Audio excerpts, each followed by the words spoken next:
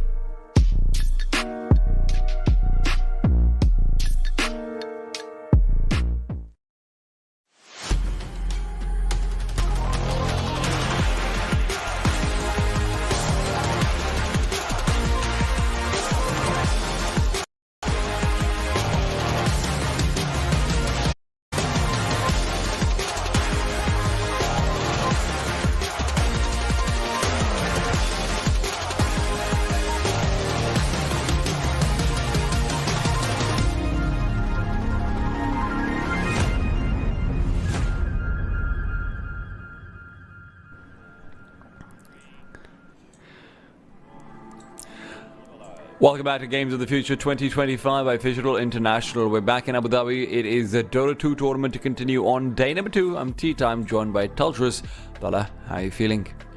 I'm feeling pretty good, but I would feel much better if, we had some longer games. I did not expect some of the fixtures to be that short. I did expect Legends Rebooted to be putting up more of a fight, but now that the stakes are so high, I'm hoping that some of these teams are going to be bringing some kind of secret strat, some niche strategy to keep their skin in the game.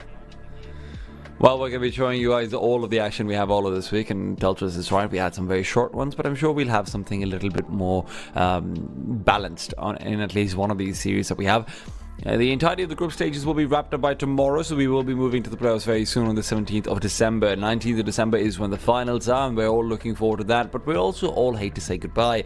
Fortunately, Digital comes in with more than just a Dota 2 for the Games of the Future in 2025. We'll have Counter-Strike happening almost immediately after Dota. We'll be having a lot more games as well and a lot more activities. Laser tag, there's the racing with, which is sort of like remote racing and whatnot as well, with actual full-size cars and whatnot.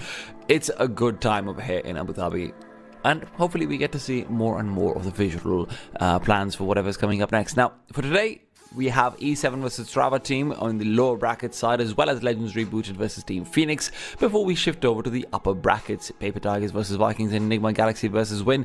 Tultrus, any match in particular that stands out to you? Well, the third match is interesting, right? Paper Tigers versus Vikings, a blast from the past, the East versus West. That is perhaps the most enjoyable storyline that has existed in Dota 2. But here we do have the standings, or as far as, demonstration of what the teams were able to put out in the very first day. E7 went at it against Paper Tigers, where PT destroyed them in a 2-0. Vikings versus TpaBoTeam was a similar theme, with Vikings coming out with a 2-0 win. Nigma Galaxy, this was the unexpected match, because Legends Rebooted came in with the likes of, I believe, 3 TI champions and still were unable to put a fight of the sibling roster of Nigma Galaxy, with Yaver leading his team to a 2-0 win. And speaking of wins, we had Win come out with the win against the Phoenix team. Again, 5th to 6th place finish in TI could not stop Win from coming out with the wins against them. Well, 56th place once upon a time. We have to remember this isn't right now and right here. It's been quite a while since we've seen the Korean dominance, but let's zone into our first game. It'll be E7 versus TpaBoTeam. E7, of course, our Emirati representatives, the local team that has been invited in. They struggled massively yesterday going up against the Paper Tigers, and then, of course, on the other side, TpaBoTeam will be coming in. Probably the most balanced match that we had yesterday was TpaBoTeam versus Vikings. It ended up being Vikings who won, but honestly, in both series, Trava was in it for quite a while. Yeah, especially in that game number 2, it did seem like that would be going past the 40-minute mark, but TpaBoTeam ended up not really being able to find their footing in the mid-game there. This is a more balanced matchup for sure, but you do have to remember that the likes of Bashka, they are competing in the recent tier 2 tournaments out there. While E7, the most notable player for them is Attacker, who was given his Kunkka, and despite of the great showing by him, it did seem like he was the one who was doing the heavy lifting. And Dota now is not a game where one person can carry his entire team to victory. E7 will need to, carry the weight alongside Attacker if they want to take TpaBoTeam down. And I just hope TpaBoTeam doesn't come through a behind ban Kunkka. Let me just put it that way, because Attacker on the Kunkka was fantastic. Let's take a look at the entirety of E7's lineup, though I stop at just the one. We also had a lot to say about Archie yesterday. He was heavily focused down on his position 1.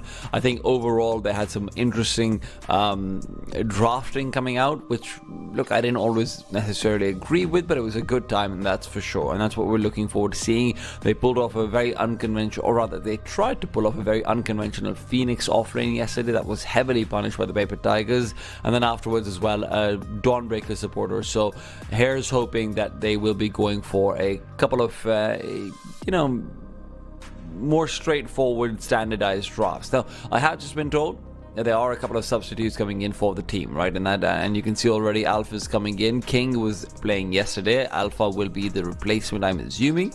And everyone else looks about the same, but we'll have to wait to see inside the server what actually ends up happening. Sonya is coming in instead of...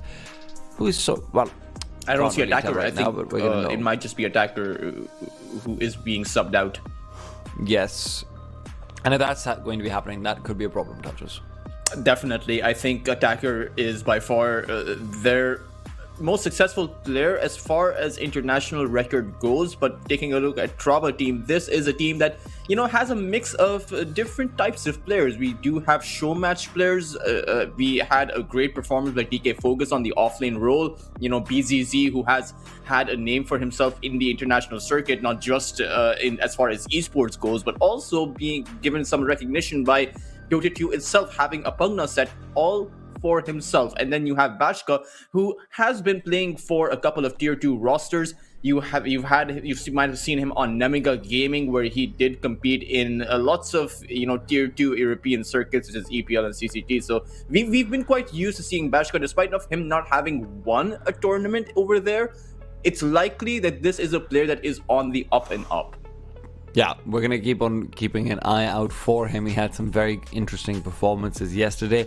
Travama, who the team I believe is named after, on the mid lane was up and down, right? Game number 1, you see him coming through and lose what probably is a winning matchup in my opinion, in terms of just a Nexus Prophet versus Pangolier. And then in game number 2 he lost what is definitely a winning matchup in Viper versus Leshrak. But we have to keep in mind, for Vikings, it did feel like Matson was just their best player for the first 20 minutes of every single game, so it's a hard lane to win out as well. Travama, I think today will be a slightly better test of how well he can do.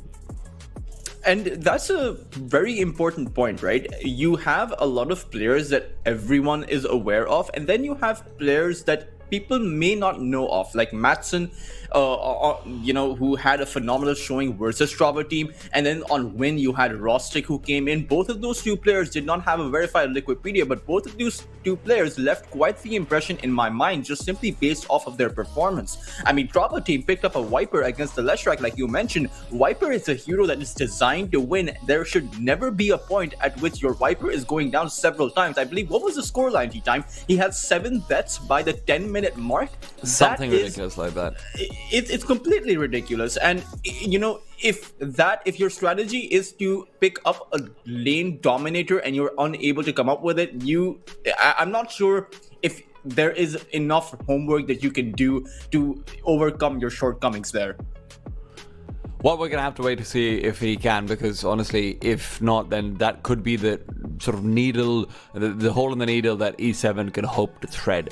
Overall, if you're looking out towards man versus man, I don't know about the new players coming in for E7, right? So maybe that does help them out a little bit. But E7 is likely one of the weaker teams in the bunch. And we've talked about this. For them, this is a very heavily developmental period. This is going to be a developmental cycle for them in this tournament as well. And that's sort of how they have to treat it like that. And Tulsus, you've been a captain before. I would like to ask you, in a situation like this, where you're thinking, hey, we're probably not going to win the entire tournament, but we want to maximize our experience from it, what do you sort of say to your teammates? What do you guys try and game plan for? How do you try and figure out, okay, this is what we will use to get better for the next time we actually have a chance like it? I think first and foremost, you have to keep in mind the bigger picture. And the bigger picture for this region is the fact that the Middle East comes in with the least amount of experience, because it is newer to this Dota 2 scene compared to regions like the Americas or Europe or Asia. So you have to keep in mind the 3-year plan or the 5-year plan, where this is kind of the stepping stone to greater success. And if you think about it like that, you kind of have to absorb the kind of strategies that other teams are bringing in, the kind of play styles that other teams are bringing in. Sure, that's not, the hopes and aspirations are always going to be in the end to lift up the trophy, right? But when you know that it may not be possible for you, the next goal should be to learn as much as you can so that you are a threat later on to some of these teams when you face up against them again. And I do believe that E7 may have a shot at it. They are in the end the Emirati representation for this tournament. They are the ones with the best chance to actually lead their region in the Dota 2 international scene going forward from this point.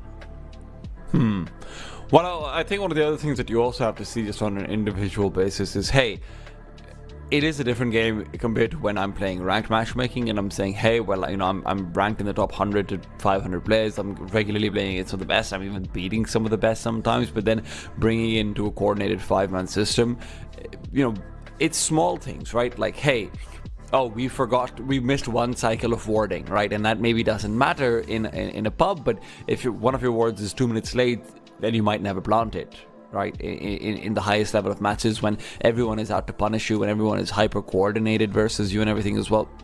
And right now, I think this is the best learning environment for them, because sure, these are very experienced players outside of E7 who are going up against them, but they're also not consistent teams. So it is this sort of happy marriage between what they're used to in terms of matchmaking, but then also the actual highest level of Dota, which they probably can't contend with at all, or can't really learn from at all, right? Like if you go up against Spirit after they won TI as a team that's, maybe in the tier 2, tier 3 space, you're probably not getting to learn very much. But if you're going up against some of the players who, you get to experience their skills firsthand, you get to experience what it's like playing against an experienced captain and everything, I think that's where their actual learning comes in from Deltas. Yeah, I think going back to the drawing board, looking at the replays of what exactly went wrong as a team, as opposed to what was the drawback as far as the micro decisions goes, I think that is the way they should be looking at it, not really in the sense from a pub making standpoint, because that really does not matter in a team-based scenario where it's Dota 2 is in a space right now where whoever plays faster is going to be further ahead. And even, as far as to say the vision point that you mentioned, whoever is able to place the observer wards faster, make the rotations faster, is able to play for the objectives, which there are so many, like a Shrine of Wisdom. There are so many little things in Dota now which just increase the pressure for you to play quicker. You need to get to those objectives before the other team can. Dota, it's a lot of things. It's objective based, but it's also mathematical in the sense that you need to be calculating. And if you are able to come up with a solution, if you are able to solve the equation that your team needs, if you're able to solve your win conditions a lot faster than the other side, you will always be ahead. So that should be the approach for E7. That should really be the approach for every single team out there on how they can actually improve. It's just getting faster. It's the same as any other sport, right? You're constantly looking to improve your timings. Absolutely. We're going to be having the draft coming in soon as well. I think that's something that E7 can be hoping to improve on. Yesterday, their drafts were a little bit awkward. I do think there was something left to be desired from them. And TpaBoTeam, look, if there's one thing I want to see, it's DK focus on the Pudge again, because he was a joy to watch. He was, and I actually, it was interesting to see so many Dragonclaw hooks come out, even as, the shift changed and I was joined by Malibu. We had another team, 1J in fact, pick up the Pudge, and he even had a Dragonclaw hook, which was interesting. And a lot of these players, they're show match players, so they know how to entertain. And there were, even though I did say they were short matches, but they were very entertaining ones. And at the least, that is, the goal of esports is to entertain and not just be competitive. And already I disagree. I want to see the competitiveness, but if DK Focus can be competitive with the Pudge, then I love to have it. E7 this time will be missing attacker, like you mentioned, Tultra, so we're not going to be having that, obvious, hey, just pick the Kunkka. Even though that was banned out by TpaBoTeam. I don't know if they got the memo about attacker not being here. But yeah, let's wait and see how E7 want to play this one out. They don't exactly know whether or not this is going to be a core Pudge. The Pudge actually offers a lot of flexibility. Can be a mid, can be some teams have played it as a carry, can be an offlane, which is I think the Pudge's best role, or it can actually be a support. So will be interesting to see how TpaBoTeam choose to play this. E7 in the meantime, they will pick up a disruptor. Not exactly a big statement coming out from their first pick, but it is okay. And not to mention, you can instantly cancel out that Dismember by dropping the Static Storm or even glimpsing the Pudge back. But one of the niche things about this matchup is that the glimpse works as a mirror to the Pudge's hook, right? If the Pudge hooks you, then glimpsing the Pudge does absolutely nothing because the Pudge hasn't exactly moved. So a Disruptor will need to make sure that the Pudge is the one moving against them in the first place if the glimpse is to be of any value. Well, we'll have to wait to see whether that becomes a factor. What I do just like from E7 is this is a bog standard way of starting off the draft, right? This isn't getting cute with the Phoenix offlane. This isn't trying to do anything messy like that. I want to see E7 go for a standardized picks, try and play it out properly like they've seen their heroes do so, and just maybe try and make this a normalized system of Dota. I think when they're going for cheese strats and when they're trying to get these wins out where there's sneaky picks and everything, that can work against you.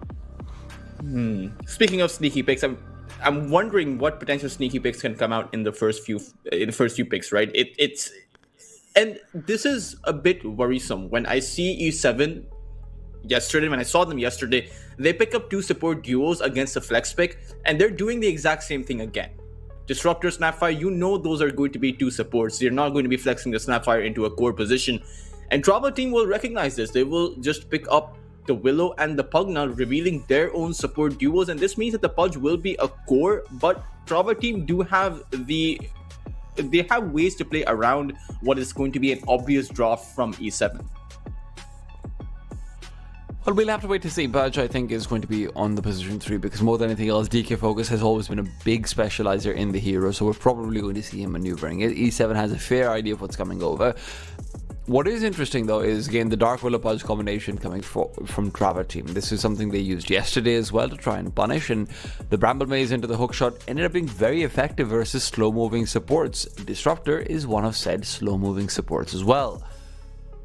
Made even more slow. He does have... by the Decrepify and the Dark Willow's maze. In fact, the maze will even stop the Disruptor, right? So this is a good setup for the hook. The nice thing is that Disruptor, with his innate ability, does have some sort of counterplay towards the Pudge, right? Where he, I can't remember what it's called for the electromagnetic repulsion. Electromagnetic repulsion. It's an interesting name. It's a mouthful, right? And that can be quite good versus the Pudge, just in terms of getting out of the radius of a rot, so you are able to move away a little bit more quickly. But it's still going to be a very difficult lane for Disruptor. It is. You cannot get hooked. Squishy support, not a lot of movement speed. DK Focus will have a really good time. It's bad against the Pugna, of course, but and also kind of bad against the Pudge later on. But in the beginning, it's so much fun, Tultrus. Yeah, in the laning phase, it's really good, but struggles to scale against most other carries out there as well, right? So it does feel like this is a much better pick. The Abaddon is like a lifestealer with the Withering Mist. Sure, he doesn't lifesteal, but he disables the other melee core, and this is phenomenal by E7. Although I'm not sure if they would want to place the Razor on the offlane, because both the Abaddon and the Razor are really strong against the Pudge. If you get hooked, you can essentially dish out the static link and you can turn it around. TpaBoTeam will pick up Bashka's Terrorblade. Once again, they tried this yesterday, and even though Bashka did find the farm, he couldn't close out the game. Now, I wonder if the Terrorblade here in this scenario is good against the Razor plus the Abba, because it does seem like a Borrowed Time is a good counter to the Terrorblade's attack damage, naturally high attack damage, and the Razor can actually steal that attack damage away from the Tigi. Do you put Razor with the Snapfire up against the Terrorblade plus Pugna? Yeah, absolutely. I think before it might have been a debate, but once you see the carry coming out from TpaBoTeam, which is going to be a TB, I think the Razor, you have a setup for the static link with the cookie, just stun the Terrorblade down, use the static link, and there's no stun that the Pugna offers. In fact, he can't even use the Decrepify, because as soon as he Decrepifies to negate the physical damage coming out, that will just accelerate the static link because of the fact that the Decrepify slows you down. So in the end, but he once can Decrepify the Razor. You could Decrepify the Razor, actually, yeah. That is a way you can go about it, but then you have to deal with the Snapfire too, right? And the Shredder is going to be coming in. Razor mid. It could be, but because that's in my head. That's the only reason why you ban out a Viper. TpaBoTeam, of course, picked Viper yesterday, and that might be why E7 is going for that ban. But I do think that's one of those matchups where they just were forced into it because they thought, hey, we have to make up for this sort of big skill gap between Matson and Trava. We have to try and pick something that's supposed to dominate the lane, rather than it actually being a hero they like to play. But I'm not sure about that. I wouldn't pretend to know. Well, Razor doesn't exactly lose to any hero on the mid lane, I think. I can't really think of anything. Viper, yeah, Viper is good against Razor. Not Viper. Sniper.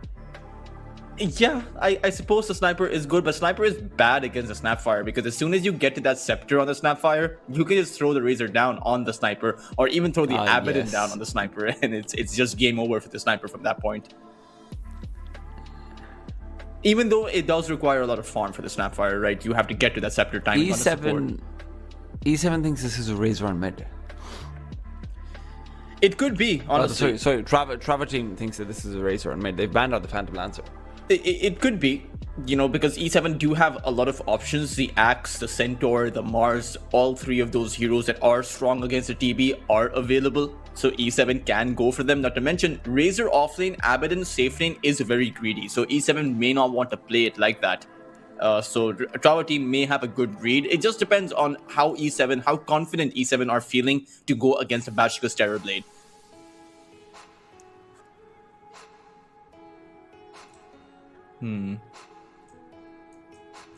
They're hedging their bets. They're like, just in case, let's also take away Queen of Fate. Honestly, not a terrible Storm Spirit game for E7 over here. There isn't really any reliable stun outside of the Dismember from TpaBoTeam just quite yet. And even now, not really that reliable with the Clockwork. Wait, where's the Clockwork? The Clockwork is going to be a position 4 with the Pudge Ultras. Welcome back to 2013, where we have... Is this a Willow mid? This could be a Pugna mid as well. But I'd like to see BZZ on the Pugna, though, instead. Yeah. You know, that's what we all would like to see. And I think the Willow mid is actually a pretty strong hero. E7 will pick up the Zeus, so it's likely going to be a Zeus great versus the Willow mid. Yeah? It's... No, 7-Up is position 5. Is it a Sapphire? Sonya's the one who's coming. I mean, it could be 7-Up switching out to mid now that Attacker's not here. I could see that as well. We did see quite a bit of switch-ups yesterday. I think Legends Rebooted switched around their supports. Mushi went to position 4. Chuan went position 5. But for E7, this Zeus pick, you know, it's good against the Willow, but I wouldn't actually want to back in your lineup with the Zeus as your last pick. Clockwork can get the Zeus really easily. This is position 2 Pug now. Zeus is also quite good against. Zeus is amazing against the Pugna, yeah. But Nether Ward does cancel out a lot of what the Zeus wants to do. So as a level scale up for TpaBoTeam and your Clockwork has the hookshot, your Pugna is also going to be a dominant force because he's on the mid lane, so will naturally have a lot more farm. I think the Zeus is going to struggle after that. I mean, just the fact that the late game Zeus, you know, the ideal items that you have are the Aghanim Scepter and the Refresher. If you use them inside of the radius of the Nether Ward, you're just going to end up dying yourself. So it's a risky pick. It's also something that I do like to see from E7. You know, yesterday they struggled to play quick on anyone else apart from Attacker. Now they're actually coming in with a lot more heroes that can create a lot of tempo. So I think that they do have a good draft, even though I don't agree with the last pick coming up from them. But maybe it can work if the other heroes are playing fast. You know, the Snapfire is going for rotations, you have Alpha going for rotations, and you always had the Thunder God's Wrath to rely on for that damage to close out the kills. How do you think the top lane matchup fares out? You know, Terrorblade and the Clockwork versus what is going to be, I believe, Razor and Sapphire. I think the Razor and Snapfire should dominate that top side. Clockwork is a good hero, but not super good against the Razor. I mean, any melee support against the Razor just feels kind of awkward because you can trade well, which is the primary benefit of a melee support, but you don't want to trade against the Razor because he can trade much better. Essentially, it's your attack damage that gets traded against you too with the static link. Well, full wraparound comes through, so we're hoping for a first blood attempt, but it's going to be E7 taking the conservative route into their own jungle. But Very they are making their way back. They're hoping for picking up a kill maybe onto whoever ends up going middle. If they can get if they find Zeus, that would be pretty big. Especially if you can get him to skill up his little jump. The battle begins. Someone should be getting hurt because the Willow is making his way here, so the maze might just come out, but DK Focus isn't in place. Immersion will just go back to his lane alongside the Pugna mid versus a Zeus mid should be a matchup where both sides should be able to farm. I think the Pugna, once you have the bottle, the magic wand, may even go for the raindrops, should be doing pretty okay against the Zeus. There's always going to be that kill threat potential because the Disruptor and the Snapfire can rotate in. Pugna has no defensibility against those heroes because his defensibility is only against physical damage, not against magical damage that E7 can bring into the mid lane. It's also just one of those things where both of these cores are very self-sufficient. Archie on the Abaddon and Sultan on the Razor are both able to stay alive in their own lanes without needing a support, so you could see more of that rotation coming out as well. Against the Metamorphosis, though, they will need to play around that. You know, any hero would. Yes. So it's not the Razor's drawback, it's just the strength of the Metamorphosis in the end, at the end of the day. So if you rotate, you just have to make sure that either the Metamorphosis is on cooldown. That will be a great timing to rotate. So let's see if they can get that done. Bot lane, again, you're right. Archie can survive against both the Pudge and the Willow has the Aphotic Shield. In fact, sometimes having a position 5 as weak as a Disruptor becomes a bit of a drawback, because then Archie may need to use his Aphotic Shield to keep his support alive rather than keep himself sustained, and that can work against you. DK Focus would like to try and take down Archie soon as well. Making sure that you can get a kill or two onto the Abaddon before he hits that level 6 mark is going to be instrumental for this Pudge. But largely speaking, this will be an exchange of farm. Pushed out against TpaBoTeam. Not really good as far as the lane momentum goes. This will give the Pudge quite a bit of experience. I don't completely agree with you over here because, you know, the Disruptor obviously isn't going to be able to zone out the Pudge Willow very effectively. Like you said, it's very defensive support. As long as you can make sure that if the Pudge actually fights you underneath lots and lots of creeps, you're going to be able to fight back effectively. That might be the move just to guarantee farm over here for E7. You're probably right in the sense that if you want to win the lane, that's different. But right now, it's all about making sure you can establish some of your own win conditions. Unfortunately, though, Focus will still get one, and the electromagnetic repulsion will push him back afterwards. First Blood goes the way of the Pudge. A big win for the offlane for TpaBoTeam, and it came down to the wire there because E7 were hoping to get the first blood for their Abaddon. That would have made the trade worth it in their favor, but then you have to play again at the edge, right? It's not really going to be a situation where the Pudge is going to be low and E7 are going to be healthy. Any trade happening over on that bot lane is always going to be very close between both of these two sides. Archie has to be careful over here. Oh, they miss out the damage from the Dark Willow as well. In the meanwhile, Alpha's electromagnetic repulsion will be enough for him to get away from DK Focus. Focus is in pursuit. Immersion could come back over. He's got plenty of mana for another set of spells, and he'll have them off of cooldown soon as well. Right now, it's all about Focus, though, and when the Bramble Maze will miss onto Alpha, Archie can zone out the Pudge and the Dark Willow. That's one of those cases where I'll have to hold that thought because Bashka, who wears that top side, he may have the Metamorphosis, but he is hit with a static link. That's one of the cases over on that boss side we just saw where Archie, the Abaddon had to use his Aphotic Shield to keep his Disruptor alive. Sultan, the Blood Grenade comes out as well. Sultan's doing good damage, but he has to be careful not to run into cogs when they're being thrown at him as well. BZZ will take him down, and overstep from the Razor comes out. TpaBoTeam recognizing the greed from E7, right? Bashka just stayed within the outskirts of the range from the Razor and was low on his HP with no attack damage because he had that full duration static link. But the Clockwork did the rest of the work. The Razor was pushed out from 3 cog hits from BZZ, and even the Cookie actually pushed him back because the Cookie ended up landing against the cogs, which pushed Sultan out. I mean, considering this is a lane that you're supposed to be guaranteed winning, right, that's a little bit concerning to lose your Razor like that.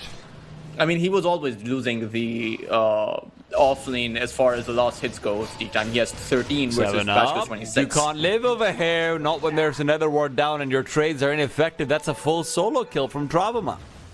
Oh, this is not good. And the Pugna is so healthy, right? The Zeus is supposed to be at the level 5 mark. You have a level 3 Thunderbolt. You should be able to destroy the Pugna without having TpaBoTeam on your tower. They might lose the tower. Yeah, it's a level 3 Nether Blast. The mid lane Pugna destroys the tower very early on, and you need significant counter push. But when your lanes are being lost, You can't come in for the counter push. In fact, no. Zeus has no recourse here against the life drain apart from his Thunderbolt. But he hasn't exactly skilled up his Thunderbolt to level 3. He's actually gone for the farming build, which is just having the Lightning Strike skilled up instead. I'm not sure the Chain Lightning is the way to go about this. Fogus finds yet another one, and Archie now, without the help of his support, might be in trouble. He's being pursued. There's no way for him to get out of here. And without another Aphotic Shield, there's not much he can do. Dark Willow can pursue in the Shadow Realm, and one more right click is all it'll take. Immersion shuts him down. This is the beginnings of yet another disaster. And for E7 previously, when you had a playmaking mid laner, you know, they were able to put up a fight as far as getting some return kills goes. But it's not working out for them so far over here. I mean, if you're losing every single lane, then yeah, Sultan right now might be Exhibit A's. BZZ's found Sonya in the meanwhile, and Bashka is forced off. It's hard to find a recovery when you're playing with tempo heroes that are designed to win lanes and designed to pressure the other side aggressively. Right now, it is TpaBoTeam on that mid lane. They want to shut 7UP down and take this tower. Oh, good attempt for the Bramble, but now 7UP will be moving back. He's only lucky that Travama doesn't have mana for his combination, otherwise 7UP could have ended up in trouble as well. Middle tower is gone before the 7-minute mark, and that's concerning, to say the least. You can now look back to try and fight into the Wisdom Rune if Pugna had mana, but he doesn't, so maybe the Wisdoms will be permitted at the very least. That is one of the... You have to trade, right? Either you go for the early mid lane tower or you go for a Shrine of Wisdom play, but you can't have both. At least E7 supports will be leveled up, and the Static Storm and the Snapfire's Mortimers, they are great abilities to play with. The support upgrades from E7, I believe, are a bit stronger than TpaBoTeam's are, because the Terrorize isn't a super good support ability. Meanwhile, Bashka? Oh. Bashka doesn't really have the mana for his Sunder. With the magic wand, though, will be able to get it still. No damage on him. It's BZZ to come through with a very long-range cog. I talked about a sniper. I didn't realize it would be the clockwork to do the sniping. Sonya is being chased down as well and doesn't really have much of a chance of a hair. He should end up falling, and with the clockwork's movements being what it is, Archie on the other side of the map will be another casualty, perhaps with the Dark Realm. No, a hook would have been needed. Archie dodges out the damage with the Aphotic Shield while Sonya dies elsewhere. Zeus Ultimate, though, could be the turning point. Focus will be healthy enough to live, and now with BZZ making a quick rotation forward, it's his lack of mana that could hold him back. Still has got the stick charges to be able to go in with the cogs one more time, and that's all they need for yet another kill onto Archie. 10-1, 4,000 net worth advantage. TpaBoTeam feeling good. TpaBoTeam have essentially won all 3 lanes as 7UP makes his rotation towards that bot side. He's faced up against 4 heroes and doesn't have a carry to help him. I'm not sure what the game plan here is from 7UP. Pray. And he just seems incredibly underwhelming, honestly, with the Chain Lightning. That is normally the way that, you know, a tier 1 team would play it, because the Chain Lightning helps you farm. But there's a difference 100%. Here, because you know, you're coming into this as the team with less experience. So having the Thunderbolt would actually be a lot better, because you have some burst damage going into this, and E7 are getting TpaBoTeam low, right? It's TpaBoTeam who are able to play at the edge of their lives because they have abilities that are stronger when they're, you know, on low HP, because their Fudge Rod still does damage. You know, the Dark Willow can survive. Pugna doesn't mind being on low HP because he has a life drain. You have the Sunder on the TB. So there's that you have avenues when you are low on HP on TpaBoTeam that E7 do not have. The problem is that even if you're able to farm as well, if you're losing all of your tier 1 towers before 10 minutes, which is what will end up happening, you don't have space to farm with. Alright, so the accelerated farming speed for Zeus is also very important, because he can take over the jungle before your carry normally has their Battle Fury or their Maelstrom or whatever their farming item is going to be.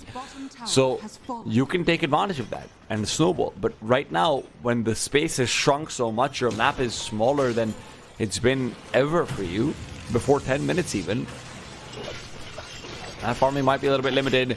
Still only level 5 for the Abaddon, and he's walked into a Dismember. There's not going to be any support for a little while. Meanwhile, it's 7UP who's being focused as well. Amplify damage rune is found, but it doesn't really matter. It's going to be TpaBoTeam who amplifies damage his own way with a Decrepify. Bashka also found a kill. It's 1 to 12, 5,000 of a net worth lead game. Like you mentioned, the box is closing in, the walls are caving in on E7, and they don't have too much room for error left anymore. Their Abaddon is barely level 6. And Fogus finds yet another hook on the Abaddon. He has the borrowed time up though, so Archie will be able to stay alive, but I doubt he can turn it around onto Fogus. Fogus. Oh, will be brought down, but at the very least, someone's nearby enough to get experience. I was worried that the XP trade would be the problem, but wait, hold that point. Alpha's now being pursued down, and honestly, Sultan might not be in the best of positions either. The Terrorize can force him away, and if there's any more backup to come through, that could be a problem. But the Dire side have decided to forsake immersion. They'll let him fall. It's elsewhere where they want to take the fight. It's a mid for a position 4. They'll happily take that. I did not expect a Thunder God's Wrath there, and I think neither did DK Fogus. But again, it came down to the wire where TpaBoTeam were just able to edge out the win as far as the trades are concerned. And E7 are not expecting these kinds of rotations. They're getting caught off guard from the side rotations coming in from TpaBoTeam. 633 BCZ just playing like a beast here, playing all across the map. Top lane, he won his lane. He went to the mid side to secure an advantage for TpaBoTeam. And now he's over on the bot lane, and he's catching E7 off guard, and they don't have too many ways to create a gap once they get caught inside of those cogs. Sure, you have the electromagnetic repulsion, they can't do much here. Oh, the point that the Sultan's going to be able to find Bashka with the Sunder already used. This could be a good opportunity, but TpaBoTeam is the raid boss right now. Archie, they don't care if they're damaging him in the borrowed time. They can kill him right after he heals back up. Alpha forced away as he was lingering around to see if he can find anything. The hook from DK Fogus, beautifully done, and that puts Zeus once again into his grave. This is a frequent flyers or something going on for the Zeus. He's like, well, 30% off on my life? Why not? Some nice hooks being dished out, but E7 should be able to catch those hooks. They're being thrown out in plain view of their vision. And if you can't dodge them there, there's no excuse. You are going to give up your lives, you're going to give up your heroes, and you're not going to have any defensibility whatsoever. TpaBoTeam, you know, they're not coming in with some sneaky strategy. They're just running at E7 at this point. Oh, the long range shot from the low ground. Bashka will be able to finish off Sultan. He was hoping it would be an uphill miss. That was the only way he lived. 3 to 21, and one could argue that 2 of the 3 kills that E7 have achieved have been through overextensions from TpaBoTeam. Which one was the third? Which wasn't? I don't actually remember which the third one was. Okay. I think the Thunder God's Wrath where the Abaddon was traded out, I think that was the only kill where TpaBoTeam were like, they're going to achieve a trade there. You know, E7 would be able to take the Abaddon down. Well, 10,000 net worth lead, 3-2-2 on the score line. E7 not feeling great. They really are, and they're going to go for a Hail Mary play. Bashka does not have the Sunder. This could be a great kill if they can find it. If they can find it, Sunder will be on cooldown for just 2 more seconds. Otherwise, Bashka would have felt incredibly comfortable. Fantastic start to try and fight back. But the problem is losing carry for carry. It's more than acceptable. They're happy with that, but it does hurt, right? Getting a lone Terror Blade, very different to, well, we also lost our Abaddon, and actually we might lose our Eraser as well because he's on the Wisdom Rune, and we've got long range hookshot initiations and Terrorizes and Focus with the hooks and Wisdom Rune stolen. Well, actually, you know, the Wisdom Rune went their way at the very least, so there's that. They got both shrines of wisdom actually, and they're coming in for a fight. This is good. They can finish off the Podge early. And no, the Dismember comes out right in time for the heal. 7UP could end up falling because of the extension in duration that it took to actually finish him off. And with BZZ being 8-0 and 7, I didn't even realize he was sitting on a monster kill. Dodging Hellfire while he's at it left and right. There you go, man. That's a real monster. And he'll just be able to walk away. You know, DK Focus actually dying in his place at Dismember. E7 need to realize they are stronger from a distance because they have a Zeus. You need to find a way to keep that gap going. I think create multiple force stops on your side if you have to.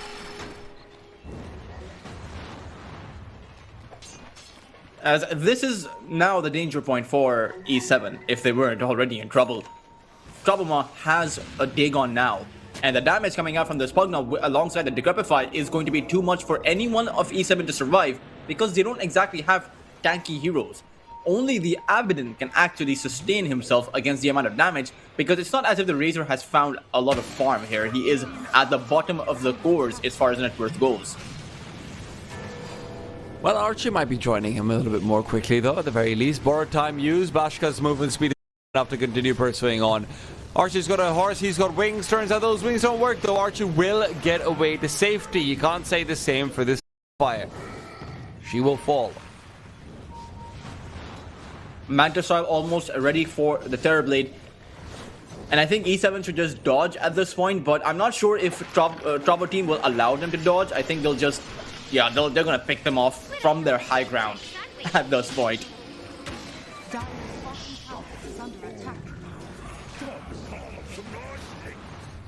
5 to 29. It does feel like the turning point from this game is not going to be possible unless you have a great high ground defense. All three of your tier 2 towers are going to fall within the next few minutes. Roshan is not really an objective that E7 can go to contest. And quite honestly, you just need you need a boatload of farm that you will not be able to find. I think for TpaBoTeam, this part should be banned. I think so too. TpaBoTeam has had Podge in every single game that he's played so far, and he has made it look impeccable. Razor, I think the Razor is a better comeback mechanic than the Abaddon, because Abaddon is one of those heroes that you really do not want to play if you're behind, and the Abaddon turns into a support hero if he's this far behind. The Razor can at least fight back quite well. Yes, but the position 5 level 10 Clockwork is fighting versus Soul right now, and he is a goner.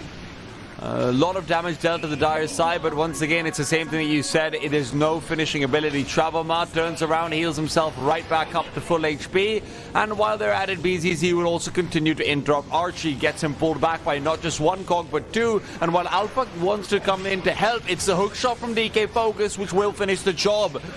It's one after the other. E7, every time they think they've gotten out of trouble, they get pushed right back into it. Yeah, it's a Dragonclaw hook, man. I'm telling you, T-Time, this Dragonclaw hook, it gives you the skill to land the hooks. But if I'm being... I've heard that, yeah. it was, you know, it was one of the rumors when the Dragonclaw hook was going around quite frequently. It was, but the reason why TpaBoTeam is able to land these hooks so effectively is because of the slows coming out. It's the roots, it's the clockwork, it's the Decrepify. It's just so much to secure that hook shot, that makes E7's escape impossible. We're not too far from a potential stepladder on the net worth again, by the way. If you take a look. That's true. A little bit more for the Clockwork and Dark Willow, and then you can have the full green and red distribution out and about. Metamorphosis has been used, and Sultan has used up his time on the mortal plane. Well, E7 are also not long for this plane if they don't make their way back to their high ground. They will be able to do so, but now they're pushed in completely. Now it's TpaBoTeam who will be able to accelerate their lead. I'm not even sure how much of a lead they want at this point, because it's 1,000 net worth advantage per minute at this point. And we saw yesterday where when we're playing with their food, when they were playing against Phoenix, this is a similar scenario. It's quite literally, you know, you have a Podge, and he is the butcher. And he's looking for a little bit of fresh meat. He'll find it. Archie, heal up to completion. This is some sort of cruel and unusual punishment. Yes, we're going to heal him up so we can kill him again. He's very close to his relic, though. Unfortunately, his team is not close to anything. He is. He only needs about 200, 300 gold away from it. But I'm not sure the relic will change much, because the Radiant's Mist Chance doesn't really work for anyone. apart from Bashka. It is sick. This is like when you walk into the butcher shop because you want to get some, you want to put some meat on the table, but then you see your butcher playing with his food, quite literally. This is what TpaBoTeam is doing right now. That's a terrible analogy because I understand they're playing with their food, but why would I care if the butcher's playing with his food? Because he's the butcher. He's supposed to be butchering. Imagine if he he's just playing a house with his chickens. Putting on a show. He's just putting on a show, then that's what DK Focus is doing over here as well. First Sailor Brax has lost 20 minutes into the game.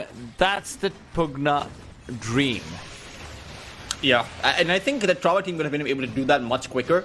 But again, they want kills, right? They want to have their fun with this.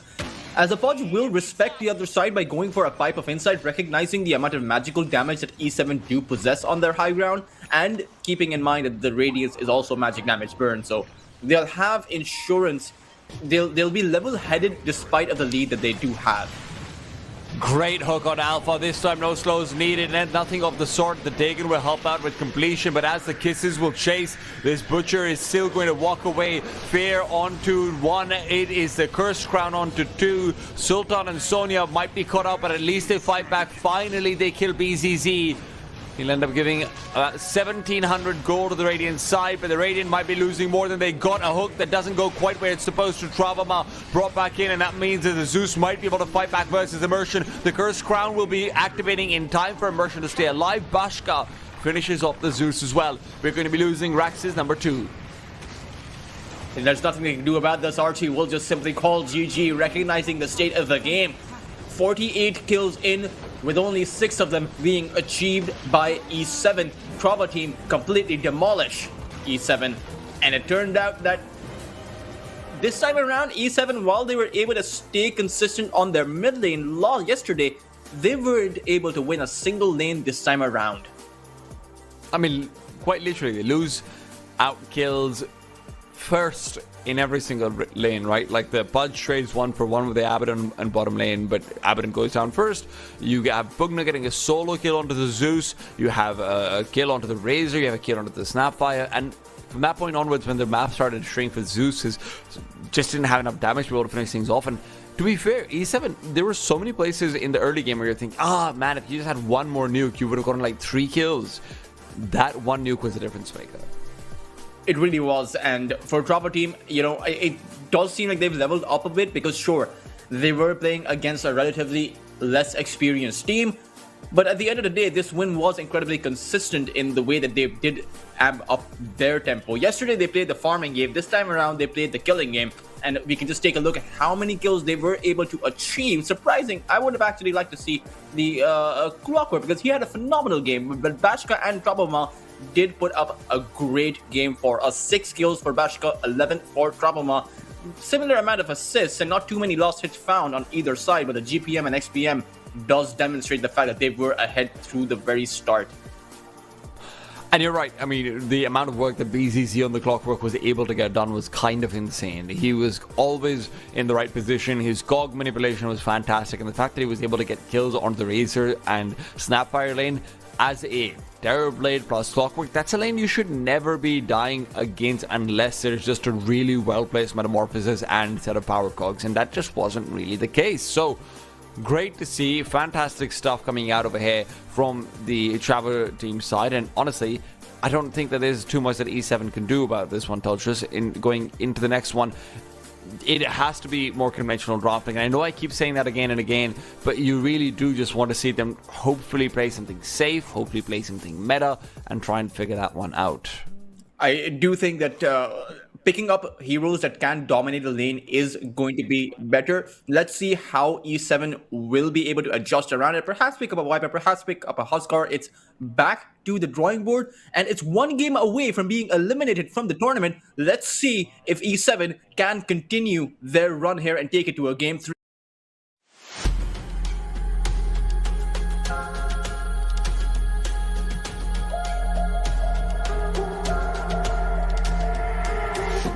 Abu Dhabi and UAE at the moment seems to be the epicenter of autonomous, robotics and many other activities.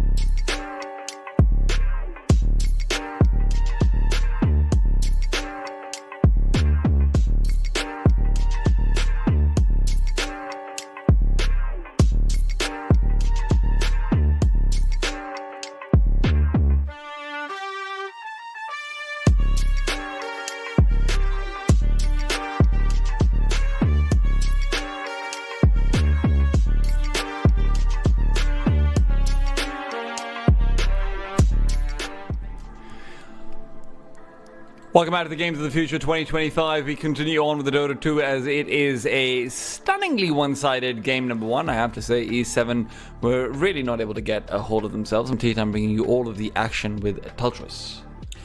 And I hope that E7 can put up a much better fight. Maybe take a page out of Trava's playbook, pick up the Viper instead of banning it, pick up the Huskar, heroes that are designed to win the lane easily, despite of, it not being so easy for Trava yesterday. Perhaps E7 can manage it. Perhaps a healthy mix of physical plus magical damage instead of going all in for the magical damage, and just play less risky. I think that over on their safe lane, E7 did try to play the match to tempo that Trava were bringing in. Perhaps just slow your pace, slow your roll, and just try to play defensive from the get-go rather than try to play offensive and not have it work out. Absolutely, we're going to have to wait to see whether they can actually get that sorted out. Tultras, I would love to see a ban on the Pudge coming, if I'm being honest. Not as a personal fan, because I love watching it, but more as a, hey, maybe ban out the Pudge because you'll be getting kind of dominated by it. At the same time, banning out the Pudge is, a bit of a... It suggests that you have some fear going into it.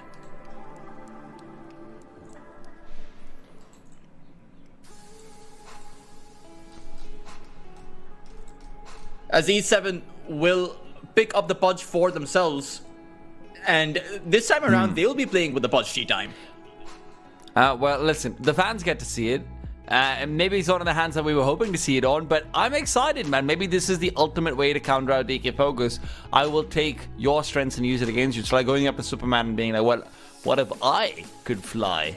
And what if I could jump over tall buildings? And what if I could do everything you can? Because honestly, Superman is a bit too overpowered. Well, the downside is that you turn into a bird, Is it a plane? Is it a bird? Is it Superman? The most underwhelming would be a bird. At the end, you're expecting someone to come and save you, and then you realize that it's a pigeon.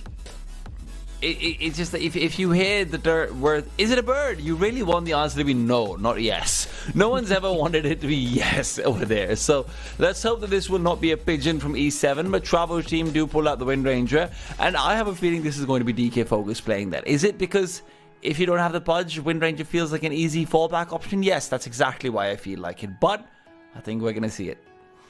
Wind Ranger is pretty good against the Pudge because you have to keep in mind the Wind Run's bonus movement speed allows you to run out of the AoE of the Rot unless you have an ATOS or some lockdown ability to keep the Wind Ranger pulled in. So I think this is a pretty good pick. And again, another flex pick. I think this is the way that drafts should occur in Dota 2. You need to have flex picks, and I'm so glad that E7 haven't gone for a first pick support. Or they could be a support, but they haven't revealed that, which is the important point. Yeah. That being said, it's probably going to be a position 1. I believe in the carry by Tultras. I know it's been played for a while. I believe in it making a comeback. I don't believe in the carry Pudge. I don't believe in the Pudge. Tultras, why are you such a hater, Tultras? Because whenever I try to play, whenever I try to queue a game, I never have the Pudge available. That's the drawback of playing in the Immortal bracket. You will never be allowed the Pudge. But don't try to flex your immortalness. That's the drawback of every bracket. Pudge is spammed so often. And actually, do you think that it makes a difference to the amount of pro play that we see from heroes if they're banned all the time, right? Because you just can't practice it on your own time. I would like to think that is the case, but I'm not so sure, because at the end of the day, most of these teams will probably be playing scrims against each other, and it's very unlikely to see the Pudge banned out. The Pudge is the most, I believe it's the most picked hero to date, with I think around 8 to 9 million games being played on the Pudge alone. Every day, yes.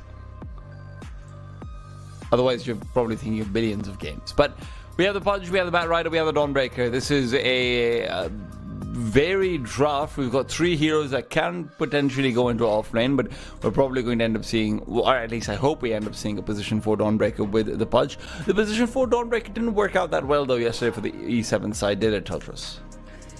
It really did not, and I expected it to be a core, or rather, I believe it was a core Dawnbreaker, right? T-Time. It was a position 4 Doom when E7 played it, as far as I can remember. Maybe. It felt like they were both position 4 by the end of the game. Yeah, it did turn out that it did turn them into supports regardless, and that was the case for the Abaddon carry from E7 last game. So I'm interested to see what carry they'll have. And TpaBoTeam, they will put up an Ancient Apparition, negate the kind of healing that E7 want to bring into this with their Solar Guardian, and so it should be a support Dawnbreaker, if, you know, just because that your Solar Guardian is not going to be doing too much. E7 will continue to have fun with it, though. They will pick up a Bloodseeker, a hero that was renowned as an S tier pick a few patches before, now is a bit of a meme pick. It's pretty good versus the Wind Ranger, at the very least. There is that. But I do just wonder what the TpaBoTeam lineup is going to actually end up looking like. Is this an offlane Dusk? Is this an offlane Omni Knight? Is this an offlane Wind Ranger? Is this a mid lane Ancient Apparition? How are we actually going to see this played? And they do have an Omni Knight as well, which should be a position 3. And then you'll have the Wind Ranger carry, or even on the mid lane, and then the Tusk and the Ancient Apparition support. I think that is the way they'll go about it. They will also have last pick, of course, overall in the grand scheme of things, so you can go for a lot of different flexes at the very least, right? And that's something that you're a fan of. Maybe not this late into the draft, but, well, we'll get to see. Silencer being banned out from TpaBoTeam, surprising considering they don't actually have any channeling ability. Are they going to go for an Enigma here or something like that? As normally when you have a Dawnbreaker on the other side, you pick up the Silencer for yourself rather than ban it out. But let's see what E7's lost support is going to be, as right now they have 4 heroes that can play the core role, if you think about it. A very unconventional draft coming up by E7. Technically, TpaBoTeam have 4 heroes that can play the support role. So, you're right. If anything. Both teams going for exact opposites. This game would be a good time to try out a tri lane again from TpaBoTeam, if I'm being honest. Just Ancient Apparition plus the Wind Ranger. You know, it's, I want the tri lane days back, man. Oh, those are such good days. I love the idea of having to 1v3 as an offlaner. I played an offlane a lot back then. Yeah, playing the offlane was really fun in those times. Now the offlane kind of feels like you're playing a carry role, just in a different way, where you farm up less as the game goes on. But TpaBoTeam, they see the Templar Assassin against them, and I have no idea where E7 is going to lane. Templar Assassin, I can tell you, mid lane, Bloodseeker carry. This is going to be a Templar Assassin on the safe lane with the Bat Rider position 5. This is going to be a position 4 Pudge with a position 3 Dawnbreaker. That could be reversed, and then we have a Bloodseeker mid versus the Dragon Knight that TpaBoTeam I knew was going to be picking up. Oh man, this certainly feels a lot of flex coming out by E7. I'm not too sure how it's going to work out, but TpaBoTeam Omni will have a mid Omni Knight, and DK Focus, like you mentioned, will be playing that position 3 Wind Ranger, a hero that is very good against the Templar Assassin. There's really nothing that the Templar can do. Meanwhile, 7UP, who is their support, is going to be playing the Bloodseeker. Well, he played Zeus in the previous game as well, so... Oh, okay. I'm assuming this will be Bloodseeker middle. Alpha played position 5. If this is a Pudge position 5 versus a Tusk and a Wind Ranger, you are getting rocked and rolled, my brother. This is a good switch up though, because you don't want an offlane Pudge against a Dragon Knight. No armor on the Pudge early on because he has one of the lowest base armors in the game. The Corrosive Dragon reduces your armor by his passive, his Firm's Wrath. So I like this switch around. At the same time, I'm not sure who you want to hook in, because the counter initiation from TpaBoTeam just seems to be a bit too much. Not to mention you'll have the Omni Knight later on where he has the heal, he has the debuff immunity, you have the snowball save coming out from the Tusk. If you hook in the Ancient Aberration, he'll just launch a close range, a melee range Ice Blast on top of you, a guaranteed hit. So it's going to be a struggle. The Rupture is going to be that big hold ability they'll have against anyone from the other side. The Repel from the Omni Knight doesn't do much against the Rupture because it is pure damage at the end of the day, but it will be an uphill task by E7 if they want to make it work. I'm not sure the Templar Assassin will be allowed to scale up against Trava here.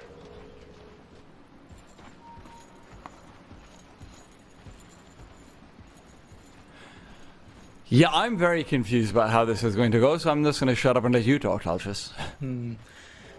I do like to see the good lucks have fun thrown out, though. You know, How do you think this offlane fares, Talchus? You know, I agree the good lucks are all fun and good to see, but I'm curious about how the Dawnbreaker lane will be going. Position 3 Dawnbreaker over here versus Dragon Knight.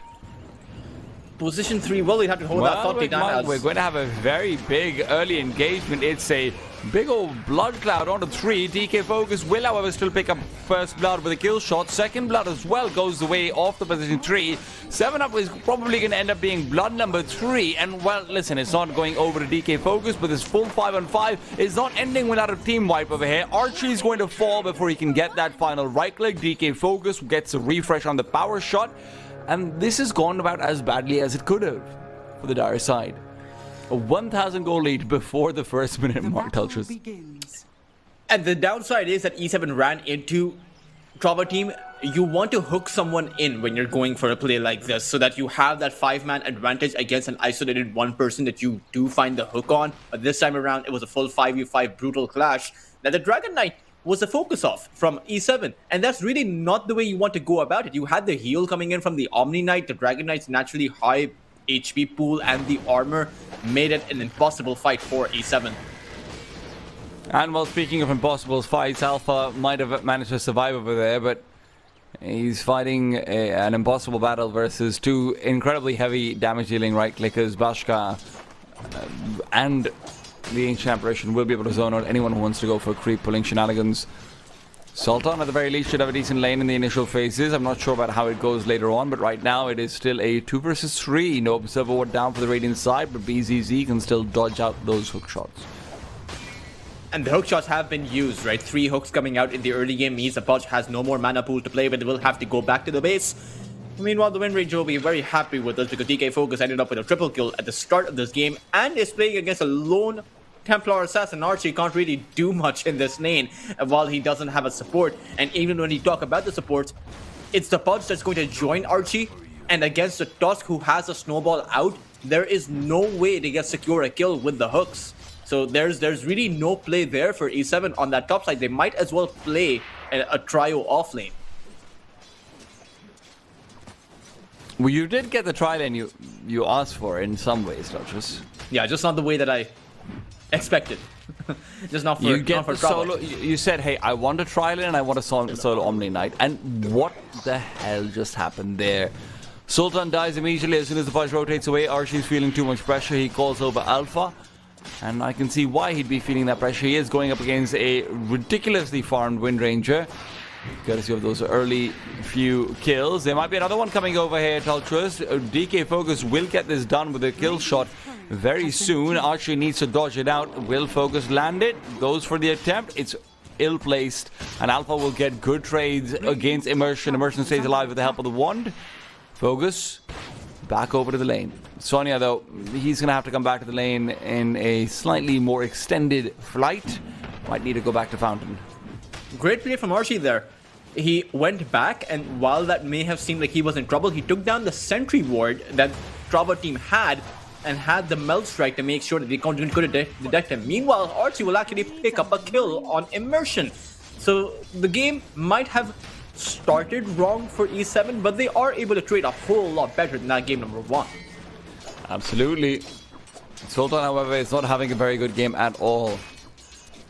Getting any farm in this lane is going to be proving to be a tough time. Maybe tougher than he was ready for. He is going to get pushed out, and he's playing with a Batrider, so ideally you want to put pressure on the Dragon Knight, but trouble, they're feeling so safe with Bashka on the Dragon Knight. It's hard for the Dawnbreaker to do anything against the Dragon Knight though, because the hammers just don't break through the armor. It's just not possible. So you will just have to play for the experience, get your Solar Guardian up, and then look to make plays with your Pudge and with your Bloodseeker. I think the follow-up, once you have your level 6, is going to be a lot stronger for the Dawnbreaker as far as, you know, just playing with your team goes. Touches, what is the Omni Knight mid build that you go for? I think you can just go for the Radiance, right? It's pretty straightforward there. But the Omni Knight is actually one of those heroes that can create any item he wants and make it work. I say any judiciously though, so... Yeah, Bashka's going to find a kill. There's a lot of sticky napalm stacks on him, so Sonya might be tempted into trying to go for a dive, but you have to remember there are 15 Magic Wand charges. Bashka's going to take a lot of damage from that napalm though if Sonya goes on him. Without a Dawnbreaker, it's not really going to be possible. Meanwhile, 7UP does seem to struggle over on the mid lane. You take a look at the last hits though, and that comparison doesn't bode too well for E7 because they are losing a Lost in Exchange on all of their cores. It's expected to do so on the Dawnbreaker against a Dragon Knight, but even towards that top side, the Templar Assassin hasn't exactly found too many. Just 11 lost hits for the TA. Archie really struggling over here. Yeah.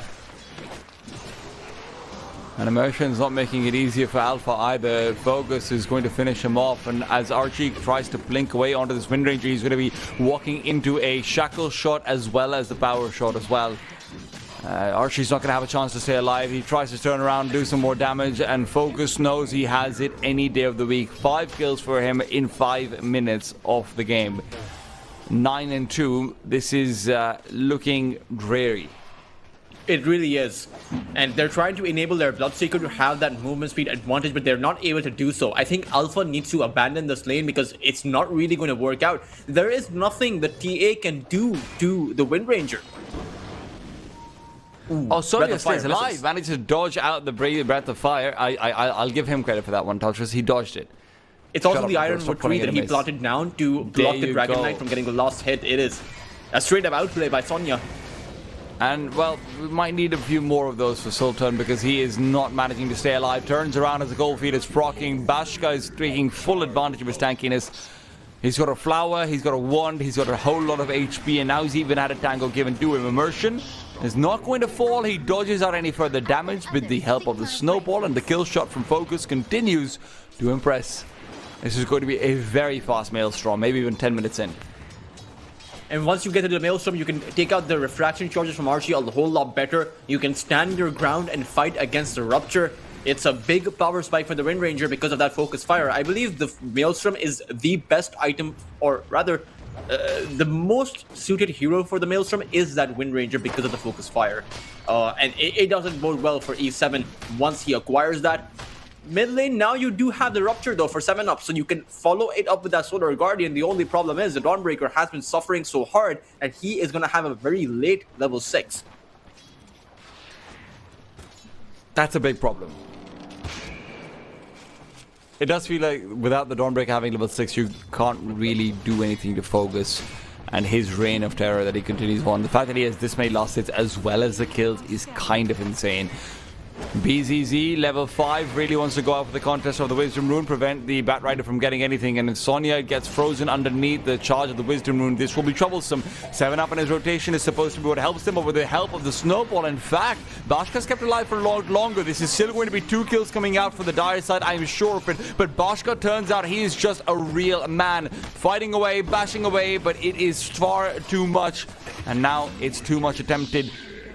Kills are traded, but this is still very good for E7. They pick up... No, they lose the Wisdom Rune. Never mind. Immersions are fighting up against 7UP. There'll be the full snowball coming in as well. 7UP might end up dying to this position 4. He's trying to turn back around for the health, and because he goes for the heal and the greed, he'll give up what would have been honestly quite a favorable trade. That was, I believe, the best exchange that E7 have gotten so far. I mean, they obviously do get the short end of the stick there by losing more heroes, even including their Templar Assassin, who fell down to the Wind Ranger as a carry. But the reason that TpaBoTeam were able to acquire the Shrine of Wisdom was because the Batrider abandoned the Shrine of Wisdom to try and chase after Bashka. And for E7, they're going to be behind on experience because the Dawnbreaker was not involved for most of those kills. It's hard, it's rough. As 7UP has gone for the infused raindrops despite of not having that much magical burst damage on the other side.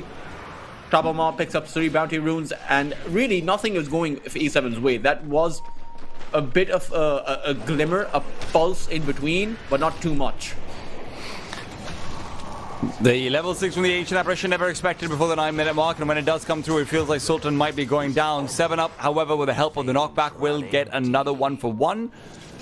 Sultan stays alive as well, surprisingly enough, doesn't get taken down to that killing blow point. Sonia looking to run away as TpaBoTeam will get the heal on the creep. Range creep will be what they use to take down that Batrider. 7UP still feeling incredibly threatened without his mid lane tier 1. A 7,000 lead up now. I believe this is a faster lead than what TpaBoTeam got in the first time around.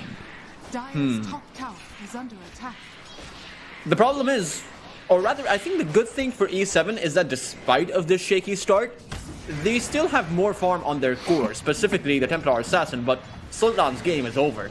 He may have the level 6 up, but I think his team needs to recognize that they now need to make plays on E7 rather than stick around with their Dawnbreaker, because he cannot get a single thing done here. He barely has a soul ring 10 minutes in. That was 9 minutes and 35 seconds in. DK Focus has himself a Maelstrom. And treads. This isn't a straight Maelstrom build. This might be the most farmed Wind Ranger I've ever seen in a competitive match of Dota 2. Oh, TpaBoTeam has gone for the Blink Dagger. Blink of Daggers, yes. The Dagger of the Blinks. Shot? No, Alpha's not there. I think the hook shot might have been on cooldown as well, to be fair, but in the meanwhile, the top lane tier 1 is taking some punishment. Look at the net worth. Oh my god, 6,310 minutes. They could have actually stopped that teleport from the Omni Knight if they had Sultan alive. But he was down for about 5 seconds when TpaBoTeam went for the TP. And because there was no Solar Guardian, there was no stun available outside of the hook that was possibly on cooldown. So for E7, they are getting completely outplayed here. And for TpaBoTeam, this is a pretty good start, or a pretty good look, considering that they're playing much faster than they were yesterday. And Archie is going to be in a whole lot of danger, but there is a hook to save him. Oh, I thought the Shaka shot would land right at the edge of the tree line. Archie will stay alive.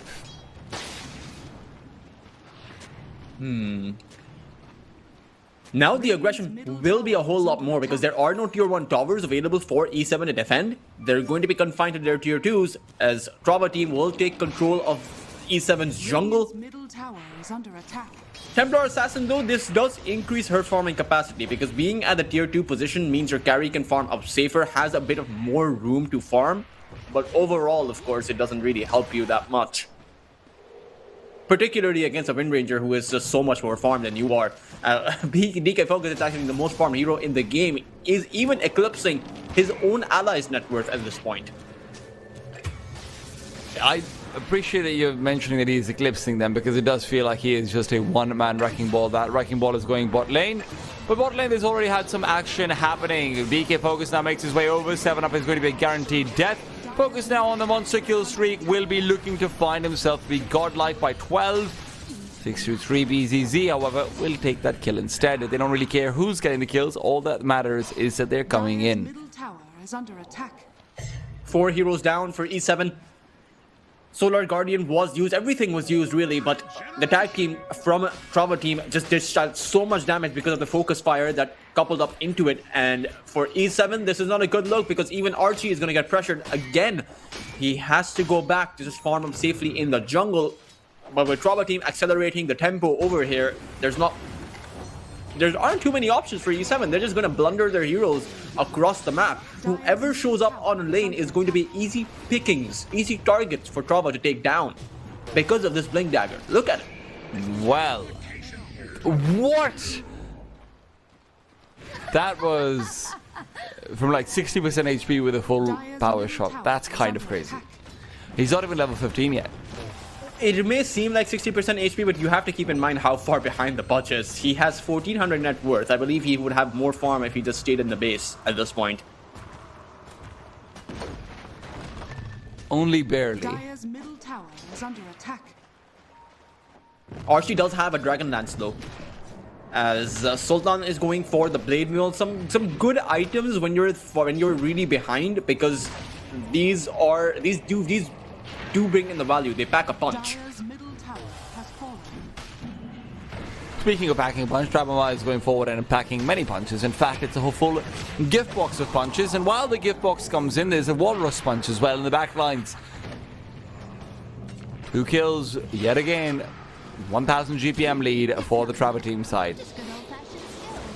It's not going to stop. 7up is in trouble. He will run away. Immersion's low HP pool is giving the Bloodseeker a lot of movement speed.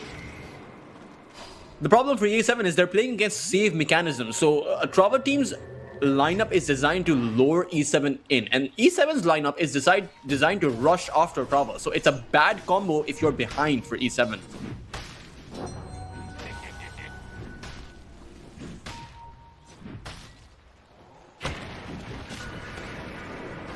Well, now as the Solar Guardian is attempted, it will be interrupted as well. Yeah, that was. At the very least, they do dodge out the kill shot. That was a Solar Guardian, yes. It was one of the Solar Guardians of all time. Maybe the only Solar Guardian we see. That's double damage, and TpaBoTeam is causing troubles for Archie. Archie's going to turn around and see what he can get done, but with the Guardian Angel here, TpaBoTeam knows he is always going to be A-okay. Now, Rupture, though, is a problem, and with the hook shot to help out, Alpha will have to give up his and Sonya's life in tandem. Dismember keeps him alive for a little while longer. Walrus Punch is keeping 7up occupied, and while we see the death of the Pudge, 7up will decide to join him in the grave as well. A Beyond Godlike Streak for DK Focus. 10,000 net worth at the 15-minute mark. It's not really possible to farm that much, so he's essentially been farming heroes at this point. And again, without your Solar Guardian, none of these team fights matter. TpaBoTeam have now taken on the first tier 2 towers away from E7. E7 have no way to push at TpaBoTeam at this point. You know, there aren't too many rooms, or rather, you know, there's no room for error. They're now just left with a chair for error. Ah, yes. The chair of error. I've heard of that one before. Yeah. Or the stool of error. You know, I'll let you have the pick. Okay. I prefer a chair. You've got back support. And that's what E7 has right now. They've got a backbone of error. Bloodseeker coming back in. What I do appreciate is from these two teams, no one's sitting down and farming. I don't want that. As we see the snipe attempt coming through with the Dawnbreaker die. Doesn't feel like she was clipped by it. She'll be okay. Dismember? It is a dismember. That's true. It is. He also hooked the creep. Touches. You know, it's efficiency. He hooked the creep as he was going out because he knew he would die there. It's like the old days of using Midas before you die. Just let me please get my extra 190 gold. Snowball in, 7up is going to be assisted with the Solar Guardian from right next to him, but the real assistance is the lasso in to the Rupture. Immersion's running away, 7up decides to try and chase before he realizes that might not be the best decision. TpaBoTeam points Archie, and underneath the guys of the Sentry Ward, Archie's not going to be able to do too much. Diving the tier 3 while the tier 2 is still alive is a surefire way of potentially losing though, but if they get a kill onto Focus, that would be huge. No one's here to save him, no dust this time over, and Sultan gets some much required comeback goal and experience. That's his entire blade mail now built up. That was a huge kill. 1,700 gold going their way. That could give them some room to play with. Now this heavy poke into with their blinks from TpaBoTeam is going to be punished by the blade mail from Sultan. There are avenues because you also have Archie almost having the Desolator ready. That's true, there are avenues, but right now those avenues might be closing down as Archie will have that Desolator be moved one step further away from him. DK focus or not, this is still a very capable fighting lineup coming through from the TpaBoTeam. Dragon Knight has now taken over that net worth chart as well. Yeah, it is. You know, they have to deal with the Wind Ranger and then the Dragon Knight, two heroes that seem impossible to contend with. There's no... 7-Up does run fast. Wow, he runs really quick. Dodges out the power shot as well. It's the ancient apparition, I suppose. He's very low. I'm surprised DK Focus hasn't gone for a couple more levels in the Shackle shot, honestly, up against the Bloodseeker. He hasn't gone for the Shackle shot facet either, which is the one you go for if you're playing a kind of damage-dealing Wind Ranger. No, you want to get that kill shot out for the level 1 quad kill that he knew was going to get Tultress.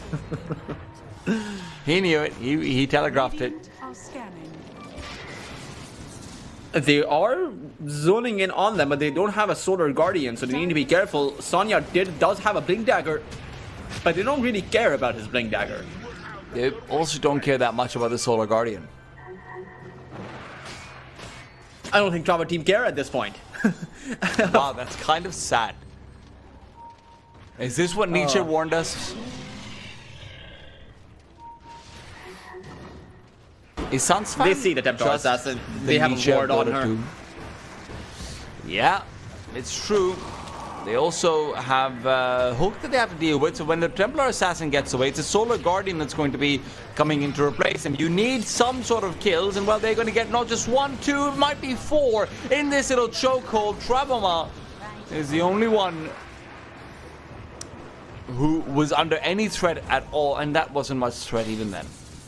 Yeah, it looked like a pincer move by E7, Solar Guardian on the back line while you had the rest of your team on the front line, but that was a choke point. The power shot does too much, and not to mention a Tusk with the shards can block the escape is just playing into, again, the lore coming in from TpaBoTeam. They're setting up bear traps for E7.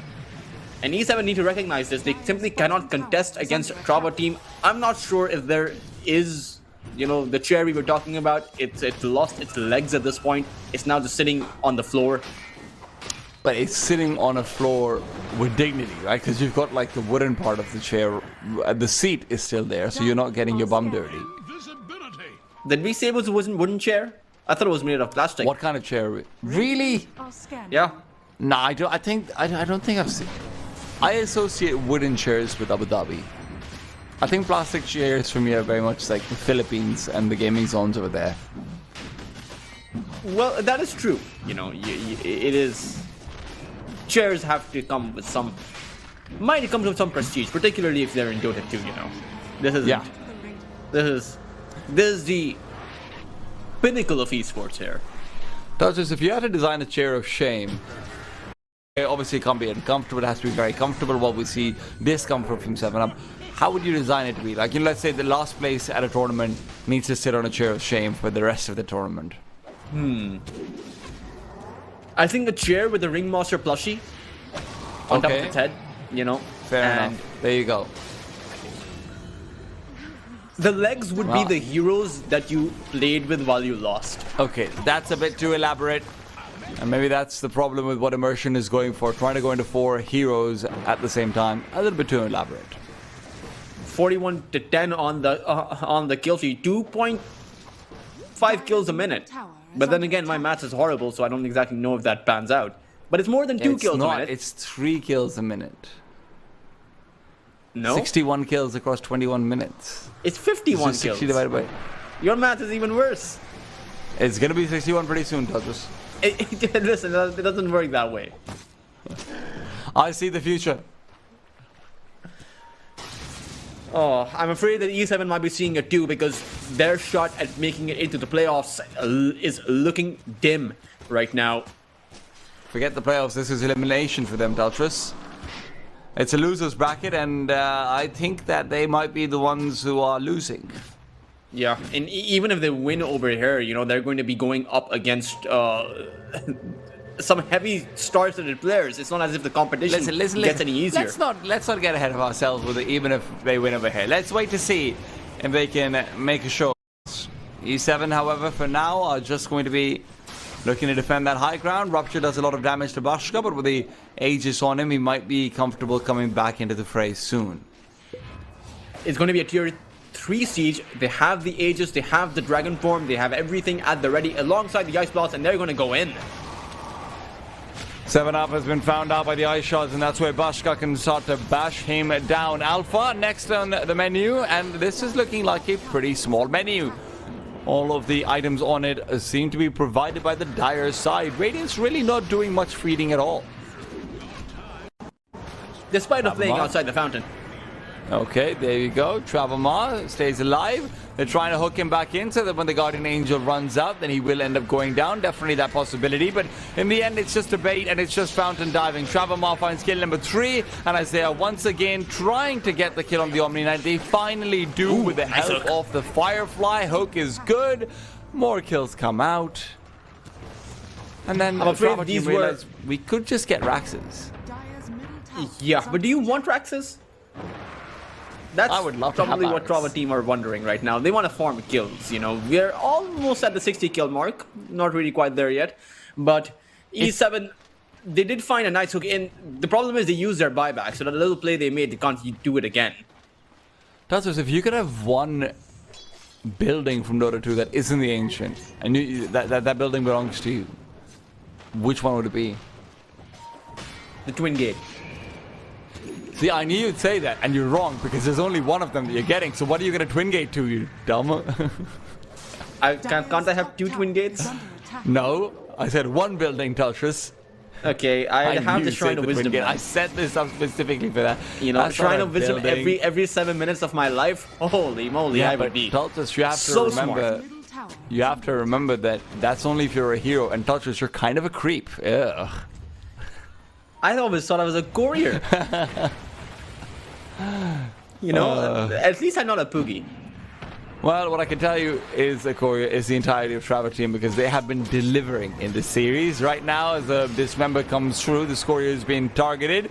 Bashka comes forward and he is bashing away. This is a courier with guns, apparently. 633 on the BZZ and his demise. But the problem is that the Bloodseeker is likely to meet it as well. 7-Up is going to fall. Ice Shards will block his exit. And as Dragon Knight continues to fight in this closed-off environment where it feels like they've gotten kills so many times before, he's just waiting for that blink forward to come through. Bashka doesn't even need it. Snowball with 4 in, and in they go. E7 are getting the business end of things.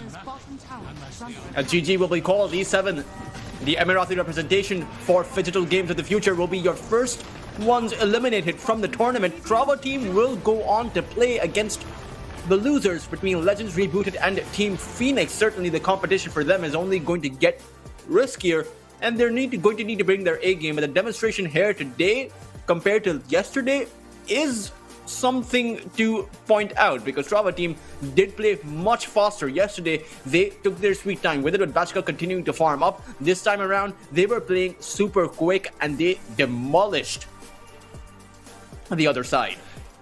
Yeah, we got to see probably the best of TpaBoTeam for sure. They were able to show us glimpses of greatness yesterday, but I think against E7, let's not mince our words about it. There was a huge skill discrepancy, and TpaBoTeam exploited it. The good thing about TpaBoTeam is this is a team that likes to have fun. This is a team that likes to make show of things. We got to see some great Pugna times, and we honestly got to see some great DK-focused games on the Wind Ranger as well. If his entire repertoire is going to be things like the Pudge and the Wind Ranger and things like that, well, it'll be a fun time. We've got our MVP now coming up. I have a feeling I know who that might be, Teltris.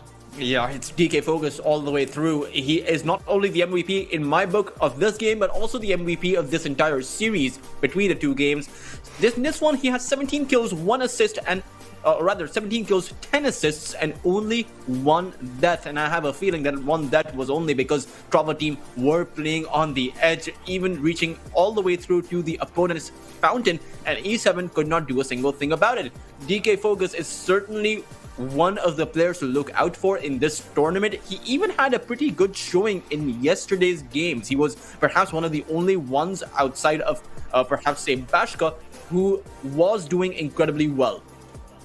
Yeah, you have to say DK Focus and Bashka so far has been the highlights of this team across the 2 series that we've seen them play. Travelmar shows us some good stuff today as well. Of course, he was struggling slightly yesterday versus Madsen, but it feels like everyone will be struggling versus Madsen. Well, this isn't the only game that we have that's going to be an elimination match, though. As hard as goodbyes are, you have to say them. We've got one more lower bracket tournament, lower bracket match coming up. It's going to be Legends Rebooted, the old Chinese side versus the old Korean side of Team Phoenix. When we're back after this break.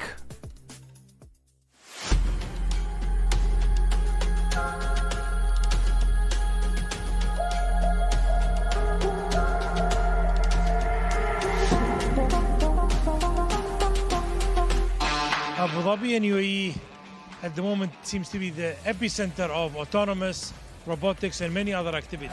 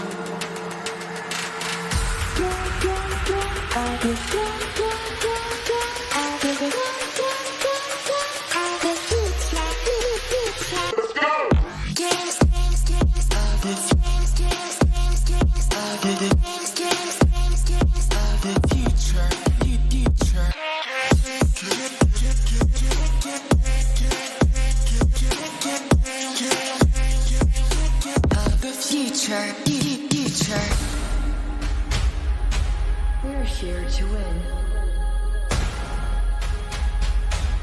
Let the best win.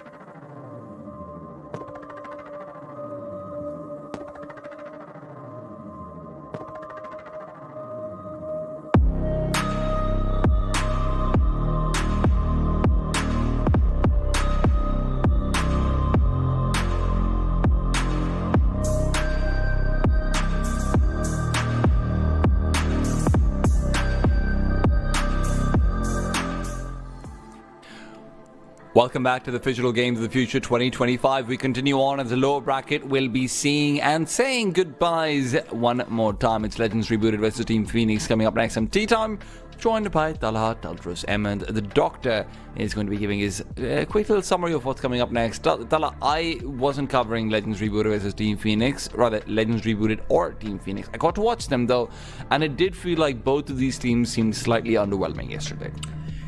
It really did. I, in particular, thought that Legends Rebooted would be able to put much more of a fight against Nigma Galaxy, but they weren't able to. Nigma Galaxy, I believe, had the earliest game win of the tournament as far as the day one goes, even able to take the first game win within, I believe it was 18 minutes, which was very impressive by them.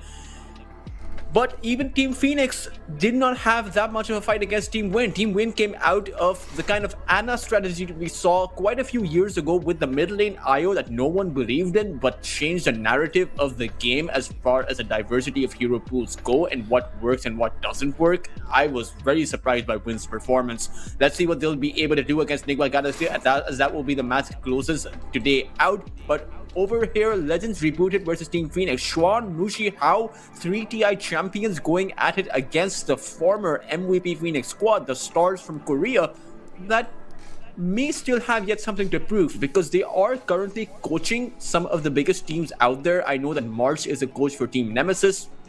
You still have Forever, who I believe was playing. I costed him as he was playing the position 5 role for Yango Galacticos, and now over here he is on the offlane position.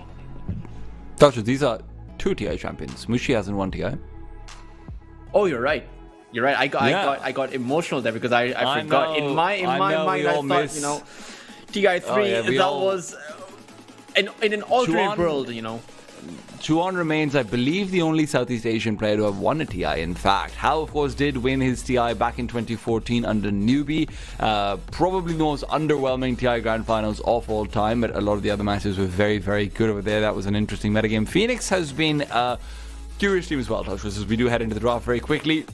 Phoenix, obviously, once upon a time from MVP Phoenix, these guys have now become the modern day of Dota 2 coaches in a lot of way, and it makes sense. South Korea has always been renowned for its esports structure. A lot of other games like, you know, StarCraft and League of Legends have had, you know, decades at this point of really complicated coaching strategies being put into place that can translate from one esports title to the other.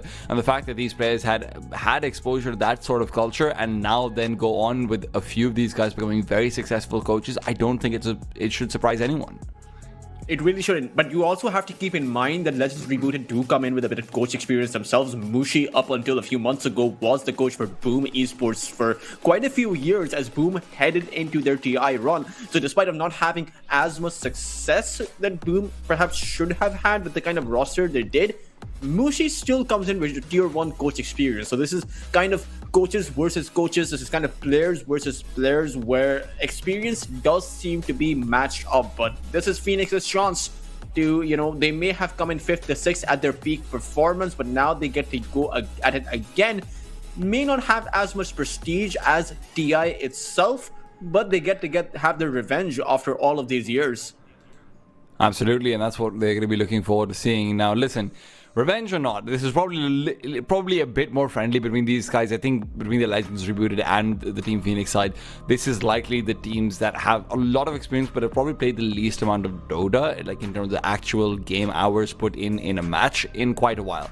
Just because you're a coach doesn't mean you're actually sitting down and playing. It's a lot of replay analysis, it's a lot of talking to your team, this and that. You can actually have maybe taken your hands off the mouse a bit more than you would see in other roles and other games. So I'm looking forward to seeing what kind of fun stuff we have in store. I hope that this will be a match where both of these teams do lean a little bit into the entertainment factor.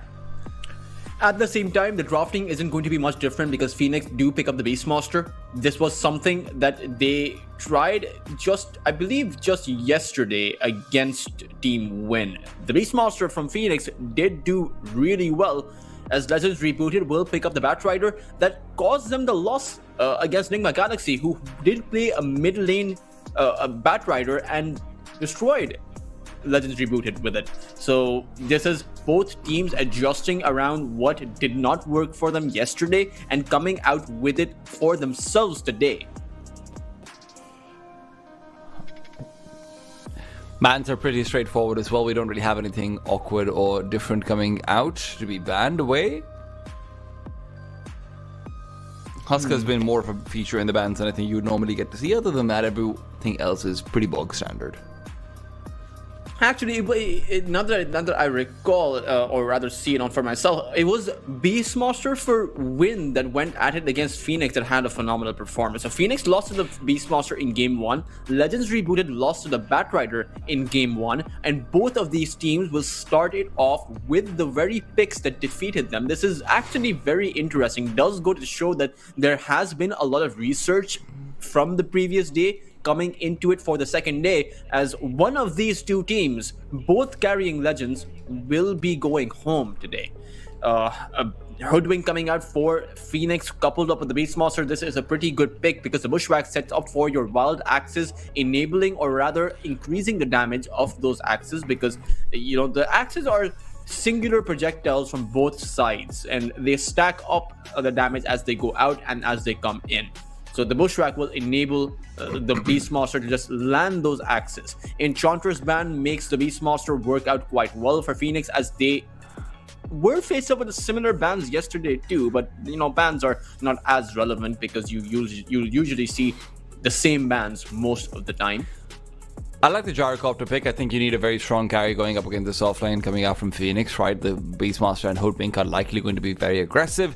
You can't go for something defensive like a Terrorblade, or you can't go for something, too passive like even an Abaddon. It feels like you're asking for trouble in that case. Gyrocopter is a good way to start things out. What do you pair with it on the position 5?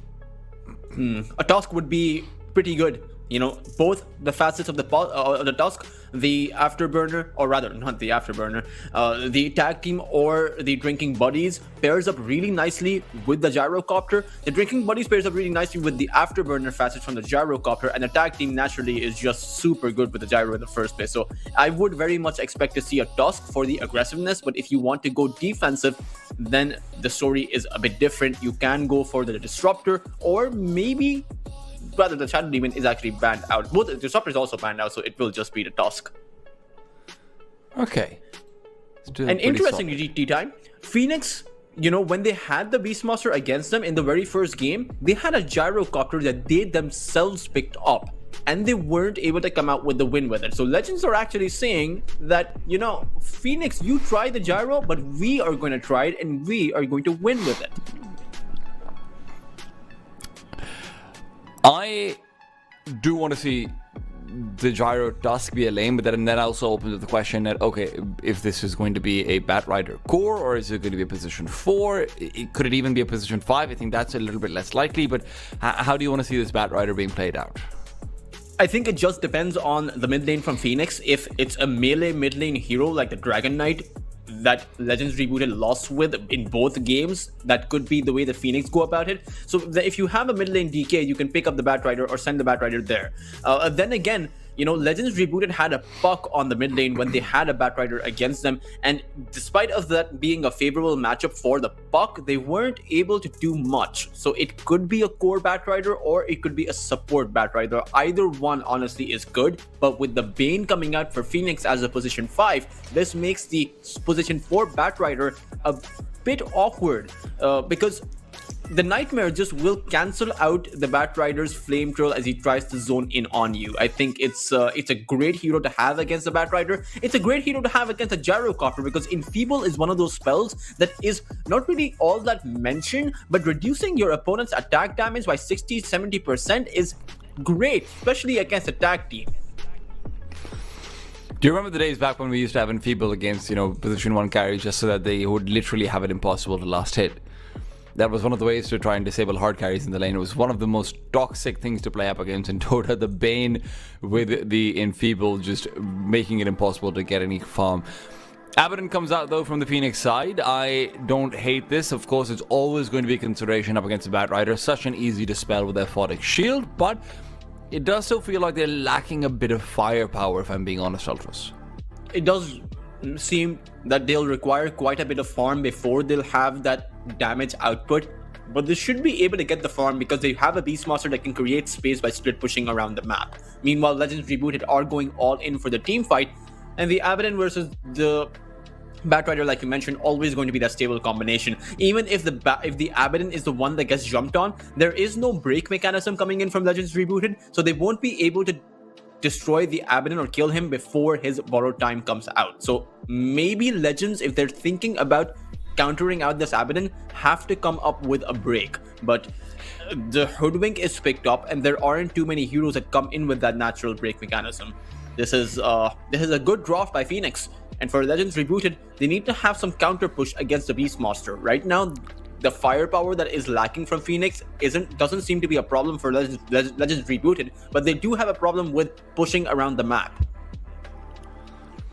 Do you think you could go for a Viper over here, Legends? Because it does feel like right now, one of the issues that they have, even with the Dawnbreaker pick, is that you don't actually have any reliable stuns so far.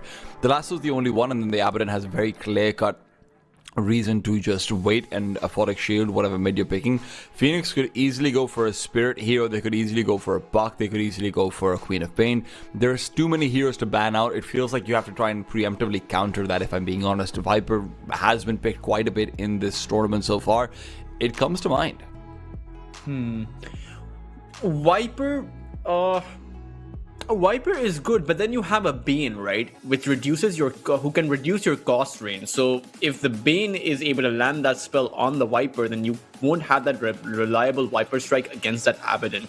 So it is a bit of a risky pick, even though the Viper is supposed to be a very stable pick. So Legends Rebooted may not go for that route, but they can choose to do so if they're confident they can play around that Bane. But at the very least, they do have really good team fight. I think even a mid lane hero that packs it all in, like the Puck, wouldn't be all that bad for Legends Rebooted. Like I said, they have options on both sides, to be honest. There's been very little focus on the mid lane heroes being banned out so far. It's only been the last 4 bans that will be exhausted. And as much as Phoenix has much more lockdown in terms of, they've got the Roar, they've got the Fiend's Grip, they've potentially got a Bushwhack and whatnot as well. With the amount of options Legends has of targets to go on as well, right? Because you do want to go on the Dawnbreaker, you do want to go on the Gyrocopter as well, you want to take down the Batrider before you lasso someone, but then there's saves and the Solar Guardian, there's saves and the Snowball. There's a lot that you can go for on either side. I like the Puck ban from Phoenix though. And the Queen of Pain ban coming in from Legends Rebooted means it's most likely going to be a Spirit pick coming out for Phoenix, as Legends have gone for that Leshrac all in for the team fight. It seems like Legends Rebooted, who came in with a strategy to play it slow like traditional Chinese Dota has been for the past couple of years, this time around they want to play quick and they want to play fast. Throughout the early to mid game, they will have that increase in tempo. But for Phoenix, which Spirit will they go for? Or if it's just going to be a Pangolier, we will have to see. I think you need a Spirit pick, if I'm being honest. Outside of just the idea of outlaning the Leshrac, which is obviously going to be a possibility, we've seen that happen quite a few times, and we've already talked about how both of these teams probably do have some mechanical outplays that they are capable of. You just want to have that extra damage, right? You want to have that Storm Spirit coming in, you want to have that Ember Spirit, and Storm will be sort of what they go for in the end. I think it's a great pick. Kyo will be set up for success. It's also one of the heroes that he's always loved a lot. Kyo always was one of those sneaky Storms that you kind of forget when you look back in history into what they could get done. And you spoke about the lack of stuns, right? Leshrac, sure, he offers a stun, but the Split Earth has one of the slowest animations in the game, and Storm won't really be caught by that Split Earth unless he's getting initiated upon. So this is a great Storm game. He can create a setup for that Roar to come in. There is no hard Dispel available on the other side.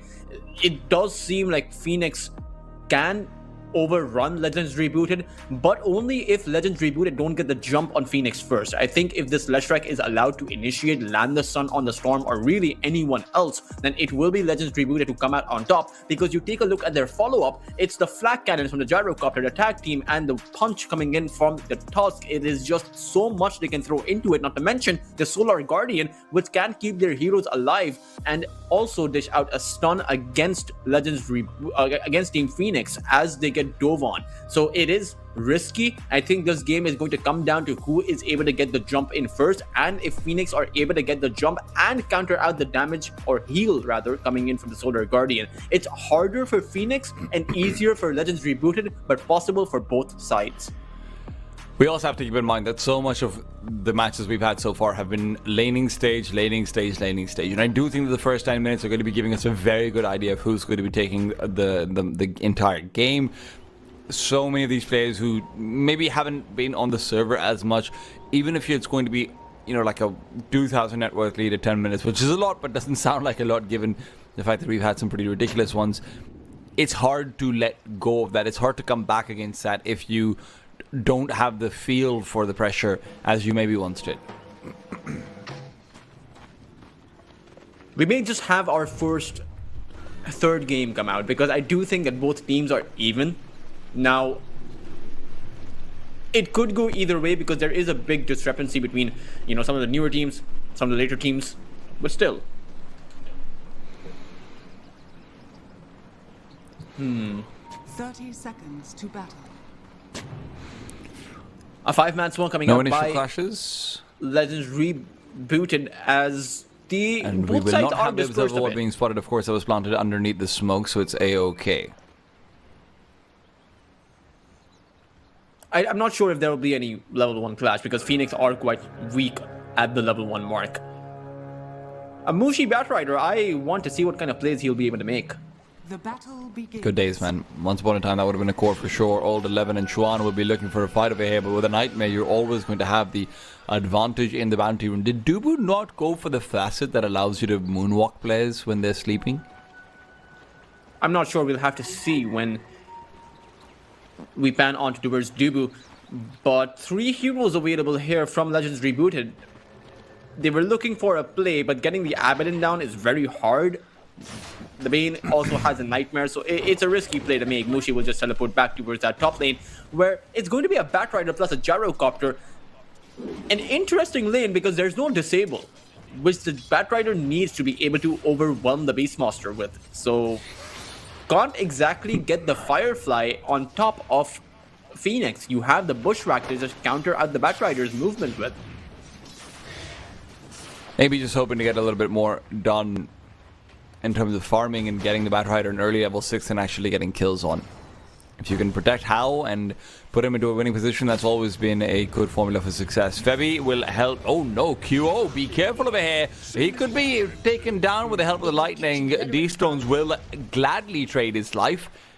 First blood on top of it all, as well as the experience. That's great. Not just that, we've got Mushi now chasing down. Febby's not feeling good about this one. He's going to end up falling as well. 2 kills already, going the way of Phoenix. The mid lane kill is perhaps not that surprising. What's surprising about it is the fact that it happens so early on. Normally, you need the level 2 edict to be able to dish out significant pressure, but the Leshrac from Legends Rebooted was able to do it very early on. D-Stones dominating this mid lane, and he has a bit of a window because until QO has his ball lightning up, he can't do anything. In fact, he might just end up falling again. That's nuts. This is You have to be reminiscent so of that careful of the Storm Spirit. first day tea time where you had a Viper versus a Leshrac, but at least the Viper was a favorable matchup. This is a bad matchup, and it's going expectedly in the way of the Leshrac. But what's unexpected is how many kills the Leshrac is able to get so early on. 2 minutes, 2 kills. And this is where it starts to snowball, right? This is where it starts to become a real problem because the Leshrac could get level 6 far before the Storm even comes close to the bot lightning. And if that ends up being the case, then these side lanes are going to be terrified. Keep in mind, the Storm also has to walk back into the lane because his second death happened so early from his first. And now that he is back in the lane, he's going to have to stack up in terms of lost hits. I think that Phoenix should recognize just how badly their mid lane is going and provide some support to the Storm. The Abaddon can solo here, just has to be careful of those shards, and he's going to be good.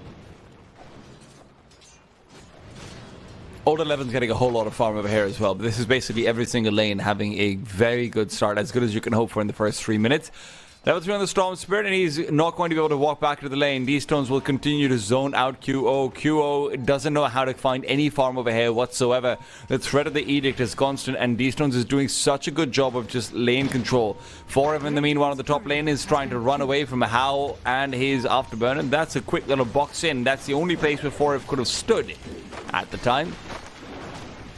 We've got that. And even he's struggling. Mushi. Everyone's struggling on Phoenix's side. Take a look at the lost hits, and 13 for the Abaddon. He's the only one who has a semblance of a good lane happening for him, but the Beastmaster only on 11. QO on 5 compared to the 16 of the Leshrac. And as this Stopper gets dove in with a creep, QO needs to be careful. I think he'll have to abandon this lane pretty soon. I know that the new Misanthropy facet is fantastic and it's the only reason why you're getting these skills, but instinctively, just from once upon a time in my head, I think, yeah, but bro, if that tower was there and you had the physical damage, oh, think of the damage you could do to the tower instead. There's the damage might be dealt to the Leshrac. This is big. Febby comes over, and D-Stones doesn't really have too much damage when there's 3 creeps already there. That is big. A huge kill coming back over to help out QA. Febby with a timely rotation. That is a good recovery for the Storm, but I feel like Phoenix would have to plant a support here permanently if they want to have QO recover completely. I think at least until he has his ball lightning up, that is, he's still 2 levels away from it. He's still in trouble. He's still in danger with D-Stones coming back to the mid lane. And this time around, there's a Tusk there too. Well, you get one back, I guess. The problem is that you're not getting many last hits back. Q is sitting on 8 last hits. D-Stone's likely going to be on 25 very soon. These 5 creeps are going to be his for free. And I think QO has to just abandon the mid lane at this point. Cannot go back there. There's a Hoodwink now. They will plant the Hoodwink towards that mid lane. And I think this is what they should have done from the get-go. As soon as that Storm went down twice. But even the Hoodwink will just rotate back towards that mid lane. Phoenix do seem like they're at a bit of a loss in terms of strategy or how they want to cope up with the current losses they are facing.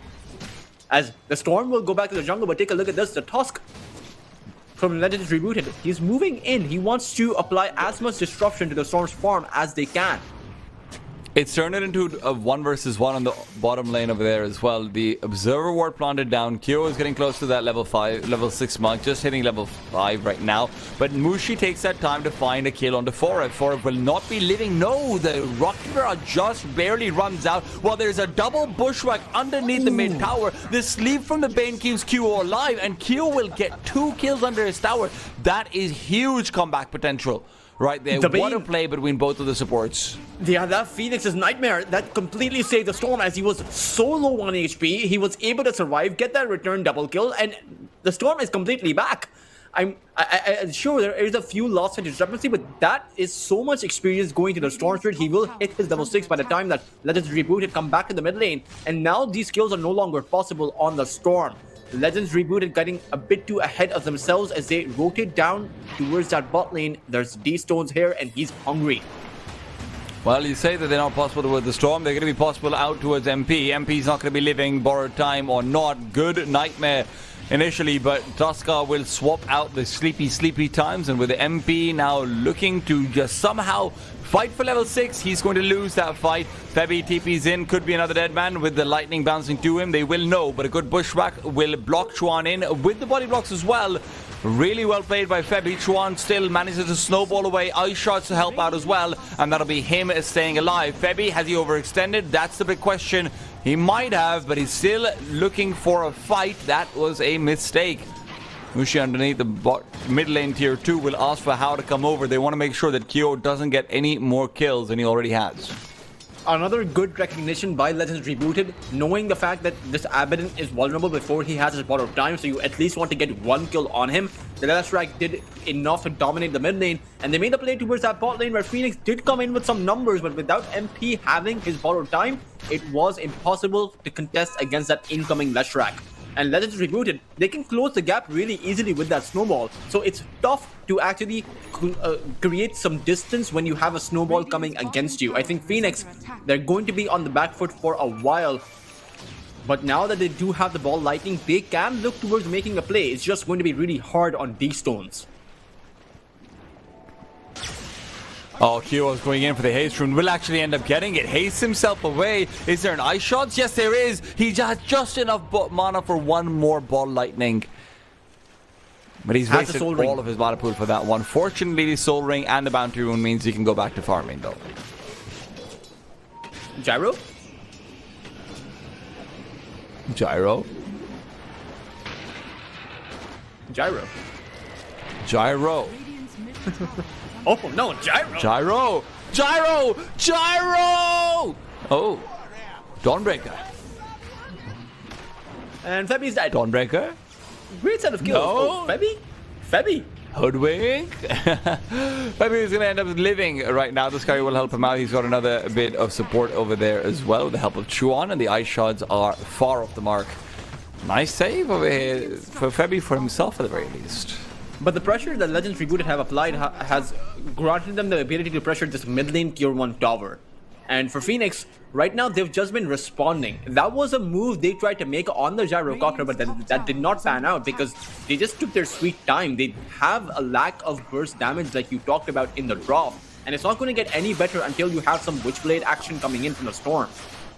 And, well, Kyo might have come up level 7 as well. Look, it's good that he's managed to catch up with D-Stones in terms of experience, but that Witchblade is still very far away. It is. Even when you have some nice supports, power spikes coming in, the power spike for the Bane is not really going to do much in this game, because while in most games the Fiend's Grip is a guaranteed ability to take someone down, find a great pickoff, in this one you have the Solar Guardian. And the Bane's Fiend's Grip doesn't occur with a cost range that it can stack up against the Solar Guardian, because he's always going to be inside the AoE of that stun coming when it comes in from the Dawnbreaker. Nice stun onto Q. They've got the snowball as well. Q is not feeling too good about this, and again is sent off into the Oblivion. He'll pick up some creeps before he's forced to go back to the fountain, but he is losing a lot for these runes. Might not be the most efficient way of farming. You don't want to give those runes away to D-Stones, right? Because they just enable their moves. But it's not as if they feel too deterred, right? Rune or no rune, they just want to keep on fighting. They know that they can build up the tempo, keep their Gyrocopter to continue farming, and right now they have their eyes on this Beastmaster. Oh, Forev's going to be caught out. Do the ice shots as well as the Solar Guardian.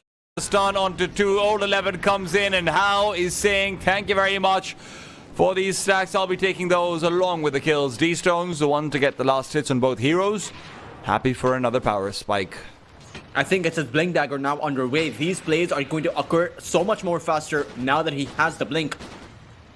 And for Legends Rebooted, they're coming in play. They're playing with everyone. This is what Nigma Galaxy did to Legends Rebooted. So it does seem like they have adapted just a bit more than Phoenix have adapted from their earlier loss. Maybe a little bit more to learn as well. In the end, you know, that's what the lower bracket allows you.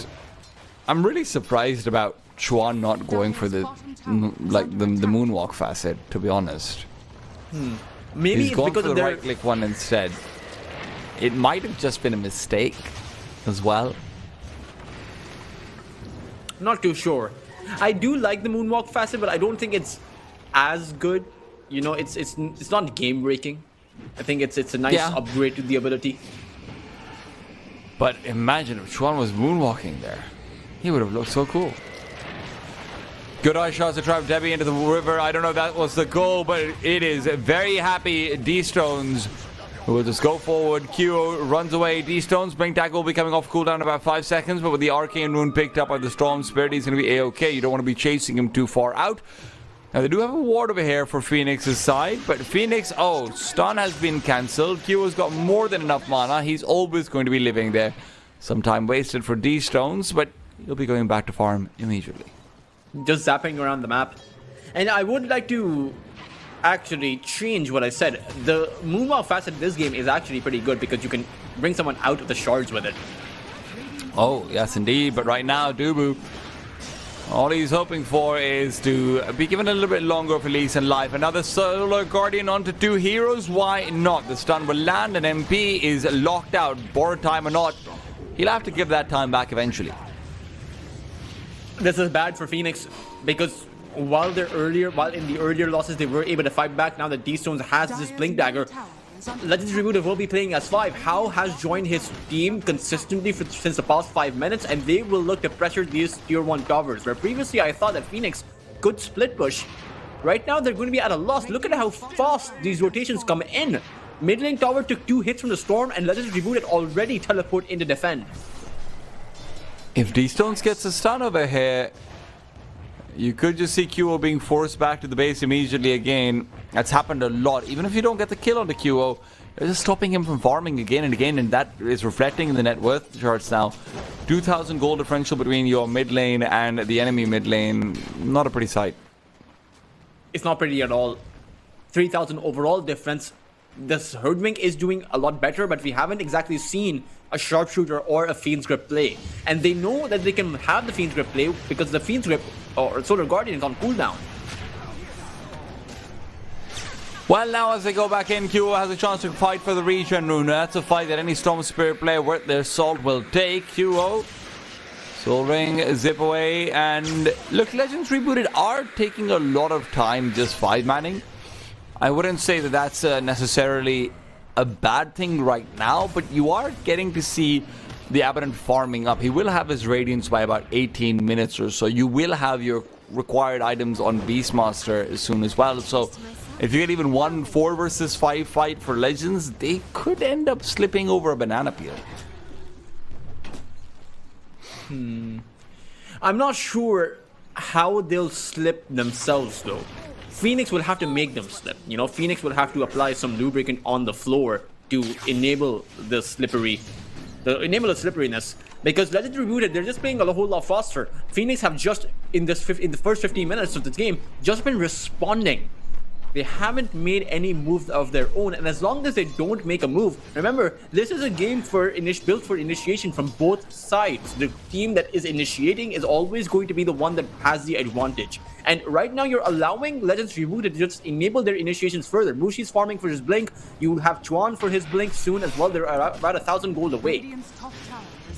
Oh, that Blink has been used a bit preemptively. D-Stones goes the wrong way, and because of that, Chuan doesn't have what it takes to take down Dubu. The Nightmare will keep Dubu alive! Fiend's Grip from the bottom of the base, but it will not matter. Snowball is there to save the day. The Solar Guardian on top of it all. Forest Roar has been useless, and with a lasso to lock him out, it's a backline where his teammates are doing the real job, and that's QO in the hot pursuit of How. How's going to turn around though? He realizes that now that Forest is dead, the rest of his teammates can join him on the high ground. Febby is going to be up next, but QO running out of mana has to be careful that the target priority doesn't change over to the Storm instead. How doesn't know how to chase, and they don't really have the Blink Dagger Leshrac who'd like to push in, but they will successfully push them away. Not the worst trade-off for the Phoenix.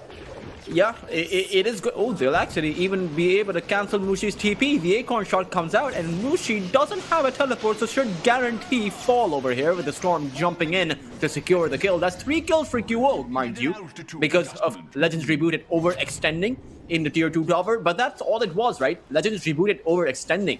If you're relying on a team to overextend to be able to grab up some kills for yourself, that's not a good look for yourself. Because it's not as if Legends Rebooted will be giving you that overextension every single time. It's only at times where you feel overconfident do you ever overextend. They're likely still feeling pretty confident, but maybe Phoenix can change things around with their Radiance. I think one of the problems with the last team fight is that Abaddon did end up going down. If Abaddon hadn't, that would have been potentially what gave them the ability to come back at all.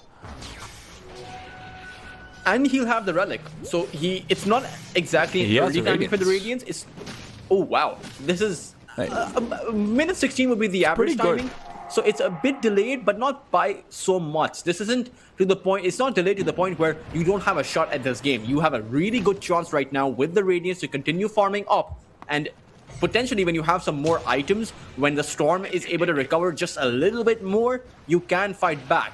Because right now, Legends Rebooted, they haven't had an uncontested game for the Leshrac or the Dawnbreaker. It's only the Gyrocopter that is super farmed up. And you will have to go for him, make him your priority as far as targets go.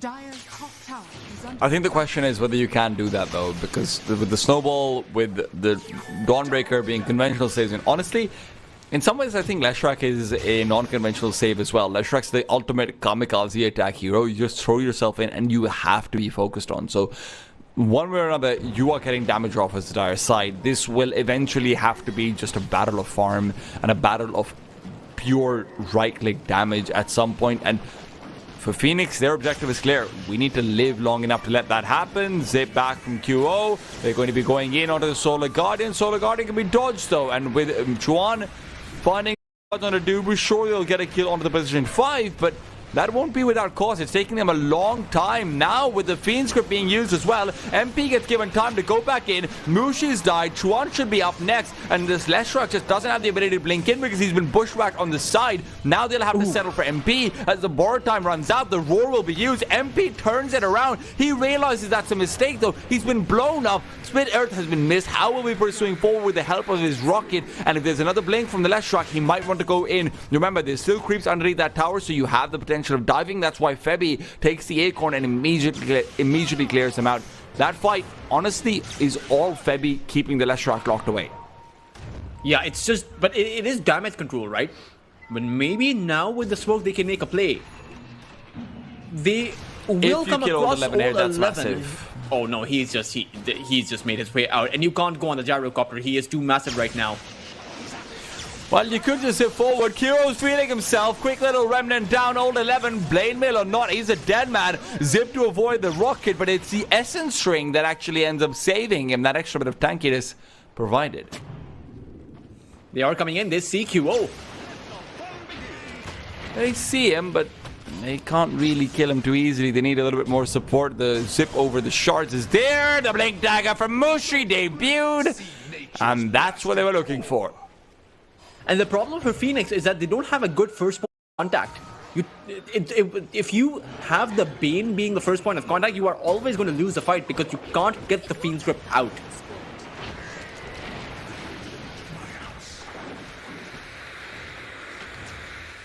And for the rest of their heroes, who exactly is going to be the first point of contact? The Abaddon needs a Blink Dagger to be able to do so. Maybe for Ev, when he has his own Blink Dagger, he can do that job.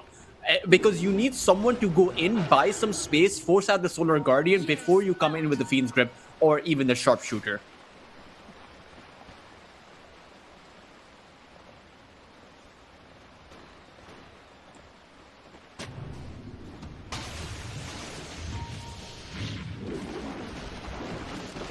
The problem for Phoenix is that even if they're getting these, hey, we're kind of winning this actually, you're still slowly being choked out in farm.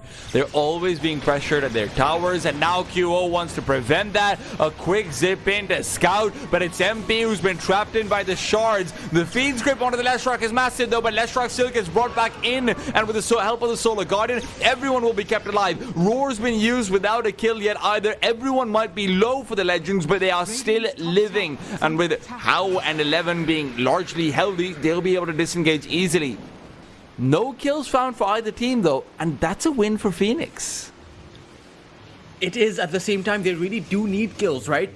Legends Rebooted, they're just applying pressure, and that is a bit of a stalemate, but stalemates in a position where you already possess the advantage aren't that bad for you. You already have your power spikes. Mushi has a Blink Dagger, Chuan has a Blink Dagger, Old 11 will just continue amplifying his Solar Guardian, How will continue farming. At the same time, you do have some breathing room, but I think the target for Phoenix, now it's twofold. Now you need to open up your map because Legends Rebooted, they are pressuring you, they are trying to box you in, constantly playing more and more aggressive, taking the fights to Phoenix's territory. I think Phoenix need to push back, take fights over where Legends are supposed to be.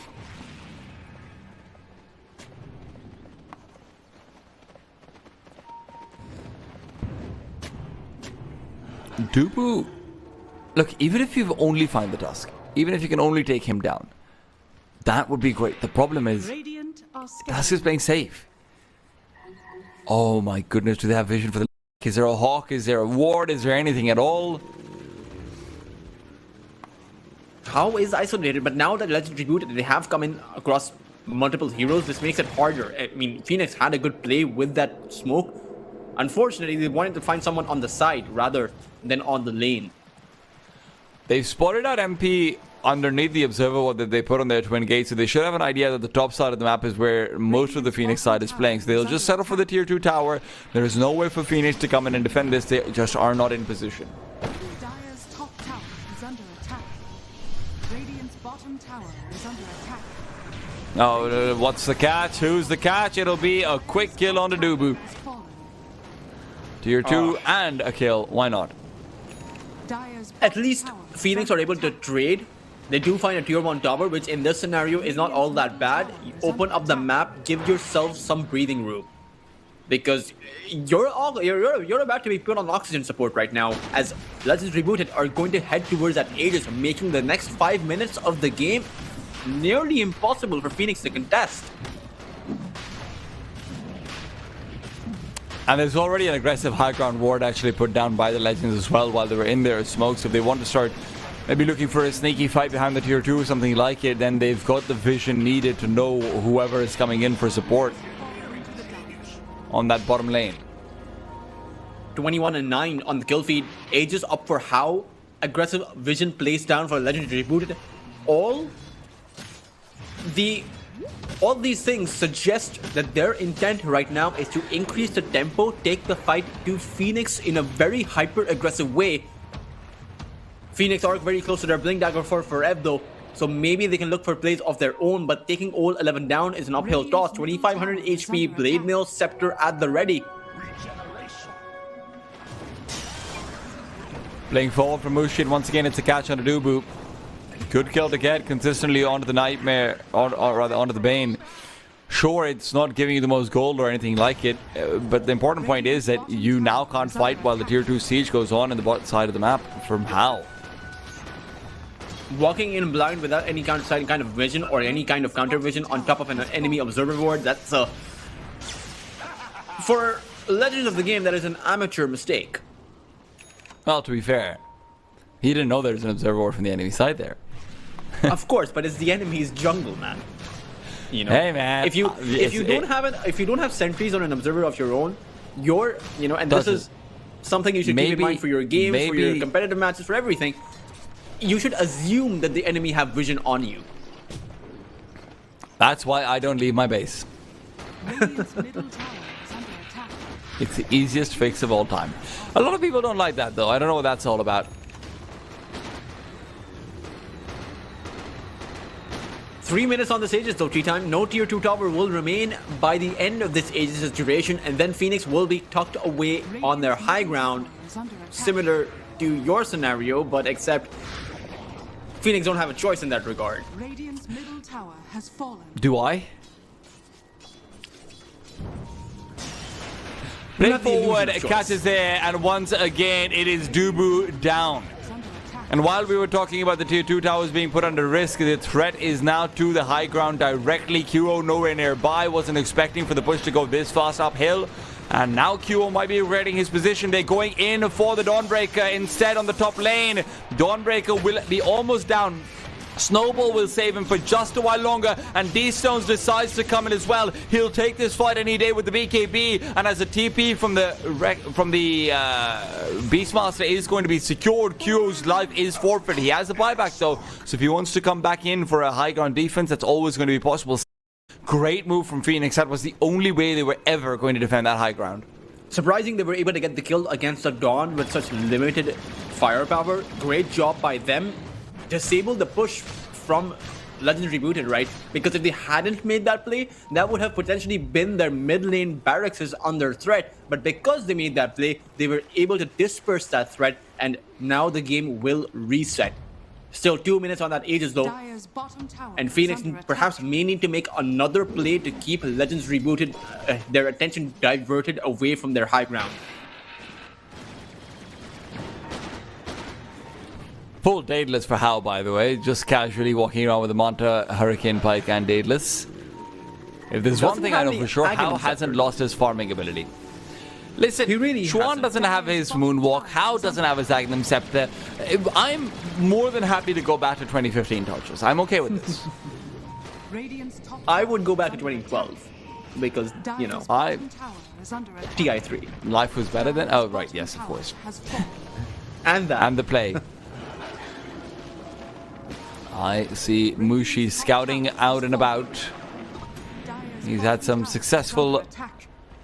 Dire's Plucks off the the little supports so far, but can you pick the cores as a Batrider?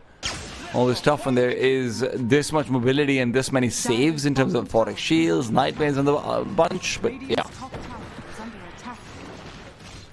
Dubu does have a force staff though. At least he can force himself or any ally out of the Tusk's shards or an impending stun from old 11, but it is their high ground under a threat. In fact, their Hoodwings is going to get grabbed up. Febby to fall. 4v5 defense up now.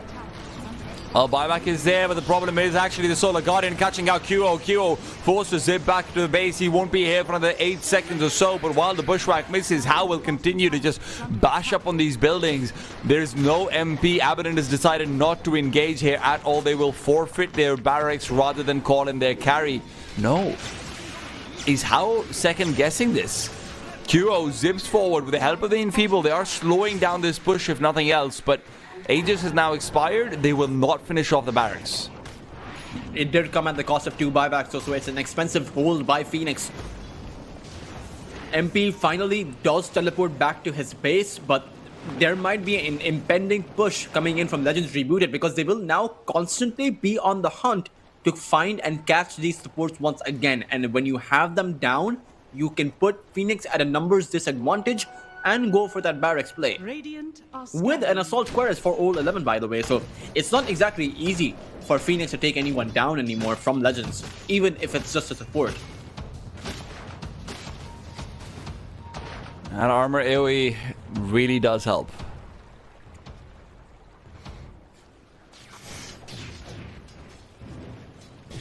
Q will be spotted out. Ball was punched up. Is there follow-up? No, there isn't. Blink forward. Yes, there is. Mushi finds him on the other route. He predicts the arcane attempt, but it's a nightmare to save QO again. Dubu's been so good with this, but you are going to lose the Hoodwink. That's a dieback. And Dubu, I hate to break it to you, you might have saved your storm, but now you're still going to be down 3 versus 5 because you don't have a buyback here either. Perfect prediction coming in by Mushi. Phoenix, they wanted to pick up the arcane rune. He got a bit too greedy with it. Instead of just saving his life and just disengaging entirely, they had to give up 2 of their support because of that little mistake. That 1 second of a gap they gave away to Phoenix, who will be acquiring potentially 3 lanes of barracks. Because for 30 seconds that Phoenix aren't alive, they cannot fight 3v5 or 3v4. Yeah. MP has not come for any high ground defensive so far. He said, well, I'm probably not going to defend this, so might as well get some farm out. The problem is now he's being targeted. Top lane, oh, QO's looking to prevent them from backing off. They've got the roar onto How as well. Old 11, without the help of a Solar Guardian, will have a struggle saving How. How decides to save himself. And they'll teleport away now. With Legends Rebooted unable to chase after that Abaddon.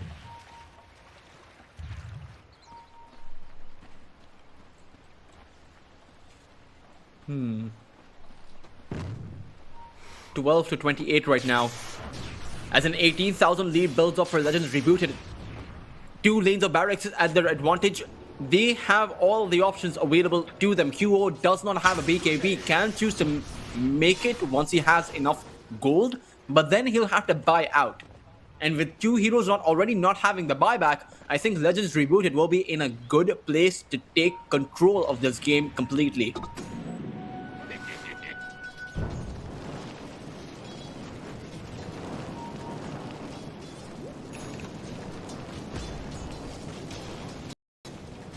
I don't know what the plan is for Phoenix right now. It's very hard to win a fight, but at the very least, taking one would be a good start. A proper 5 versus 5 is something we've not seen. Honestly, we haven't seen the Abaddon in so long. I don't even know what his item progression is right now. Radiant's bottom tower is under Oh, well, there we go. Ask and ye shall receive. Not bad. All things considered, blink forward Monta in. He can man fight pretty heavily with the help of the Blade Mail as well. Gyrocopter can't stop attacking MP when he has his flak cannon on. So you could see some serious damage being dished out, but they're still relying on positional mistakes being made from the Legends side. Yeah, and they're relying on something that hasn't exactly happened outside of 1 or 2 overextensions at max. But maybe MP can put up that damage. At least the supports are killable, and maybe if you can take everyone else out, isolate the Gyrocopter, you can take him out too. I think a full duration Fiend's Grip is what's required by Phoenix at this point, but Legends Rebooted, they're not going to give them that opportunity. They're going to have the high ground advantage in this incoming fight. MP separated from the rest of his team. They're going into the back lines. They really want to take down the supports first. A massive Solar Guardian stun onto MP. He's able to stay alive with the help of the borrowed time, but with the lasso on QO, QO is dead. Buyback comes out immediately. Back lines, Fiend's Grip is on the Leshrak 4F trying to take him down, but his BKB will expire. Now he realizes he doesn't have enough to keep himself in it. It is already 3 dead and likely soon to be more. This is going to be mega creeps guaranteed. Legends are bashing on the doors of victory.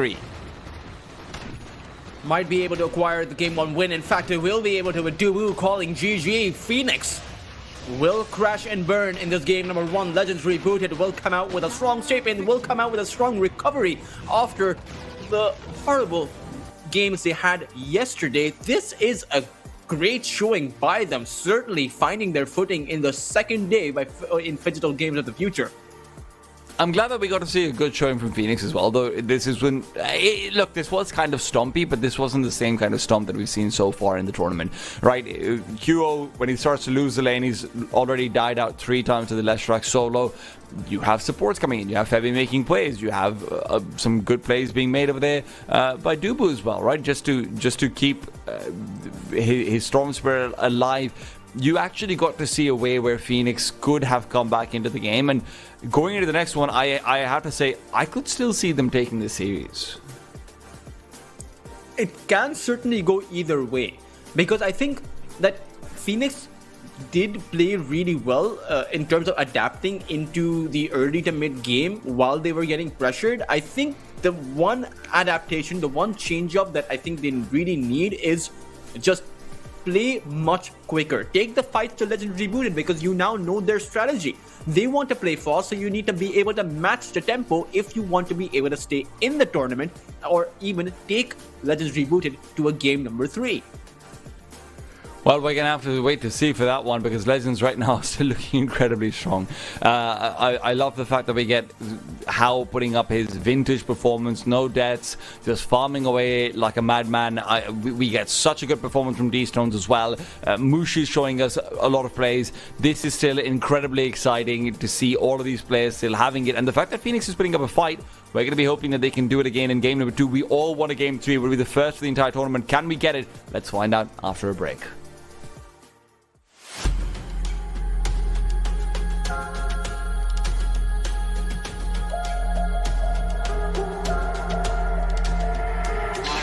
Abu Dhabi and UAE at the moment seems to be the epicenter of autonomous, robotics and many other activities.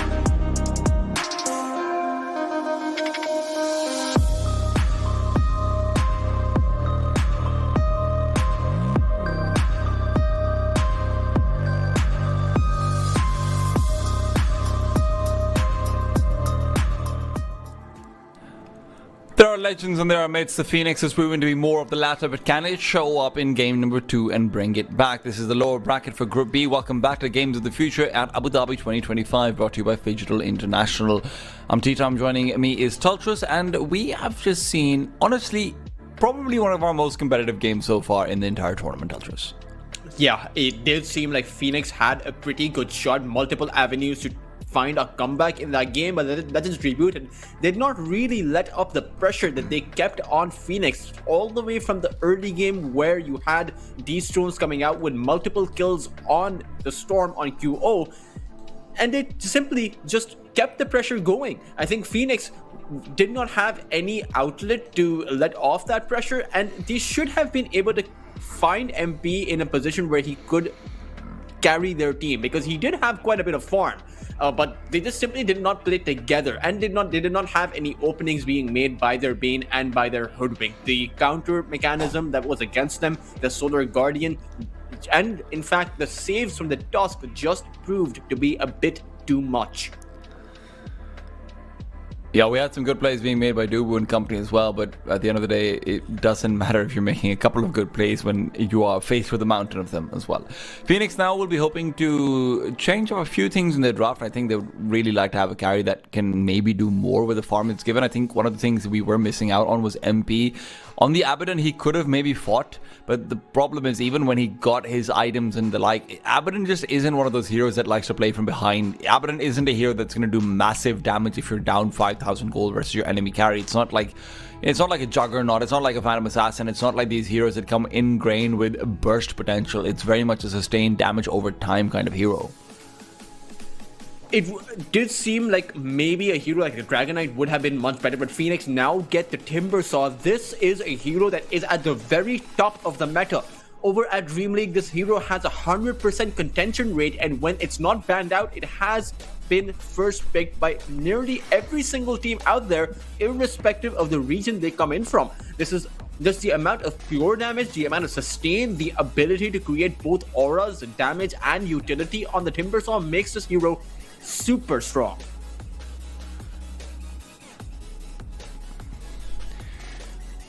Now, it was one of the heroes that was banned out first phase in the previous one. I like this because I do think that the Beastmaster in the last game was very good in terms of, hey, we actually got some good roars off, we got some good pickoffs off of the back of it as well, but it isn't a hero that can say, okay, you know what, my entire team's having a bad game and I'm doing okay, let me take control. Timbersaw does feel like one of those, and one thing I will give credit to Phoenix for is, even if it felt like they lost all 3 lanes, they also played damage mitigation really well in all of them afterwards. So if you can have a hero like a Timbersaw that comes in with, you know, big burst and everything, I like that. I think that's a much better way to start things off. But Legends, early double initiator picks. Yeah, this is a good way to play against a Timber, create some armor reduction debuffs, create, you have that lasso play coming into it, but they have given up that Abaddon once again, did not ban it out. So Phoenix can also pick up the Abaddon for MP again, and they'll have the hard dispel for not only that lasso, but also for the Slardar's corrosive haze. So it is certainly one way they can go about it, but they will in fact pick up the Wind Ranger as well as a Disruptor. It's still good, because a Wind Ranger carry means that a Slaughter can't exactly do anything. This is something that we saw in the previous series, even though the results did not portray it because of the discrepancy in the skill. This draft by Phoenix is designed to win, and I think that they are coming out ahead in the draft. I think this is the Wind Ranger mid.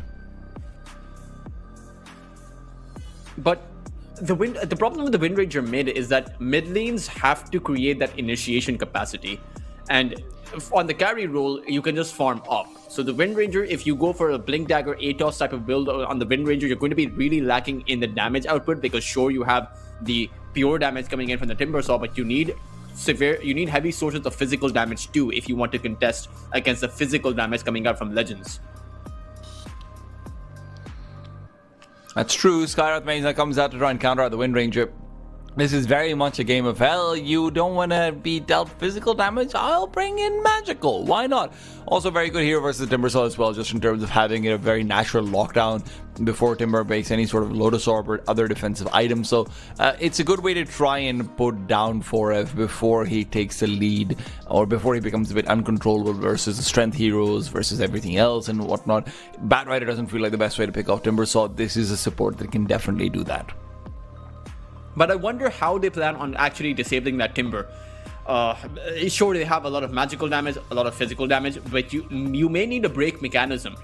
The Hoodwink is available for grabs, but you don't have a... If you pick up the Hoodwink, you will have to play the Batrider on the mid-roll, which is perhaps not ideal against a Disruptor who can glimpse you back or even drop the Static Storm on top of it. Position 1 Skywrath mage. Have some respect, Ultras.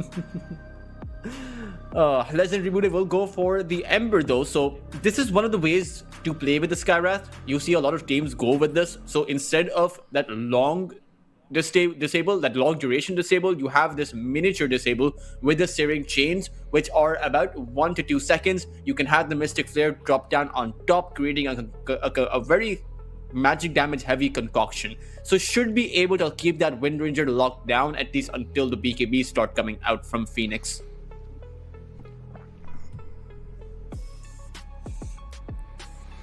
This pick though, T-Time, this is the pick that I was afraid of. Why? What do you mean? It's so good. It counters every one of Legends' heroes. The Silence from the Skywrath, the Corrosive Haze, the Lasso, the Searing Chains, everything. But here's my problem with the Abaddon. You are going up against a very aggressive dual lane. You're probably not winning this one out. And I did not see MP being able to fight from behind as an Abaddon who doesn't get his early lead.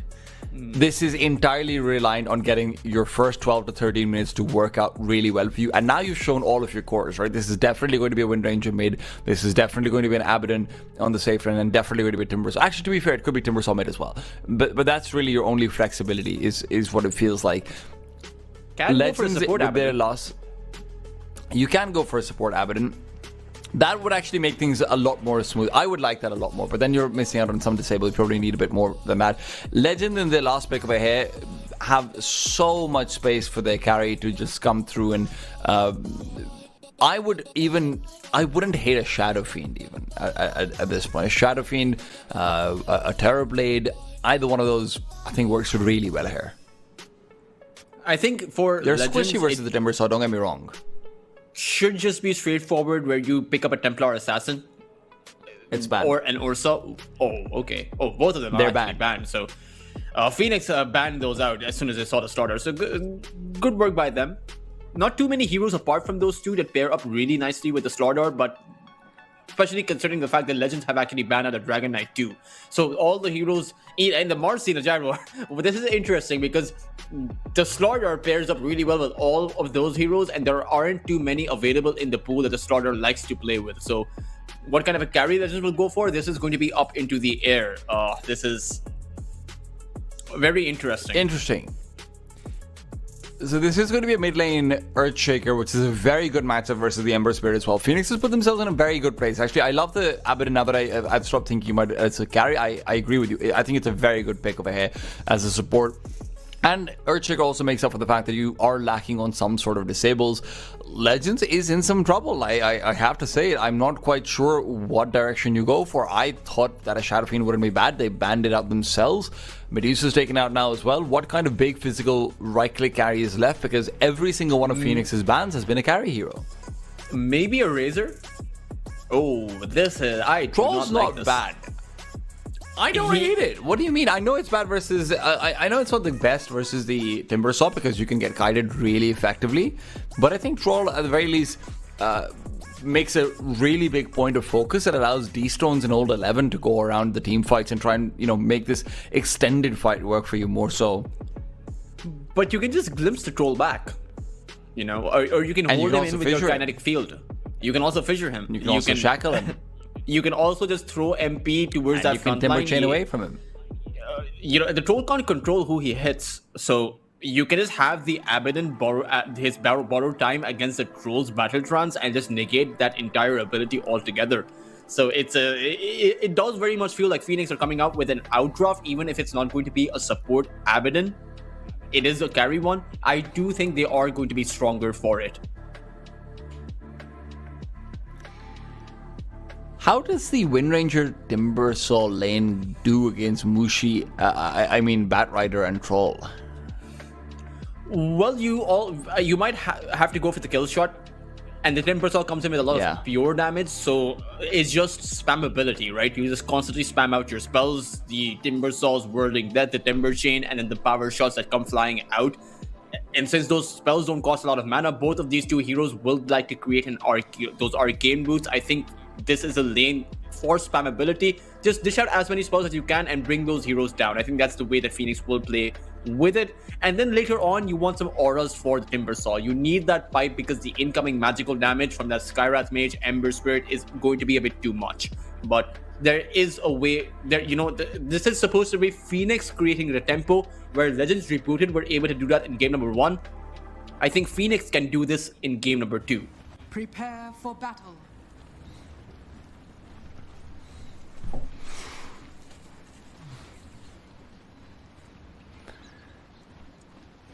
I'm curious to see how Chuan fares on the Skywrath as well, in general. It feels like an early level 6 is incredibly important for any sort of Skywrath support, and more so when you're playing up against heroes like your Timbersaw heroes, like your Disruptor, which can be picked off and blocked off and need to be killed early into a fight. Like, you never want a Disruptor to be able to get 2 kinetic fields off. You never want a Disruptor to be able to get 2 glimpses off. That feels like it's a hero that survived far too long. It's a rough game for the Skywrath Mage, because the only defensibility you have is that Ancient Seal against the Timbersaw when he Timber Chains in, but then he has the Abaddon, who is most likely going to be going for a Blink Dagger. So once that silence is dispelled, the Timbersaw will make quick work of the Skywrath Mage. Sure, you have movement speed, one of the highest movement speed heroes in the game in the early phases, but they should be able to overrun the Skywrath Mage. At the same time, you always have to consider that Legends Rebooted is a team that played it really quick in that first game, and if they have the kind of tempo going by their side in the second one, Phoenix, because they're playing the Scary Abaddon, there's going to be a window that Legends Rebooted have when Phoenix can't actually fight back against you.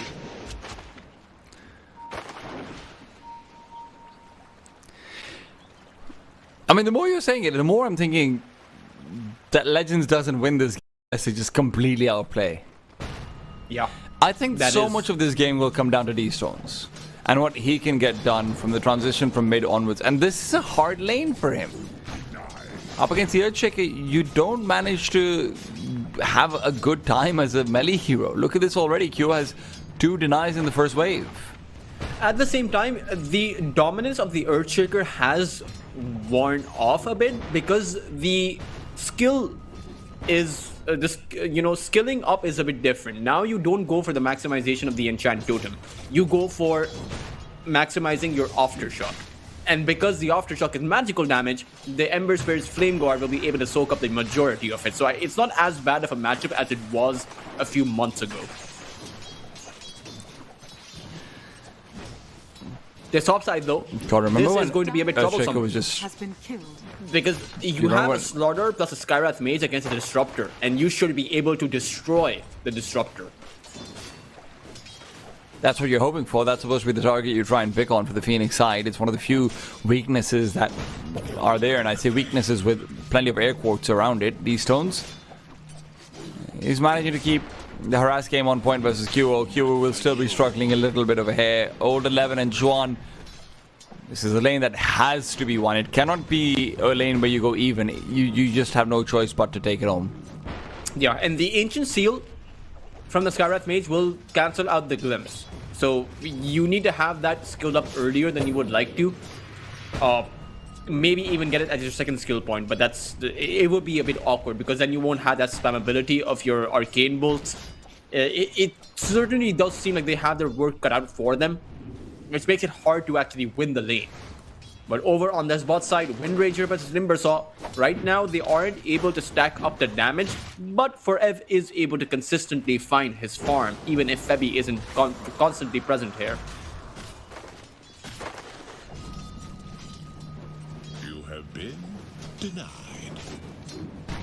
Skywrath is here. T-time towards that mid lane. They want that early advantage against QO.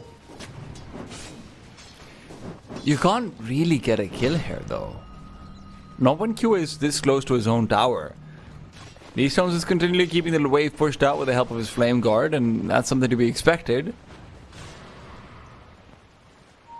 3-minute Lotus is going to spawn and will get the way of Phoenix as Old 11 tries to fight against her, but he actually can't. That doesn't mean they can't get a kill afterwards. Lotus or not, MP is going to be in a tough time, and, well, turns out MP's not the one having a tough time. It's Old 11. Chuan can't get the body blocks when there's a long-range right-click from Dubu. That's enough, not just once, but maybe even twice. The lane that they had no choice to win has now officially started going down the path of losing. Yeah, when I said he can't, I actually meant that he can't trade. He was too low on HP, and Legends Reboot should have recognized that the Abaddon has the shield, and he has a double shield because the shield was already on the Abaddon from the get-go. So a big mistake being made by Legends Rebooted in a game where they can't actually make too many of those mistakes. For Phoenix, for Legends Rebooted rather, it creates a bit of pressure on their mid lane, on their safe lane now to increase the tempo. They can't exactly do anything over on their bot lane, but towards the top side, perhaps they can make a recovery by coming in strong again. What is Wind Ranger up to over here? She's just coming through to help secure the rune. Q will be able to get it because of that, otherwise that would have been potentially stolen courtesy of Mushi. I think the power runes are going to be significant because while the Earthshaker can't rotate really well, the Ember can.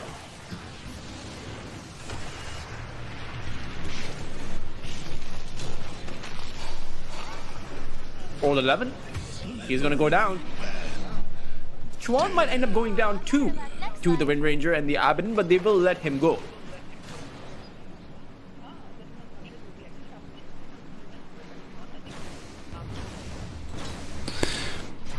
Mushi, oh rather not Mushi, How over here on this bottom lane is going to be chased down by 4F as well.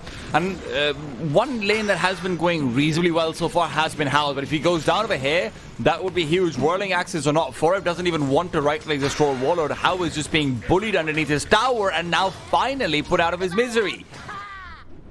Now one lane no longer going that well. It's actually all three lanes not really going all that well for Legends Rebooted, because even towards the mid lane, they are getting pushed out on their Ember, even if he has more CS. With Old 11 struggling constantly, he'll be able to make his way out. I don't think he'll be able to get the skill, but Febby, he may be able to find the kill shot. Oh, dodged out, but no, never mind. Febby actually gets it regardless. I thought that was out of the radius of it. The radius is deceptively large. I know, it's kind of annoying because you're just like, oh, look at me, I just Michael Jacksoned it. And then it turns out you've fallen over because you don't have nails in your boots. 6-minute power rune though. QO wants it. But he is outnumbered. He's outnumbered, but he's also out of luck. It's gone out towards the top side of the map. Febby will get it, but QO not having that level 6.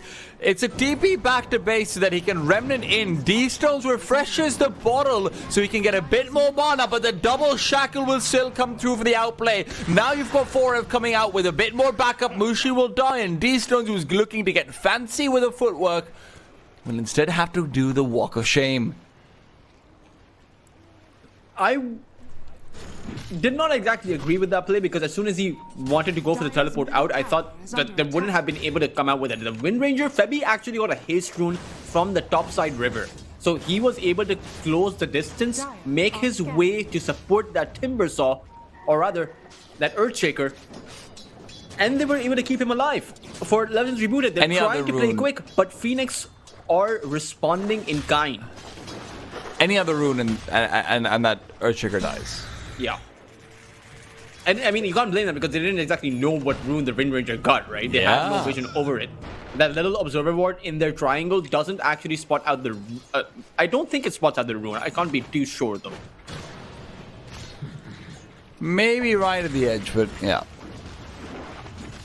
How now asks for Mushi to please come back over. I would really like to go back to farming Mushi. Come on, man.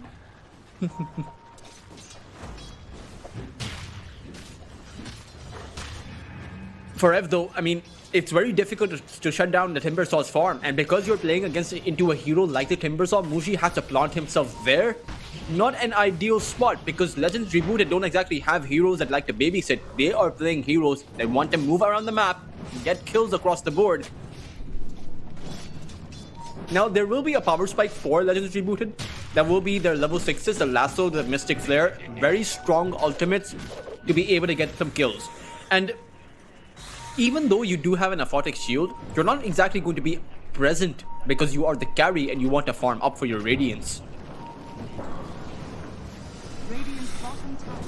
Oh, QO, what's going on over here? A couple of cancels. Dubu still wanting to turn around with the Static Storm. Use that early level 6 to his advantage. And my god, is in an advantage and a half. Dubu's level 6 while these stones is as well. That's kind of wild now that I think about it. Yes, that's exactly what I'm asking. How is he level 6, Touches? No, however, will be continuing to fight forward into 4F. 4F will not be able to get the kill. Yes, he will with the help of the Shackle shot. And there you have it. Disaster is striking right now for the Legends.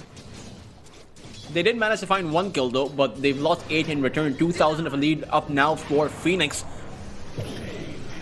As QO is in trouble. Whenever he's been in trouble, he's had someone coming over very quickly.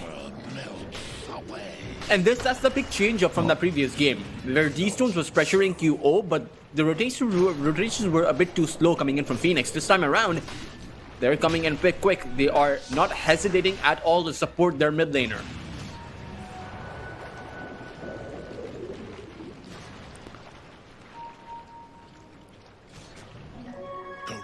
The 10 minutes.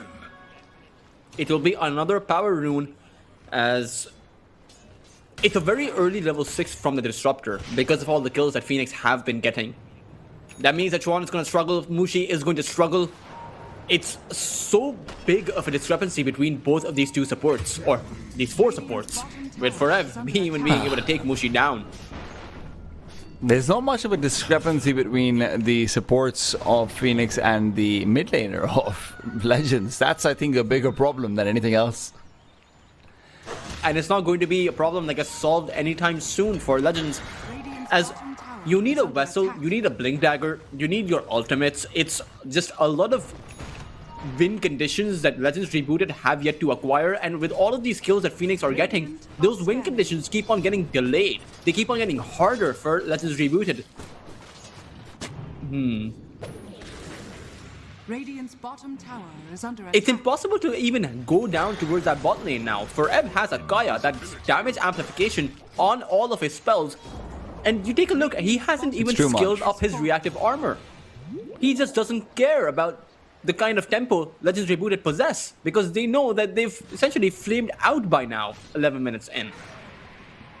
That's also why he's been having such a good lane, because with all of the focus being put on a QO and whatnot, he's just been able to completely outdamage How more than anything else in the 1 versus 1. Otherwise, you know, reactive armor means that, okay, sure, you'll stay alive, but you can't actually disrupt How as much so. For Legends, they have one hope and one hope only, and it's not a very good one, Toltras. It's that How can come online with some ridiculous amount of farm, but that's so difficult to foresee happening.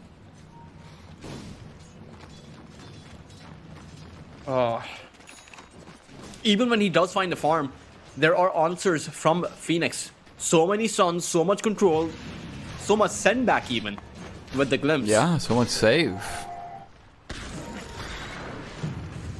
And speaking of save, Mushi wishes he had someone to save him over here. It's a quick little static storm, kinetic field, and never forget the glimpse, because that's just there as the cherry on top. Forev, another kill as he continues to absolutely just ravage the bottom part of the map. Can't show up here. This is the second time Mushi has shown himself towards that bot lane, and every single time they see you, they will be able to rip apart your wings and take you down. How is playing this smart? He has not been present in the lane for quite some time, and is just going to farm. But now Phoenix, they're going to apply pressure towards some of these other lanes, now on the mid lane to take down this tier 1 tower.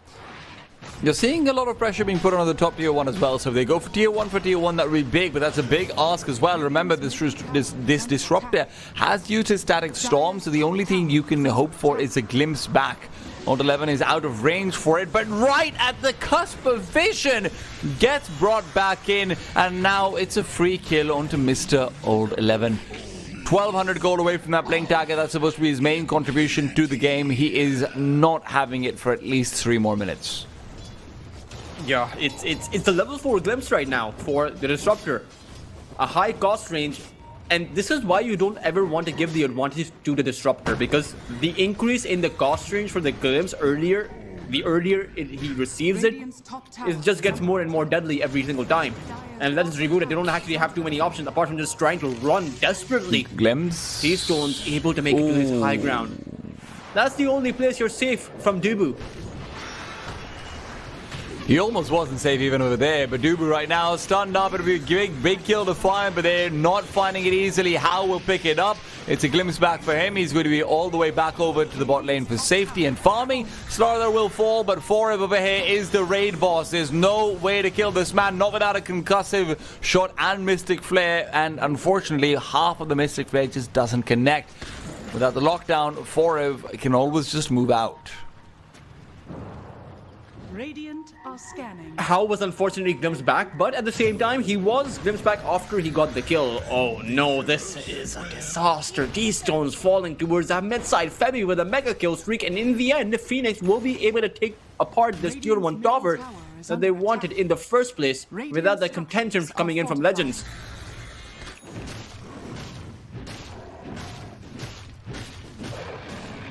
Battle Fury is there for the Troll Warlord at the very least. And I do say at the very least, very literally, Tultrus, it is the very least. It is a good Battle Fury timing, you have to consider that.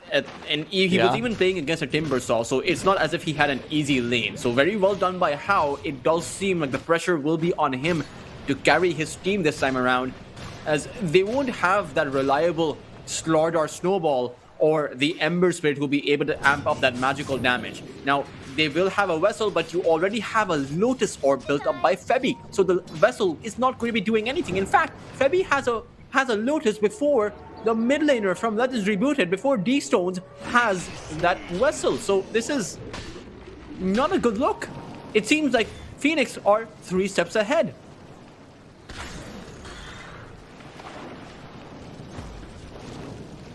Yeah, the Legends are just completely lost, and Mushi's hunting for the Blink Dagger while Slardar does the same. Everyone is looking for that crucial one item that they need. And for How, it wasn't the Battle Fury, right? Even for How, you probably want to have that Manta style. You probably want to have that Sanjin Yasha, something or the other, where you can fight after the Battle Fury. Otherwise, you're just not going to be doing much at all.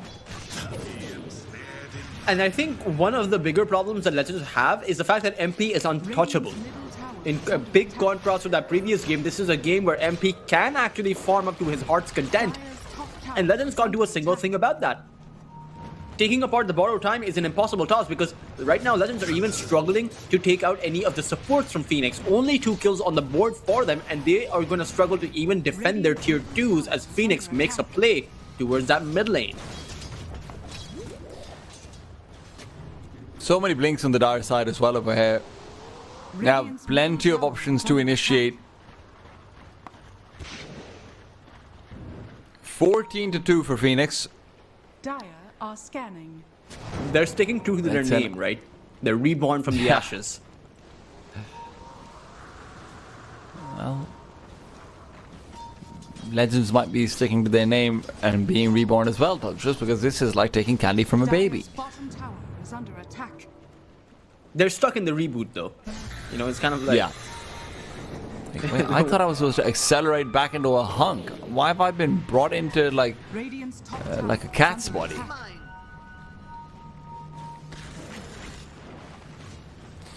Look at the kind of map control that Phoenix has right now. They are comfortably walking around the entirety of the enemy triangle. The only space to farm available for How, and you know what, good job to him for even finding it, is the top side of the map where he is hugging the walls. But now I think he's been spotted out by a Watcher. He has to TP away immediately. There's no way to find him, fortunately. But it's just being swatted to and fro like a fly for How. And he's even shifting away to making the BKB instead of finishing up his Manta. There's Yasha is making his way over. Casual Yasha is always good for a bit more farm and the like, but it's just not very much damage. And when you take a look at what the troll offers, it isn't high attack damage, it's actually a very high attack speed. But you have a Radiance against you, so the Radiance is the best item against attack speed rather than attack damage. Most of his attacks are going to miss. Blink forward and 11. He's not going to get glimpsed back. He has a safety. The high ground is a difficult place to glimpse someone back from because there you don't have any vision there. Whole 11 will even go in his face. Radiant's top tower has fallen. Just in case. You never know. Dire's Roshan up for bottom grabs tower is though. under attack. Haven't exactly seen a big echo slam simply because it's not really been needed. Legends are not grouping up as they once were. Have abandoned that strategy. And this hyper-aggressive lineup hasn't really worked out for them. There has not been a single lasso play, not a single Mystic Flare play, not a single time where the Slaughter has gone in for a crush. No Ember Vessel either being put to use. But maybe now with this Blink Dagger coming up for Mushi, they can go in for some kind of a play. It just has to be on the right target. Because there's so much counter initiation coming in from Phoenix. If you don't catch a Disruptor, he will be bringing you back. If you don't catch a Timbersaw, he will be chaining in. And if you don't catch the Earthshaker, he'll be dropping the dunk. Yeah, that's the problem. Everyone has the ability to respond. It's free speed central out here for Phoenix. You talk to me, I'll talk back to you. And I'll talk back harder. Legends Rebooted now on their bot lane as they do come in for the TPs. They want to fight here, T-Time. This isn't awful if you can catch out the Wind Ranger, take her down. How's more than happy to man fight right now and give up his life for his trouble. The problem is his life will not be given up for very much because now the Timbersaw is here as well. Forv and Kuro will be able to come back to the fight and MP is happy to continue forward. Old 11, Blink Dagger being cancelled by that Radiance, will not be able to escape. And while the Ember Spirit is still caught in the silence, D-Stones is up next. That was awkward, very awkward. I really thought that they'd be going for the lasso onto the Abaddon regardless of whether he has borrowed time or not. But that right there was a perfect demonstration for why the Abaddon is a perfect hero against the Troll. You saw how popped the Battle Trance and the Abaddon popped the borrowed time, which meant the Troll couldn't do a single thing about this. The Troll was losing HP where the Abaddon did not even have a 50 HP drop on his own hero HP pool. Lasso or no lasso, that play was never going to work from Legends Rebooted. And right now I don't know what play would.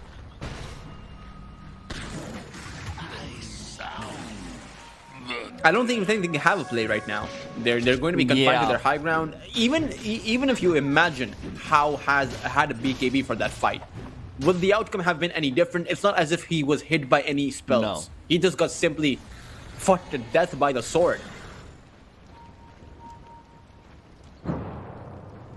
The least magical way to die, in fact. Radiant's middle tower is under attack. Radiant are scanning. Chuan doesn't have an item he can really build either, hey, Kaya or not. It feels a little bit insignificant what you build for the Radiant side because you'll always need another 2 items on top of it before you can actually fight back versus Phoenix. Maybe even to do wouldn't the shard be on enough. Febby is the shard on Febby is crazy good in this game as well.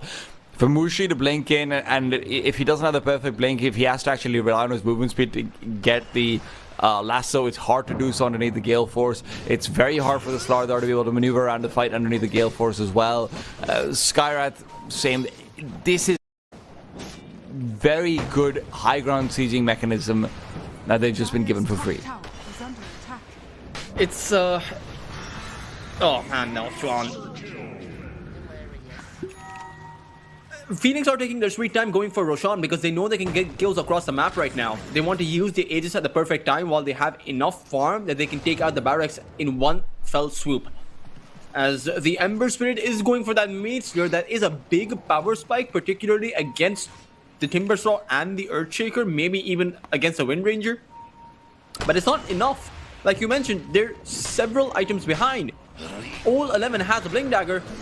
but he doesn't have a life to use the blink with. Radiant's middle tower is under attack. And they have placed down an observer ward.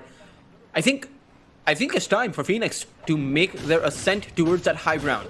And for Legends Rebooted, How is in a similar position to MP in that previous game where does he want to come back? Radiant structures are Well, the Blinking Echo Slam doesn't do very much of a hit, but they don't really need it to. They get the kills regardless, and now they're looking for the Ember Spirit, who's been trapped against both the Fissure and the Gale Force. Goes back in for a Searing Chains, and honestly, Q is falling low. This could end up being one of his first deaths of the game, but he'll escape regardless. He'll have to make do with just finding Febby. Dire's bottom tower is under attack.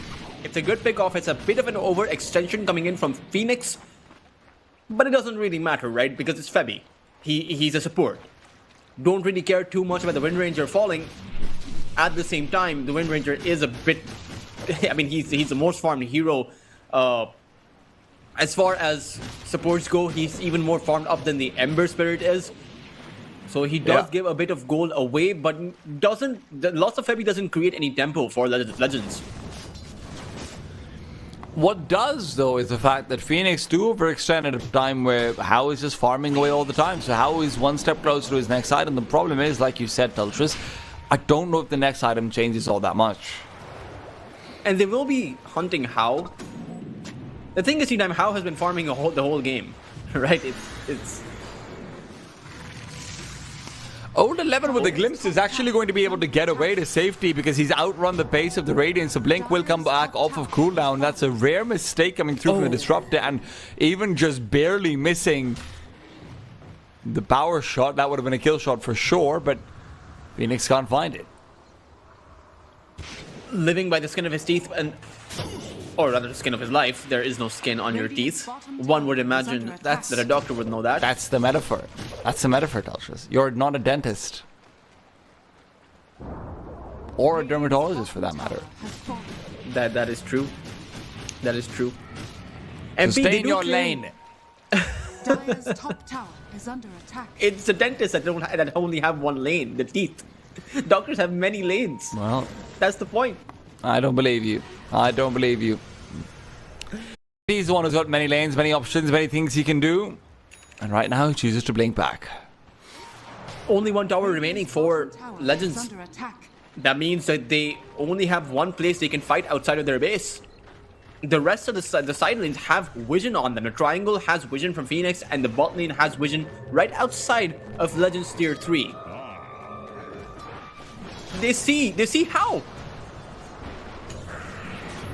Can they kill him though with the BKB and the ultimate used now? Two-man stun from the old 11. He'll keep MP away. QO's the target. QO's down. MP, bar time is going to be ready to be activated. Uses it soon enough just so he can chase up on old 11. Gale Force is good. Old 11 still is going to be prevented from blinking because of the Radiance. And while D-Stones has been completely ineffective in this game, that's not changing. 4F finds him towards the end of things. And even if How does get a kill, it doesn't seem like enough. Now, they were able to go in pretty deep. That means that Phoenix won't be able to push as easily by the time they come to their high ground. If that is a play they want to make, Legends will respawn. And that was a huge kill they found. It was on MP, one of the most farmed out heroes in the game. So, and How made it out alive.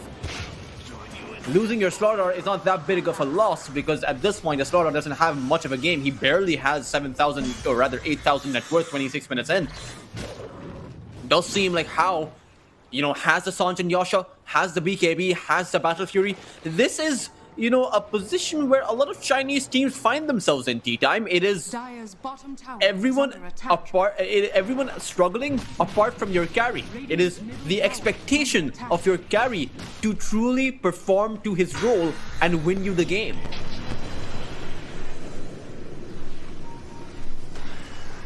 While it's going back to the classics, that's for sure.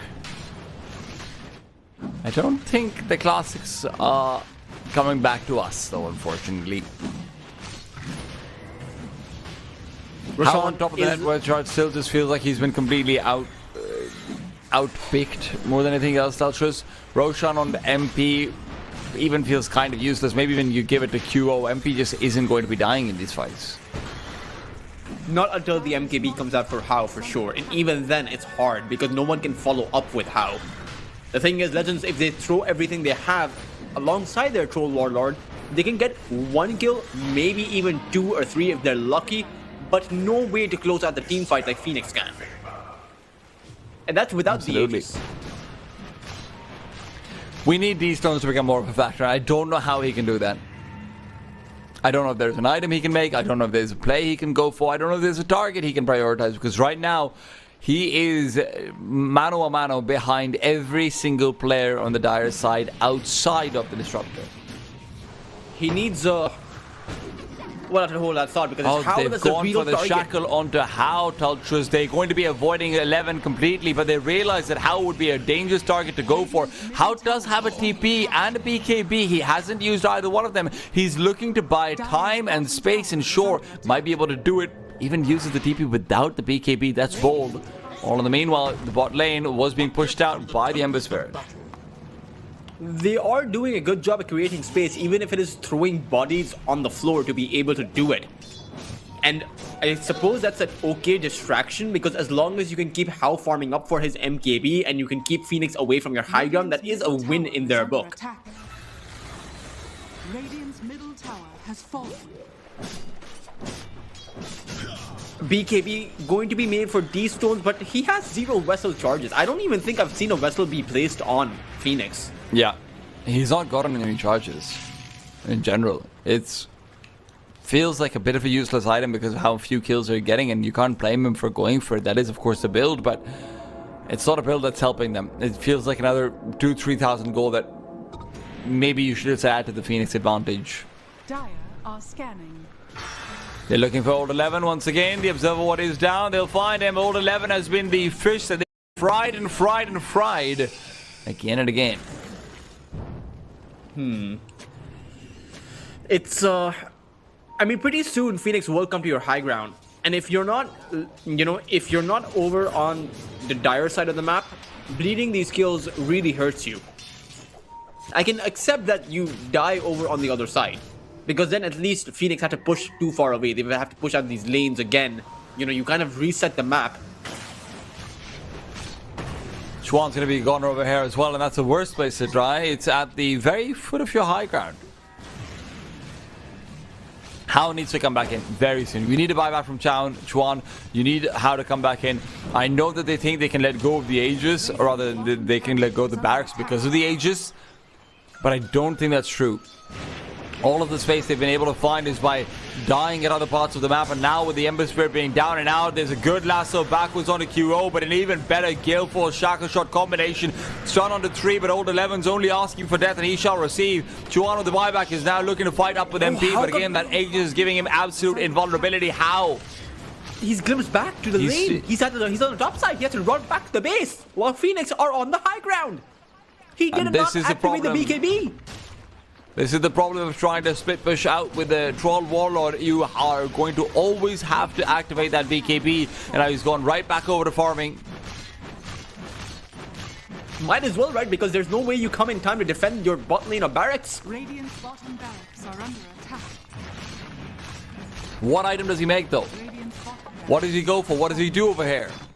He watches his buildings fall. That's what. His MKB is now complete. Sure. I'll give you that. But I don't know if that helps you. Aegis is still there for this Abaddon. We're going to see one of our first real 5 versus 5 Staltruses. If I were Phoenix, I wouldn't even have glimpsed the troll back. Because you're so much stronger that you could have taken How down while he came in.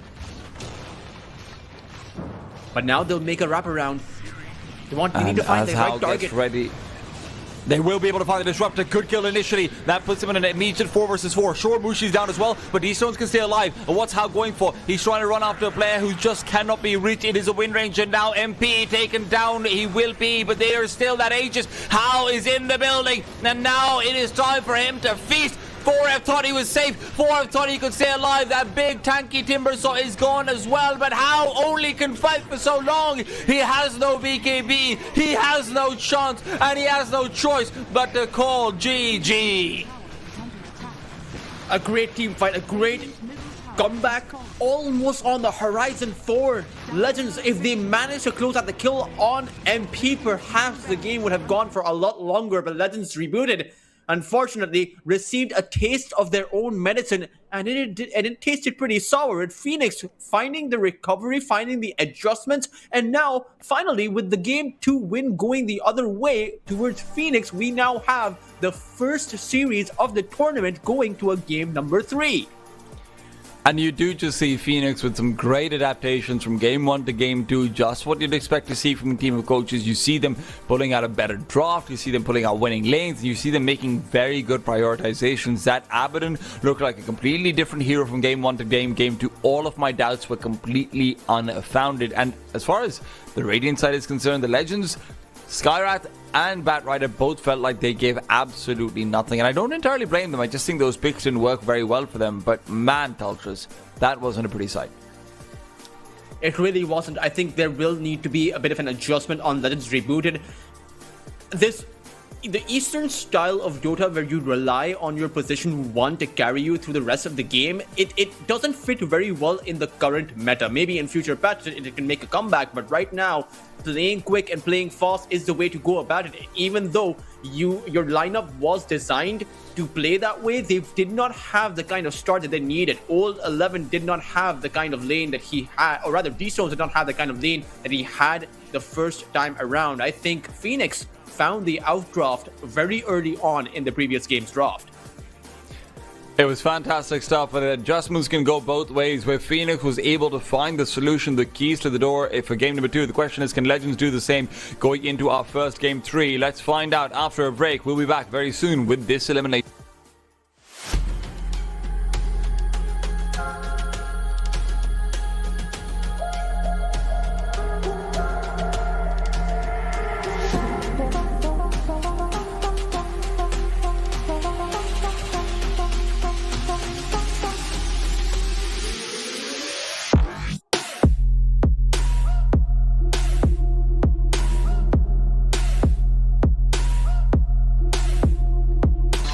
Abu Dhabi and UAE at the moment seems to be the epicenter of autonomous, robotics and many other activities.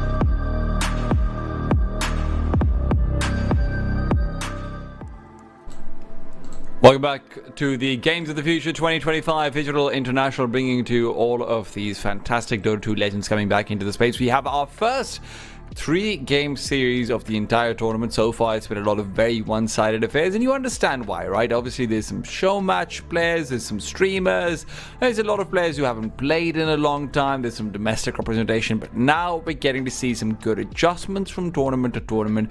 We're getting to see some good signs for both Phoenix and Legends from game to game.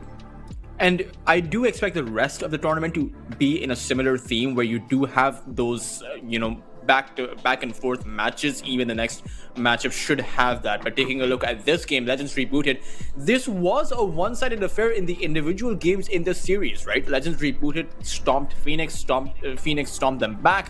And in this game number 3, I think both teams will have to give it their all. I think it does come down to the draft, as is the theme with many of the earlier games in the tournament, where the draft has decided who will have the advantage. Only a few times the draft has not gone the way of the teams that it favored, such as the Viper losing to the Leshrac in day number 1.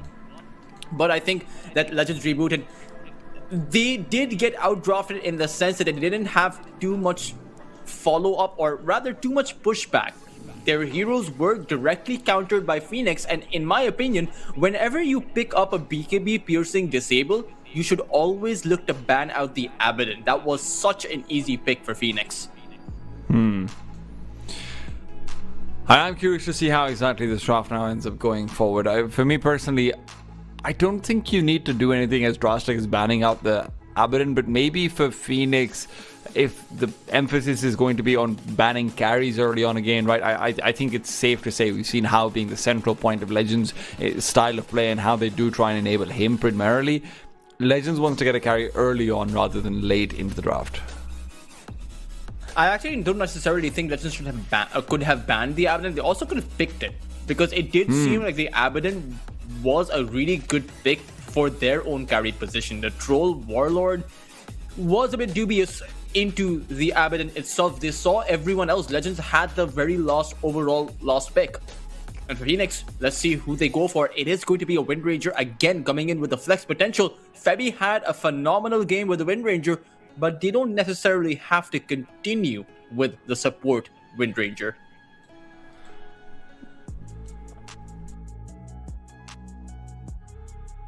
Beastmaster could be picked up for Legends. I think the Beastmaster is pretty good, but Legends will actually go for a Disruptor, a hero that Phoenix was playing with, and a hero that Phoenix did very well with. Those glimpse backs on towards the Slardar proved to be so disruptive for what Legends tried to do. They couldn't come in with the tempo that they wanted to. I do also think that Phoenix managed to force Legends into an awkward draft in the previous game, because Legends wanted to go for the mid Slardar initially, then they see the Wind Ranger coming out. Wind Ranger probably was supposed to be mid as well. And then, with the to and fro and whatnot, Phoenix managed to really outplay them in the entirety of that draft. So we could still see some interesting things coming out over here from Phoenix, if that's going to be the case. Legends probably want to maybe focus down more on securing heroes like your Mars, like your Beastmaster, like you mentioned, like the Centaur, which don't have as many clear counters out for the offlane early. Maybe going with more of a game plan around that rather than something which... Look, Slardar and mid has picked up steam, but I just think it's kind of gimmicky in some ways. It is. It's a one-trick pony, really. It's very unipolar in what it likes to do. I would like to see a Mars. I feel like there is a bit of an under-representation of the Mars offlane in this tournament, where we see the Mars being so heavily prioritized in some of the other tier 1 tournaments out there. So definitely, if you want to shut down the Wind Ranger, or if you want to shut down ranged attack projectiles, the Mars is the best hero to do it, because projectiles don't enter the arena. Not to mention, arena plus static storm, it's a decent combination. Let's see though, because Legends should come in with a flex pick right now and shouldn't fall prey to what, unfortunately E7 did by coming out with 2 supports right off the bat. This one should be a core pick, but a core pick with some flex potential.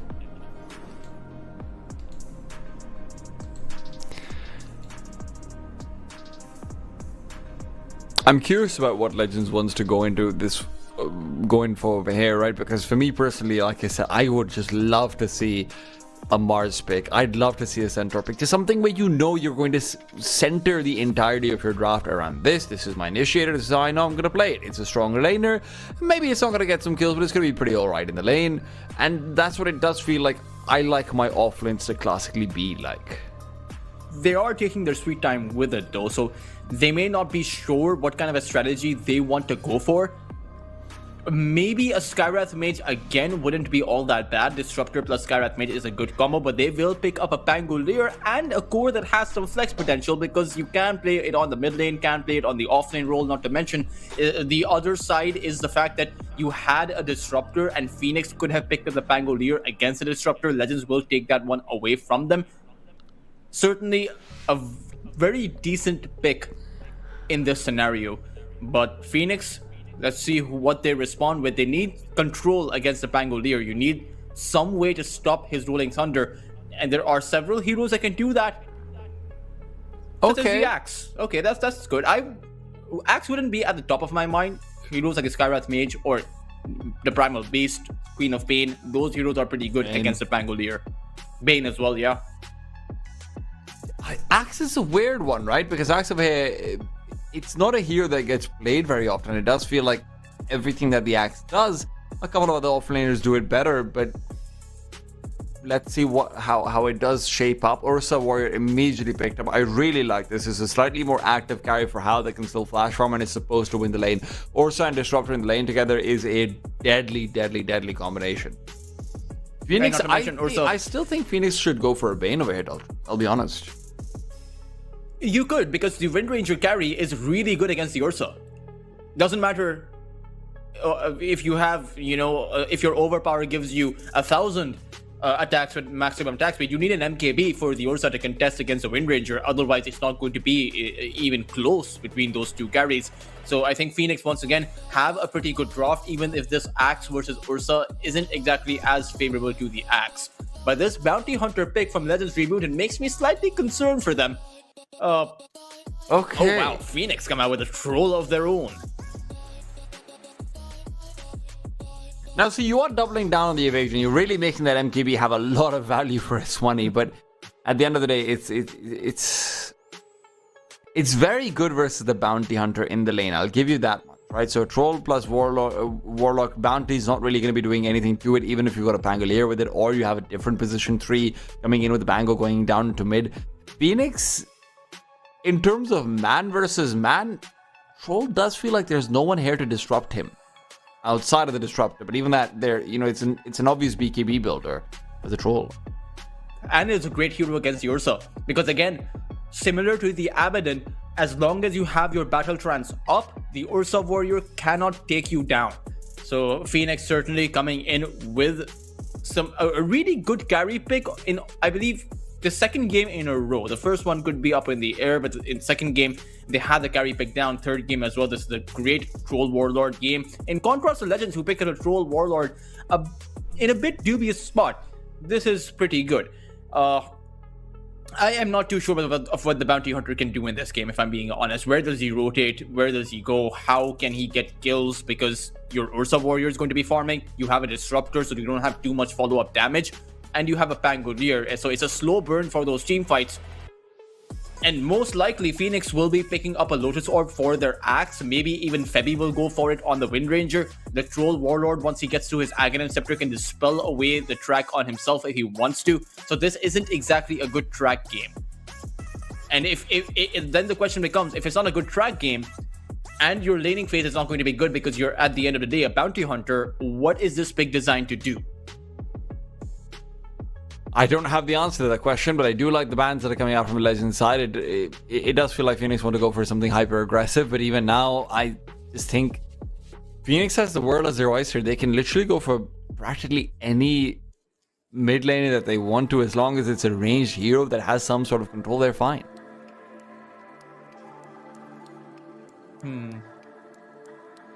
It's also one of the rare instances where I think having the second last pick actually helps you. I think a Spirit pick is again likely to come out, maybe for both sides, unless Legends decide to go for a different offlane hero.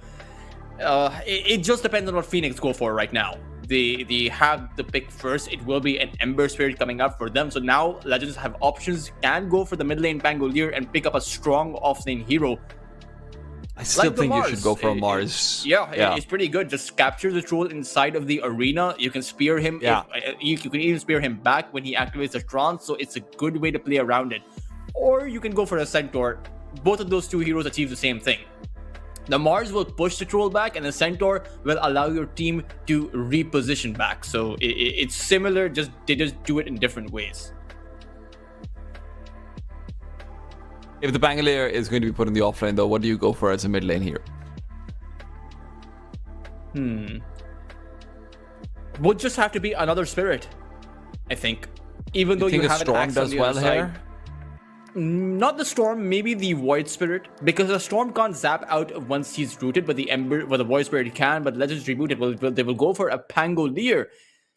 It's a good hero because you have the grab, but there are so many ways to cancel that grab. I mean, Febby can just throw a long-range shackle out. QO can just, well, he can't Series Change, won't cancel the pulverize, but so it's not that bad. And it will be D-Stones playing the mid lane Pangolier, so it's an off-lane Primal Beast. How does the Primal Beast bounty hunter lane, dude? Primal Beast has a lot of HP, so I suppose he will be fine.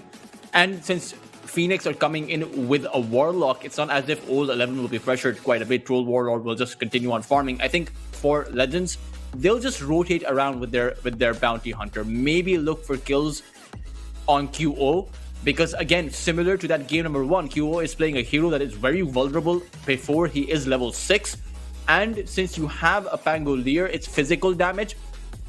QO's Flame Guard won't help him against those spells coming in from the Pangolier.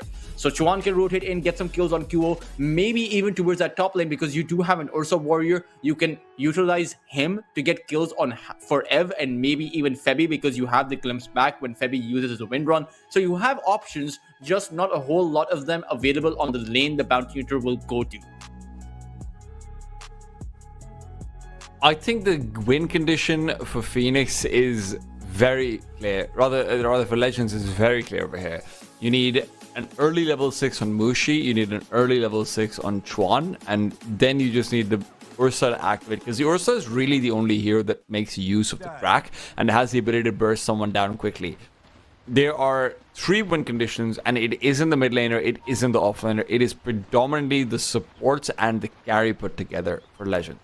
And just to add to that point, that's actually a pretty good point, because the track will allow you to get the MKB faster if you do go for it this game. I know you don't have a win rate to carry on the other side, but you may still want an MKB or maybe even an nullifier against Phoenix, because every single game you have an Ursa against you, you would like to go for utility-based items like the Glimmer, the Ghost Scepter, the Force Off, just to be able to escape. So if you have a potential early MKB or an early nullifier coming out for Legends, that would put them in a good spot.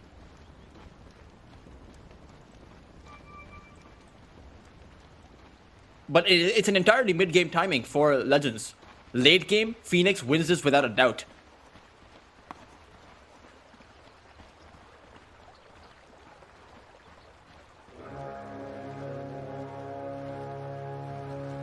The Ember Spirit over here is just going to be looking to secure out the bot rune. The runes will go 2 for 2, no big level 1 split ups and all.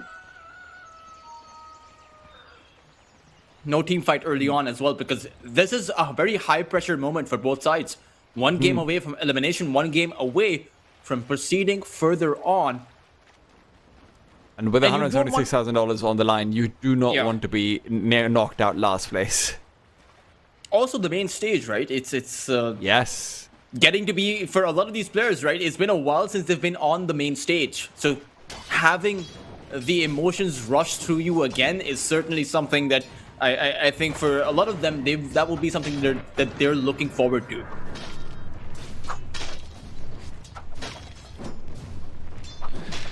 You remember, Mid lane D-Stones had a very good game in the first one. Second, started off winning the lane, but I'm curious about how Kyo's focus is going to be in terms of calling rotations and calling supports over in this one. Dire's courier I think if Phoenix played like in game number 2, where D-Stones was trying to pressure QO, but the rotations came in so quick from Phoenix that they weren't really able to get QO down, that could be really good for Phoenix. And I think they'll have to do that, because you know that there's a bounty hunter on the other side. You know that there's going to be rotations, plays being made by the bounty hunter on the other lanes. What I do like though about Legends touches is that they actually have counterplayed at this time, right? Just in terms of the laning phase, Ursa has skill potential, obviously he always will. And Warlock doesn't really do much if he rotates, and he'd rather stay in and babysit the troll.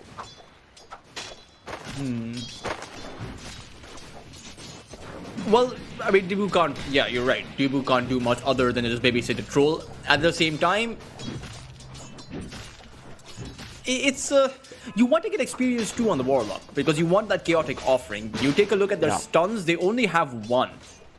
And that's on, rather they have, right, they have one stun on got a couple but of them. none other than that. They have roots, they have catches. And they have the call for Max. But it's not like you stuns, right? You need hard lockdown. The Axe with the Berserker's Call, if he doesn't have the Blade Mill, Berserker's Call, I mean, he still takes damage from the Ursa. If you call the Ursa without a Blade Mill, that's still, you know, it's an even exchange. And in particular, if you call an Ursa who has activated the Enrage, that's straight up favorable for the Ursa. It'll be some time before that becomes a factor, but yes, you're right, absolutely. Warlock needs that level 6 as well. His stun might not be the most effective one, but even the fact that you can get the Fatal Bonds on is very important. D-Stone still continues to have a very good time in that mid lane. Currently sitting 12-1, and the Ember Spirit is, you know what, he's not too far behind him, but the HP being low continually does put a bit of pressure onto QO. That's going to compound as D-Stones gets higher and higher leveled. QO is now going to be forced away from the lane. The last hits are going evenly, but it's still a full minute before QO will have another water rune, but he does have a sip of that bottle remaining, so he should be able to hold on. Oh my god, the glyph comes out as well as they're trying to dive in. D-Stone thought that he might have had enough damage to try and force it down QO, but QO backsteps in time. He doesn't stagger at all. This would be the time where Mushi should make a play towards that water rune. Disable QO from being able to acquire a water rune would be great. And you see the bounty hunter now moving towards that bot side where there is an observer ward from Phoenix, but they won't know that Chuan is going to be here. It's not Mushi, it's Chuan. Yes. Chuan is now walking all the way up into the mid lane, and he's hoping that there won't be a sentry, so he's going for the top rune, because if he's able to get maybe a bit of extra damage out onto QO as well, that would be good. QO's not going for the bottom rune at all. Chuan shows himself off, picks up the water rune, steals it away. Nicely played. That's actually even better, because you reveal a hero under the opponent's vision, that's D-Stone, so QO will naturally not contest that water rune. He'll go for the one where they see that there's no one there, right? Oh, Glimpse back on the 4. This is going to be a kill immediately over here, but he does do enough damage to Mushi to put Mushi at bay. Chuan comes over, and with the help of the blood grenade, they were hoping that maybe 4F could run away. That just isn't the case. How? Now goes on to Febby. Is there a wind run available anytime soon? Doesn't feel like it. Febby walks into the range of his tower and he'll be fine. First blood is already a good advantage to grab, particularly on your carry. 4 minutes in, that is a big advantage that you are able to get. And for Phoenix, you can't give up too many of these kills. You have to be wary of Chuan. He is constantly on the move and is pretty high experience. Level 3 now on the bounty hunter. Scouts out the camp being stacked over here as well for QO. Makes a mental note that, okay, that might be something where I can go steal experience and maybe even steal a kill. QO doesn't have a sentry in middle, Tultrus, and without the level 6, you have to be very careful. The stun is there, but the two-man searing chains will dissuade D-Stones and Chuan from doing anything. How at the top of the last hit chart, going very, it's a pretty good game, as for Ev has taken a skill point in the call.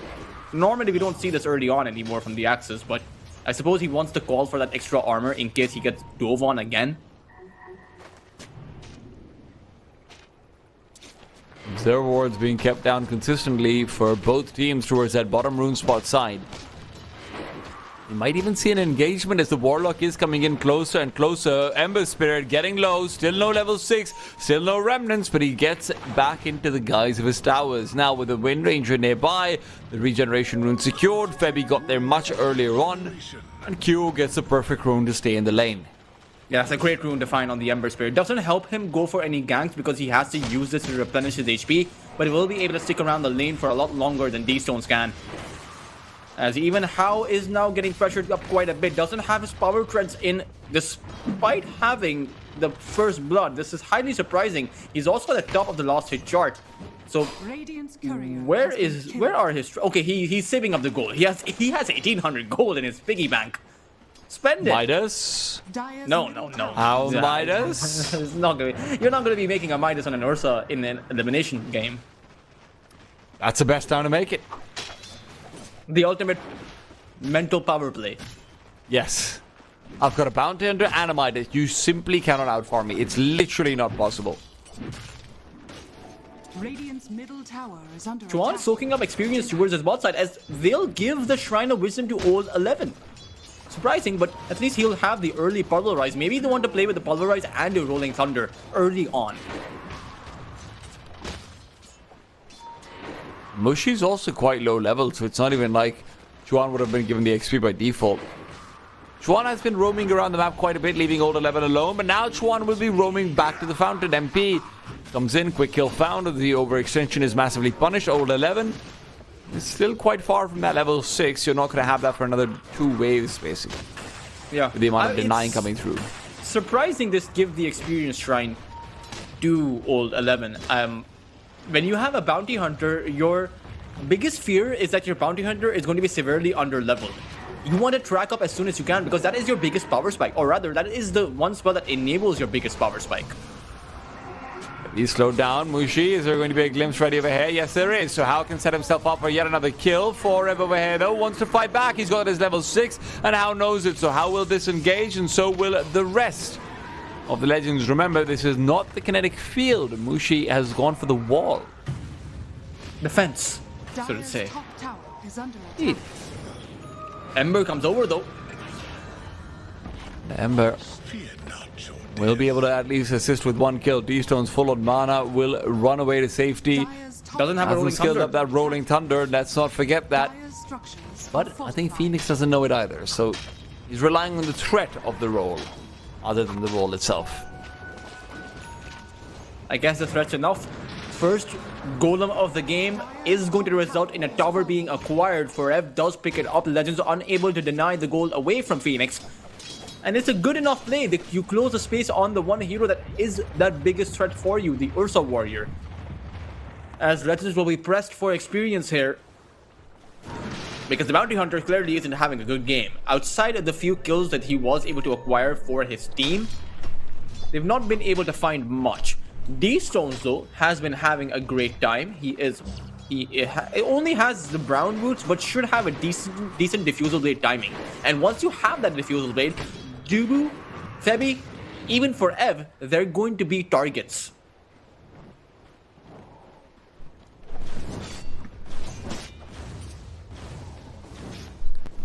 Duo is going for that Maid Slayer. Radiant's top Wait, who tower has the is under magical attack. damage output to have a I'll Maid have Slayer you against? know that How is quite magical, Ultras. He is.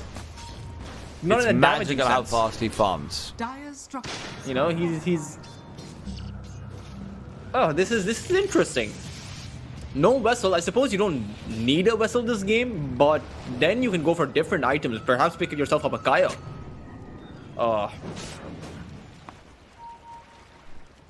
Not too sure about this, honestly. I've never actually seen the electric fence in a pro game at all. Well, it's certainly would have been better against Legendary Boots because they have the onslaught. Yeah. But it's not really all that good against Phoenix. But the you can kinetic remnant field through also it. stops the onslaught. Perhaps it might be good against a troll, but then again, That's true, I the suppose. static field also does the same thing. Yeah, that's what I'm curious about. Because, like, I've always looked at it and been like, okay, this is pretty useless. This doesn't actually do anything at Dire's all. middle tower is under attack. Well, I mean, it is. I mean, I don't think the change in geometry changes how the spell works, right? Which is the biggest problem with this if you could stop like attacks coming in or something, that makes sense. Well, maybe the extra range is what is quite nice, I suppose.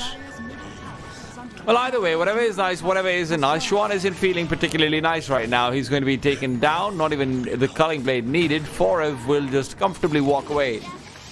As Febi's caught out, the extra range is nice, but the glimpse is what's really going to give them the kill. Febi, no kill found. Windrun is enough, and Febi's going to start to progress forward. He's threatening out the rotations he knows are coming in from behind him, but my god, he's feeling brave. These rotations are far away. Oh, the 11 stuck on the low ground. As Dubu's second chaotic offering will be able to acquire Phoenix another tier 1 tower, as Legends are being pressured towards that top side. You must train harder. Oh, finally Febi falls, but Q gets the same onto Mushi, so it's really a massively favoring Phoenix. They've now taken out all 3 of the tier 1 towers 12 minutes into the game. For the effort. And experience-wise, they've not suffered for it. Yeah, the Bounty Hunter is not really in the position where he can make plays for his team. So this is going to be an Ursa Warrior playing from behind. Xuan is going to be so late on his level 6. And it all comes down to that Shrine of Wisdom. You know, Dota is a game where one decision can change the course of the entire game. And right now, it's put them in a bad spot. The Troll Xuan was Warlord level 4 has... at the time of the Shrine of Wisdom. Just to remind everyone. He's still level 4 right now. And the person that picked up the Shrine of Wisdom, Old 11, really hasn't made a play with the Primal Beast. You know, he's just been in this bot lane sitting, trying to farm up, trying to gab up as much creep experience as he can. Well, that was toasty. 5 and 3 right now. The kill feed is pretty much... But Phoenix just has so much space. 3 tier 1 tower gold, you know, going their way. Core kills going their way. Net worth is different. Experience and map control is where Phoenix have their real leads. And without any threat of a track kill, they know that overextensions are not going to be punished as hard. They can keep on giving them that kill that they get under the wind range earlier on. They think twice about it if there was a track available, but until that happens, they're fine. You do have a Battle Fury up now for both cores, or rather both carries, at a similar-ish time. MP is ahead, but you can find the recovery on the Ursa, so it's not as if Legends don't have options. It's the fact that their options get limited as time goes on, especially until you have, you know, the level 6 up. As Xuan will finally decide to pick up the Shrine of Wisdom for himself.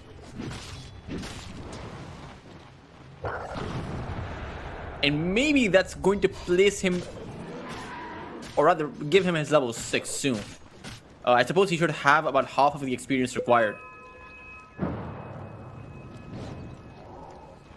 You have the level 6 up for the Disruptor, and now Xuan does have his own 6. So maybe now make a play with the Rolling Thunder, Pulverize, Static Storm. You have enough to actually reverse the course of this game in your favor.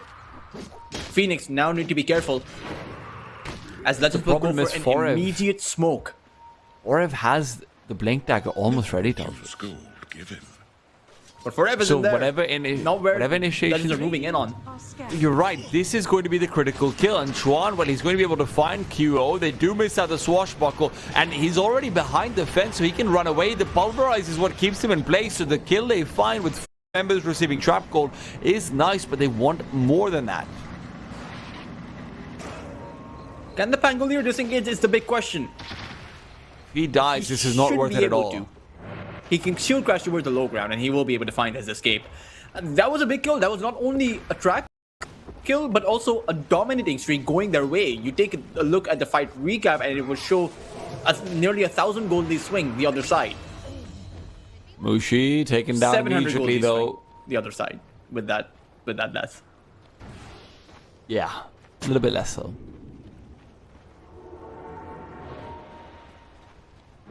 Troll, in the meanwhile, is just having a fun time. He is. And I would like to point out that that fight wasn't exactly clean from Legends Rebooted. We saw a lot of spells being whiffed. The Swashbuckle missed entirely. even the kinetic field didn't really go where it was supposed to.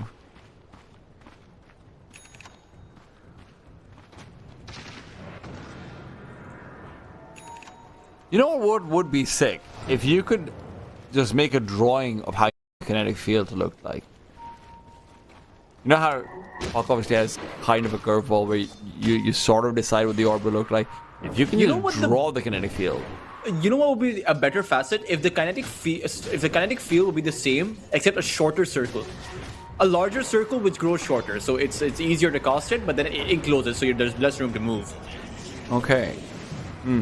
Well, for now, there's no room to move at all. The Radiant have been completely locked out. The kinetic fence has worked out for perfection. And Forev, Blade Mail, blink or not, is going to be taken down. How with one more swipe shows off his fury. And 3 big kills with most of the most valuable players on Phoenix having been taken down.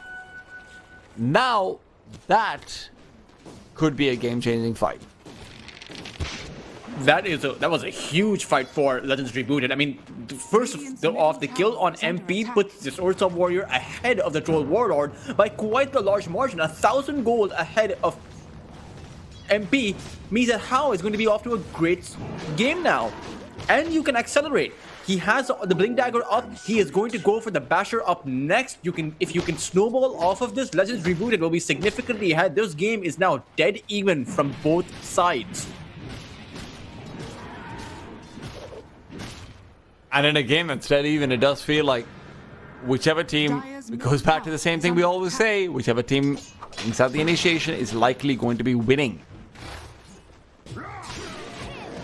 And there you go, there's that initiation. Shackle's shot on top of the call is never great, but why not throw out a rock while we're at it as well?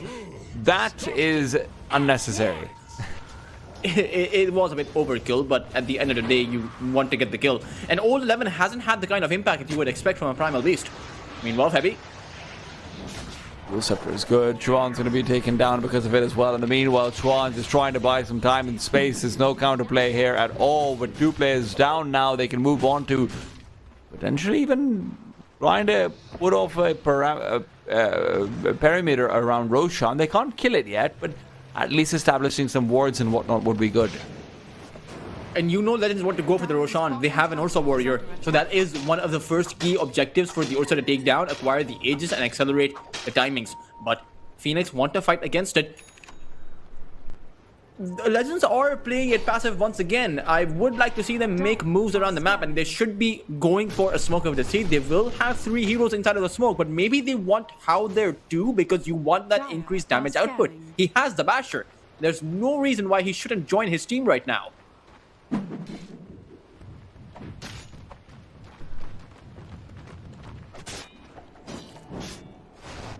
Hero now for the fight for the Aghanim Scepter, as it is Febby to be caught out. And this is always the luxury of having a bounty hunter, right? It's the simple, straightforward fact that even support kills become incredibly valuable. And that's before we even consider the fact Chuan only has level 1 track. The second this becomes level 2 track, Legends are going to always be 2 kills away from demolishing the net worth graph. Yeah. The bounty of the bounty hunter is going to be reduced as the time goes on, so you are playing against the clock. And essentially there comes a point where the bounty hunter just turns into a creep and you're playing 4v5. But right now he's providing vision, he's providing information as the rest of Legends Rebooted zone in on towards Forev. You have the Ursa and the Disruptor making their move, but Forev, he blinks away. Doesn't matter, you've got the glimpse, and that's always going to be the counter to the blink. Beautiful stuff between the supports. The glimpse has been used, and the Spirit will cancel his TP regardless. Doesn't want to be coming in for the fight. Radiant's bottom tower is under attack. Great kill to be found. Great crack kill again. Even though if it's 1 kill, that's still worth it. Even if you use up a lot of time to be able to get the kill, because space doesn't work the same way against a bounty hunter. Huo is going to be backing off, but with the glimpse over here as well, he'll dodge out the glimpse by using the remnant. Nicely done. Now, just something I haven't considered that just came to mind is Tormentor should be a pretty high priority for Legends. They'd really like to get the shard for Bounty Hunter. You know, being able to put Ursa underneath invisibility as well, being able to make anyone invisible. They have another glimpse. But will it be dodged again? Yes, it will. Very nicely done. And the Ursa Warrior can take out the Tormentor all by himself. He's playing perhaps the only hero that can do that in the entire game.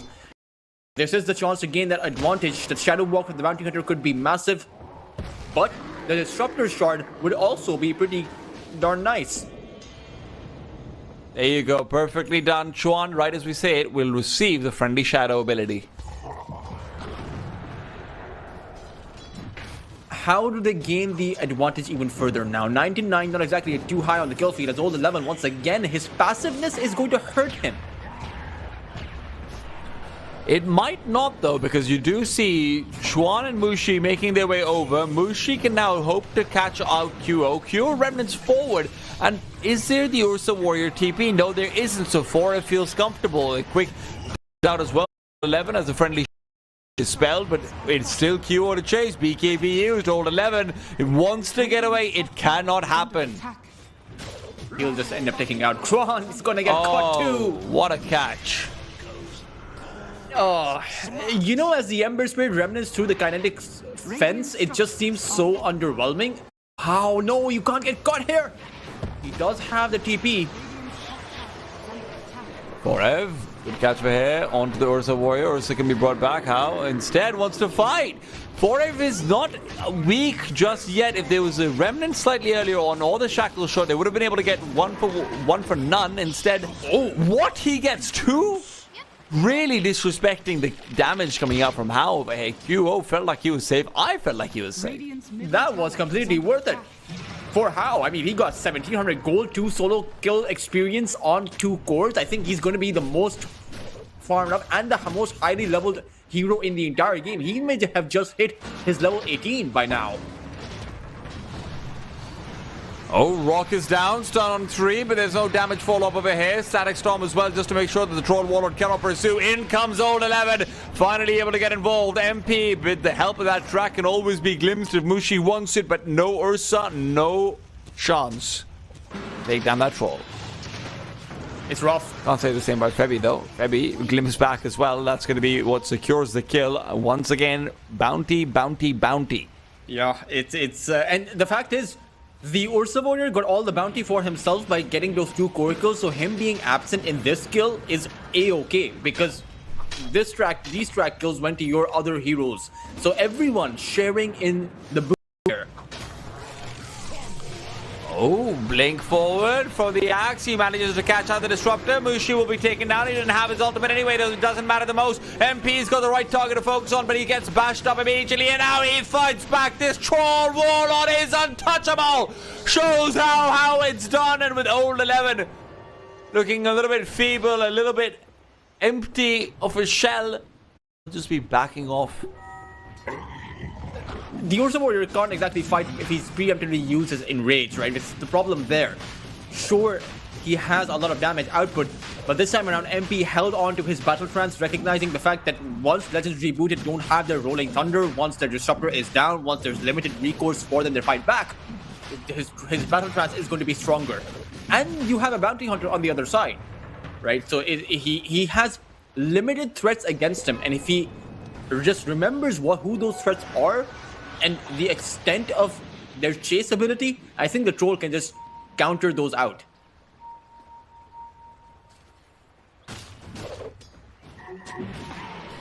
There's a Sentry Ward over there, and they don't have follow-up without the Ursa. So this is looking like a bit of a shocking display, but maybe it's not. The silence, the glimpse, it's low on the Troll. They can't finish him off. And Old 11, another BKB that's been used for basically nothing. Old 11 is out of there. And Mushi, well, he's going to be caught up as well. QO can pursue forward with the Remnant. Is there a dust? Is there a detect? Anything at all? Well, there isn't, but it doesn't matter. Oh, they might have got the Disruptor? Did they? I think they did. Scan found him. They've lost QO in the meanwhile, a little bit disjointed.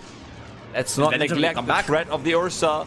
Dubu up next on the menu. No ultimate, no nothing to be able to stop this Rolling Thunder from coming forward. The shackle shot will not matter either while the ulti is going on. Troll can only look to recede as the Korean side has maybe bitten off more than they can chew. Or it still gets good damage. If he could have gotten the call, doesn't need it. 4M takes down How. That's massive. That in itself means that they shouldn't lose to tier 2, but it's still a big fight loss. Yeah, taking a How down was good, but it's damage control. At the end of the day, Phoenix did end up losing that fight. 4 heroes down, most of them were track kills because those kills happened so later on. And I believe that if the Ember Spirit, if QO did not massively overextend, did not keep track of his allies and where they were, they couldn't chase after him. You just need to slow your horses sometime if you're playing the Ember Spirit. Don't go too far out where your team can't follow you. And they say this attempt by MP is not going to be successful. Our Rock coming in from the side, and he's still going for it. Well, you can't blame him. I suppose he doesn't have a choice now that he's activated his ultimate, and it's still going to be enough to take down Bangalore. MP, he just will be found. Is there a robbery that you can attempt? Old 11, you're thinking about it, but thinking isn't enough. QO will pick up the Aegis though, not the Troll. I believe it's because Phoenix realized just how ahead their Troll Warlord is. And I'm afraid Legends, they haven't snowballed the way that they would have liked to.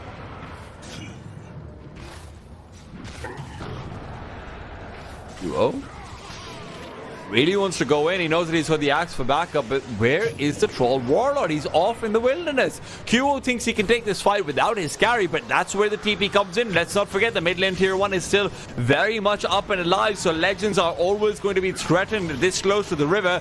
Yule Scepter up onto the Ursa Warrior before he's used his BKB. He's already losing all of his life. Even if the Culling Blade doesn't land, they'll still get the kill, and Old 11 looking incredibly feeble. There's nothing that the Legends can do. The Ursa unfortunately made the same mistake that QO did in the earlier fight, where he chose to go in. And they're still trying to go in. He'll get at least 4 Rev. MP as well. Let's not forget he doesn't have the Aegis, so a kill is important. Putting QO into the possession of 2 lives might have seemed like a good idea then, but now that your Troll is on the sidelines, this could go very wrong. D-Stone looking to pursue up against his supports. He just wants to get these extra track kills. Triple kill for him right now as he's able to blink away. Remember, the blink dagger was not interrupted because of his shield. Somehow this has been a salvaged fight, Ultras. Yeah, D-Stone's coming in while Phoenix had used everything in the field. As it does turn out, the fight has not ended, but Phoenix will have to go back because Legends are respawning and they don't have their Troll. I think that for Legends Rebooted, they need to wait with their Ursa Warrior. Now, How was waiting for quite some time to pounce on Phoenix. Unfortunately, Phoenix were waiting with their axe to pounce on the Ursa when he went in. And I think the first point of contact for this game from Legends has to be that Bangalore. You know, instead of D-Stones having gotten those 2 kills, it should have been the Ursa Warrior. Just replace the timings of the entries of the team fight between your 2 cores.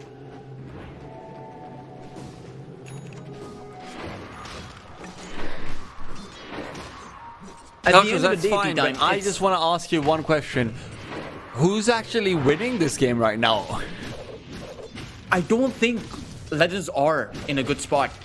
Despite of those salvage team fights, despite of those entries, it's the fact that we're 30 minutes in and the Troll is going to overtake your Ursa Warrior. And the fact is, at any given point in the game, Legends are just 1 initiation away from losing a hero. It's the axe that can catch anyone, and they have the follow-up to bring them down.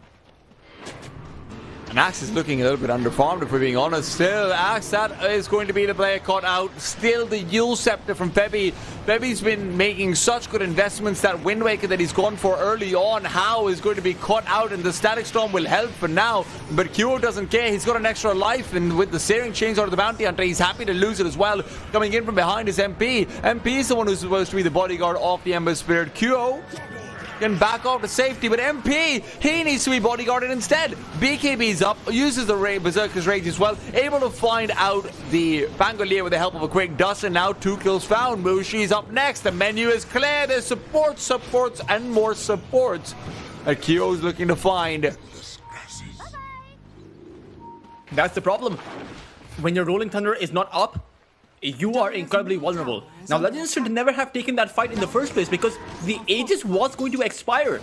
Radiant's They top found tower one is kill which was on the Ember Spirit, but they should have just waited, held, been patient, and they would have been able to come out with the win. Because in that fight, once the Ember went down, you had options, but you limited your own options. And right now, Phoenix are on the high ground.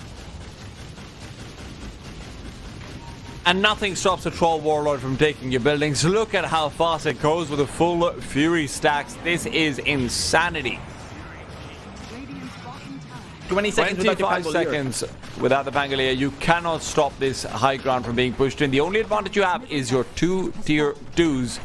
Radiant's top You and tower company is will decide to under back off. Phoenix do not want to remain nearby. Glimpse is not in range either. Mushi can't be looking for a snipe as they fade away. So Legends will have to make do without a barracks and without consolation this time. Dire's middle But How has shown himself towards that bot lane. That leaves Legends to free to make an initiation towards that mid side, but they will decide to play it safe. Chuan was providing some frontline vision, but they won't go in after them. And Phoenix are in a really good spot. You know, Legends have a very unidirectional way in which they can take, or rather start, a team fight. Go in with the Pulverize, go in with the Rolling Thunder, go in with the Blink, or exempt someone back. Those are just one-trick ponies. Well, in the meanwhile, you've got plenty of tricks for the Phoenix side, and as they will be taking down the Pangolier once again, it is How who's forced to use the BKB, blink away, not be having possession of a TP. There is a chance they're able to chase him down, but fortunately for How, he doesn't have a track on the other side, otherwise he would have been a dead man. Phoenix at the same time, you know, you take a look at how they can start a fight. Berserker's Call, lure someone in, they have the Shackle Shot, they have the Chaotic Offering, you can even bait using the Troll Warlord, the Searing Chains, they can catch multiple heroes, all from safety by the way. High cost range on the Warlock, high cost range on the Shackle Shot. Axe is safe as long as he uses a Berserker's Call, and the Ember Spirit can always remnant out. Legends don't have that safety net when they initiate. They have to pool all of their resources in. And right now, they have to pool them into a high ground defense, as if they lose here, it might just be them being eliminated.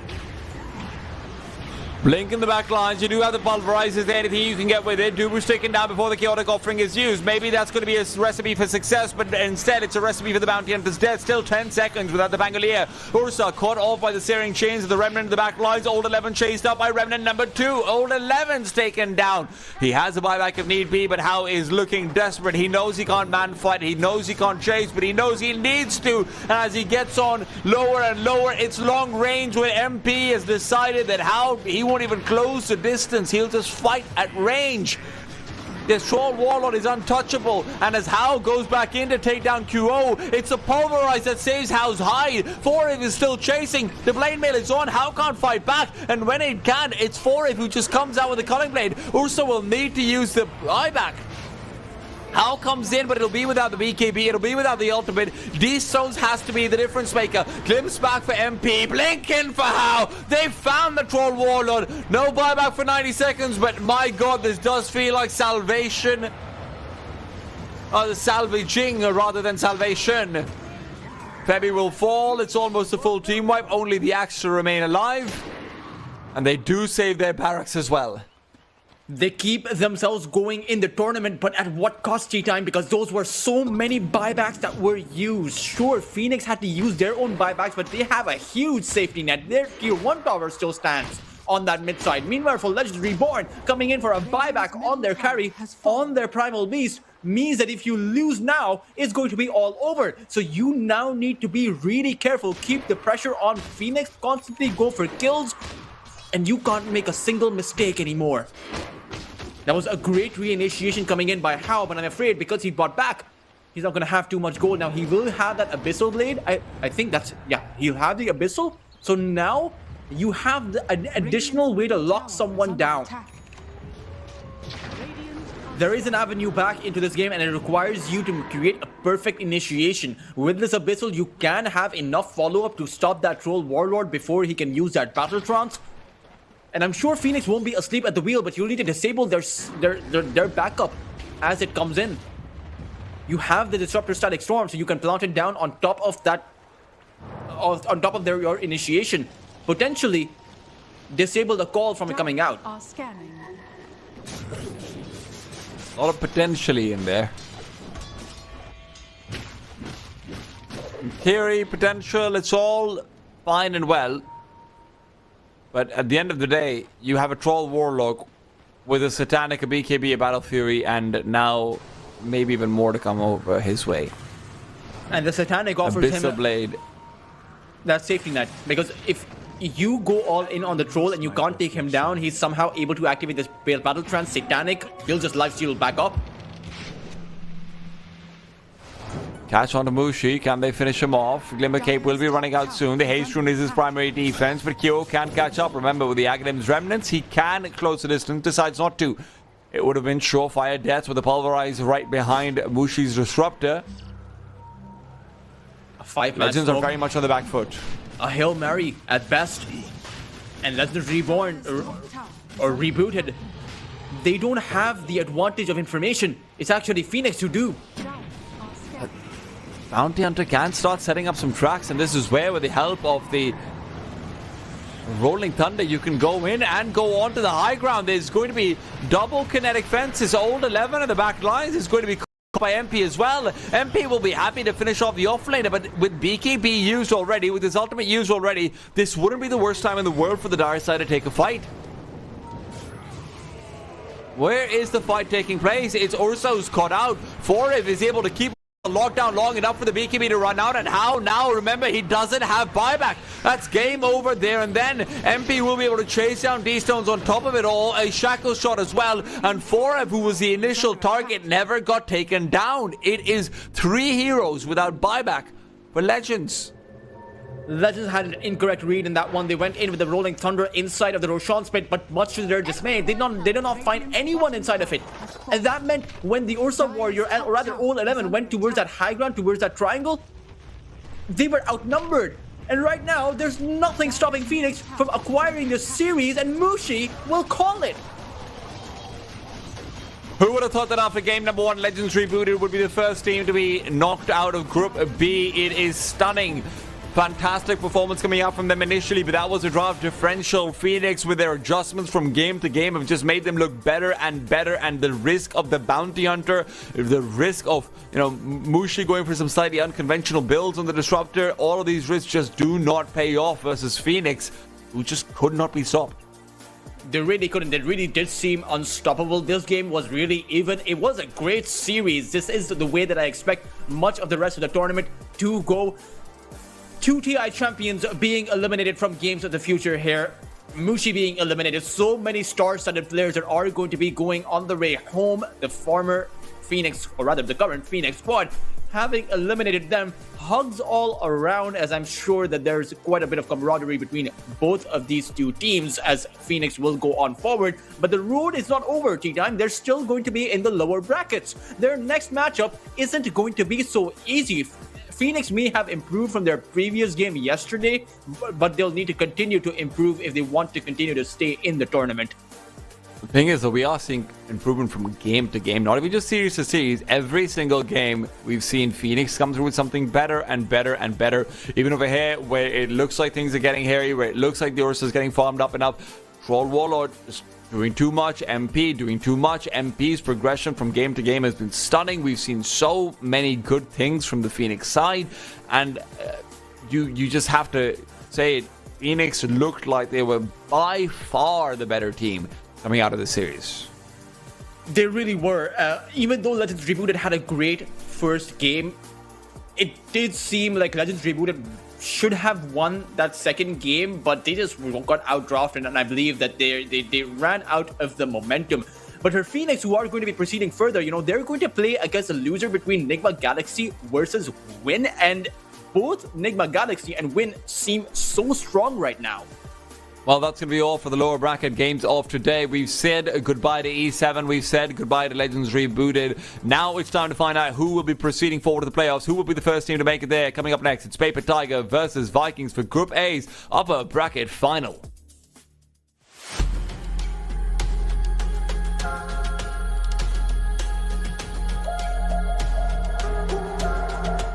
Abu Dhabi and UAE at the moment seems to be the epicenter of autonomous, robotics and many other activities.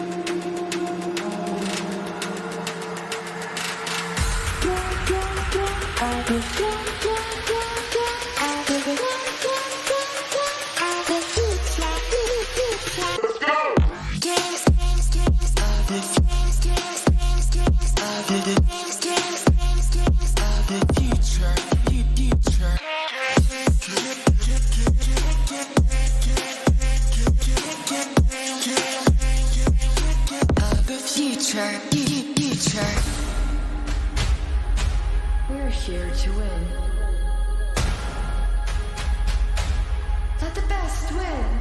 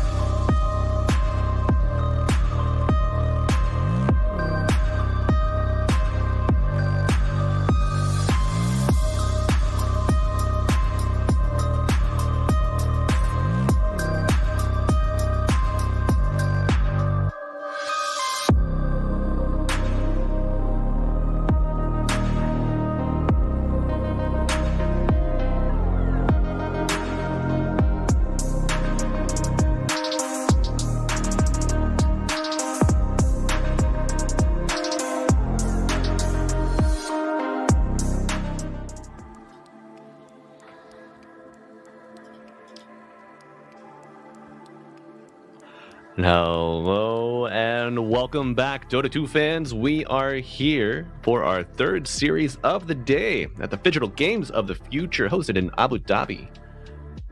We are so glad that you are back with us today, and we do have an absolute barn burner lined up for you. We have the Group A upper bracket finals between Paper Tigers and Vikings coming to you.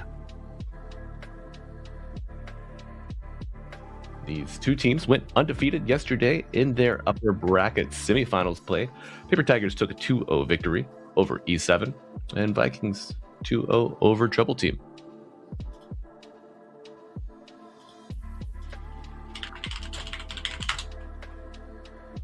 And taking a look at our player camps, we got all of our athletes at their desks, ready to go. We got a FaZe Clan fan over there. Look at that mouse pad. Love to see it, but we do have some legends on Paper Tigers. We got CTY, 7E, Freeze, OP, and Burning. Notably, Burning is playing position 5 here in this tournament. And folks, if you are just tuning in, I'm Malibu Jesus, and I'm fortunate enough to be joined by my good time pal Atomo, back from abroad. He's home and he's ready to go. Hello, Atomo. How are you today, sir? I'm good. I'm glad to be here, man. It's like after, almost a month away from casting, away from you. It's like we're back to the best game. We're lucky to be in this tournament as well. This is the Vikings lineup. Bringing back Admiral Bulldog. You can see him all the way on the right there. How long has it been since he played pro competitive? Like 7, 8 years now? Quite some time. Let me take a look to make sure. And we're back and we're going to the draft, and Vikings actually banned a Nature's Prophet, which is one of Admiral Bulldog's signature heroes. It was what he picked a lot in TI3 along with the Lone Druid. So they're like, you know what? Not feeling it for right now. They also get rid of the Timbersaw and the Venomancer. The Venomancer is a bit of an odder ban. I don't know if this hero feels very meta, but the Timbersaw, for a hero as durable as he is, he should not be doing that much damage. And on the other side is going to be the Naga Siren, sort of the ultimate position 5, as well as the Huskar. Yeah, the Venomancer was played yesterday by Paper Tigers, so maybe Vikings saw something and they didn't like it. So they're like, you know what, just we'll go ahead and get that one out of the way. I mean, I kind of like the Venomancer. Like it's... it doesn't have a stun. Every time I load into Dota, I see, Tomo's playing Venomancer. Okay. You can push, you can jungle, you got damage. What's not to like? Free vision. It's all there. It's all in one package. It looks like there might be a little bit minor hiccup there with one of the Vikings computer admins on it. I just went to another tournament and I really enjoyed the fact that I was working production. So you hear a lot of blah blah. Teams were like, "Hey, we have an issue here," and someone would go and try and fix it for them. So seeing it now, I'm like, "Oh look, the marshals are there, paying attention to everything." But we're not gonna go into that. We're gonna go into the draft as we continue. Paper Tigers starting with Jakiro, very popular 5. Nowadays, people are maxing out the liquid abilities instead. Usually going like 2 points in dual breath, max liquid frost, liquid fire, and taking the twin terror facet as well. It gives you good push. It's just solid damage overall in the laning phase. I like Jakiro. Fun hero. Absolutely. That early harass level 1 is so nice with Liquid Frost, and then by the time you get to level 2, you still have a full mana pool to work with. Not too many 4s can trade with you at that point. And it doesn't reveal too much about the draft either. Right. As Vikings starting off with a Puck. I like this. Okay. I think in general, Puck is a very strong hero as an opening pick. And now Paper Tigers, they're going to have to pick some sort of catches. Jakiro, Ice Path on Puck. It can land. It's fine. It's good. It can land. It's good follow up. If you have a point and click to start off first, or a silence of some sorts, the Jakiro, loves to get that Ice Path on the Fey Dragon. But yeah, Matson on Vikings. He's their mid laner. He had some great performances yesterday, so I did not get to see his Puck. I think yesterday he played the Leshrac and Pango maybe. Okay, so at least the Pango, very elusive kind of hero, not exactly the same as the Puck, but there's some similarities. They both start with the letter P, right? They do. You can't spell Puck and Pangolier without a P. You know, that's what they always say. Well, can't spell digital gaming without that either. That's right. That's right. There you go. Now, Tomo, you were mentioning the Admiral Bulldog specialties. The Nature's Prophet obviously banned out. Do you think we see a Lone Druid sneak through to the end? I mean, they've let it sneak through so far on Paper Tigers, right? They don't seem to be too frightened by it. Now, I'm not sure, but from what I understand, I don't think Admiral Bulldog, he's been playing like as seriously as he used to. You know, when I hear about his streams, it seems like, you know, he's generally playing on like maybe lower level accounts or something like that. So maybe Paper Tigers are not focused too much on Admiral Bulldog. And I'm shocked that I get to cast Burning. You know, like this guy was a legend. I mean, he is a legend, of course, still. Yeah. But, you know, he was like one of the top carries of the time. They used to call him B-God as well, which is, he set records on his anti-mage, and now he's playing support. It's different, but man, it's cool to see him. It is. I'm wondering how his transfer over to position 5 is just working out for him. We'll find out more this game, because from what I saw, everyone had a relatively easy first round, right? Like, I think all the matches went to all 2-0s yesterday. So we're only going to be seeing everyone's metal serve in the second round, maybe even after that. And reminder, I think 2 wins gets you upper bracket, 2 losses gets you into the lower bracket. So a win here for either team is, it's pretty big. Yeah, absolutely. And you know, I wonder. I think didn't Burning used to also, he played Lone Druid in the TI 2012, right? A little bit. His AM is Morphling and his LD. So what if they do a little switcheroo and steal it away from Vikings? Yeah, I don't know. I think stats that are older than, I don't know, 5 years are irrelevant at this point. They fall off for certain. It's like, listen, remember 12 years ago when Birdie was on Ludred? I'm like, no, I don't remember that. I'll take your word for it. Remember Team DK? Does that ring any bells? Yeah. Were they the only team that won a best of 7? Remember that? Wait. Oh yeah, I think there was a Team DK. There was a tournament. There was like the finals was best of 7, not best of 5, and one team won 3 games. Yes, and then the other team came back and won 4 games in a row. It was a best of 7. It took like 10 hours to get through that day. Oh my! I you know that's watch party worthy. I think, you know, if there are any Dota historians out there, I should host a stream and revisit that one. I'll have to get that working. But Atoma, we were talking about answers for the puck to pair with the Jakiro. Mars Skyrath, not a bad duo. Good. Very good, both. Mars counters the centaur, right? You can't stampede out of it, and the Skyrath Maze is an amazing counter to the puck. You have an instant. You talked about yourself. Point, click, disable. It doesn't stun the puck, to be fair, but a 6-second silence is massive on a hero that's quite fragile. And for the record, I am checking the record. It is Team DK that won it. It was Burning. They did win a best of 7. It was, as I mentioned, IG won the first 3 games, and then Team DK won the last 4. And yeah, I think they won like, I can't say the money. Oh, it was 170,000 for the first place. Back at 12 years ago. Not bad. It's worth the effort. Yeah. Now, the Vikings lineup, they did play Snapfire yesterday. Great pairing with the Centaur. Gonna be a puck. Maybe an answer to the casting duo of the Skyrath and the Jakiro. Ooh, yes. Netherward shreds Skyrath Mage. I believe level 1 Skyrath ulti is like 300 or 350 mana. Goes up to like 550, goes up to 800 after that. And Pugna does 1.6 damage max level per point of mana. My. So, you know, you add an extra 60%. That is 800, 60%. That's like 12,000. Well, sorry, 1,280. It's a lot of damage. Now, the Shield of the Scion, does that proc before the Nether Ward? So do you get the magic barrier and then the Nether Ward damage goes to that? Or is it Nether Ward damage and then Shield of the Scion? That's an interesting thing, because when you throw a spell, it's only per instance of damage that you get the shield. So if you play Skyrath Mage, you throw a Mystic Flare. Every time it ticks, you get a Shield of the Scion. but Nether Ward will just do the instant. So I think you like block maybe one tick of it at best, and that's it. Gotcha. So either way, it's not good. Not good for the Skywrath Mage. Yeah, clipping those wings, to say the least.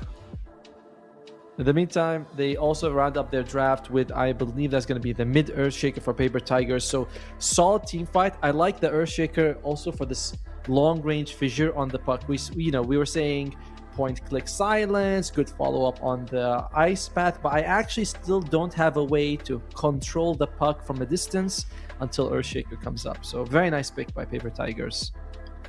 Absolutely. Now, this is looking like a Team Falcons draft over here for Paper Tigers, you know. Got the Amarmar set up, Malrine, Shaker, poke from afar, go fishing, see what fight works out the best for you. What can we expect to see on the carry? You want something that can kind of go toe-to-toe with a Centaur in the lane. How do you feel about an Ursa? Something similar. I always like the Ursa. I think Ursa's solid. And Ursa can also enrage and walk and break the puck coil, and he won't really care. You know, you'll be stunned for like less than a second, take very little damage out of it. So that's very nice for him. I always think Ursa's a good pick. There's also, of course, the Gyrocopter. You know, that's another very popular hero that we're seeing right now with the Ag Scepter Satanic build. Yeah. Itemization. Oh, nice. Yeah. There you go. That Gyrocopter band out from Vikings, not going to be available. So let's get a little creative if they don't go for the Ursa here. Abaddon also got removed. I want to mention the Abaddon, but we usually see Abaddon paired up with the Pugna for very fast push. You know, Pugna can take towers, Abaddon gets the Radiance. Usually, you know, Abaddon's got a bunch of peaks, but they ban out the Ursa, they take the Juggernaut. There you go. I generally feel like Morphling is not bad against the Juggernaut. I kind of like the Morphling. You also have the Earthshaker to transform into. You can Manta off the Skywrath Mage. You can jump over the arena. I don't know. I think Morphling might fit if that's something Vikings wants. Yeah. I mean, it's one of Nico Baby's signatures. You know, he's known for his Morphling, his Faceless Void, but it's going to be the Lifestealer at the end of the day. I like it.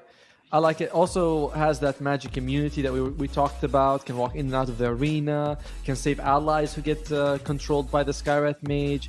Pretty solid. I think I still like the Morphling a little bit more, but there you go. This is going to be the draft coming out from the two teams. I am going to let my co-caster tell us who he thinks is going to win.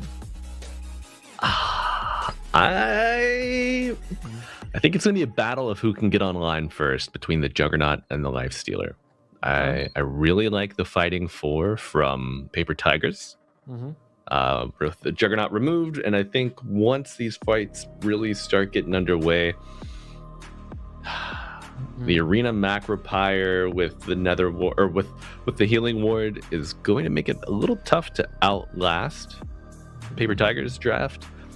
The Skywrath feels a bit neutralized with the Pugna pick, but I think if he can just get the Ancient Seal onto the puck, he will have done his job. I agree. So I'm feeling good about Paper Tigers here, but Matson might pop off on the mid lane. So that's maybe the X factor here for Vikings for me. Yeah, I'm looking at like the players as well. You know, it's like how long it's been since some of these players have played, and how does the matchup a Lifestealer and a Juggernaut go? You know, that's also a different one that I'm not too used to. Have you seen the very famous video between like a 2K player and one of the casters? I forgot who it was, and he's like, Lifestealer beats Juggernaut. The other guy's like, no, they don't, and the 2K guy turned out to be correct. I've not seen that. I'm gonna take a look. All right. I'll find it. I'll find the video for you because it was amazing. Right. But in the meantime, I don't know. It feels very even as a draft. It's kind of close. Yeah, a nice amount of reach on both sides, but I feel like Paper Tigers have the ability to tend to poke and prod, go fishing a little more. The Illusory Orb, certainly not the middle, but you can put yourself in a hard spot. Get it off a little too early. But, folks, you're not early. You're right on time here. Game 1 of Paper Tigers versus Vikings here at Digital Games of the Future 2025. And you got a Tomo joining me, Malibu Jesus, on the mic for our second day of games. And, you know, these Paper Tigers, they're still smoked up, looking for a good angle. You think we're going to see a collision here between the two teams? I think a collision would favor Paper Tigers a little bit. You know, the spin, the Skywrath slow. And look at that, the Skywrath slow. There it is. But CTY not going to spin just yet. Posturing for the rune. Vikings going to have to back off, but they will get one. 70 and Freeze take the river runes, and Jakiro, played by Burning, gets the Radiant Jungle rune. Yeah. I think I'm going to back Paper Tigers on this one. I like what they have a little bit more. I mean, I say that. Oh, okay, it's still fine. It's still fine. I was like thinking, please don't die. Not right after I say it. Can the minus armor from Little Shredder be dispelled? Like at the end of spin? Maybe, but I mean, it only lasts for like a couple of seconds anyway, so I don't think it's... And it's max level is still 2.5. It's a half a point per hit. So I've never really feel like it's such a big factor to even dispel it. Gotcha. But so just thinking about the strong dispel at the end of spin. Because everyone's like, oh yeah, Juggernaut, he's spinning, you just click him. You know, if you got enough HP, just click through it. If you're able to focus fire, it's usually fine. Alright, so bottom lane, the Centaur and the Snap against the Juggernaut and the Jakiro. I think that the Jakiro can keep the Juggernaut safe, and he can always spin himself and be fine. Even though the Snap Centaur is very strong as well. Cookie into stun into double edge is massive damage. But I like what they have on Paper Tigers in the bottom lane. As well. Top side. OP here, fortunate enough to get that Shield of the Scion before a lot of these Nether Blast trades. So you can kind of eat some of Pilot Eye's mana pool here on the Pugna and be better off for it. Yep. But Nico Baby farming pretty well. 7 and 2, just ahead of the Mars, and also ahead of his counterpart, the Juggernaut. Top lane could also go really well for, I think, Paper Tigers. You know, the silence into the stun and the control from the Mars could be enough damage. Although Lifesteal is quite durable, a level 1 in Decryptify could also remove the damage coming out from the Bulwark. Sorry, not the Bulwark, the God's Rebuke. So, because that is physical damage. So I'm like half on how top lane can go. I don't feel it's as strong as the bottom lane duo. Yeah. Yeah, certainly more stable here on the bottom side, I feel. And level 2 on both. Yeah. Bulldog's going to have to eat that one and just kind of do his best to shrug it off. Pump fakes the hoof stomp, but nothing of it.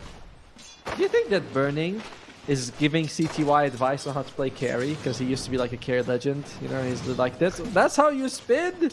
You know, back in my days, we only spun when we could hit 5 people. Things like that.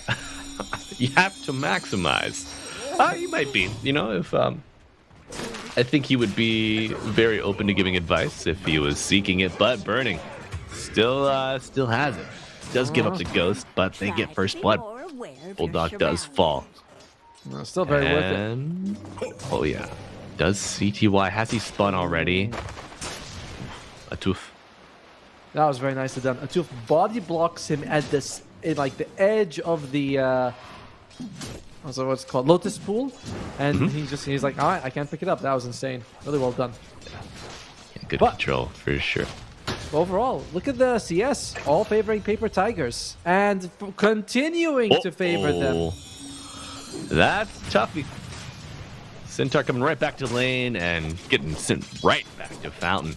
So if too low to truly step up, needs a Sal ferried out stat. With this wave crashing, I think they are poised to dive. Oh, Burning takes a couple shots from the tower. CTY spacing out a Tooth, but he's got the boots and will go to chase down the Snapfire. Only play is to deny to Ancients, and he does get it. A Tooth, well played. It's still a death though. You can't, like, yes, that's the best way if you're gonna die. And this also tells me he doesn't have Cookie, right? I'm guessing he went for like a 201 build or a 101. I think he's level 3. As Pylai die, may have stepped too far, but no, he's alright, he's alright. Yeah. Get that. double blood grenade, no boots. He's still faster than everybody else.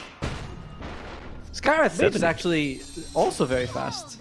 His 330 movement speed. I think he's equal to Pugna. Battle of the speedy sups up top, that's for sure. But back bottom. Let's see if Admiral Bulldog can find any purchase down here. Juggernaut almost does have his full treads. And gonna heal right up with that ward.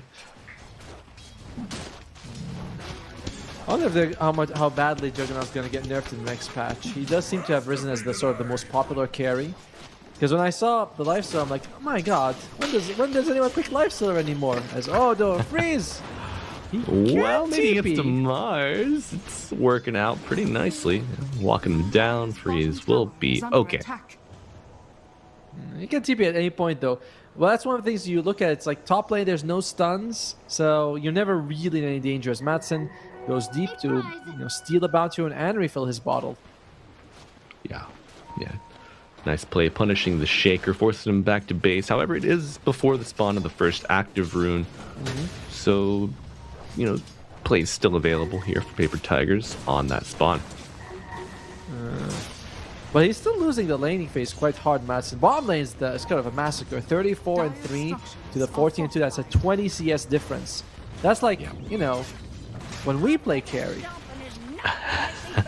2 deaths on the Centaur as well. That's very punishing. Okay, active rune is up, and it will be bottom. A regen for the Shaker, a very welcome addition. And Pylai Dai has taken the gate to the bottom side of the map, where we will see a kill on the Jakiro. Burning falls. So one thing that Burning can definitely save CTY, right? Like if CTY gets gone on, you throw a Dual Breath, an Ice Bath. It's a nice bit of control to keep your carry alive.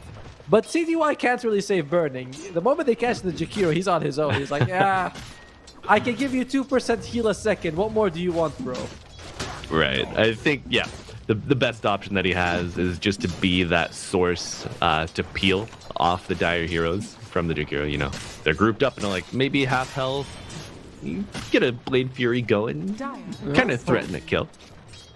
Burning's like, I could have killed them all back in my day.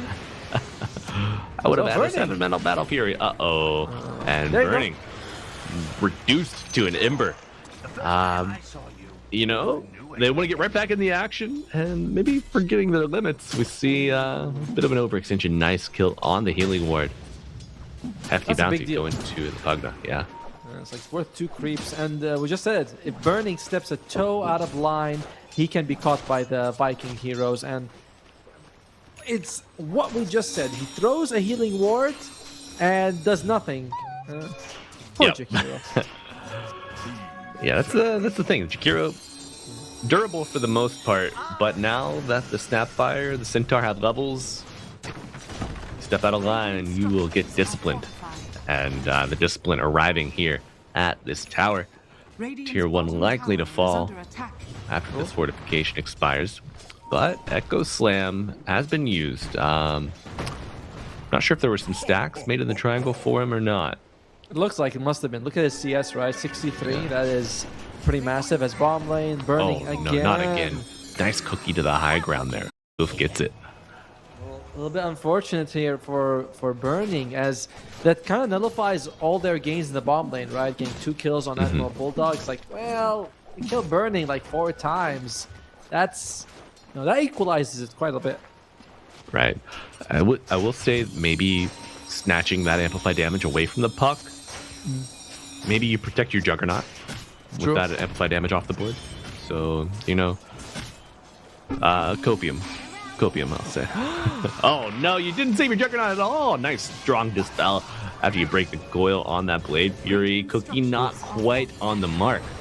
Oh, you need a little more mana for this Blade Fury. No Echo just yet, but you won't need it. There we go, the Omni Slash. Finds Admiral Bulldog. Viking. They were a little too aggressive with that one. As well, I think the cookie was also just a little bit too far. Oh, top lane? Oh, sorry, mid lane? Yeah, instant D-ward. But the vision might just be enough to get you a really nice kill here. Matson low, a tooth even lower. As he tries to go for another neutral deny, will not get it this time. Puck does escape. So, you save your puck, You D-ward knobs. Not a bad day in the office. You know, I'll take it. Looks like the Burning also was able to get another D-ward off, and those are adding up. Yeah. In CS, Nico Baby is having a decent time overall, but it's coming at a bit of expense for the cores. Admiral Bulldog has died 3 times right now. Matson was also really close to losing his life, trying to make space for the team. So it's expensive space for sure. It is. And oh, look at that! Thanks to the arena, Nico Baby able to pull directly to the hard camp without any trouble at all. It's double stacked up, so Mars likely to lose a couple creeps. Yep. Oh, another Echo coming up for 7E on the Ancients. We'll put him close to that Blink Dagger, but only a double stack on these camps, so not quite as effective as you'd like to see. Yeah, but the net worth is telling a bit of a different story, right? As he's more than 1,400 gold from Matson. Matson's like trying to farm up these creeps. It's taking a while. He's sharing with Admiral Bulldog. It's not ultra efficient, but Bulldog probably doesn't feel very confident going up against the Jug. He's like, guys, I can't really do anything to this guy. Right. Yeah. He's just trying to get his money up, and wow, this puck has last a phase shift. The Arcane Bolt. Toof gets him in the smoke, and okay, perhaps an unexpected move coming with this puck a little lower than you normally make a gank on. Bottle's back up to half, but Juggernaut now under threat here on the bottom side of the map. Is he under threat? Is he? He's silenced. He's coiled. Gets the spin, the TP off. Oh, the damage is not enough. Juggernaut makes it home safely. I wasn't under threat. Come on, this is one of Burning's students. You know? Ooh. And Pugga, Pele die from a different school of thought, but survives all the same.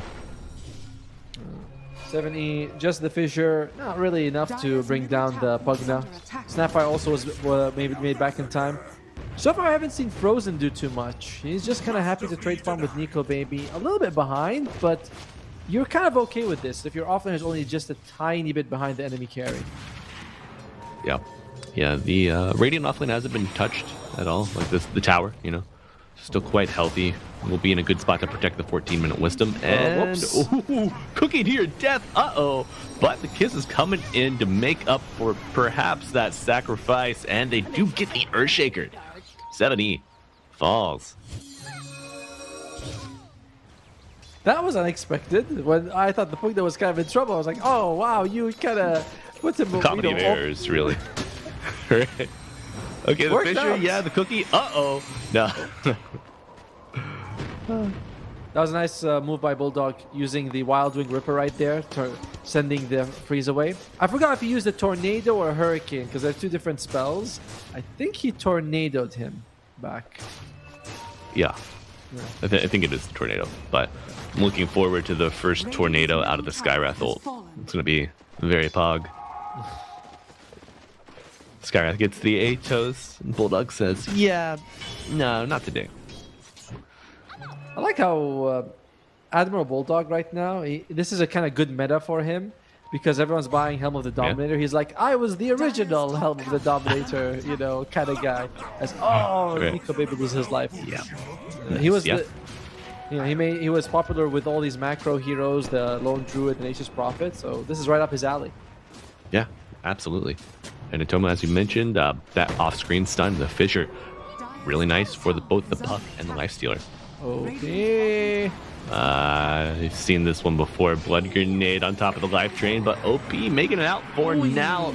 Scatter Blast will do the job. Nice Macro Pyre here. But the Stampede on top of 2 with the Cookie, the Stomp, the Arena coming out. They're surviving that healing.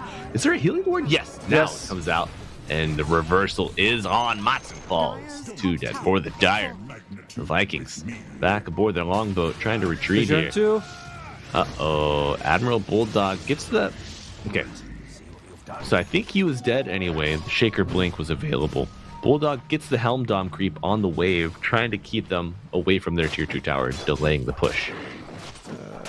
I mean, it's something, but that was a 3-4, I believe, 1 trade. They did lose OP at the very start of that fight. And that's something that... Yeah, it's a Skywrath, right? You're fine with that. That guy kind of deserves to die sometimes. You know, like such an annoying hero. But Paper Tigers, they've been really allocating all their resources into the cores, and you can see in that fight, right? The Mars and the Earthshaker, they were like gone for, I don't know, 10 seconds without the Jug nearby, and they're like, all right, we're fine. We're kind of, you know, we're durable. We got the levels on it, and that's that why it allowed them to win. Yeah. Durability is the name of the game here for these Paper Tiger cores. CTY cleans up that Sentry Award blocking the hard camp. He's like, guys, come on. I'm trying to farm everywhere. Like, how about you block the ones nearer to their, you know, tier 2s, things like that. This is our territory now. We don't take these. Yeah. Maybe they thought there could have been an obs with that skirmish going on, but yeah. Interesting drums pickup here from Burning. I saw that. Not the most common, right? No, but it's in general, drums is always a solid item, right? You have people who are going to auto attack with the Juggernaut. You want that movement speed to get away from people. It's got good stats. It can make it. Oh dear. Oh yeah. Good jump. They find the level 9 Snapfire. Still have Echo ready to go, but the Stampede with silence afterwards. A nice reversal coming out. Nico Baby even showing up. I'm not sure if he has his Radiance yet. He is close coil, but it's met with the Omni Slash and the Echo on top of it. The body goes flying.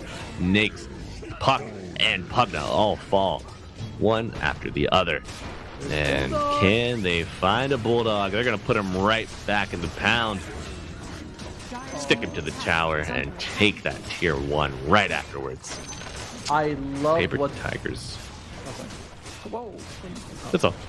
I was gonna say, I love what 7E did with that Echo. He threw it just as the Lifestealer's Rage was gonna end, so the stun, you know, duration was there, and that way he prevented him from using his Infest on anyone. They bring down the Lifestealer first. Massive play by 7E in that situation. Yeah, he's really showing up and showing off here in this game 1. Surprised. I don't know. I mean, CTY is farming up a storm, so I was expecting to see Shaker closer to the top of the net worth, but not a knock on Shaker. Just maybe even more so impressed with CTY. Yeah, because I mean his net worth is really good on the Earthshaker. Reminder, he's like more than 2,000 ahead of the Puck right now in Matsu. Yeah. So he's doing a really good time. Really good job. Sorry. Do you think the E stands for 11? So he's like 7-11. Is that what it stands for? You know, I think so. And I actually grew up spending a lot of time at 7-Elevens. One of my parents worked at a 7-Eleven. I actually got trapped in the ice, like the freezer, as a child. Yeah, I was just roaming around, hanging out, you know, and they seal from the inside. Yes. Dude, I was so cold, man. How long were you in there? Just like 10 minutes, something like that, you know. Okay, that's fine. Nothing That's crazy. like, you know, like that's not enough to cause trauma, but enough to learn a lesson. You know, it's like I was out there for 3 hours. I'm like, holy crap! I was, oh dear. And Admiral Bulldog in that Mystic Flare for about 3 hours takes him right down. And an Arena on the backline, gonna find just the Pugna. Highlight Dive might live up to his name here. Fissure meeting the Ice Path, a nice crisscross. Kisses are interrupted as the Vikings on a full retreat. Paper Tigers beginning to roar, the beautiful silence coming out from OP. And another very, very advantageous trade for the Tigers. Freeze was hoping to get him with like a God's Rebuke, but that kind of missed. Not, you know, it happens to all of us, but there's no way you can miss with Ancient Seal. Yeah. Especially now with the new improved Dota Plus features where you can reduce the amount of targets that you can click on, right? You can like say this will never apply to creep units. Really? Huh. I think so. Yeah, you can enable some spells to like not trigger on creeps. I see. think No, the Dota no more Labs fingering feature. creeps now, huh? Dude, I need to set that up. I'm so old and so bad that it's a problem. Can't imagine. I can't tell you the number of times I blink hex the wrong thing. Just like, oh no, not again. I was like, no, guys, I was aiming for the treant, you know. Oh dear. He had it coming. And CTY not gonna make it out. Gets hit with a coil, and he's dead. Massive bounty going the way of the Dire. They do find the Snapfire, a bit of a consolation prize. Stampede also now on cooldown, so maybe find another. Nico Baby gets the Infest onto the Mud Golem. See him hobble his way to his allies. Fast little bugger. You know, and I saw the spin on the Juggernaut, and I was like, he's taking a while to TP. He's not like doing it instantly. And I thought that, you know, this looks like it's going to be a really tough one. Matson, though, he just throws the ulti knowing that he got too, sorry, he spun too soon. Not spun, sorry. TP too late. Matson. Oh, Haste Rune active. OP level 11. A little beefy. Nice Echo stunning Nico after he comes out. Skywrath does fall. Arena available. Will they go? Blink Dagger available on the Puck. Now, if you throw an Ancient Seal, Puck can still blink away because there's no damage instance. You have to hit him and then silence him, which is much harder to do. You know, so I was like, oh crap, that's bad. There's one way to bypass that, but it's not really a way I expect OP to do. Strength Bank? No, Phylactery. Yeah. Yep. Phylactery, it's... What's the cost on a Phylactery these days? Well, the cost of a Jakiro will be about 600 gold. 2,200, something like that. I think it's... oh dear. Matson? Uh-oh, Yule Scepter Nicely will done. help you out with that beautiful timing from Breeze.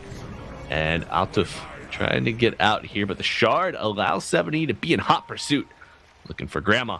Blink Dagger available. Goes to the high ground. Yep. And that is all she wrote for Snapfire. Radiant's bottom tower is under I attack. rarely see the value of the walking on the fissure aspect of the shard, but I was like, oh yeah, you can do that. That's pretty cool. Well done. Yeah.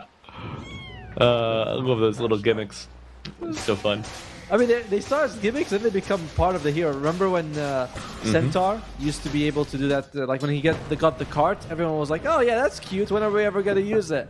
And that was like a big, huge save that everyone was like, yeah, this is like a core part of the hero now. Yeah, absolutely. Remember on the first introduction of it, Suns fan just completely taken aback. Thought it was the best thing in Dota. And I was like, there's something here. There's something here. Oh, there's something there as well. Absolutely, and it's an infested Lifestealer. Stephanie does go down, and nice Mystic Flare, but the cookie to save. Glimmer on top of it. Yule's on to Nico Baby and Freeze. Will he get out of this one? Life Drain getting Matson up healthy enough, but will not dive again. Instead, eyes on Juggernaut. The Dire shifting topside. And Roshan is available. I think it's at the top, at bottom lane right now. Maybe something Vikings can go for. They're a little bit worried of the circles. You know, you got the Echo Slam, you got the Arena. It's a little bit scary for Vikings to sort of, fully commit to a Roche fight without a couple of pickoffs. Radiant's top tower I mean, is under these attack. circles are formidable here. And I know Scary that circles. Mr. Echo himself, the Shaker, is going to be looking for some revenge now that he's back up. We do see the Paper Tiger smoke behind the Juggernaut here, farming in lane. Radiant are scanning. Yeah, 5-man smoke here. Bulldog is a decent Radiant's top catch, tower but is under attack. so far it feels like Nico... Oh, okay, that's fine. Yeah. You get Pugna plus the Torment. Oh, wait, Torment has already been taken. Yeah, Did well, they do it on Vikings? Yep, no, they did on Paper Tigers with the Juggernaut and the Skywrath Mage. Dire's middle Ah, tower okay. is under attack. Nice. Well, in the meantime, what are we looking at for Lifestealer? I like it. Sanjin Yasha. It's common build-up. It also reduces the duration of the silences and the stuns. Pretty solid.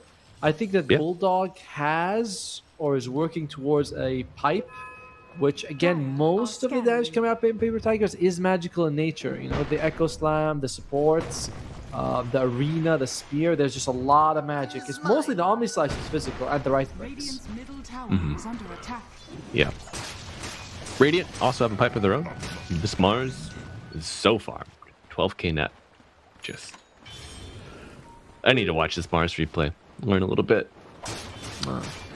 I'll tell you the trick. He goes and he All right. uses his spells on creeps a lot and doesn't really care about mana, and that's how he makes a ton of money. But like a lot of time But we're like, Tomo, his mana's completely full. I know. Look at that. Uh-oh, and using their spell on one big creep here, Admiral Bulldog, giving up a hefty bounty to CTY's Jug. Now 17k net worth, a little over 3,000 gold ahead of his counterpart, the Life Stealer. I like how that he just used the Omni Slash straight away, you know, because it's a Centaur. He's got the pipe. Like trying to, if you give him too long, he'll just be able to use the Stampede, and you wasted already the arena. So might as well just use the Omni Slash, bring him down, and move on with your life. Yeah, especially with that tier 2, so close, you know, about 2 screens away. Dire could have shown up. All right. What is the win percentage? Can we check that out? See what I mean, it probably favors Paper Tigers, but by how much? Because they've been at that 6,000-7,000 gold lead for most of the game now. They have. Do you think like just having that advantage platform or plateau for this long, who does it benefit the most? I mean, obviously you're in the lead, but is 6k, is it negligible for Vikings in their draft? I think that as time goes on, it becomes more and more, a smaller factor. Because early on, 6k at like, I don't know, 12, 13 minutes, it feels like a lot. Once you're at 26, you're like, what is it, an item? Whatever, we get a good jump and that's it. We win the fight anyway. Right. Yeah. Speaking of items, Parasma on Matson and his puck with his amplified damage, looking for a kill. It goes in on the Mars, but Pylai died. Target of Freeze. Oh, spear off the mark. Thanks to that Stampede. Nice Fissure catching him. 7E on the prow. We'll get the coil, but Pylai Dire gonna be the sacrifice here for the Dire. The decent kill on Pylai Die. I mean, he is worth a decent amount of gold. One thing that they have to be aware of is that Bulldog did finish the Lotus Orb on the Centaur, so suddenly you can reflect Omni Slash. I think Omni Slash, Ancient Seal, and Arcane Bolt are the only things you can actually reflect. Most of the other spells are just, point on the ground. The Yules from Mars, but that's about it. That's not fair. That's I didn't realize he had it. I bet of the basic spells, that's the one. Yeah. Of the innate kits on the hero. Looks like Juggernaut about to finish his Aghanim Scepter, gives him that Swift Slash. One evolution for the Juggernaut has been to buy Blink Dagger as well. As you can blink Omni, you can catch someone from a mile away, they will not see it come in as, but between! What? No way. Just shoots. No, how does he shoot that gap? That's insane. It's like Poor Freeze. It's like between two trees and also at the edge of a third tree. Like if it had gone a tiny bit more, it would have had landed. He's like, I should have had gotten Aether Lens. I told you guys, Aether Lens Mars, it works. Why didn't I get the enchantment? Oh, just needed 125 cast range, but a rare miss so far. Freeze. Otherwise, I feel like he's been completely on point, and not to point fingers, but they are going after this Earthshaker. Leashed up, gonna be a Swift Slash. Bring down the Centaur, and there you go. Freeze gets the second chance, and that's all he needs to bring down Puck. Kisses in the arena. 70 very low, trying to get away from Nico. Baby gets the Fissure off. The Skywrath coming down. Lifestealer still alive on the top side of the fight. Gets the Infested. The Hoof Stomp to follow. Glimmer Cape fighting a little bit of time for burning. Gets the macro off, but will not escape from Nico Baby. When they're all together, I'm noticing that CTY has a hard time getting a good Omni Slash off. There is the Prepify, Infest, Cookie, as well as a Lotus Orb. And of course, the Puck, is naturally elusive. So he's going in, he's like, wait, who do I really use my ultimate on at this point? So, might need a Nullifier next. Nullifier, good option. Nothing queued up just yet for Mr. CTY. Is he strong enough to just enter the fight by clicking instead of trying to find a good Omni target right off? I mean, maybe. He's got like Butterfly, Manta, he has decent stats, but not using your ultimate on Juggernaut can't feel good. No. It's tough boat to be in, to say the least. Oh, and there's a Glimmer Cape now on the Pugna, so another way of him to sort of dodge the Omni Slash. Like, Omni Slash feels not countered. Of course, he can still land a good one, but it's very hard for him. He's going to have to wait. He's going to have to wait for someone else to disable, make sure that there's no saves. There's a lot of conditions for the Omni to be used, which is why I think he's like, the Axe is such a good purchase. Like, okay, I'll just Swift Slash all the time. Right. Gonna go fishing a little bit and fishing for a Pugna Stampede. Gets him out. Puck answering the call. Coil onto no one and now Freeze going for it. Gets a beautiful combination Skywrath there to clean up. There you go. And there you go. There's your Omni target. Does the TP get off? Yes. Wow, that's just a durability problem right there, see? Yep. Durability goes hand in hand with this Life Stealer hero. Dire's middle tower is under attack. Now he's probably thinking, man, if I had a Divine Rapier, like I would have sliced him to bits just now. I should buy a Rapier. Yeah. A Swift Link is pretty good as well. Blink in. Oh, Burning's gone. Uh-oh. Looks like they That's might a tough one. have... Spear on a Snapfire, but Mars gonna have to get out. Full retreat has been sounded for Paper Tigers. Kisses coming in. He shouldn't have let the grandma get away, and now OP will be worse off for it. Dead for 50. BKB finished on 70 though. He's been the main target for Matsu in a lot of these fights. So this, oh, okay, here we go. Oh no, clever. Just a little bit off, but luckily the damage still there. That very smart. That was very smart. 7E was hoping to throw the fissure as the spear was flying to create a thing for the spear to land on, like a tree to block it. But it wasn't right, quite in time. The fissure came a bit too late. Now, to be honest with you, I don't think you even need to do that. You can just fissure anyway, right? Like, you don't need to fissure him. Just lead with the fissure. Right? But we here at Digital Gaming, that's what we do, right? We give you all, not just the kills, but a stylistic way to get them. The entertainment as well, the wow factor. Right. What's an evening without fireworks? Every day except 4th of July. Yeah. And the 3rd and the 5th of July, you get some New Year's. You get some fireworks early, you're like, I gotta set off at least a bottle rocket. Come on.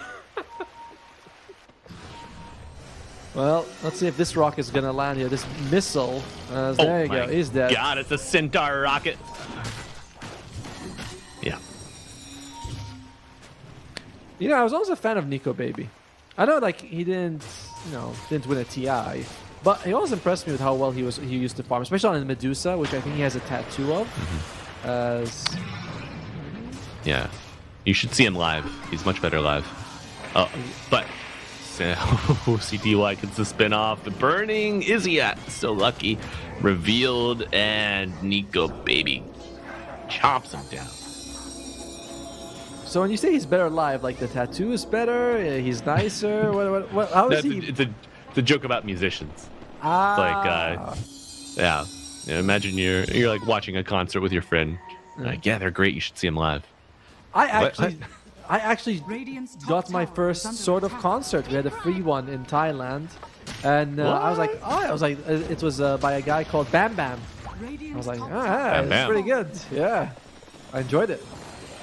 Nice. Was he a vocalist? Did he play an instrument? He sang and danced a lot. Nice. Yeah. Did he bring you up on stage? No. No. No, sadly, it was just him and his dancers, but it was good. It was good. I enjoyed it. Should have been like, this is my first concert. Bam Bam, I love you. Bring me on stage. Pick me, pick me. Oh, look at that. Mars has got a hex. Everyone on Dire is like, don't pick me, pick the other guy. Exactly. Mars is saying, bam, bam. Or hex, looking for his target. It's got to be the puck, right? Puck is always the number one. But, I mean, Lifesteal's all equally good if you can catch him. True. To be fair. Tip burning. That's the second time Admiral Bulldog does it. You know? Bad blood? Did they have a encounter previously? I mean, they were roughly in the same era for sure. Nico Baby, Right. the Hex. Oh, there we go. Blink Hex. There you go. They find the Perfect life target. stealer. Atomo, you called it, man. Dang. Radiant's top tower is under attack. 1,500 gold. They're rich. Not as rich as Bam Bam, I'd say. But best, very rich, very rich. Hey. As Roshan could also spawn by the time before Nico Baby comes up. That would be kind of very, very good timing for Paper Tigers. This is not a good time for burning, though. Oh my. Okay, matching Oh, aggression with aggression. Guess is coming out. Stampede as well. You're down 2 ults, and there you go. That arena countering the Centaur, as you mentioned, Atomo. Bulldog stuck to the wall and brought to his knees. I thought that was burning for a Roshan. second. I was like, Wings must be the dragon, right? Wrong Chinese team. Not Wings. Come on. Oh, yes. Do we have any Wings players in this tournament? Maybe one or two. We'll see. As Roshan is going to be a bit of a long one. It takes roughly about 2 minutes, so everyone's going to be up to contest it. Swift Link is finished on the Juggernaut. Now, attack speed does help Omni Slash, so it's quite nice that he has this. Right. I thought that may have also been a pickup to help with a reason for picking up the drums on the Jakiro. Oh, yeah, for sure. You know. Now, do you want a very old Juggernaut mechanic for Omni Slash? Sure. All right. Let's hear it. Okay, so wait. Uh-oh. Oh! Hex. Aeon Disc. Good pickup. Glimmer afterwards. Hexed into the cookie. Wait a second. Does Snapfire have a Hex? Looks like she would. She's got quite a bit of gold on that Snapfire. Certainly not the guess. puck. No, we'll see. We'll see when we click on one of them, the Pugna or the Snapfire.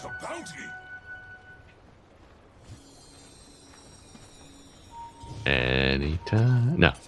But Roshan up in about 40 seconds. Vikings not content to let that happen unchallenged. 5-person smoke.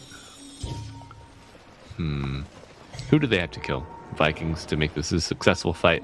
You looking for the Earthshaker. I think Earthshaker. Yeah.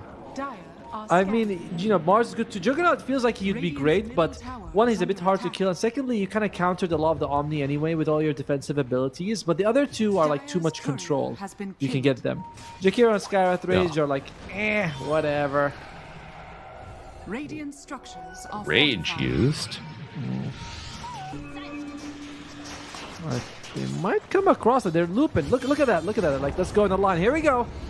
Oh, they loop around. They find the grandma and the Pugna. Without their supports, Vikings forced to retreat, and they will also be without their offlaner. Roshan. He's up, but they're running right down mid. BKB 7E. There's a basher on Nico Baby as well. He's got to be very careful, 70. Oh, Solar Crest Glimmer and a coil. Oy. Is under attack. now that's just respect. You know, he's worried he might be there. He's like, want to make sure he doesn't bug me. As CTY my. going to town. He is. However, 2v2, who's got the better 2v2?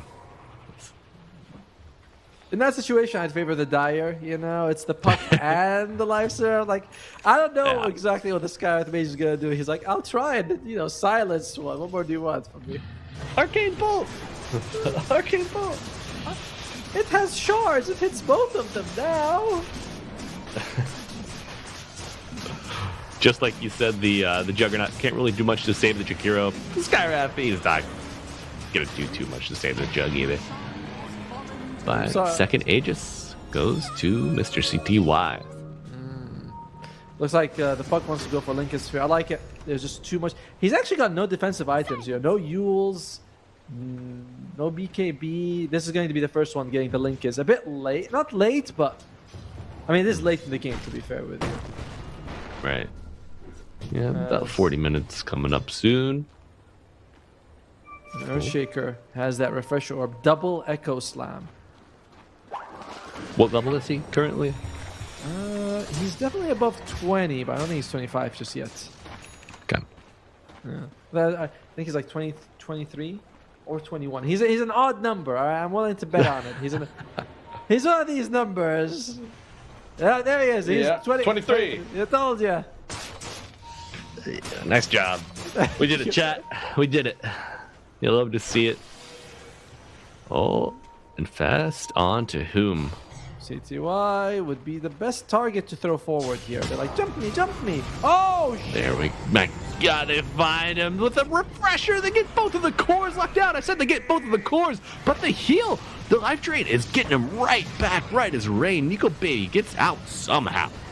But Admiral Bulldog might not be as lucky targeting. They are persistent. They want Nico Baby to go for the second round of lockdown, and they get it. Without their carry, without their mid, Vikings forced to retreat. They're going to have to wave bye-bye to Grandma. poor grandma. And I mean, but that's what we talked about. The refresher orb coming out on the Earthshaker. They send CTY first. He gets them the vision. They know. And Dire, they're like, we don't want CTY. We literally want anyone else. Because CTY feels very hard to kill, and he's got an Aegis. So it was just not worth it. Unfortunately, that little bit of vision is enough to get a double Echo Slam. And possibly the game, as CTY going straight throne right now. Yeah, great banner placement. It's going to keep those creeps alive.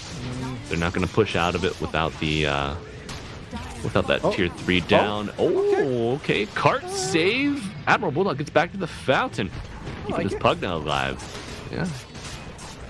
Pretty cool. But it gives them some time. Madsen's up. We should have the Snapfire as well. I don't know if that's... Oh, he's dead. Oh my. Bringing him down just like that, but they do get Pylai Die. Buyback on the Pugna. Bulldog is in it, sealed off by the Fissure. Matson challenged by Freeze, but the Stampede coming out, matching tit for tat. Buyback.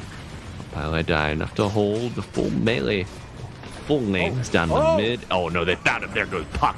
Just blasted out of the map. And now Admiral Bulldog trying to get a save, but he can't save himself. A Glimmer from the supports Echo in the arena. That's going to blast out your eardrums as there are only 2 alive, and GG is called. Yep. Vikings lose, and Paper Tigers take the first game of the series. A fairly convincing manner for Paper Tigers. I don't think they ever felt like they were behind or seemed like they were behind. They were, 6,000 gold plus for the entire game. The draft was easier to play with these very tanky cores, with heals, with the circles. So just a very, nice day, nice performance by Paper Tigers. Just another day at the office there for the boys, just lounging in the chair. Easy upper bracket. And I was like, I guess, no problem for us. Yeah, convincing. And, it didn't seem like they were ever really at Death's Door here for Paper Tigers, as you mentioned. But Vikings, I mean, they found ways to still make plays. They would lose a hero, but then they'd come back. They'd make a move, get a kill, kind of even out the active heroes, but just never could get a leg up. But CTY is your MVP for game 1. 10-1-16. Much deserved. I mean, honestly, he had an amazing performance. He was drawing fights very early on. Even though they played so much to counter him with Decrepify, with Glimmer, with Lotus Orbs, with a Puck pick, he still was like, yeah, it's all right. I'll still get Omni Slash off when I feel like it. So the Aegis play, the bomb lane with the double Echo was also spearheaded by CTY. So, just very much deserved MVP. I don't think anyone else had the same impact as he did. No, certainly not. CTY, former player, was it eHome was his major team for a long time? Give me a second and I'll find that out for you, my friend. He was with eHome for quite a while. He was a part of Team DK as well, actually. So that was pretty insane. But you know what, guys? That was just game 1. It was a little bit more even than I thought, but we'll see if the Vikings can come back in game 2, or will CTY take it? It's a 2-0. We'll be back after the break to find out.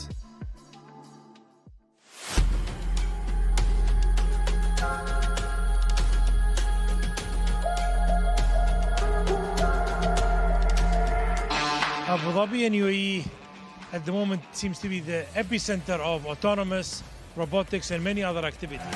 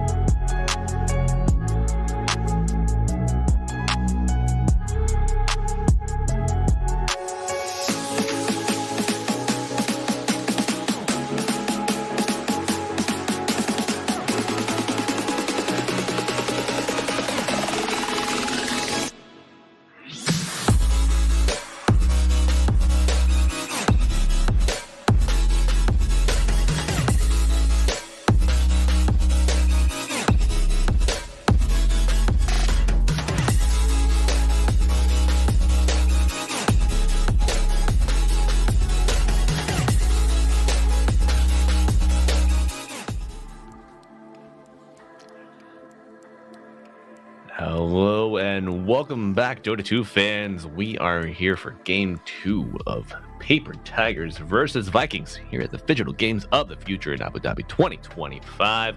And we are so happy that you are spending your evening, afternoon, or morning with us. Welcome one, welcome all. You got Atomo and myself, Malibu Jesus, bringing you the continued action. Atomo, how's your break, sir?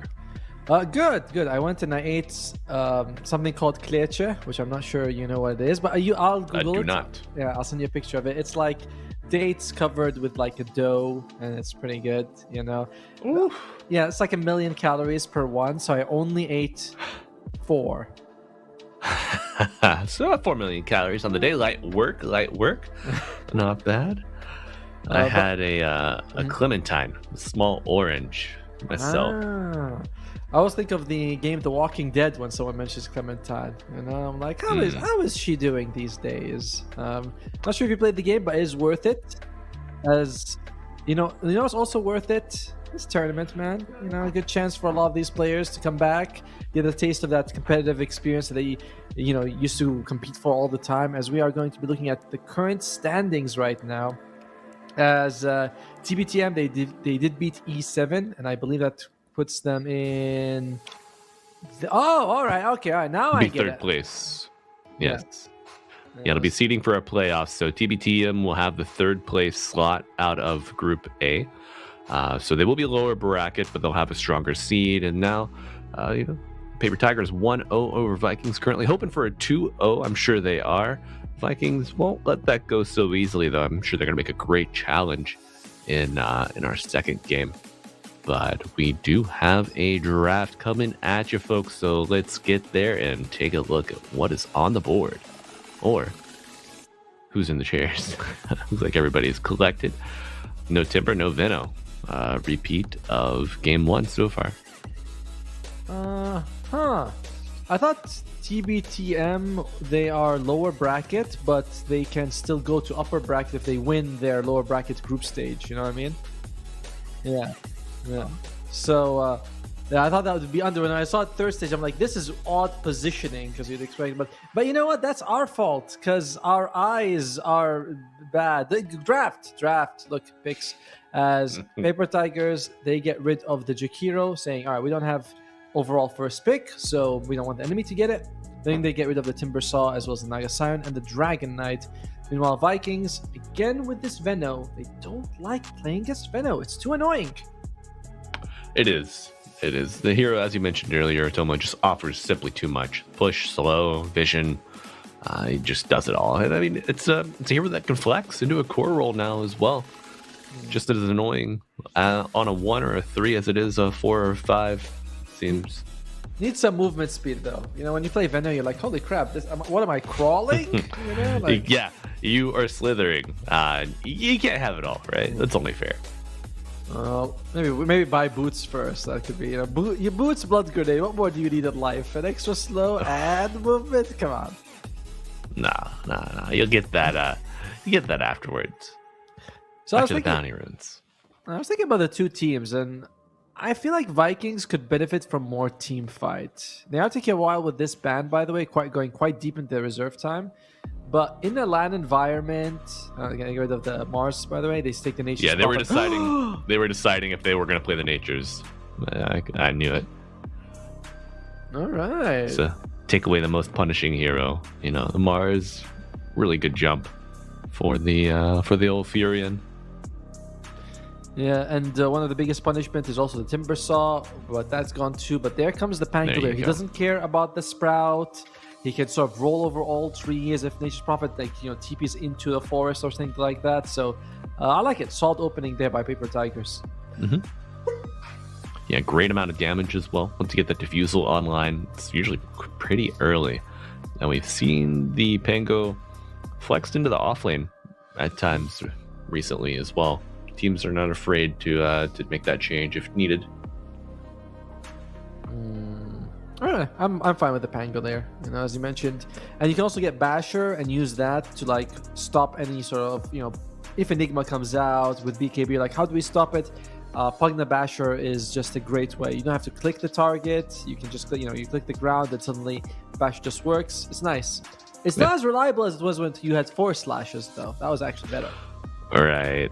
Yeah, the extra chance to get that bash is certainly much appreciated by the Pango fans out there, but you know, it evens out with the damage that you get now. What are we looking for? Do you think they need a solution? I know the first picks are just on the board now. Do you need a soft answer for this Pangolier? Stop the Rolling Thunder somehow? Clockwork, Earthshaker, some stuff like that might be pretty good. I actually like Spirit Breaker against Pango. The other day, I answered my question. I charged him as he was rolling towards me, and the charge won. I was like, okay, now I know. Yeah. All right, Unstoppable Force versus a movable object. Hey, it's very movable according to the Dota lore. Whereas the Unstoppable Force is the Spirit Breaker. The Spirit Breaker gets banned out here from Vikings, who is a good counter to the Nature's Prophet. You know, oftentimes you show up in the lane, you know, if you want to hit the creeps a little bit with that, like Maelstrom procs or things like that, Nature's Prophet, he doesn't allow you to do that. But no, they say Bat Rider, and suddenly, no, this MP feels countered. Yeah, I mean, you could flex this to a 5, you know, to a 4 even. I think Admiral Bulldog probably want to get his hand on it nonetheless, but always good to have that flex option there. I'm sure Paladai has that in his wheelhouse without a problem. All right, I'm gonna mention something to you. Every time I look at the outfits of the Vikings, I feel like they have like really long blonde hair on the side coming down. That's how it looks like to me. Ponytail on the right shoulder. I could see that. It's my fault, you know. The eyes aren't what they used to be, but I'm like, you know, every time they come up for the first time, I'm like, wow, they have long hair. Oh no, wait, that's the shirt. Sorry. Yeah, the eyes see what the heart wants, right? Oh, but a Doom. Okay, there's an answer for the Pango. I mean, I don't know if he was. I'd say he's much of an answer to the Pango. When you Doom, you can still TP away. You could, if you're rolling in, the Doom doesn't really matter. You can be like, oh, as long as I'm rolling, I'll just TP, and that's all. I just can't like jump, and that's it. So I don't know. The Doom pick feels like maybe they're hoping to counter something else with it. I'm not sure. Either that, or do you think they'll pick up a Grimstroke, double Doom, Soulbind? All right. Paper Tigers, I think they would love to take a Medusa right now. Unfortunately, if you take a Medusa, you're still susceptible to the anti-mage, but Medusa would be a very nice pick for them because right now there's Doom, which is, no heal damage. There is the Ringmaster, which is percentage health based damage, which is again bad against the Medusa. But unfortunately, AM is in the pool. He is. You only have 2 bans left, and they're still 1 pick here in the second phase for Vikings. Don't think they're afraid to play that AM either. But if we look at the other way, Vikings, I don't think they care about taking Medusa. You know, Pangolier is a natural diffusal builder, and it's like Paper Tigers. I'm not sure what they're going to pick now, but they can last pick with a hero that can have some form of mana burn, either in the carry role or the mid role. Yeah, maybe we see. I don't know. Vikings. Do they play the Invoker on Matson? Invoker on Matson. I mean, nah. I don't know if I want Invoker right now. What? Yeah. Let's see what Paper Tigers takes for this. They have a nice save on Vikings thanks to the Ringmaster. That's a good counter towards the Bat Rider. It doesn't actually do anything against the Pangolier, by the way, as all his damage is physical, and the Coffin gives you like 80% magic resistance, but nothing physical. Yeah, all that. It's all ground targeted as well, so you can't really dodge it there. But Paper Tigers, they return to the Juggernaut. Juggernaut! Oh man, Juggernaut has so many good cosmetics at Tomo. He's got wild, man. Yeah, well, of course, when he has 50 of them, you know, it's like at least 10 will stand out and be good. But it's not. It's just he has so many. That's what happens. Right. But I did want to discuss this. We haven't really had the chance to catch up too much about game talk, you know, since you abandoned us here in the Dotaverse. But Shadow Demon, you know, he's been meta proximal for a while. Have you had the chance to see and experience the Max Disseminate build recently? Oh, and they take like the shadow Promulgate. Yeah. No, I can't say I've seen it. I've seen a lot of it, to be honest with you. I know that the hero has a decent win rate in a recent. What was it? Was it Wallachia? No, Blast. I think he had a decent win rate, but I haven't seen him in any other I haven't been on Dota as much as I would have liked. Right. I've been watching it. I've been playing it myself a little bit. Very powerful. You pair that with a Pudge, like a core Pudge. The rot damage procs the Disseminate, so it's just spitting out damage. It is disgusting, my man. I realized that self-inflicted damage can also be spread out to other people. Yeah, pretty cool. But they go for the Enchanters on the Paper Tigers. That gives them a nice position 5 in the lane. And Puck comes out for Vikings, so they're going for the old classic. And in this game, this is a much harder Puck catch game than the previous one. I expect Paper Tigers are going to want something like, I want to say an Ember? Like Ember or a Void Spirit are your best bets. Now that the Earthshaker's gone. Let's see. Ember, Void. Is there any world where 7E plays Mars mid? Oh, never mind. It's already banned out. Yep. They removed that question from me. There we go. Wouldn't have been too bad, but I think you need a little bit better control. Okay, no Weaver. That's going to be one of the carry picks. And again, I still kind of believe in the Morphling against Juggernaut matchup, especially in this game where the control and the burst damage is less than the previous game. Now, of course, there is the Gyrocopter, there's the Lifestealer, there is other options, but I still, I want to see the Morphling. Oh, of course, Ursa. Yeah. Pudge mid? We're not going to say Pudge mid. No.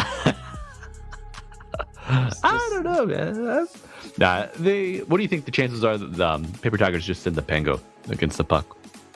That's fine. I mean, it's not a bad matchup at all for the Pangolier, so I wouldn't mind seeing that. I don't know why I've been functioning on the idea that this Pango is going off. I've been thinking about mid laners, but yeah, Pango could go mid and you pick an off laner with some control. That might actually be better overall. Not too many remaining though that want to lane into the Abba, especially. Abba. You would like to have a Brewmaster or someone who builds a Yule Scepter. Firstly, you can dispel his shield. Secondly, borrowed time comes out. You're like, okay, bro, just go in the air, until you calm down, then you can come down. So Brewmaster would be, I think, the best option for Paper Tigers if you can get it. Right. If not, I'm trying to think of what other thing can replace him right now. Oh, okay. It's gonna be the Centaur. Yeah. It's fine. It's fine, a little bit of displacement with the Bat Rider, make your hoof stomps easier. Maybe you can single out Pylai Die, Nature's Prophet, a bit of a slow hero early on. And they do flex it to the 5, so it's going to be Bulldog on the 3 Doom, Atuf on the 4 Ringmaster, Matsu mid with his Puck, Nico Baby Abba.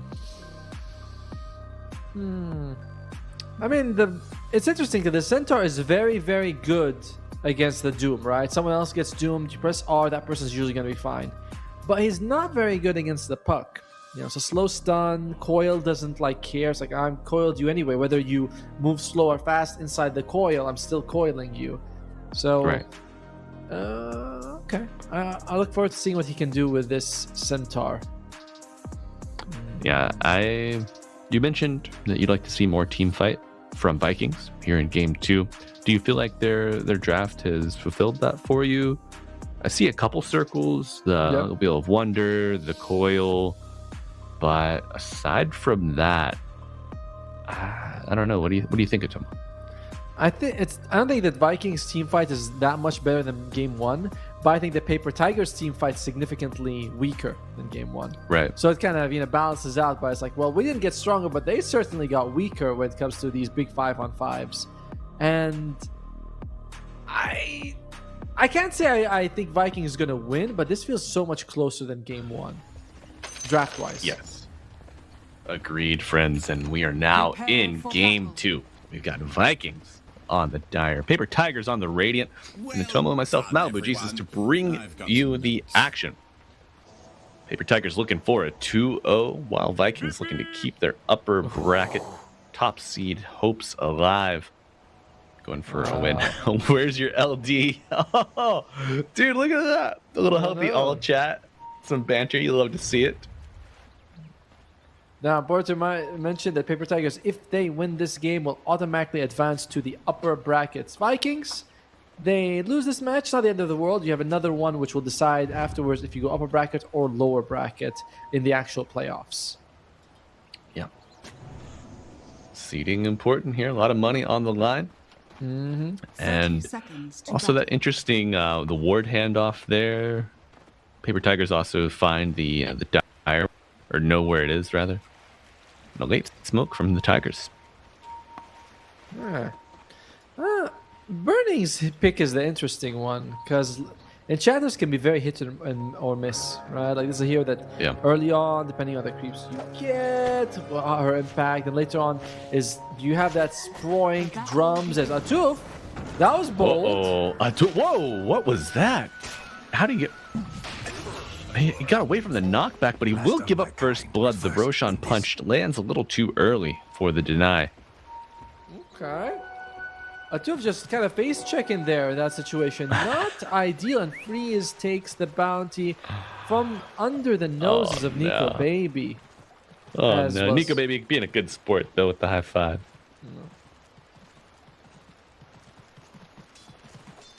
He's like, yeah, you think you're bugging me? This is fine. Yeah. He's like, I'm still gonna get my CS. I'll see you in 13 minutes when I have a Radiance, buddy. Burning with the overprotective wisps. Love this. You just trade. It's like they hit you and you're like, I heal more than you hit me, right? Like, what are you doing there, bro? Yeah, keep hitting me, please. I'm actually enjoying this. Thank you. Does Burning block the camp? Yes. Puts the sentry down. Did not have an easy camp spawn due to the sentry from Atuf earlier. 5 more seconds till the next wisp. Has some snap regen available with his Fairy Fire. Yep. Also has a blood grenade if he feels like, alright, Atuf is gonna take some damage here.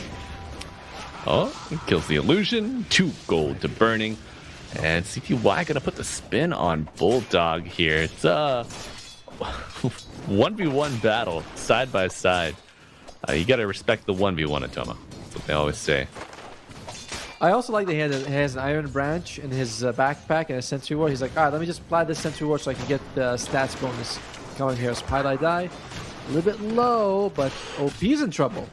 Oh my god. Might be first blood here for Nico Baby. Nice Fairy Fire buying some time, but it's not enough. Sorry, not first blood. That's already been given. Saw that when the Ringmaster died in the river. Still a big kill for Nico Baby though.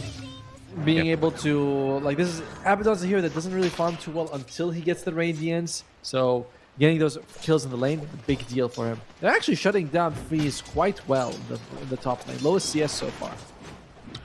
Yeah, certainly a different story than is game 1 on the Mars, but gotta play it safe here. The kill potential from this Abba in nature is surprisingly high. Oh, CTY. Huh. And Burning? Yeah. Burning very low. One more click will do it, but nice jukes from Atuf. Admiral Bulldog with the coverage. Lotus spawns in 15. Dire likely to get this one. Maybe even the top side one due to the lane positioning as well.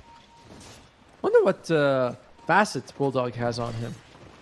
I haven't seen him eat anything special. So probably doesn't have that gluttony facet, which I liked, but people prefer the other one. The what is it like? You buybacks are more expensive. Yeah, Devil's Bargain. Sell items for more value, but buybacks are quite expensive. Yeah. The buyback manipulation. We haven't seen that since the Necro Like the Reaper's Scythe change, right? Yes. Before that, it actually there was a recent one that did affect. I think the death timer, which was Abaddon, his innate, used to be that if you kill people, they have 10 seconds, 10% extra death, or it was 10% of his death timer is removed. One of these two. Huh. That was. And I guess you could count the Undying, the Ceaseless Dirge as well. Yeah, that's a good one. But honestly, that was such a shit innate for Abaddon. If you die 10% quicker, you come back. You know, as you die like for 10 seconds, you get like, yay, I'm here a second faster. Woo-hoo. I'll see you guys sooner, I guess.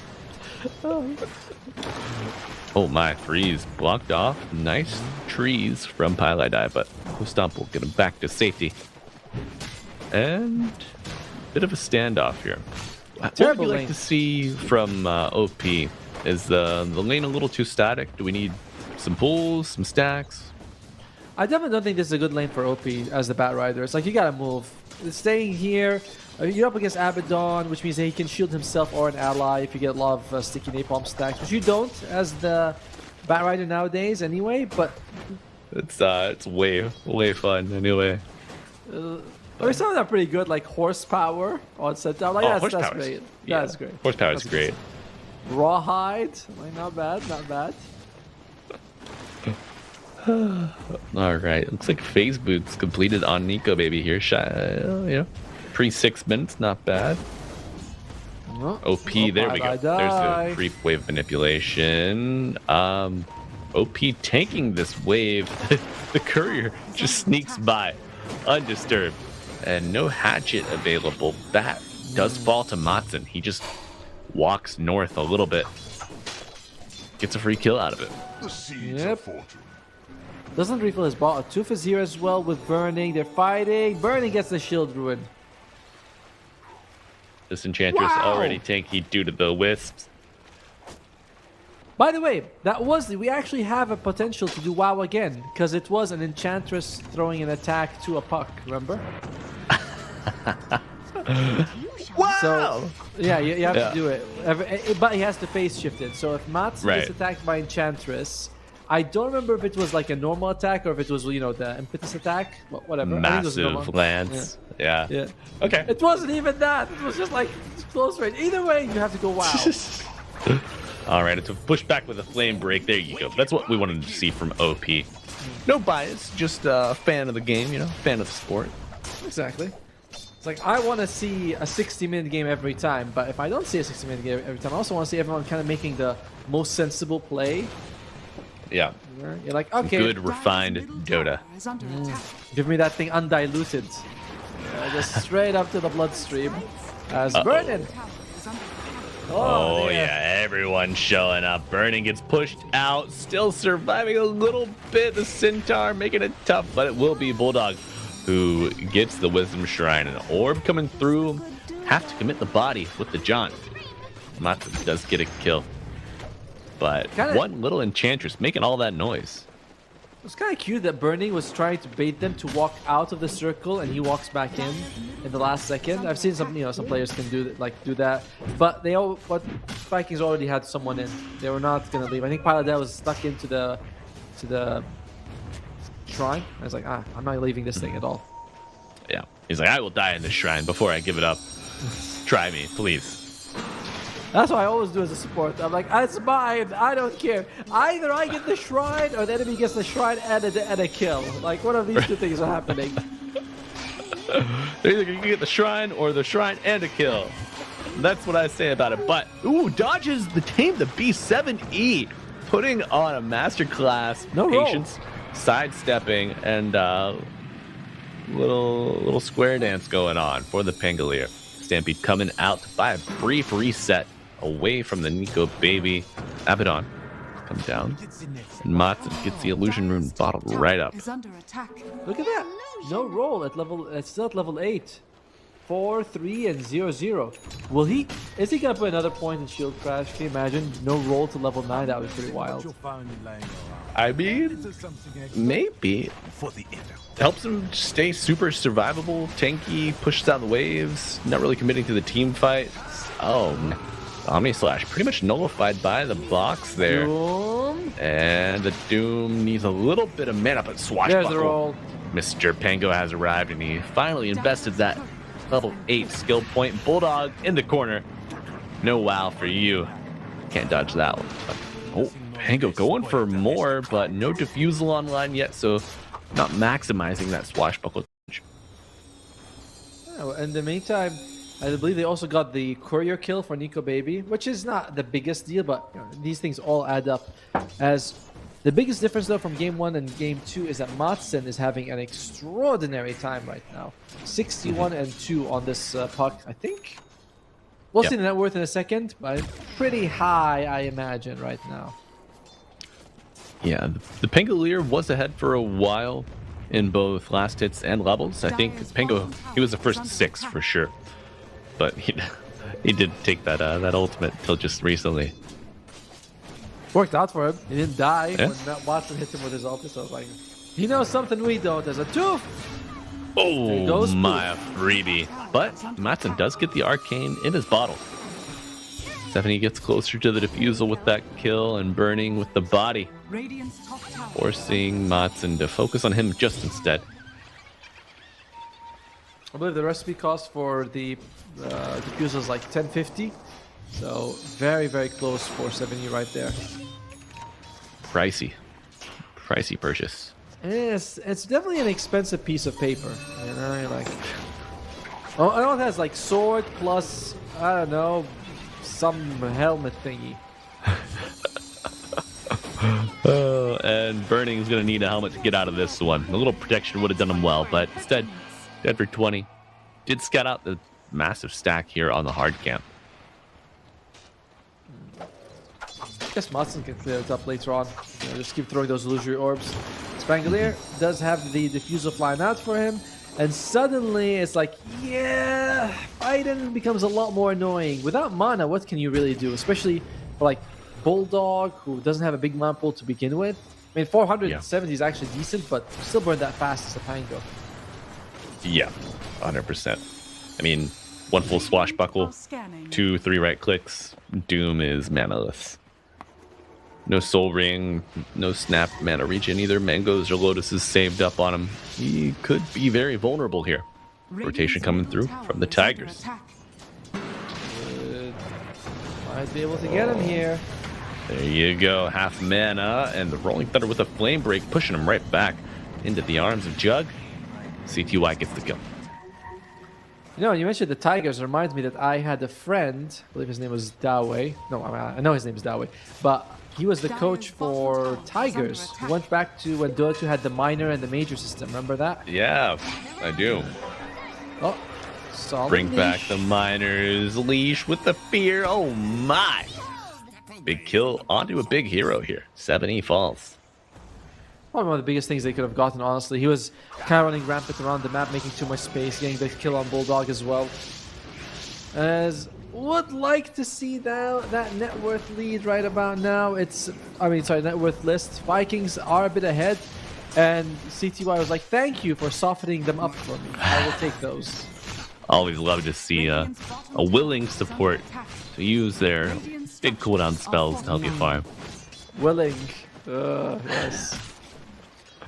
I think our definition of willing is very different. Right. No, he uses the Jedi mind trick. He's like, you will use Firefly to farm this for me. You will be happy about it as well. Like, yes, carry man. Oh, that was not perfectly done. Does not get the stack off on CTY. Yeah. Tough break. And Matson actually may have scouted that out with the orb. I'm not quite sure the... Oh, whoa, CTY, CTY. Uh-oh. CTY. He's getting out of there. Oh, does hit him. What the? No way. Ringmaster Fearless. Whoopee cushions forward, but might be, a little too reckless, perhaps. Bring him down in the end. As, mid lane, the Doom comes out, burning. I think he might toss. No. Nah, this orb will do it. Yeah. You know, much like Batrider softening up the creeps for Juggernaut, Doom doing the same thing for Matson here.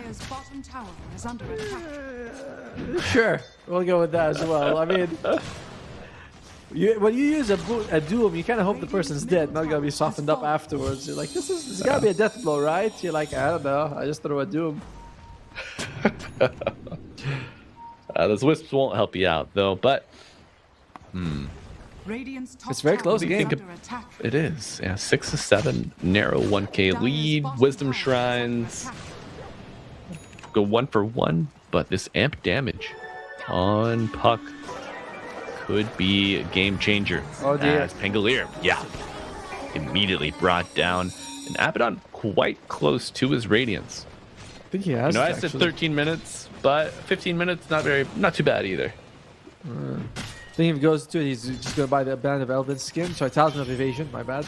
And he gets it. That's also going to come out with a Spirit Vessel, which apart from the spin, well, both the spin and the roll, there's nothing they can work against it. No. Do a nice way with this healing from the Enchantress. Some good max HP damage against the Centaur, this beefy boy. But Juggernaut gonna TP. Maybe stacks in the triangle from his Enchantress. Could have sensed that the enemy team was coming, right? Because you see Lukwam, you see Matson, you see Atuf. Yeah. Alright. Spire Sense, something's going on here, boys. I don't like it. Yeah.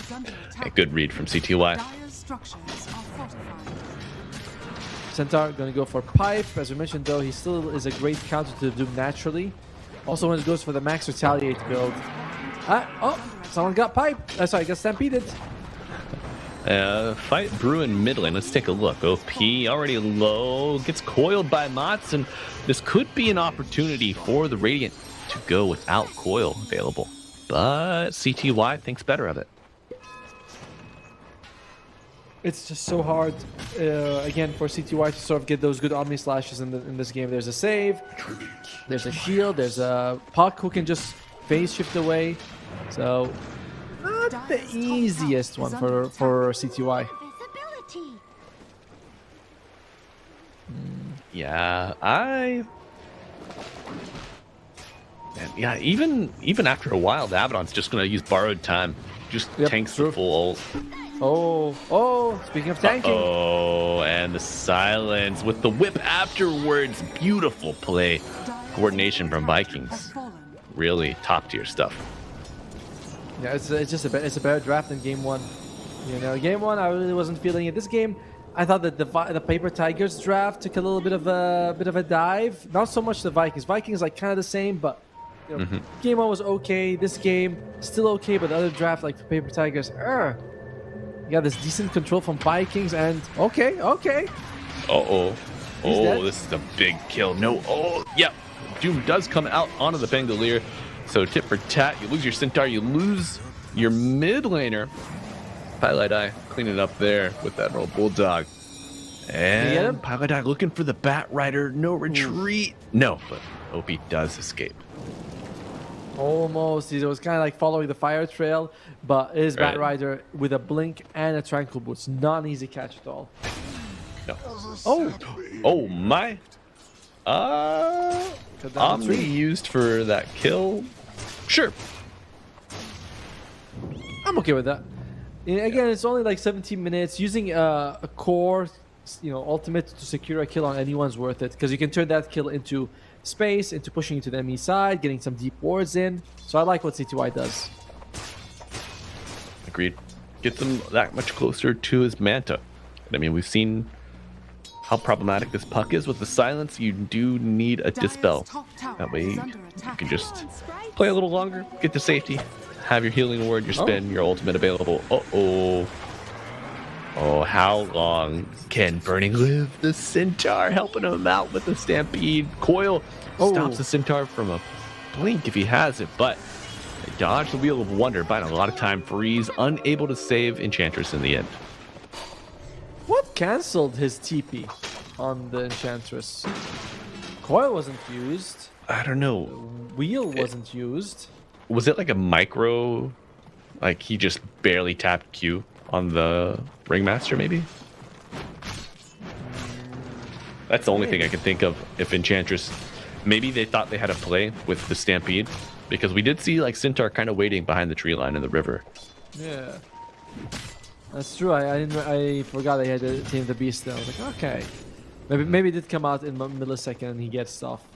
At the moment though, Right.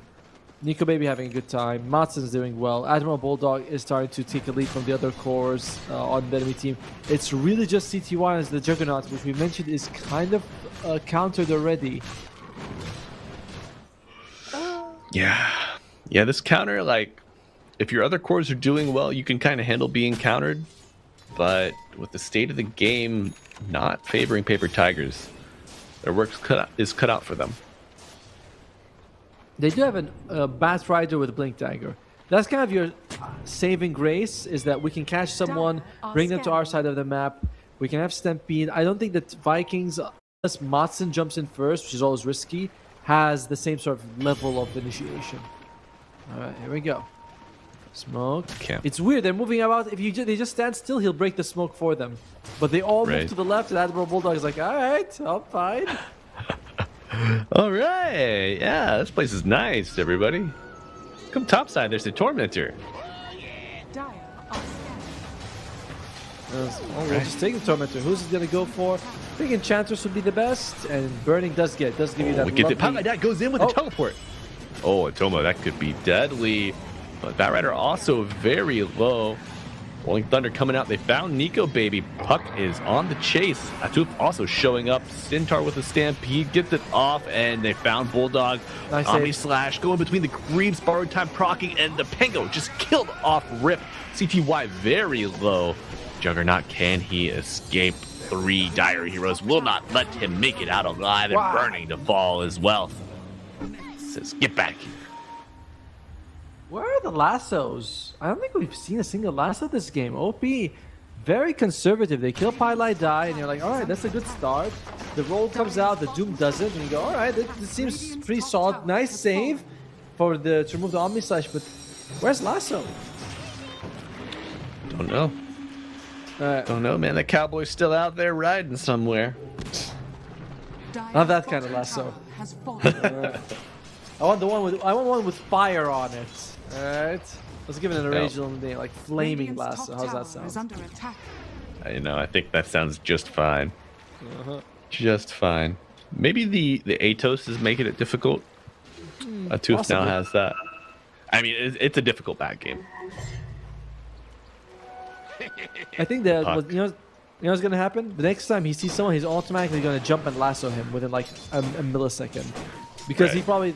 You see it a million times. The player feels like, man, I haven't been using this spell. I really should start, getting some value out of it. So you see one guy, you instantly just blink, lasso him, and that's it. And then he doesn't die because no one else is around, and you're like, what? Oh yeah, I forgot about that step. OP. Ooh, okay, nice. Now, that doesn't count because technically they were jumping him. All right. Right. He has to see someone first. He's got the Force Staff as well. This blink lasso is so odd. Oh, it's gonna happen. But where does he go? Oh, they are teleporting top. Let's take a look.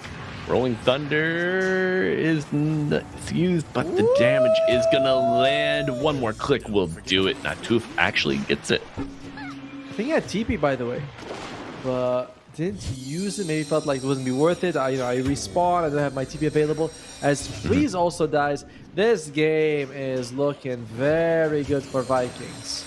Yeah. I don't like to say it's over, but it's feeling very challenging for Paper Tigers. I like the way you fix things, Like, yes, it does look very challenging indeed. As, again, only CTY is keeping up in net worth, and he is starting to lag behind Nico Baby a little bit. Yep. The farming apparatus has been online now for Nico Baby for about 8 minutes, 8.5. Yep. Not using the Manta to shove waves super hard here. Do you think he just needs to have it ready for the Omni? That way he doesn't have to burn borrowed time.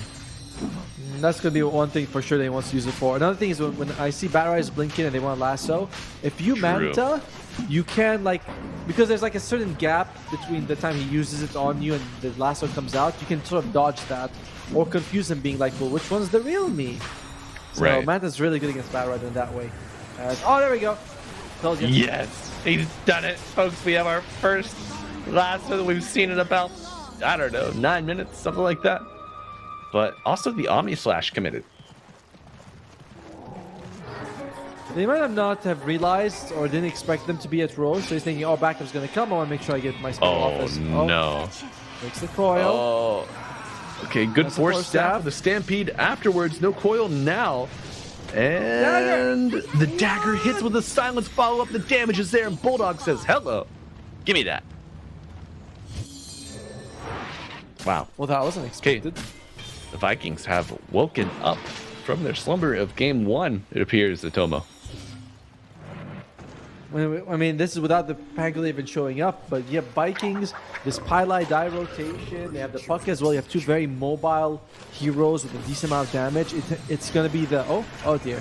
Oh, yeah, OP to fall as well. And Vikings firing on all cylinders. Just need the creeps to get over here. Get this push on. 70 was thinking about TPing, but decides not to, as it's not even Nico Baby who's the biggest problem. Matson now proving to be very hard to catch, very hard to kill, and Nico Baby is like, all right, I'm just gonna burn it down and get it in the end. Ooh. The high five over the siege wagon. I've seen it all now. I've seen it all. I just realized that this might be Burning's first competitive game with the high five actually in. You know, like he's like, when I retired, we didn't even have high fives. Now you got sprays? What the hell? Right. Y'all have been watching too much Counter-Strike. Uh-oh. And they will strike. But Dire strikes back. Doom onto your Centaur. Didn't even have Stampede available. Now it did come off cooldown, but Centaur dead for 48. Nice lasso, pulling the Ringmaster up to the high ground. CTY going for the spin, does not get the kill. Knocks the box back, but a tooth surviving somehow. Pushback with Flame Break. Wheel Wonder does come out before his death, and now Puck looking to get forward, get involved, and my God, the carnage is untouchable here by Paper Tigers. They lose the buyback Centaur, and charging to the high ground, Matson cannot be stopped. However, Sproink will not be enough. Only Pangolier lives against the initial onslaught. Aegis is reclaimed, and Bulldog finds the Pangolier inside of the base. Yes, Tomo. Team wipe here for Vikings. They are finally feeling it here in Game 2. Feeling a little over as well, as Paradise gets Lotus Orb. I mean, C2I goes in, he's very close to getting his spin off, but just dies before that. And you're looking at him like, I don't know, Paper Tigers, maybe it's time to start to think about what we're going to draft in the next game. Right. Like, you know, don't necessarily, like, feel bad. It's just start thinking forward, you know. I think my biggest issue is the Enchantress. You know, late game when you're behind, Enchantress just does so little. No real catch. Yeah, the Dispel, which is kind of good, but doesn't feel like it's worth it. That's going to be in the second tier 2. Vikings, will they push the issue or not? Yeah, the early gameplay with the Enchantress, there were nice trades in the side lane, but you didn't have like an easy or a hard camp for the first 2 spawns, I think. So once you had Enchant, you never really had any chance to capitalize. You didn't get any towers early on, and Coil come out, gets snapped. Wheel of Wonder just off the mark, but OP gonna have to use the Stampede to get him out. Bulldog from the backline gets the Doom off. Centaur trying to buy some time now, go for a brief reset, but Pilot Eye TPing in. Centaur TPing out, Rolling Thunder. And who will they find? A Tooth has his best dancing shoes on. Gonna go for the TP, does get it successfully, but now no Rolling Thunder. 5 heroes available for Vikings. The push is on still. I mean, the Stampede comes out to sort of keep everyone alive, but doesn't really make a difference in any way. I don't think we actually saw CTY in that fight either. So No. Vikings, they're saying, all right, I mean, if you don't want to bring your strongest hero, we're happy to take fights without him. To my house. Oh, Pylai dies rich. Radiant are scanning. What happened? Just like Pylai- just the game. I mean, it didn't seems find- like it. Yeah. He didn't find like 20 bounties or something. Just No, chilling. just Is under Okay. attack. just casually pressing R on the map. You know, Oh doesn't- yes. I was playing against a brood mother. When I press R, no joke, I get like 800 gold every time. I'm like, all right. Must still Right. be the Just game. wait for it to show. You get all the spire legs, and then your bounces are all like full damage. Especially once you Right. hit level 12, you're like, oh, each one's like doing, Bottom tower I think, has fallen. 450. So you just clear the whole map. It's wicked. Now, can they jump lasso someone and not have it be hurt by Apothic Shield? Is the question. Sorry for Paper Tigers. It's such a tough jump. Maybe you just grab the Abaddon. Let's find out. Here we go. Oh my god, very low, but the silence on the Juggernaut immediately gets the manta. And Finjar on the low ground. Wheel Wonder coming out to split the fight. Radiant unable to help out their off laner. Not enough. And Big now silence. Bulldog leading the charge. They're going in. No, nice discipline, but blink back from Nico Baby. And ooh, Lincoln's now available on the puck. Lasso, not a problem anymore. Neither is the Omni. Well, it just blocks the first one, right? You keep slashing. I think it blocks the whole spell, honestly. Oh, all right. Oh, okay, here we go. I think this is where we would see it, if anywhere, but the Lotus Orb applied. Radiant structures are fortified. Well, that I just know breaks the nature's- rules. GG is called. Yep. Radiant top tower. Definitely not the explosive. Hey, that's a nice one. Dire victory. Yep. Not the explosive game I was hoping to see in game number 2 between these two sides, but Vikings looking a lot more dominant in their victory than the Paper Tigers in game 1. Yeah. Yeah, they had much better laning phase, and without the massive team fight draft and just overwhelming team fight performance from Paper Tigers, they had a better angle into this game. It's just it comes down to a draft. You know, the Enchantress really felt like it wasn't doing anything. Game 1, we talked a lot about the puck, and Matson gets MVP 15-0 and 10. And we were saying, oh, we have a point target disable. Okay, we got a ground disable, a point target silence, and then we had like the fission. We're like, all right, this really feels like puck is going to be countered. In this game, you look at it, you're like, Bat Rider Lasso is very unreliable on the puck. Yeah. Chatters does nothing. You have a Centaur, which is really kind of useless as well. Pango's okay, but that was, if he gets a Blink Dagger, now it was just a free game for Watson, and he took complete advantage of it. Yeah, absolutely. You need to, if you leave this puck in the pool, Vikings are going to take it. And without the answers, as you mentioned, Tomo, it's simply too powerful. Yeah, you gotta be able to maybe ban it or have better better answers to it, as you mentioned, because he has came up twice, Matson, with this puck. Maybe he'll do it a third time. So you could ban it. You can know how to play again against it. But Yeah, third time is the charm, and we'll see if Vikings are feeling it or if they want to throw a little variety in the draft for Matson. But folks, if you want to see that, you're going to have to stick around because we are throwing it to a brief intermission. So stay tuned. We'll see you.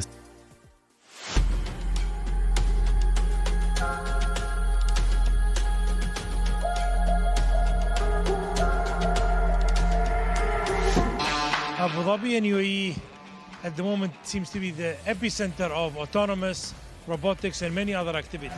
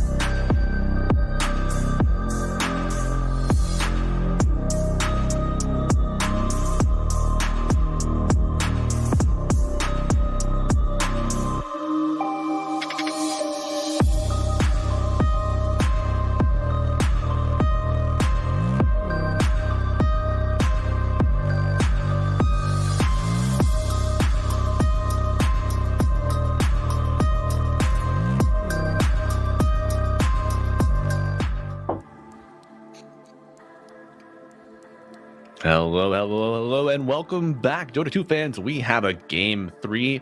First one that I've had the pleasure to cast here at the Digital Games of the Future 2025, hosted in Abu Dhabi. And we are happy to have you back with us. And us, I mean Atomo, and myself, Malibu Jesus, bringing you this action. Hello, Atomo. How's your break? Good. I ate more high-calorie stuff, and I don't feel guilty. I mean, I feel a little guilty. How was your break? You've been on the road, but it's all right. You get back to the comforts of home. I'm sure they didn't have those in Thailand, right? No. I mean, Thailand was fine, but it was all, whatever they give you food at the venue.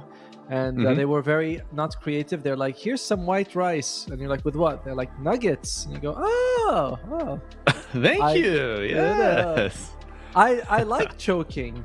It's good. Yeah, but my break was great.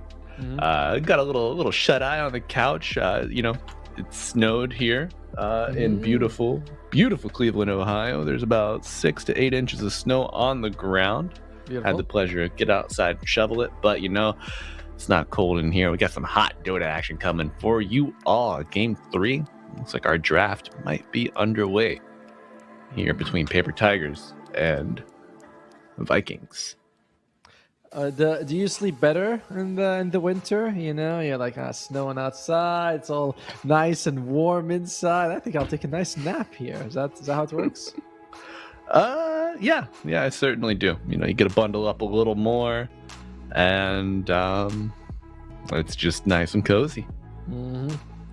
I bet. Speaking of nice and cozy, there's gonna be the Jakira band out. Vikings feeling like that was one of the biggest problems they had to deal with in Game 1, and it kind of was. Burning on the Jakira was landing more than you'd expect. Ice paths on the puck. It was getting a decent amount of damage off as well. Of course, the laning phase is really good for the Jakiro. Yeah. They just don't want to risk it. Don't leave it in the pool at all. But Atomo, we're getting later in this ban phase, and Timber still available. Timber, dude, that hero is... I feel like he needs to be nerfed. I don't mind his durability. I think his durability is actually fair. But his damage is insane. You ever walk around, you're like, there's no way he's going to kill me. And then he just does, 3 bajillion damage. And you go, pure damage, by the way. Of course, God forbid it's resistible in any way. When do people start buying Mage Slayer against this Timber Saw hero? I mean, that's nice, but I still need the Mage Slayer to hit him. And then I still need him to hit me within those 3 seconds for it to have an impact. It's like there's a lot of factors to the Mage Slayer that makes it... It's good. It's definitely good against Timber Saw. It's just, is it worth buying? Right. Am I going to be able to apply it to him before I die?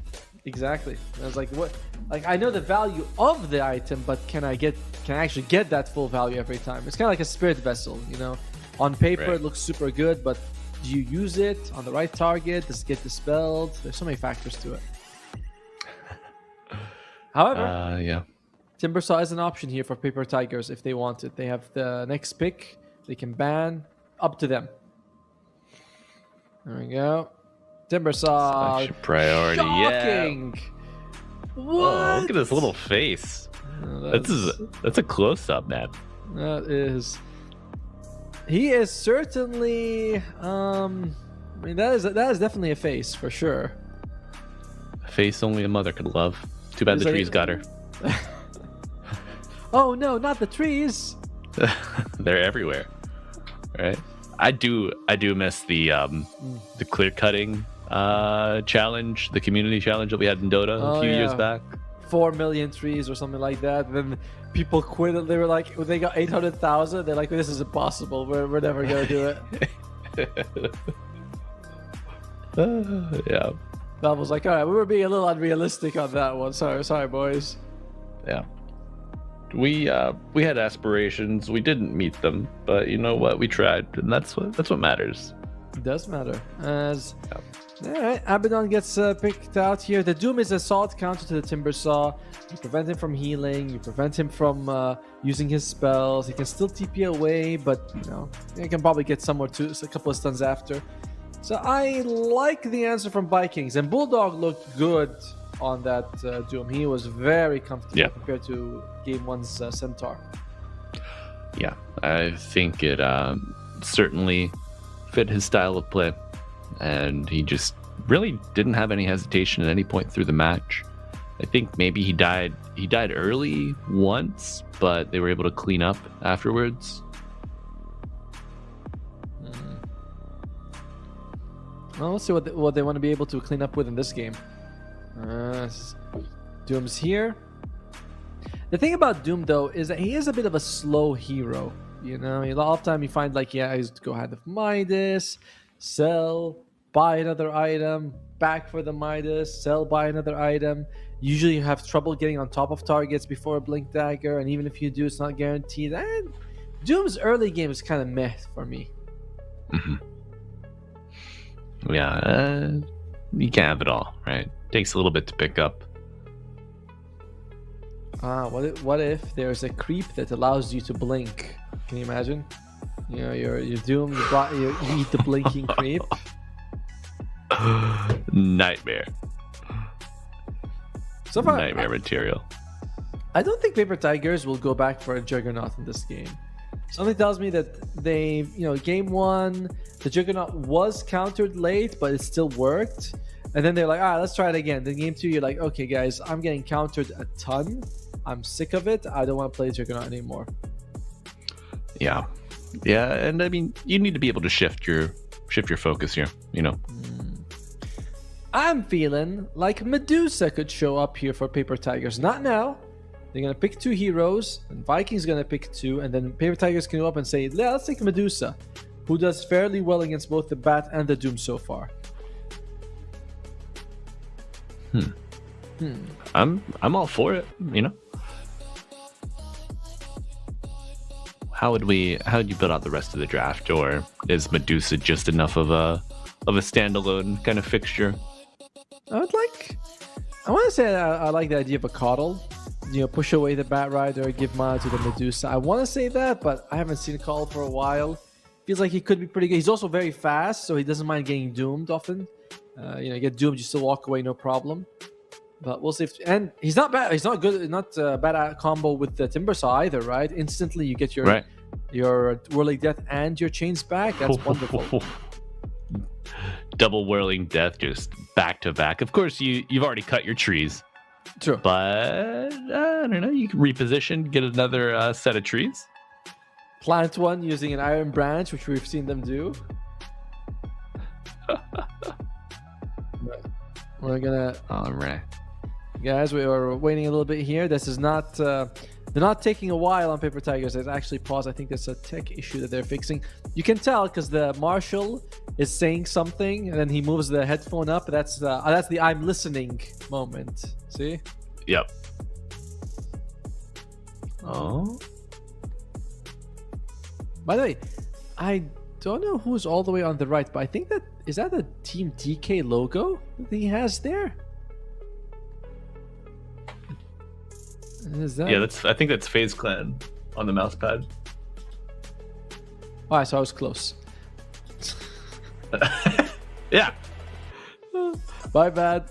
Alright, we're back in the game. Look at that. They have the Bane. Now that is a nice solution to the Bat Riders harassing the lane. And also, if the lasso comes out, you can stop it with that 1 second Nightmare as well, which is pretty good. I like it a lot. Yeah.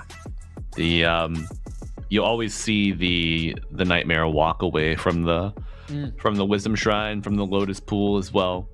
Always good options. Very irritating though, because most heroes have no real answer to that. There's nothing you can do. You're like, well, I can't walk away from it. As Paper Tigers, they preemptively take the Skywrath Mage. In case, hey, you guys are thinking about Puck? No problem. We have one of the best solutions to it. Yeah, right there. But both of these supports, they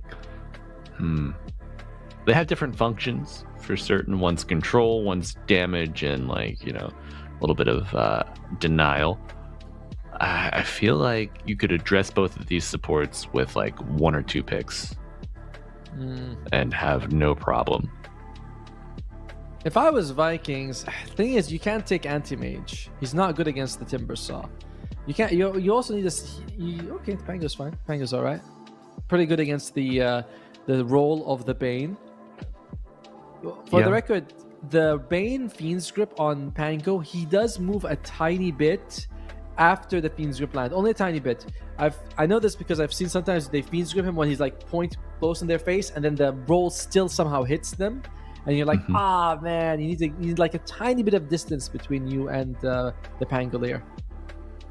Right. Like the cast point of Fiend's Grip is slower than the roll speed, so you get a little bit. But there we go. It's a core Batrider. All right. Medusa, still good, but of course there's a Pango Diffusal. You gotta think about it here. Is it what you want?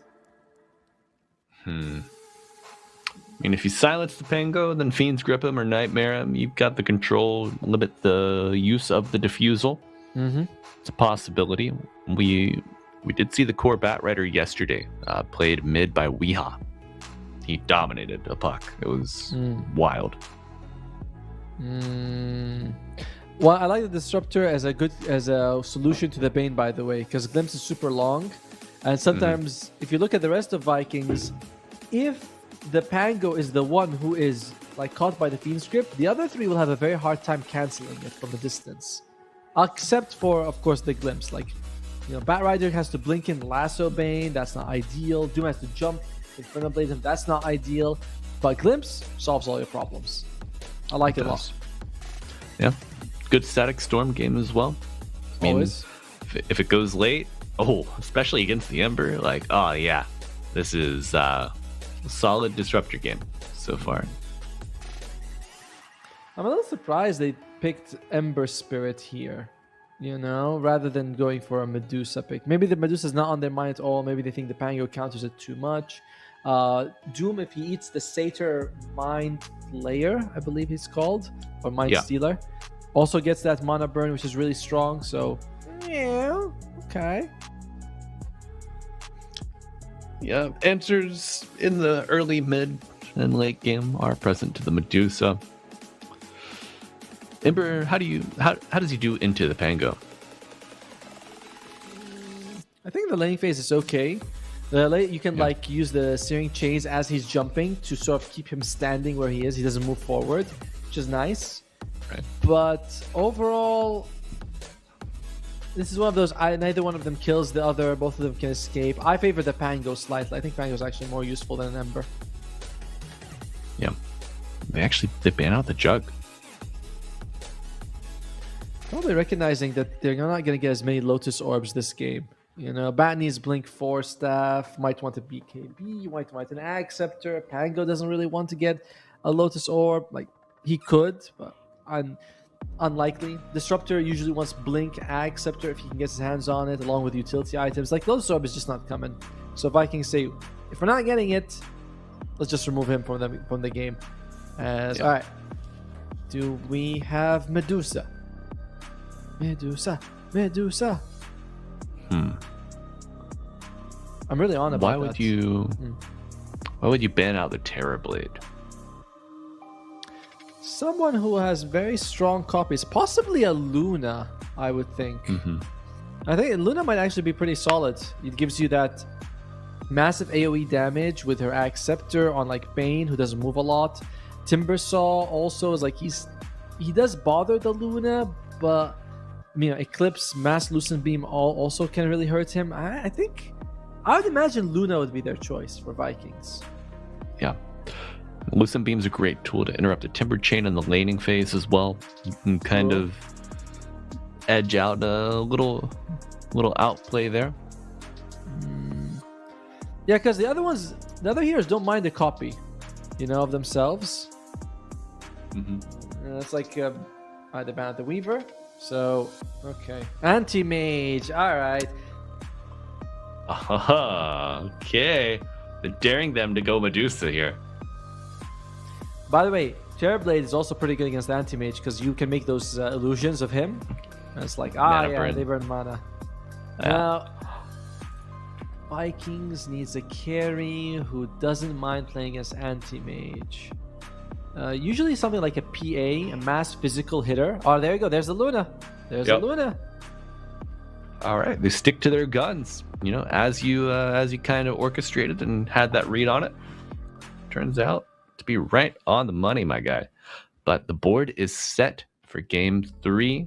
Gonna be AM versus Luna, Pengo versus Ember, Timber versus Doom. Supports, they don't matter, right? But Atomo, who do you whose draft do you favor here? Oh, I really like the Luna pick. I think that was quite clever there from Vikings. Paper Tigers has an anti-mage who can is on. No, I'm gonna go with the Vikings. I think Vikings got a really good draft on this one. Yeah. Okay. I think this Agadam's Luna can do a lot of work. Just as we spoke earlier about the puck getting stunned from fog, you get an eclipse from fog with a rolling thunder on top of it. Oh man, these supports are going to melt. The AM, you've got answers for him. Static Storm from Fog, a Doom, and all of a sudden he's controlled. But we've seen CTY be able to farm up a Storm on the Juggernaut. I think Anti-Mage, if he gets a little bit of space, could take this game over here in our game 3 between Paper Tigers and Vikings. I think my only thing that I worry about for Vikings is the Timbersaw having a good game. This doesn't seem very likely, to be honest with you. You're up against, as you mentioned, Static Storm, there's Doom, there's Rolling Thunder, there's like all the Viking heroes can have some sort of AoE or BKB piercing ability, right? Static Storm and Rolling Thunder, you can't like Manta that one. You can't BKB Doom or Lasso either. So every one of them has an annoying spell. But if Timbersaw somehow becomes unkillable, nah, I'm still with Vikings. I don't think it's happening. It's too much. All right. Here we go. Vikings, the surefire win, as Atomo's called it. And Pylai Die gonna give up first blood for Vikings unless no, Burning does claim it. CTY walking forward has Blink skilled first, so no mana burn. They do bring down Freeze. Nico Baby gets the kill credit. So what do you think, Atomo? First blood to Bane or a kill to Nico? And Luna still very healthy. I think you're probably a little bit happier on Paper Tigers, but they're still okay with this for Vikings. Like, the worst person to get the first blood got it. Like, Bane is pretty ass when it comes to farming anyway. It's like giving him gold rarely feels like it does anything. Madsen.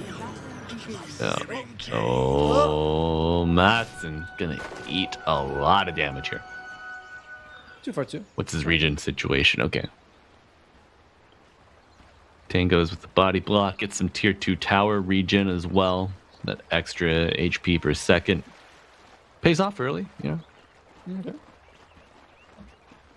Look at that. Look at that efficiency from CTY. Yep. Look at that. Just moving the items away while he regenerates. Come on. You love to see it. This is real nerd stuff here. We're all nerds in Dota. Sometimes I'm like, isn't that a bit too much, buddy? Come on. Like, really? Give it a break. But lane break. In fact, pushing OP right back into the arms. A loving embrace of Nico Baby and his Luna. Freeze, bodying out, highlight die, and now the aggression turns to the Luna.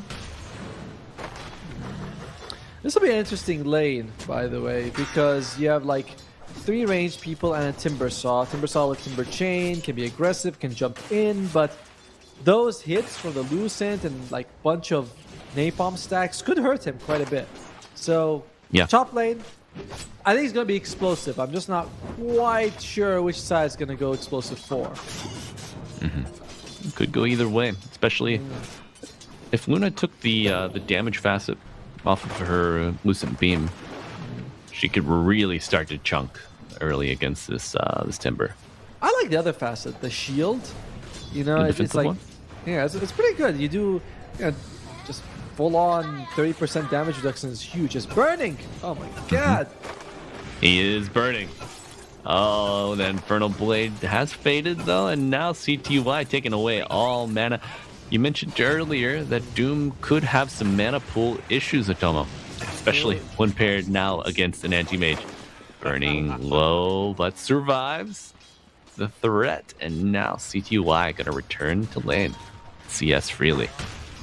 The worst feeling in a lane against anti-mage is once you're like low on mana, you're never getting your mana back because you can't harass him. He just walks up to you. He's like, "Oh, you have 60 mana? Let me just drain you of that, buddy. There you go. You look much lighter now."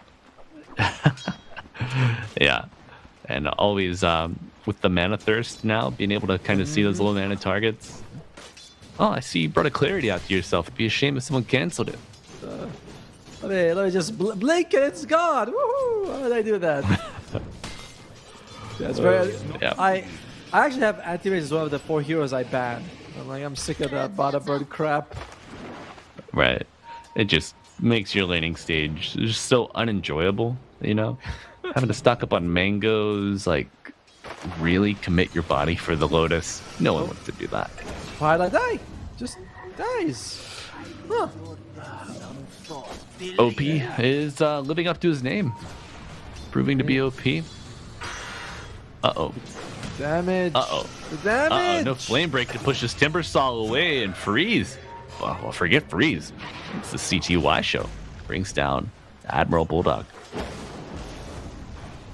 What? Oh, what? CTY double kill. Minute 3.5. What?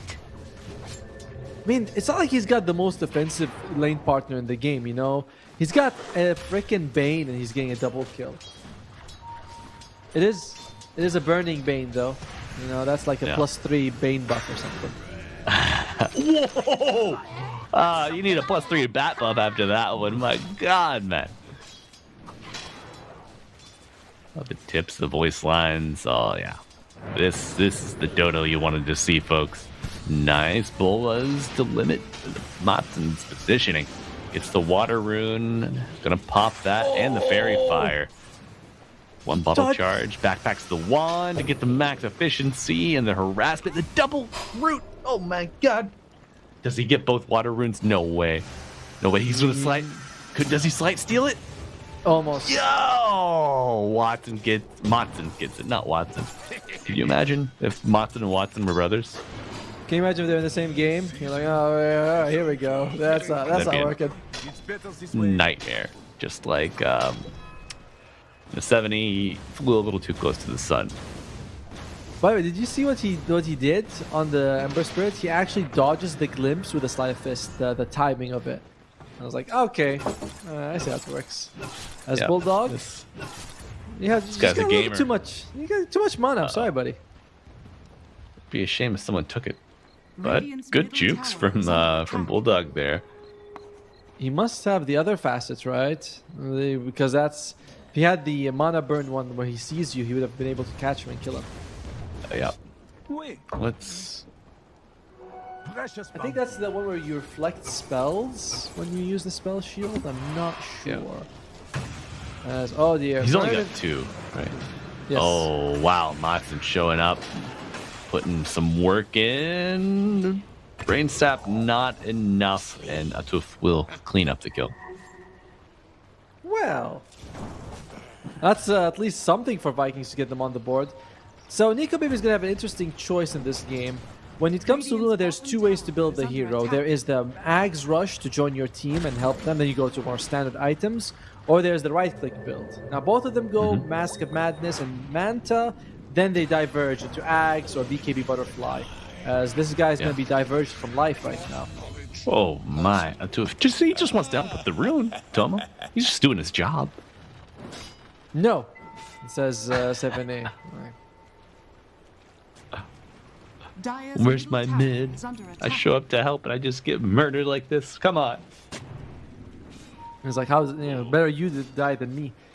However, it's not a good thing that Admiral Bulldog has only 11 CS. Man, this guy hasn't even been able to smell a creep in the past minute. Feels that double kill from the CTY. Come on, man. Rolling Thunder coming out. This will be pretty good for them. That's not your side of the river, OP. I don't know if you're a stranger to these parts, but That's Pango's land, Pango's territory. They're doing a decentish job, sorry, on Vikings on trying to like reduce this deficit. 1k gold for a few minutes now. Getting a couple of kills on those supports. It's nice. They're stabilizing. Oh, never mind. Oh, there you go. Well, he just says, "Walk it out, Mr. Bulldog." Oh. Where's Take your time out mana? on this one. Where's your mana? Oh, stick around. You might lose even more health. That level 2 brain sap, great trading tool. Top lane, Pylai die. Oh, don't walk to the trees, Pi. You've seen what happens. Poor Pylai die. You know, I feel like throughout his entire career, he's been one of the most sacrificial position 5s I've ever seen. So he's gonna sacrifice even more. The sacrifices will continue until morale improves. PPD invented position 6, but Pylai die perfected it. Oh. Yeah. Alright, there you go. PPD and PLD, you know, it's just a further development of the lineage. And OP is lined up for slaughter, but timely arrival from the Emperor. He gets a kill. Disruptor dead. No mana. Does TP in. Uh-oh. One more bounce, but he dodges it. Goes to the Remnant. Gets back. Throws another one out. Well, maybe if we look at the net worth, we won't feel so bad. Because Nico Baby is farming up a Storm. And this is the closest to Medusa hero that is not Medusa in the farming way, right? Like high movement, Rush Manta, Burning. Yeah. Okay. Would you say Medusa has high movement? Oh, burning. Goes down, but no kill attempted for the Timbersaw. Okay. Low mana and an Eclipse onto the Bane. Okay. A 1-for-1, but now Freeze has shown up, whirling death with the Ember Remnanting and gets the bolas after the Sleight of Fist. That's a dead Nico Baby. Dire's top tower is For under sale, attack. Nico Baby shoes, never worn. So mean. Disruptor. So mean of you as all for a two. Wait, they might trade OP? A tooth! Skyrap, what the? Oh, okay. Oh, it's the Academy meme. They're crossing in the cars, pointing at each other, and CTY gets a solo kill on Admiral Bulldog. He doesn't even have his ultimate yet. No doom, no problem for the AM. I mean, even if you're AM, by the way, anytime you see him lift his arms, you know what's coming. It's very telegraphed. So unless he has like, you know, high levels of Infernal Blade, he's just not stunning you long enough. I think he needs the talent for it at level 10. Dude. Oi, Not getting your first Doom off until level 10. I can't, man. I can't. Well, that is not a good sorry. Dire's top tower. Distribution of wealth. No, I'm looking at the. So I'm looking at the gold.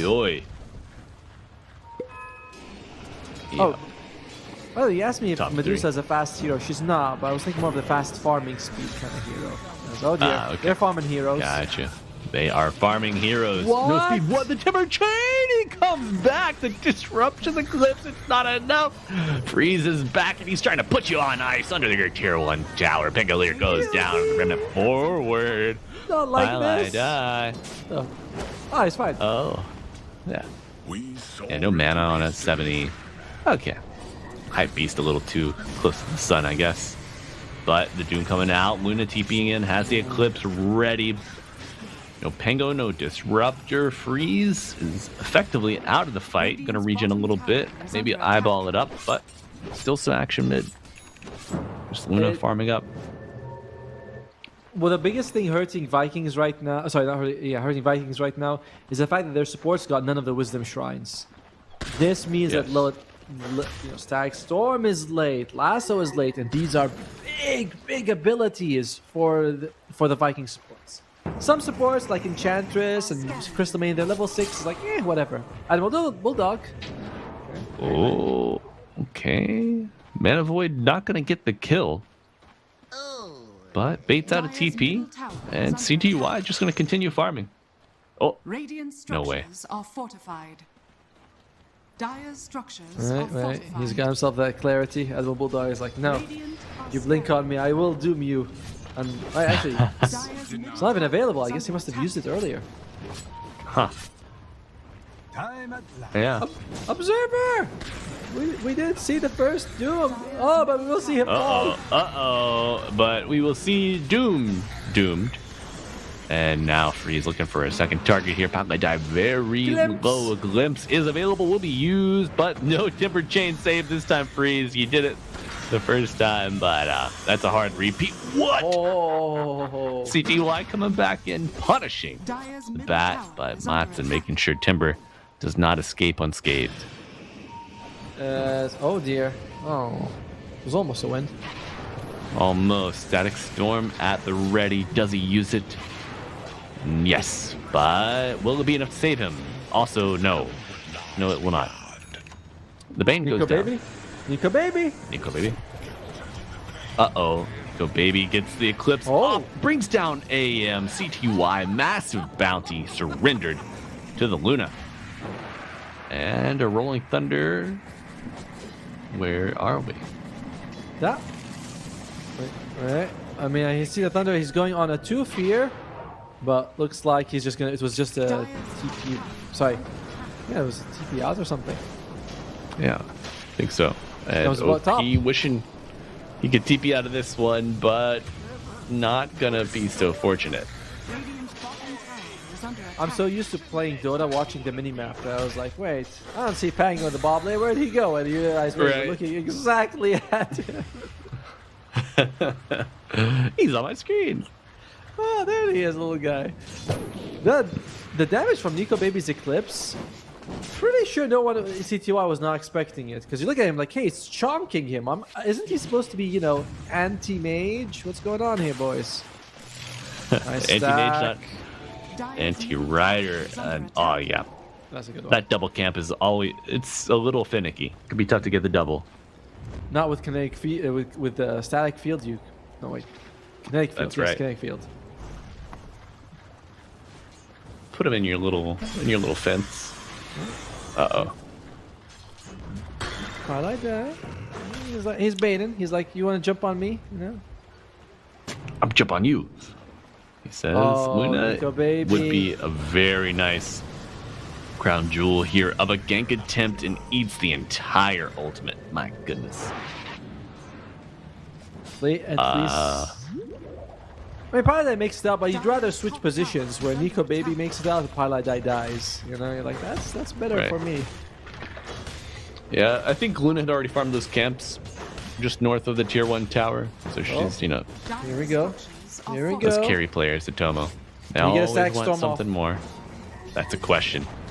Where is our disruptor? There we go. There he is. Gets Has to be it very onto careful. the Ember, controlled, but nice dancing from the Ember. Nightmare to walk him out, and the feed script silence! afterward controlling. But the silence comes through and just confirms the kill here onto Ember Spirit. Matson also showing up. Swashbuckle going forward. die. Chases on. Bulldog to fall.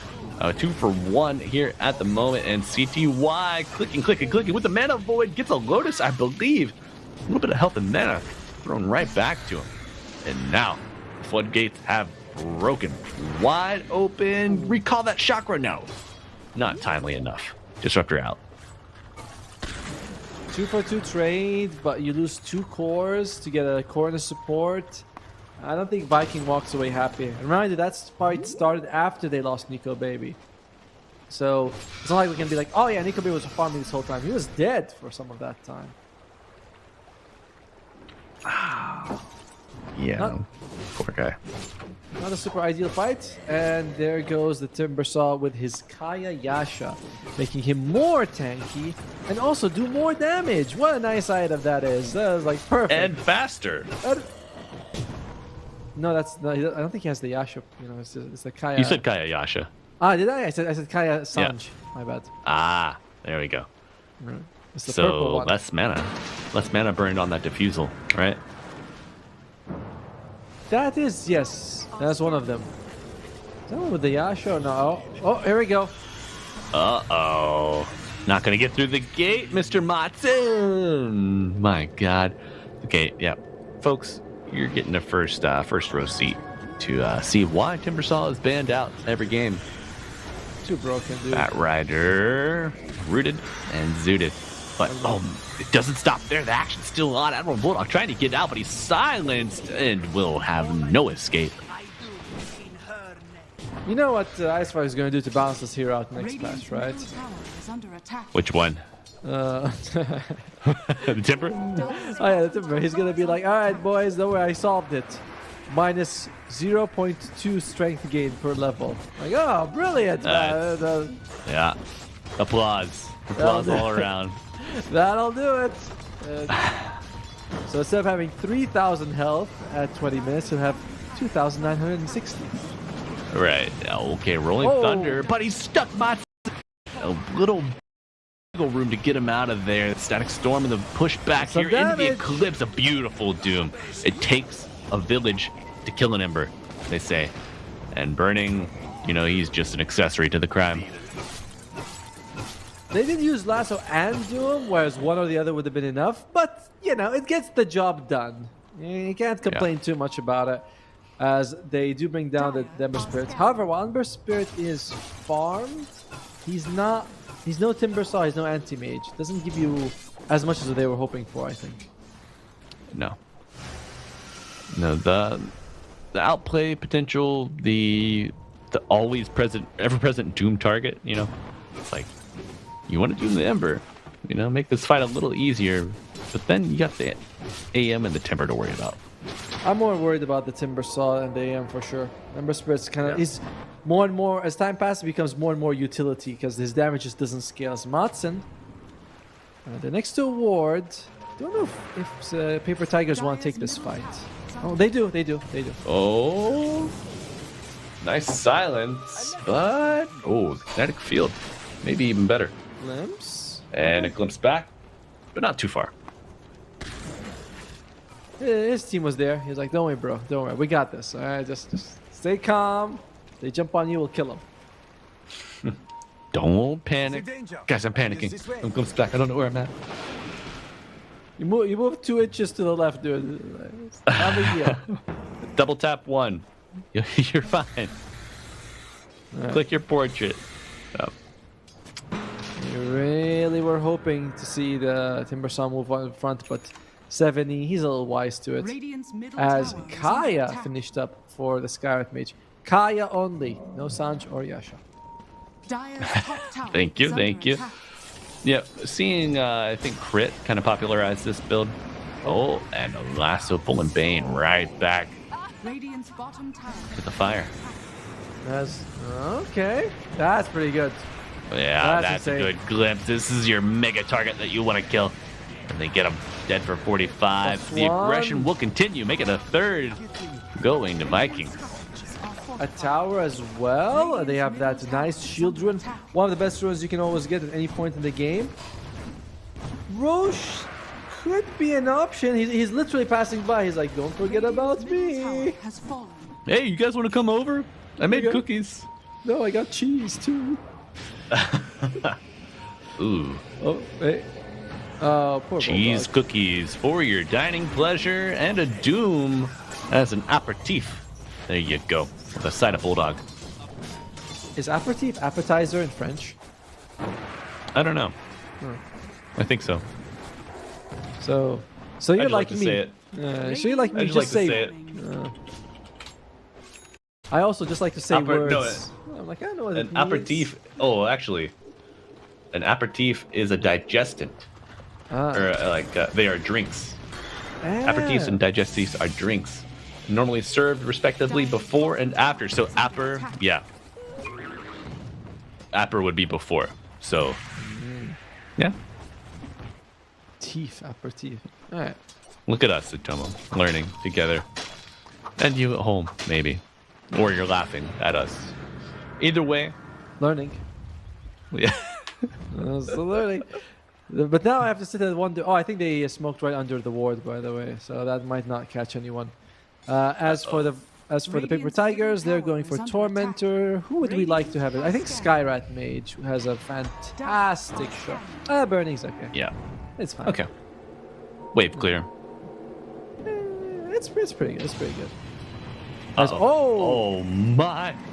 But here the we Rolling go. Thunder is hot Okay. on your heels, and I think that's Should a be able to get him. Thunderbolt, right? That's so fast. Oh, the reflected, another blink, CTY. Radiant's top tower He's is done under it. Attack. Radiant structures. Burning in the corner, giving him that thumbs up, like, all right, I see it. You know, that was pretty good. Radiant's top Yeah. tower is under attack. Good stuff. And OP denying the AD rune. In the meantime, the Disruptor's got blink. Okay, I like this. When it comes to countering the did that lasso? I think that was the lasso. Yes. Yeah, that lasso is on cooldown, burning. Unable to make it out, even with his newfound shard. We'll see how. This was the build we sort of expected to see from Disruptor. Blink, get the Aghanim Scepter, you throw Stag Storm on someone, whoever's caught. It's nice. He doesn't want to go for like a Glimmer or Force Staff, feeling like he has to go big. That's the only issue. Ags is expensive. It is. And I mean, you don't really. The stats are nice, but they don't really do too much for you. No. It's like you don't. Oh, this will do a lot. My Tumbler toy to the Static Storm with the right clicks from Nico, and that's a kill. No counter spell, no blink, no problem. In fact, the Boglets gave you more trouble than the AM did. Okay, Doom slept up. Do they go? Uh-oh. Okay. All right. I've seen this before. This is your patented puppy paws. For those of you uninformed, unaware. Pilot was teammates with Puppy, right? In Team Secret. Yeah. They won Shanghai Major, was it? Yeah. That was a good time there. As just making sure here, looking at all the beautiful people working in the place. Technical pause here might be affecting the Viking side. They were the ones who paused. Yeah. Oh. New headphones. Oh, truly a student of Puppy.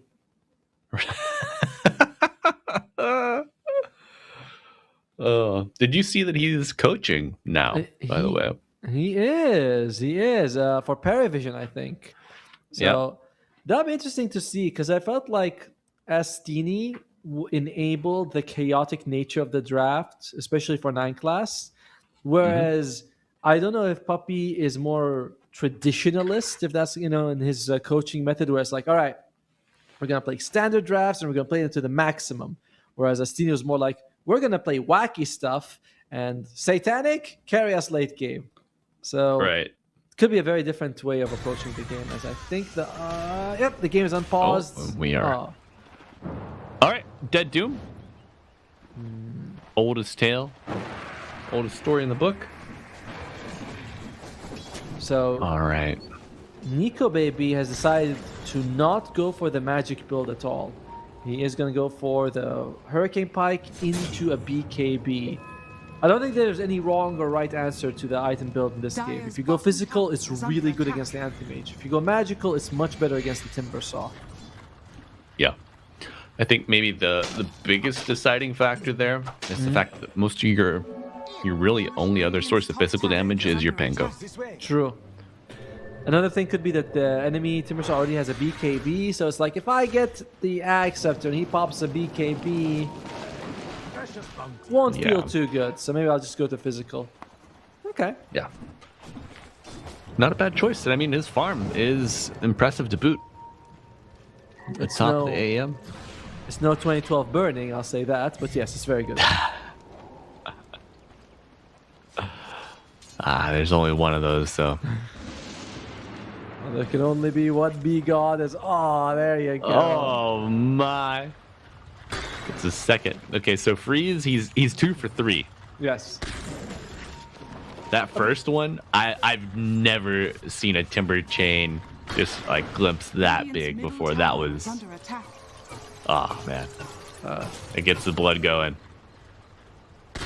You're saying some words, and I feel like I want to say some words, but I'm not going to, because we talked about it. It's you've grown it, Tomo. Oh, that guy's dead. He is. Poor Bane. Oh, by the way, Mushi is also at this event. Or I think and he's posting a lot about it. And he's like, guys, I'm seeing all these old people. I'm like, who the hell are they? Why are they old? What happened? Why do they have gray hairs? Then he looks in the mirror. He's like, oh no. It's got me too. Mm-hmm. Radiant Yeah, he are played. I think Also Mushi on played the Top Tusk tower is under attack. twice yesterday. Yeah. Oh well. It's very esteemed in Malaysia, Mushi, and of course globally as well. I'm glad to see him play. Oh dear. Okay. Uh-oh, okay. What the Storm glimpse? used Rolling Thunder as well, and the glimpse. Oh, do they get Skywrath? The Glimmer is nice. They bring down the Ember, and the heat is on. It's, by the way, this is the first time in the whole game Viking has a net worth lead. The entire game has been on Paper Tigers. We said that the Viking draft feels better. You know, I was looking at it, I was like, okay, this looks like a better draft. They have decent control for the anti-mage as well as the Timbersaw. And Radiant's top you know, tower is it under took some attack. time to get here for sure, but it's starting to ramp up a little bit. Yeah. And let's see. They have. Do you think they'll have enough tools to deal with the rat from AM eventually? They have a bulldog, don't they? What more do you need? Oh dear. Oh. Atuf making some plays, trying to buy some time. No mana. Does he go in? Yes, he does. But oh, the BKB is used. However, you do not reflect it. Stun is applied. Bane somehow dies. Oh, okay, Bane showed up there. Gets blasted. Disruptor does go down. Batrider on a sliver of health. I think you walk away fairly happy if you're Vikings, by the way. Oh, bulldog. Well, not that. Not over yet. Oh my goodness. Second chakra almost did it, but a BKB to bait out the Eclipse. No glimpse available, but I think you might have the follow-up damage here. Freeze still surviving somehow. Doom does go down. Highlight Eye versus OP as Ember comes singing through. He's back. Yep, that's a buyback on the Disruptor. Needs everybody here. Big static storm containing the AM. No BKB, and this is a huge problem for the Paper Tigers. Oh no. Freeze is likely to be put on ice here. Matson very low himself. One Whirling Death might do it. 70 cleaning up aloof. And there is a region rune, so we could see Ember get involved pretty quickly. I think he might be out of remnants, so. Yeah, he is. There's no green side. And buyback from a 2, very worth it. He buys back. There's a stack storm on top of CTY to bring him down. It's a good kill, but Roshan feels like a really important goal at the moment. As both sides are trading these very close fights, Rosh could be the big factor. Yeah, and I mean both sides have great heroes for the Roshan. The AM, the Luna. It's not like you're dealing with a Terrorblade or a Wraith King, someone who's like a transformative hero, or sorry, I don't know why I said a Wraith King. Wraith King, you know, you just have an extra life already, but like a Dragon Knight perhaps. The transformation hero. Yeah. Meanwhile, Roshan will move in a little bit to the bottom lane. That might be when Viking wants to take it, because then you have the buyback advantage. They have buyback available on 2 of their heroes if they need it. The Doom and the Batrider. I mean, Spotlight that. Oh! He did go back for the Axe Scepter. Okay. Interesting. Yeah, because he queued up a Hurricane Pike BKB, but he goes Butterfly into Axe Scepter instead. Okay. Nice use of a Sleight of Fist to dodge the glimpse. Second time he does it, by the way. That's insane. It would take me 10 games Yeah. To get it in off this once. matchup to do that. To get it off once. Oh. And BKB applied. My god, look at the damage from the Eclipse. Likely to tick down here to the Doom, especially with that Swashbuckle contributed. He's dead. Ooh, the Nightmare buying a little bit of time, but it's not enough. Timber dead. And chase will continue. Oh, beautiful route. Will Roshan get his strong arm ready? Yeah, they're following him. They're like, Rosh, where are you going, buddy? You know? It'd be a shame if someone followed you into this back alley and took your lunch money. Oh my God! Whoa. Cheeky, what? He gets the bulldog delivered right to him. He's animal control reporting for duty. Oh my God, Nico baby probably rips the ultimate on burning. No, he already used it earlier on the timber saw. Oh, just clicks then. I know. But did you see the damage it was doing on the timber saw? Who was BKB? I was like, okay, this Eclipse is insane right now. As with the buyback on freeze, they might not feel like it's worth going for Roche and losing whatever advantage they got. Yeah. I mean, it's such a narrow gap. And you just got it too, you know? Do you really want to give it away? And you want to pick off. You gotta pick off. Yeah. Maybe you jump on CTY, get that kill, and suddenly you can go for Roche. Easy peasy. Yeah. You got to set yourself up for success for these risky moves. Just any way you can kind of stack the deck in your favor. Uh-oh. Oh, lassoed in place, but the Rolling Thunder coming through. Freeze with the BKB afterwards. Some return fire. If they can keep vision for this Disruptor, he might have a blink, and he does get the glimpse successfully. Oh, no. However, Paper Tigers thought about it, but just going to write off the loss. That was the time he needed to land the Timber Chain the most this game.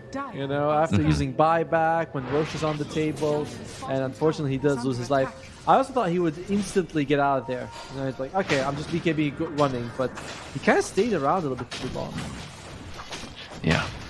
I don't know if it's necessarily greed, but just maybe a little overconfidence, maybe a little miscalculation. Well, a victory here for Vikings or Paper Tigers. Guaranteed top 6. You know, an extra chance at the playoffs as well, because you are going to, start at the upper bracket, so you can always go to the lower bracket if you lose a game. Yeah. It's a big deal having that victory. It is. Any pressure that you can alleviate. You know, I mean, these guys, they're seasoned competitors, veterans, but maybe, I mean, as we've discussed previously, haven't had a ton of recent competitive experience. So anything that lightens the workload and lessens the stress could contribute to your overall success in a grand finals win. It would be, make that last day, that journey, just a little bit easier. All victories, morale also pretty good. Not sure how some people remember these days. Like, was it this stressful to compete before? You know, what's going on? I thought this was fun.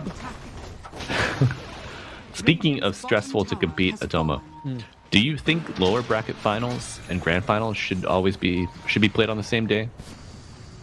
I don't like that, honestly. But at the same time, we can't just have an upper bracket grand finals. We need to have more to justify hiring a venue and all the people and stuff. I wish that they would start hosting third, fourth place games. Yes. Oh, here we go. Yeah.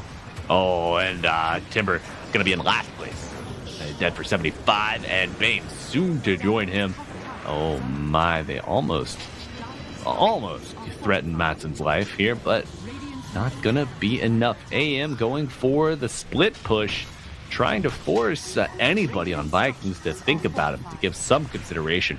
But fortification has been used, and Nico Baby is forcing the hand of the AM, taking down one tier 4, already half health, has the Aegis available. TP back from AM. Doom is used, but the glimpse. Uh-oh. That's likely the game. Yep. CTY calls GG. TY team. Oh, the TY team indeed. Disruptor, pretty good hero. He's if you look at the minimap, by the way, he's actually blinking to get there as quick as he can. He's like, at Admiral Bulldog, he's like, guys, I've seen this before, this is how we win a TI. Just hold them after they TP or before they TP, or cancel their TP. That's all good. It's all about TPs in the end. Right. You can see them celebrating. Vikings secure themselves an upper bracket slot in the playoffs, guaranteed top 6. Picking up little bro, look at that. The man's a beast. He's like, look at the size of those arms. He can carry the whole team. They're bigger than Monson, bro. But my little twig boy, my twig brother. Congratulations, Vikings. You know, it was a bit dicey in the beginning. You know, I was looking at it, I was like, did I back the wrong horse on this one? But I believed in Luna supremacy. You know, you look at it, they have two AoE disables, 2 BKB piercing stuns as well. And you think, okay, this looks pretty damn good for them. And was a bit of a thorny road, but they got there in the end. It was. Bulldog looking nice on this Doom, as you mentioned. Game 2, he performed very well. Game 3, really got his feet under him. Had a rough start. CTY looked really good on the AM. Yeah, but he did. I believe that we found a consistent pick outside of the like the signature heroes that will work for Bulldog that other teams need to consider moving forward. I love when you said Bulldog looked good. I was like, yeah, he looks, he looks healthy. It looks like he's having fun. And then you're like, oh, in the game. I was like, oh, in the game, yeah, that one too. As we have double MVPs between Matsun and how special. Which of these and two braid. do you think deserves the MVP more?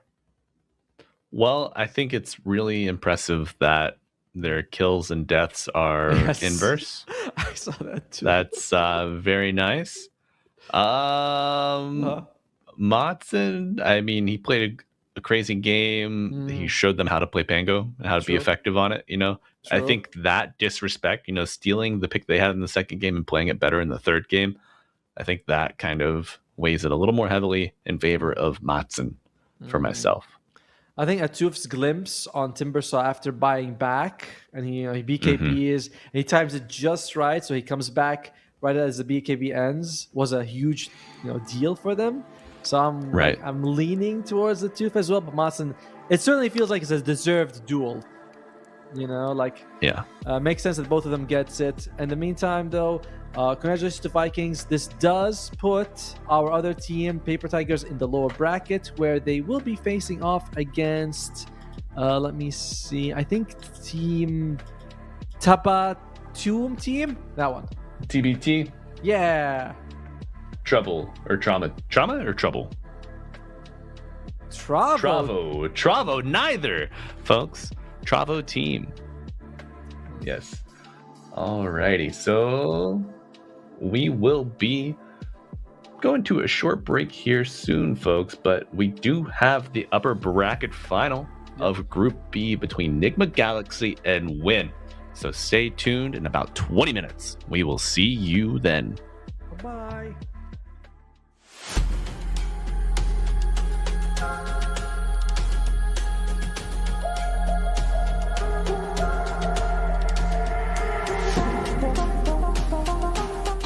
Abu Dhabi and UAE at the moment seems to be the epicenter of autonomous, robotics, and many other activities.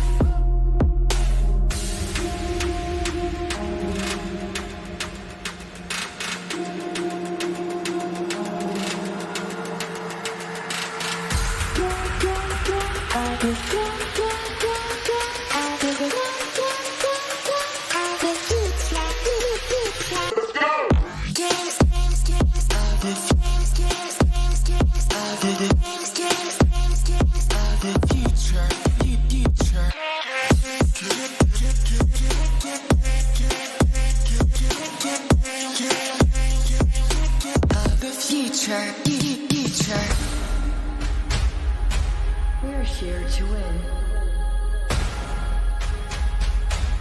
Let the best win.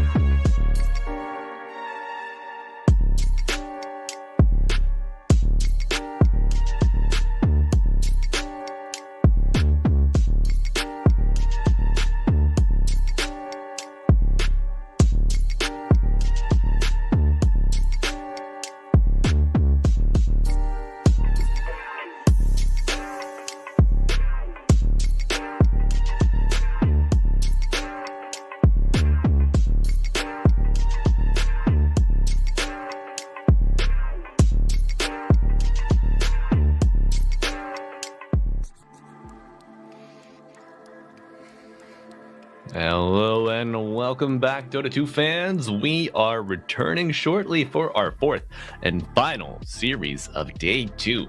We've got our Group B upper bracket finals between Nigma Galaxy and Win. Team Win. You know, it's always, Tomo, it's always strange when it's just a short single word for the team name. I always want to say more. Yeah. It's not like Team Win, Win Esports, Win Strike, One Win. It's just Win. Huh. Maybe Right. that's the only thing they care about. Simple message, right?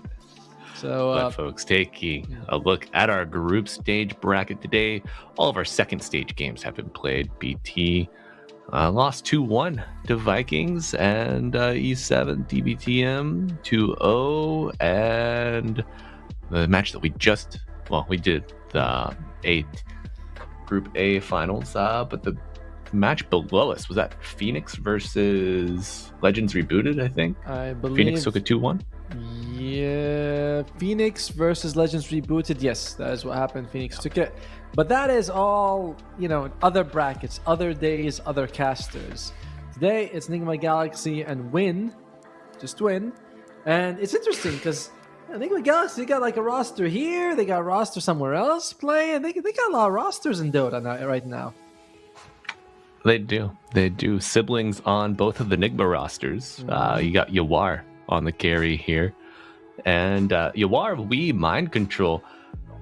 I mean, these are three veterans of the scene. Yes. That are real standout players in their own right. But Isla and Nagato, the support players at Toma, I've not really had the chance to watch these two before. I was very impressed with their performances yesterday. I think I've seen Nagato some of the MENA qualifiers last year. You know, I think they were at one point with Winter Bears. I think I could be wrong on that one. But yeah, they are a pretty impressive squad for sure. On the other side, we have Win, which is ILTW, former Nigma player, by the way. Maybe coming back for his revenge. Rostick. I'm gonna go with EG Demon, 1J, and Hakoda. Eager Demon. I think Igor Demon. That's a good one. 1J and Hakoda. I know Hakoda from some of his games on Disruptor. I feel like he's one of the best disruptors in the world. At least one of the best I've ever seen. So, really? Yeah, well, something to really keep your eye on if you're Nigma Galaxy. Okay, yeah, it's one of his signature heroes. Look at that. Yeah, he played a lot with one move over the course of like a full year, maybe a year and a half. What? Well, I think I pull these stats out of let's say thin air. Out of your head wax jar. There you go. These are all scientifically proven. I saw it once, therefore it must be true. That's right. Pete and repeat, we call them. But we are off to our first bans, folks. Got no Timber, no Jackie, no Io, no. Oh, okay, so Atomo, you missed it yesterday. When they ran, Rostic played Io mid and destroyed the game. It was disgusting. They played Io mid. They played carry Abba, but he went like Gleipnir. Gleipnir into I think he also had a Blade Mail. It was absurd. It was absurd. And Blade Mail and Abba does kind of make sense, right? They jump on you, like they jump, you Blade Mail once on either live, and you can reflect a lot of damage, and you get full life again from your borrowed time. You reflect another, significant amount, 10% plus whatever. Yeah, not bad. But I like the idea with the IO. Not the first time we've seen IO as a core. It was a standout at TI9, I believe, where OG won like 6 or 5 games with it in a row as a core. Very impressive. Yeah. In the meantime, though, we are starting off with the Slardar versus the Shadow Demon. Shadow Demon, you talked about this. There's a new build in town, and everyone's raving about it. They are, and they also ran the Pudge yesterday. So if it's not banned out by Nigma, I'd be almost expecting them to pick it pretty reliably here on Win.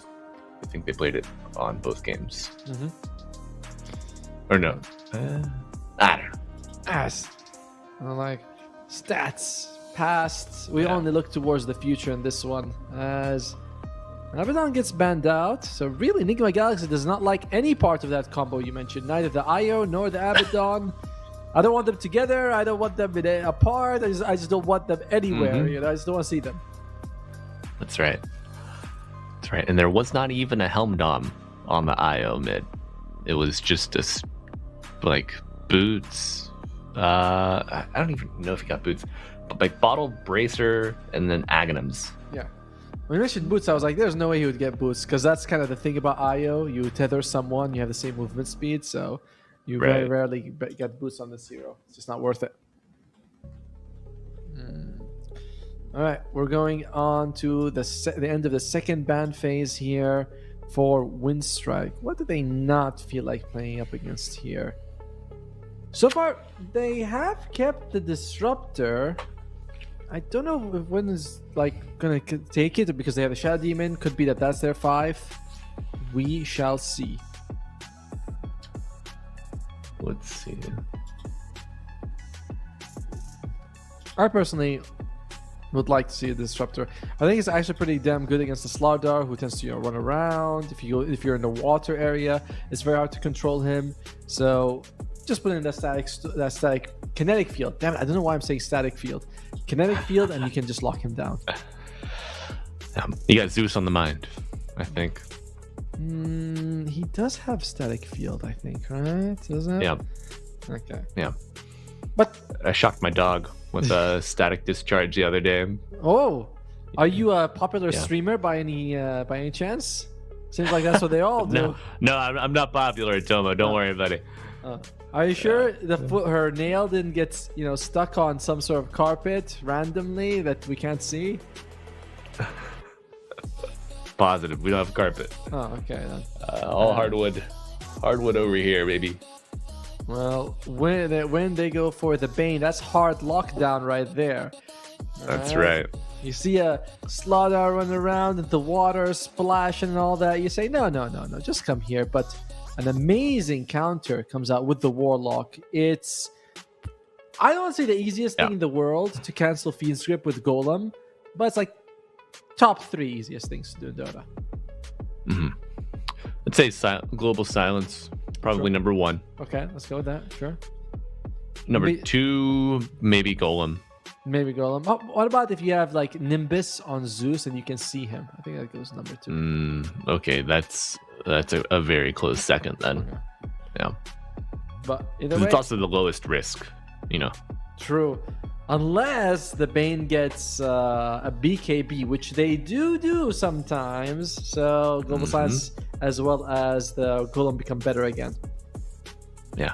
And Otomo, mention they will run this Void Spirit in the Pause 4. They did it yesterday, so it's not a completely determined reality, but it's a possibility for us. I look forward to seeing that, honestly. Another hero to lose pubs with, as we see him, like, wow, it looks so good. Look at him dodging spells and silencing. Sorry, that's not saying controlling people.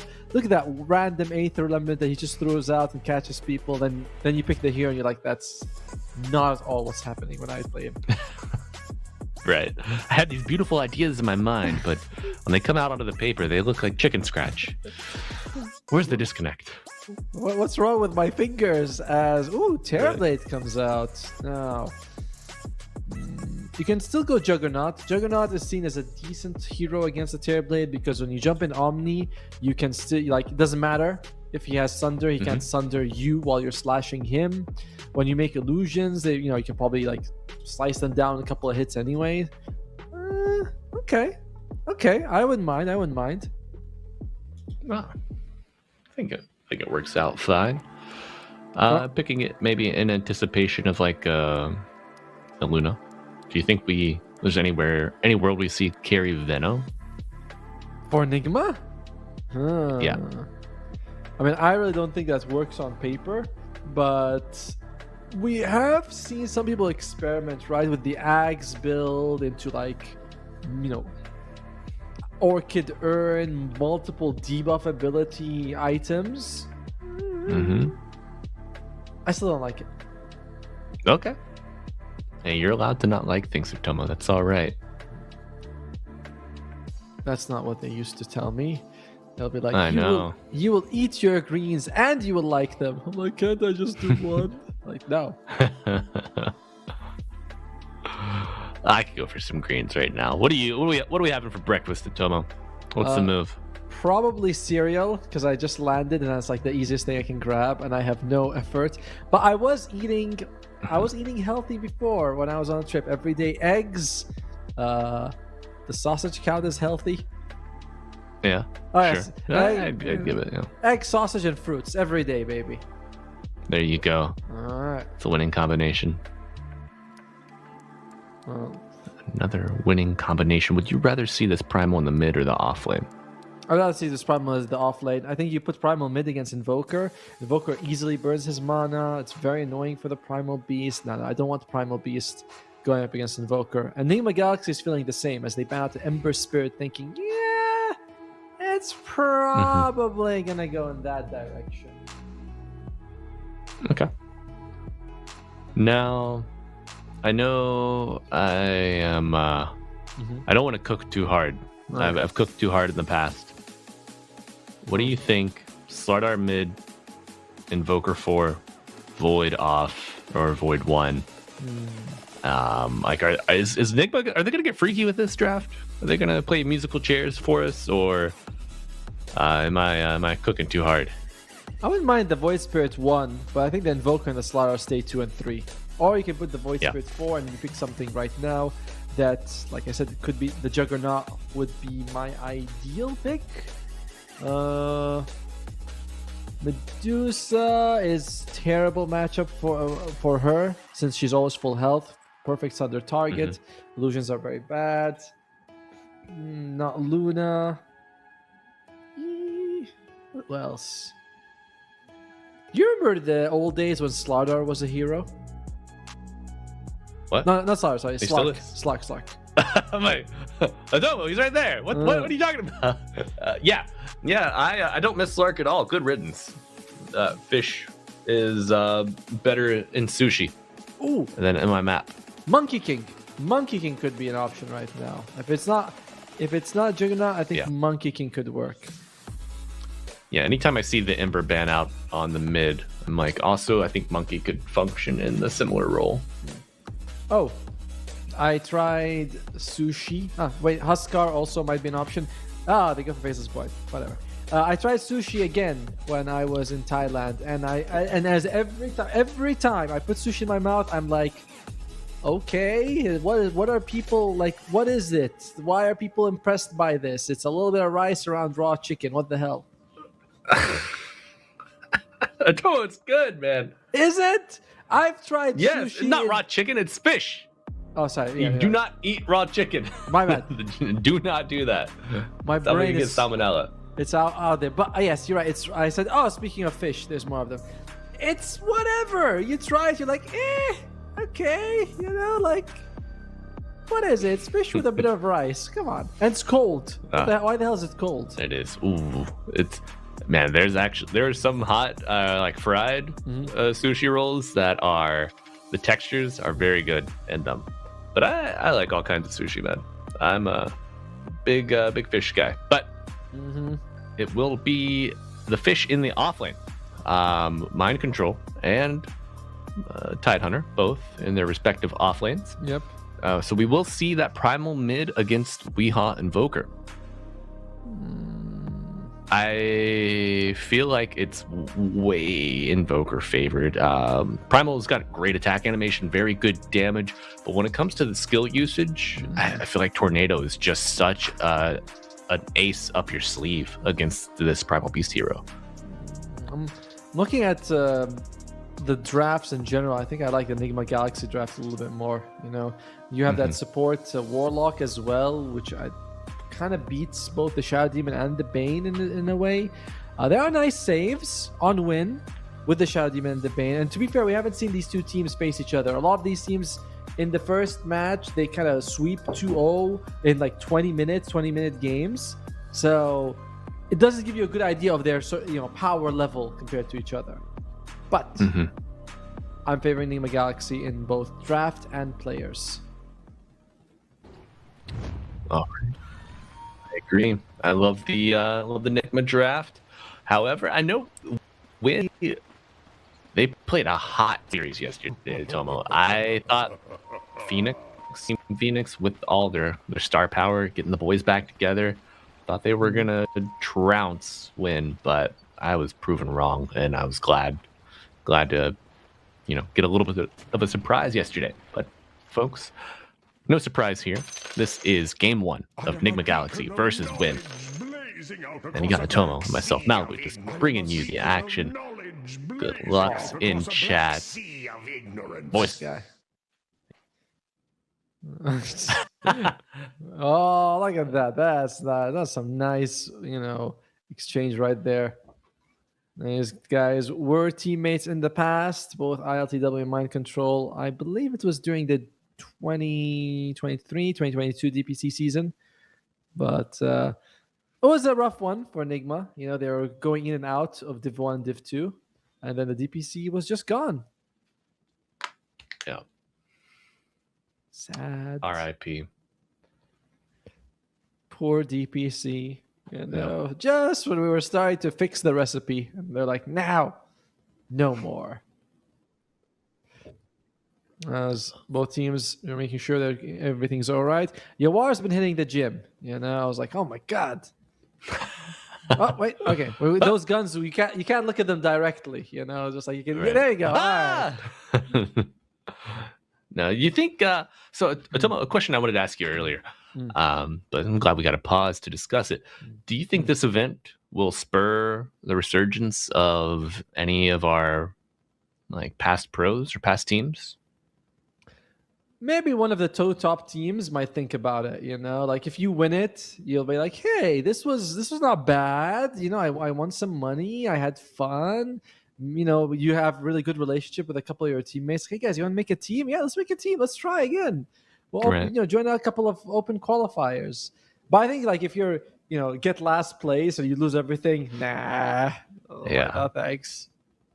And even if a majority of your roster won't stand aren't into it, there's some free agent around right now that would not be bad pickups. So you have a favorite? That's my general free opinion. Agent. Yeah. You got a favorite free agent floating around right now? My favorite free agents. I'm gonna have to check who is a free agent at this moment. Who is? Is it Mind Control a free agent? He's not with anyone. Yeah. I think all of the players in this event. I don't know if anyone is rostered with a tier 1 or tier 2 team. Yeah, I would say that most likely I would say Mind Control would be my favorite free agent right now. What about we? He's all right. I mean, I'm sure he has his fans and he's everything, but some players you gravitate to, some you're like, okay, it's another player. Never really met them, never really talked to them. My impression of their gameplay is that they're fine, nothing wrong with it. So I know his Meepo was amazing, always impressive to watch. Yes. But that's kind of it for me. All right. Good to know. What about you? Do you have any sort of player right now you're thinking, man, this guy joins the team, instantly my favorite team? I mean, as an NA boy, I feel like I have to say RTC. Mm-hmm. Yeah. And I mean, he's hinted at it. He said if there's the right assembly of players, that he would. So we'll see. 30 seconds to battle. But, we aren't going to see this game one get right underway, folks. 25 seconds to the horn. Bounty runes ready to be snatched up. Do you have which lane do you think is going to be the most volatile? Let's see. Bottom is going to be Slardar and Void Spirit, right? Up against the Bane, Terrorblade. That could be a very action-packed one. Top is like Tide and Bane, or Tide and Shadow Demon? Tide and Shadow Demon. Okay. Don't think that's going to do too much. Oh, and if I was going to pick my favorite NA player to come back, I want Speed. I like Speed.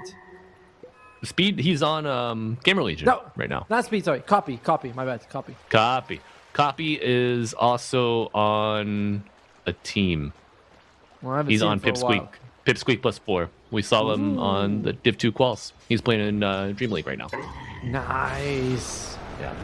But no dream about it. Rostic, level 2. So, Rostic is a very creative player. As you saw, he went top with Trample, killed the offlane wave, got level 2 from that solo experience, onslaught mid, boom, instant first blood.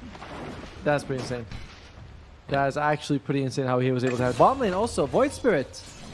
Isla just dead. And, man, we kind of thought that this is going to be a lane with a lot of action right now. Coming out here, it's 2 melee up against like the Bane and as well as the Terrorblade, which can do a lot of harass, but you also have a lot of damage and control. All right. Yeah. Yeah, they are impressive. Isla. Win. There you go. That Nightmare Walk all the way back is so powerful. Kills across the map here for win. Do you not know why the Spirit Brothers in general aren't very good supports, apart from Earth Spirit? They all have main character syndrome. That was the second reason I was going to mention. Okay. What's the first? In general, they're relatively low stat heroes. Like they rely on that level 6 to get a lot of mobility, and they use that mobility to help them, chase, get damage, escape, things like that. But Void Spirit is like, he's the best of them. He's got a shield, he's okay, but he still doesn't feel like he can harass, tank. He's just kind of like meh. Ember and Storm are even worse in that category. Yeah, I think the Void, he really needs levels. Yes, they all do. His stat gain's pretty good, from what I can remember. And I think he's universal, so he benefits from stats as well, like more. But they all need levels, which is why we put them in the mid lane. Give them the bottle and be like, it's all yours, buddy. Hey, don't worry. Baby gets his bottle, and you get your own lane, too, while you're at it. All right. We go secure them both ruins as well, just in case, Nice and cozy for you. Yeah. Oh, man, I was nice and cozy during our break at Toma. I got on the couch, got under some blankets next to our chilly window, watching the snow fall down. Beautiful. All around. Yeah, but, oh my god, no snowfall here, just a big puddle. It's melted, Atomo. There's no snow, there's no magic, there's just death here for the Bane. And they're looking to chase down ILTW. High armor. High armor, but you have a little bit more HP to work with now that you have the Lotus, so no dive even needed. Okay. Bottom tower is By the way, he under also has the attack. facet which creates 8 remnants when you exit from the simulate. I love this facet. It's very interesting because if you are like running away, you always go for the far one, but then that creates 8 remnants for people chasing you. It's a lot. It's a nice one. I like it. Yeah, he used the same facet yesterday on his pause 4 performance with the Void. Worked out so nicely. They were playing it into a puck, and he just caught that puck over and over and over. It was wild.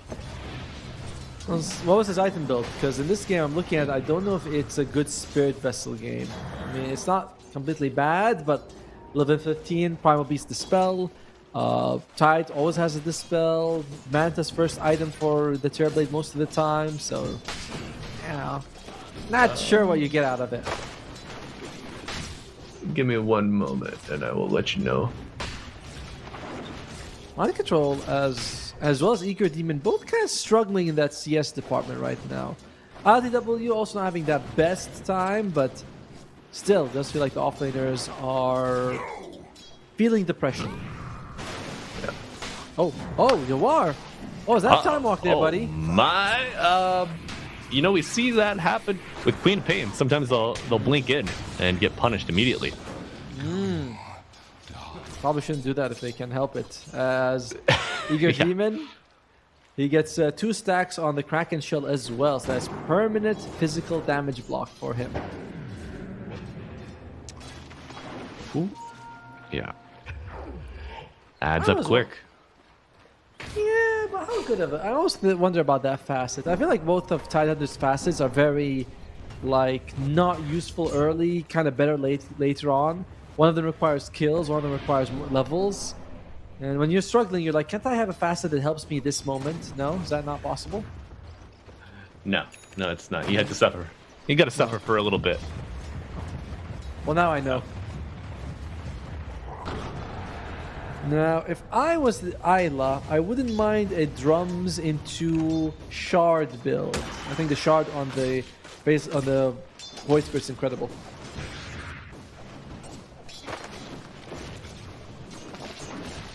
Wait. What? Say that again.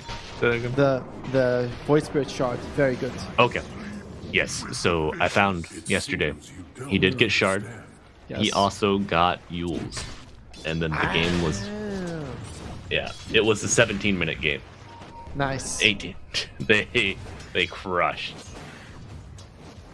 Well, I don't believe that that's going to happen this game. We are, so far, laning phase, the two teams seem quite evenly matched. Win had that amazing movement early on with a kill on Weehaw. They've been doing well in laning phase as well. On the other side, Nigma Galaxy recovering. Not bad. Yeah, they've really got a handle on the game here. And Isla benefits, going to steal a little bit of experience from this Primal Pulverize. And you know, he's used his spell kit. Will he be weak enough to get a kill? No. Okay, stealing some farm. Oh, the disruption save. What a play. 1J dodges this. Do you think he knew? Do you think he knew it was coming? I think he got very lucky, but sure, he might have known also. You know, but can you imagine someone's like, hey dude, Invoker did the animation. He's like, right. Oh yeah, I see it coming, boys, don't worry, I'll dodge. I saw the orbs. 3 orange. Dire's bottom tower is under attack. We need to come up with, too bad nothing rhymes with orange. You know, it's like Red Sky at Night, Sailor's Delight, something like that. It depends on how you pronounce it, right? Like, instead of saying orange, maybe you can pronounce it orange or something like that. Red Orange Eruption. Shadow Demon used Disruption. There we go. Yeah, beautiful. That's it. There we go. See, Tomo. We worked it out. You did like 98% of the work. Well, you gave me the idea. You know, you had to say you have to. It depends on how you pronounce it. And I was like, well, what if I just avoid the hard word and shift it around? Which is completely not related to my advice, but you know, it's cool. I make a change though. I make a change. You gave me the idea to change it around. I'm like, oh yeah, I can have free will as Frosting. Uses his free will, as does Eager Demon. 2 kills across the map, both for win. Looking to make it more, but we will be right as rain. That was a Oh very my nice. God. Oh dear. No, Oh no, dear. no. Oh dear. I No, no. spoke too soon. My, you know, that's how you know you made it, Atomo, as a caster, when you have the power of the curse.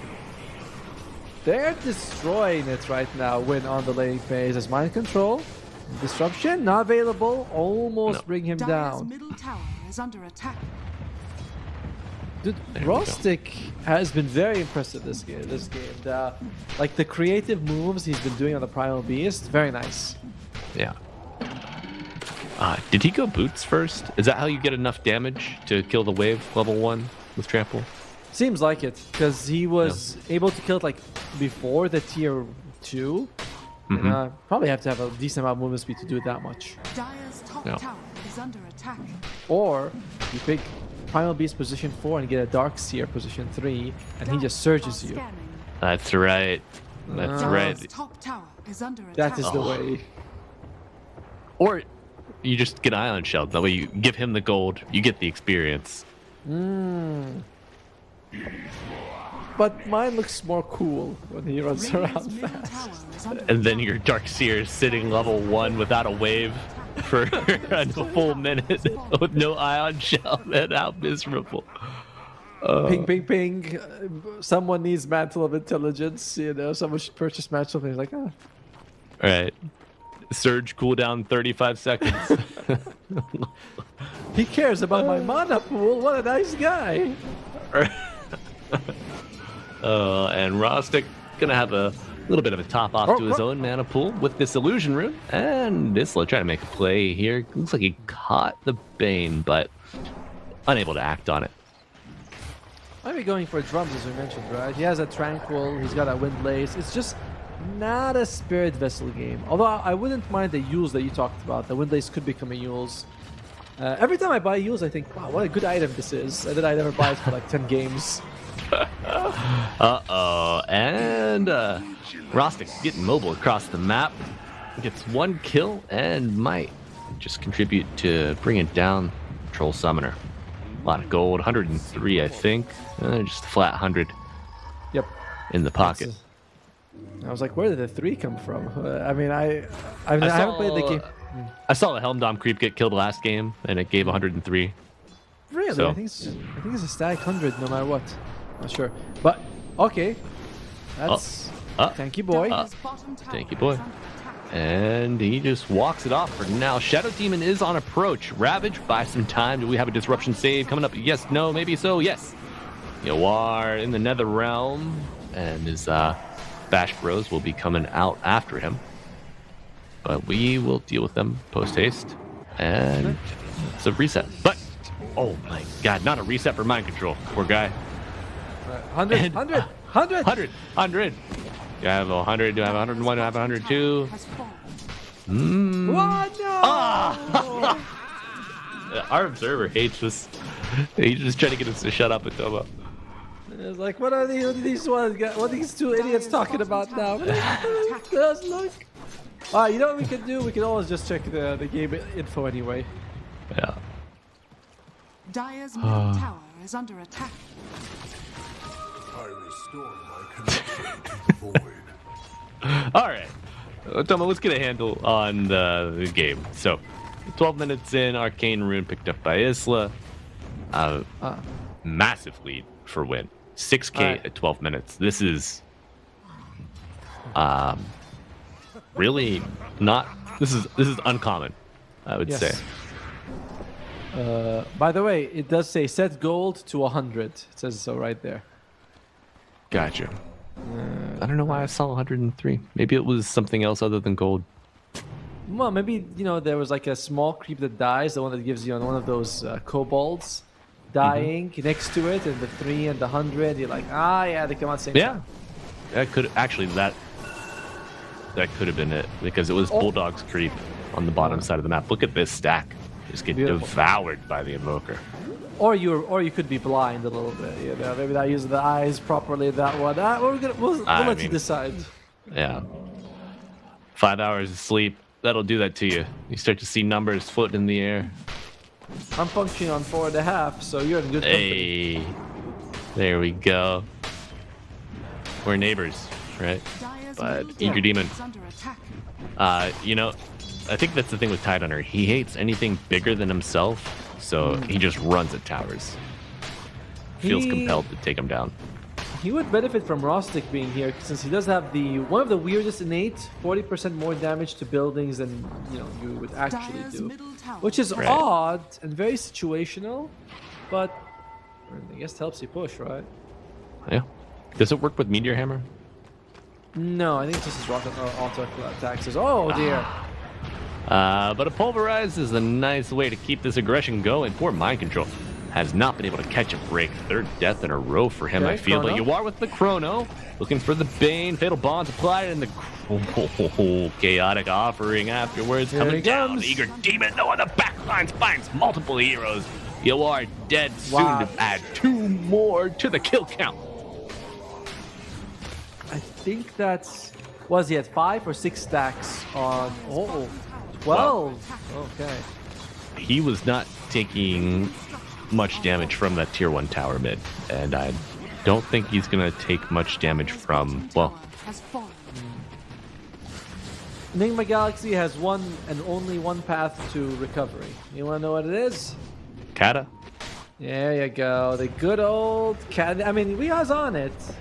He's not too far from the combination. About 2,200 gold. You land a good. Because I looked at the chrono, I was like, man, that's a good chrono. Imagine if we had some form of damage inside it. Right. Wish there was something more we could throw inside it, huh? How about Fascinating. a fatal bonds with massive amounts of sunstrikes? Yeah. Uh-oh.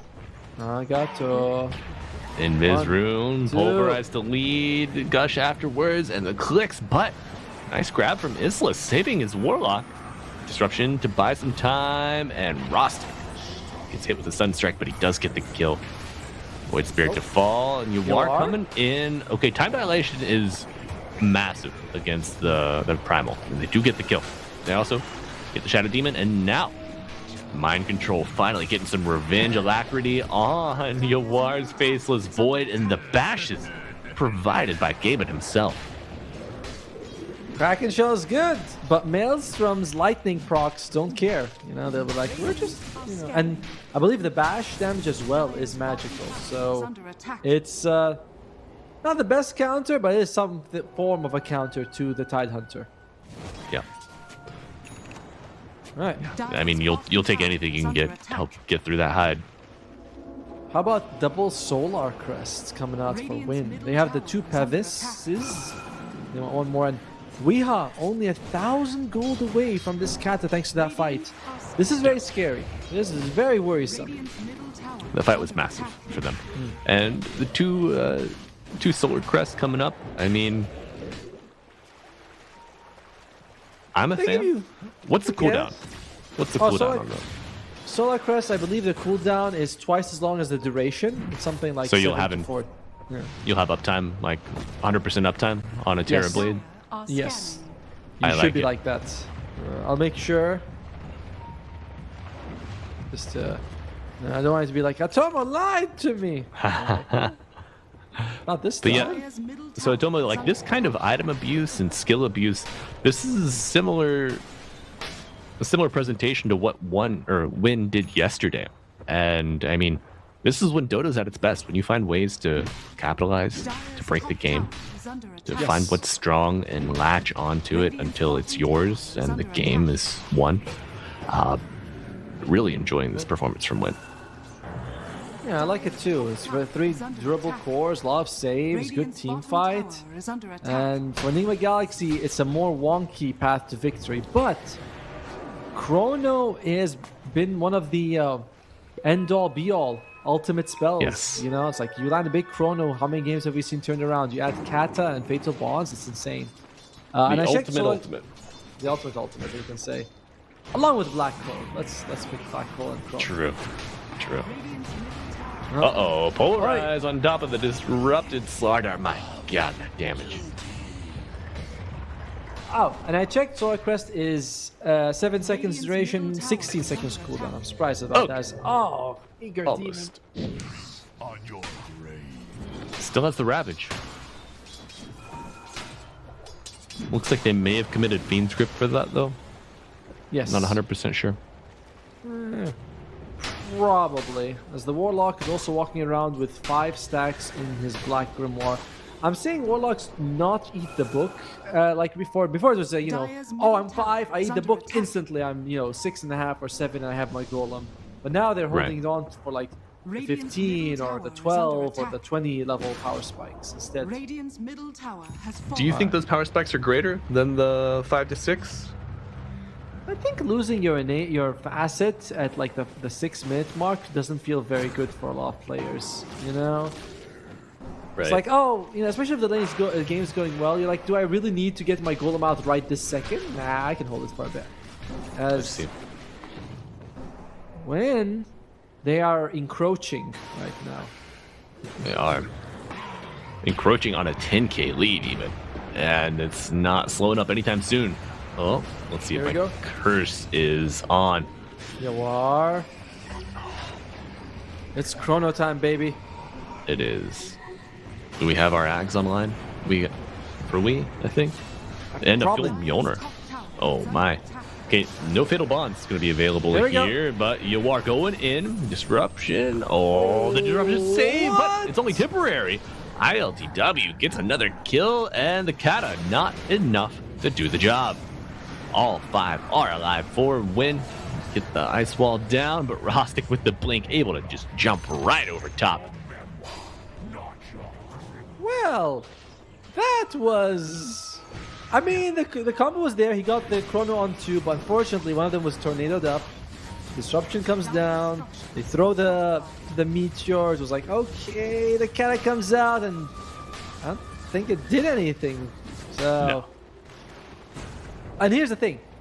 That combo does not get stronger unless refreshers come out, and that's a long way out. Yeah. I mean, we just got the Ags online. I don't think we're going to see a refresher for at least another 25 minutes. And I don't know if this game is going to go that long. Shadow Demon to make some more illusions. And this tower is food. Uh-oh, Rostic. He's dead. Okay. You know, Not if bad. Weeha goes straight up for the refresh orb right now, he can get it by the 35-minute mark. Radiant's bottom It's not tower like is under attack. a massive, impossible thing, you know. 20 minutes to farm 5,000 gold for a core. Pretty doable. Well, we'll see if that's something that Weeha wants to do or not. Oh, there's... No, that's not it. Clip clap. Building old reliable. Oh, so close. Somebody needs to check those lobby settings. Make sure, you know, they have shared vision or anything. That reminds me, I played the pub the other day. Killed a Huskar on the Tormentor with a sharpshooter. No big deal. Nice. Yeah, didn't have vision, just had a feeling. Okay. Got reported, you know, of course. I wore it like a badge of honor. You guys see what I did? I had that clown badge pinned on my profile at Tomo. Have you started that trolling yet? No, not yet. I'm So in Steam, I don't know if you know it, but you can award profile badges to other players. One of them is a jester. Next level. okay. I think I've seen one of those. I didn't get what it meant. I may have seen this. ILTW takes a decent amount of damage, but is relatively okay. Yeah. He's got the Demonic Zeal available too. These illusions will chunk. Oh, and there we go. Polarized with the Golem, and the tide is rising for win as we is anchored into place and into his grave. Buyback on Void, not enough to save him. And now Mind Control trying to get something, but just crushing. crushing his own tier 4. Nagato low, dead. ILTW unable to be Chrono! controlled here. Buyback. Oh, Chrono and the Cataclysm coming in, but it doesn't kill anybody off rip. Bane is getting low, but all 5 are still alive. 4 buybacks. Can they accomplish anything on Nigma? You need something out of this. Your economy is in shambles. Bashing the Tide with the Demonic Zeal, and you are going to have to rewind. Getting out of danger and mind control to vault. And it's just time and time again. Win have answers. Nigma are running out of solutions. Well, that was, you see it. The Cataclysm is there. You're like, okay, I'm seeing a bunch of heroes under Cataclysm, and the damage comes out like a quarter, a third of their health, and you go, where's the damage? What's going on? We going with level 2 Exhort on this one? I don't know. Where's the damage? Where's the beef? And he's found. Where's Yawar? Rostic is unstoppable on his Primal Beast. This is a player to watch, Satomo. Definitely feels like it. Although I am surprised that the Enigma is kind of still in it. Maybe they're like, no, we're not going to give them any chance. But Ayla. Oh, no chance given, but neither is Quarter given. Rostic behind enemy lines, quite deep. Slardar up in 5. And Primal does play it smart. Going for a soft reset here, but 2 full lanes of barracks down. And a 22k lead for win as they go for a reset. What can Nigma do at this point? Mind control is split pushing with his helm creep. I like that. But in terms of actual map impact in these fights, it's really not been his game. He hasn't been able to do much. So that's unfortunate. The support duo, they're there. They show up. They're doing their best. It's like very early first aid kits. You're like, what's in the box? I don't know, bandages? You're like, well, that's nice. Rather nothing. Right. What about disinfectant? Because we've got a deep cut and we need to clean it before we even put the band-aid on. Oh yeah, we can buy beer. Dire's top tower has fallen. All right. Well, maybe a drink for the spirits here. Nigma on the smoke, but Zakota breaks it. What? I don't even think that was intentional. I think Bane just wanted to get to his team. If you watch his replay, he's like, wow, I did that? Oh, okay. They pop a second smoke, and Mind Control misses the Ravager as he goes forward into his team, and the Pulverize on top of Yulwar. We do see a Golem coming out for the Dire, but 2 dead already. Kata coming in on top of the Chrono. Is it enough? They're all living. Not a single one of them have perished, and good game called from Nigma. Win, take it in 26 minutes. I said Chrono by meant Ravage. As Eager Demon, he sees them, blinks into all, gets a massive Ravage on everyone, and it was just not it for Nigma in this game. Even though they attempted with this cute Faceless Void Invoker combination, it really amounted to nothing. The position 4 Voice Spread didn't work at all. It was all Win. Win just looked amazing. Yeah. Oh, I hope one of our players is okay. Looks like a little bit of help from the admin there, but split decision here on MVP for the Win roster in game 1 between Rostic and ILTW. Beautiful performance on the Terrorblade, did his job to a T, but in my opinion, Rostic was how could you not give it to him? The star player from game 1. Innovative play, getting the XP for level 2 behind the tier 2 tower, getting first blood under the enemy mid lane tier 1 tower, even luminary vision, luminary play from the Primal Beast in the mid lane. Maybe it's like a stat-based thing. They're like ILTW has better KDA, better GPM, maybe he's a better player. But I do agree with you, Rostic. If we're talking about who is having the bigger impact on the map, who is pressuring Nigma more, it feels like that was Primal Beast all the way. Right. Yes. The performance from Rostic enables the routine Terrorblade performance to excel. It is the pressure release valve that we see. The strong Terrorblade performance doesn't necessarily mean that you're going to have a standout primal performance. But we'll have to see if Nigma can have a strong performance of their own in Game 2 after this break. Stay tuned.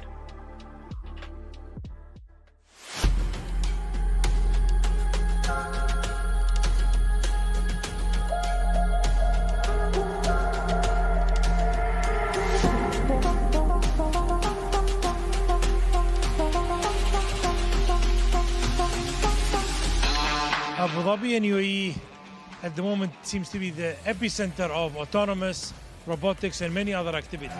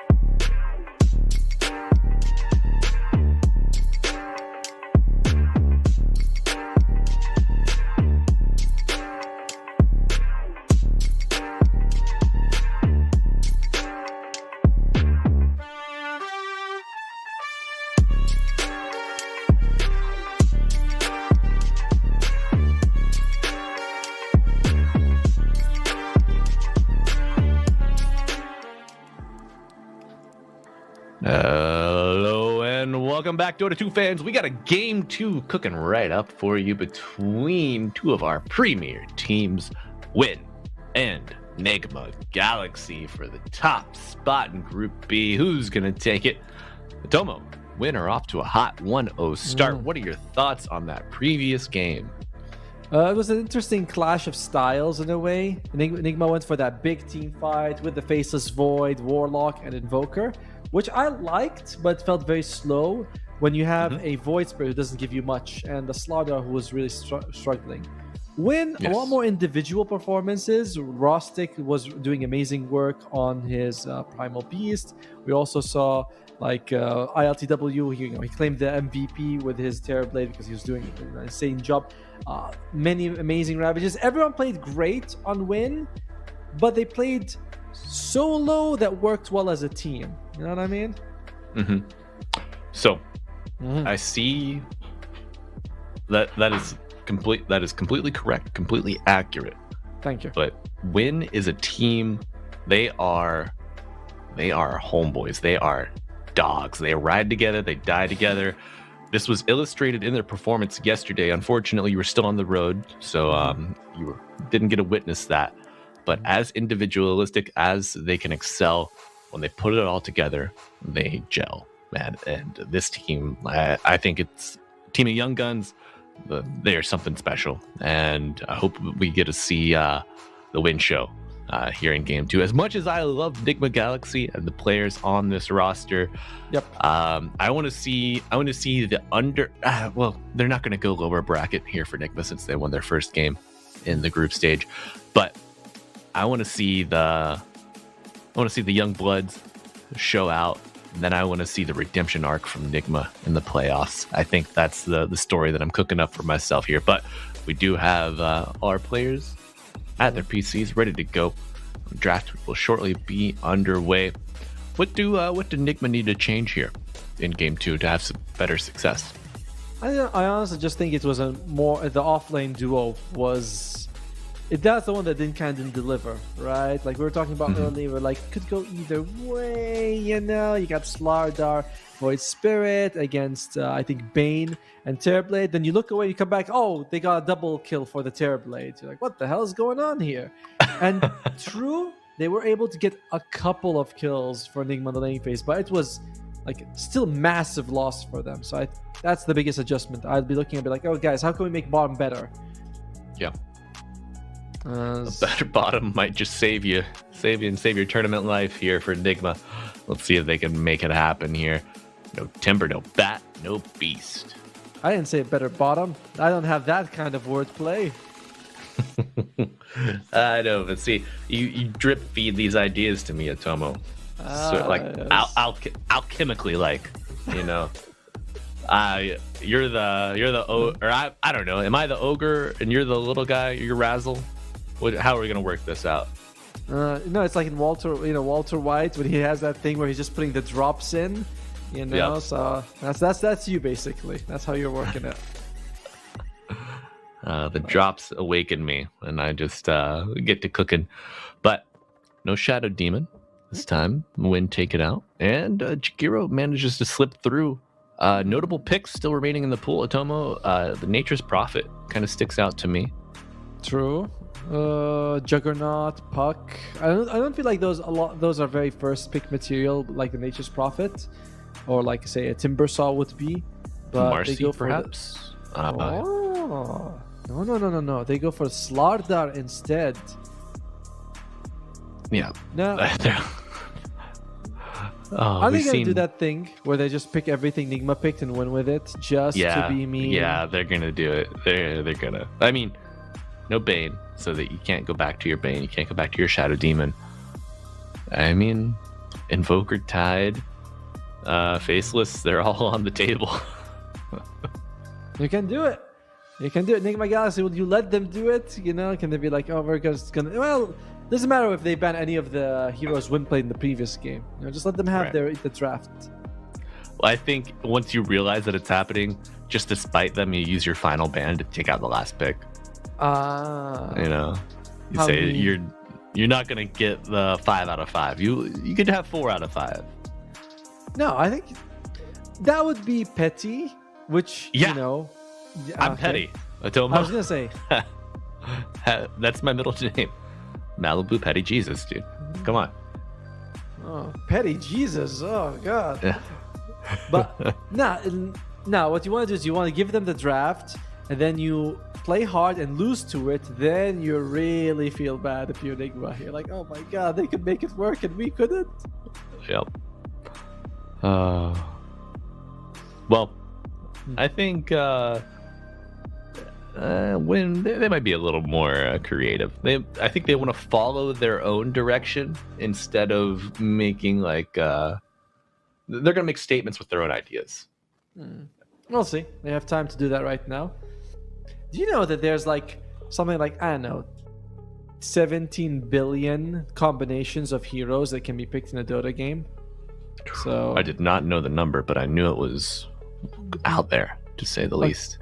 oh, well, don't take it to heart. You know, I just kind of came up with a random number here, but I'm sure it's like, you know. God, Atomo the Deceiver. All right. I'll First of check his it name. out. I'll check it out. Hey, listen, Petty. You watch it. Hey, you know they say don't sweat the petty things and don't pet the sweaty things. So you just let it roll That off is- your back, bud. I do not live by that saying at all. As meanwhile, Nigma Galaxy, who are they going to be pairing up? Oh, look at that! Ty and Jakiro. Ooh. Much easier or more useful support duo when things aren't going perfectly. Dude, are we gonna see? So the damage reduction. Are we gonna see position 1 Jakiro, 5 Tusk?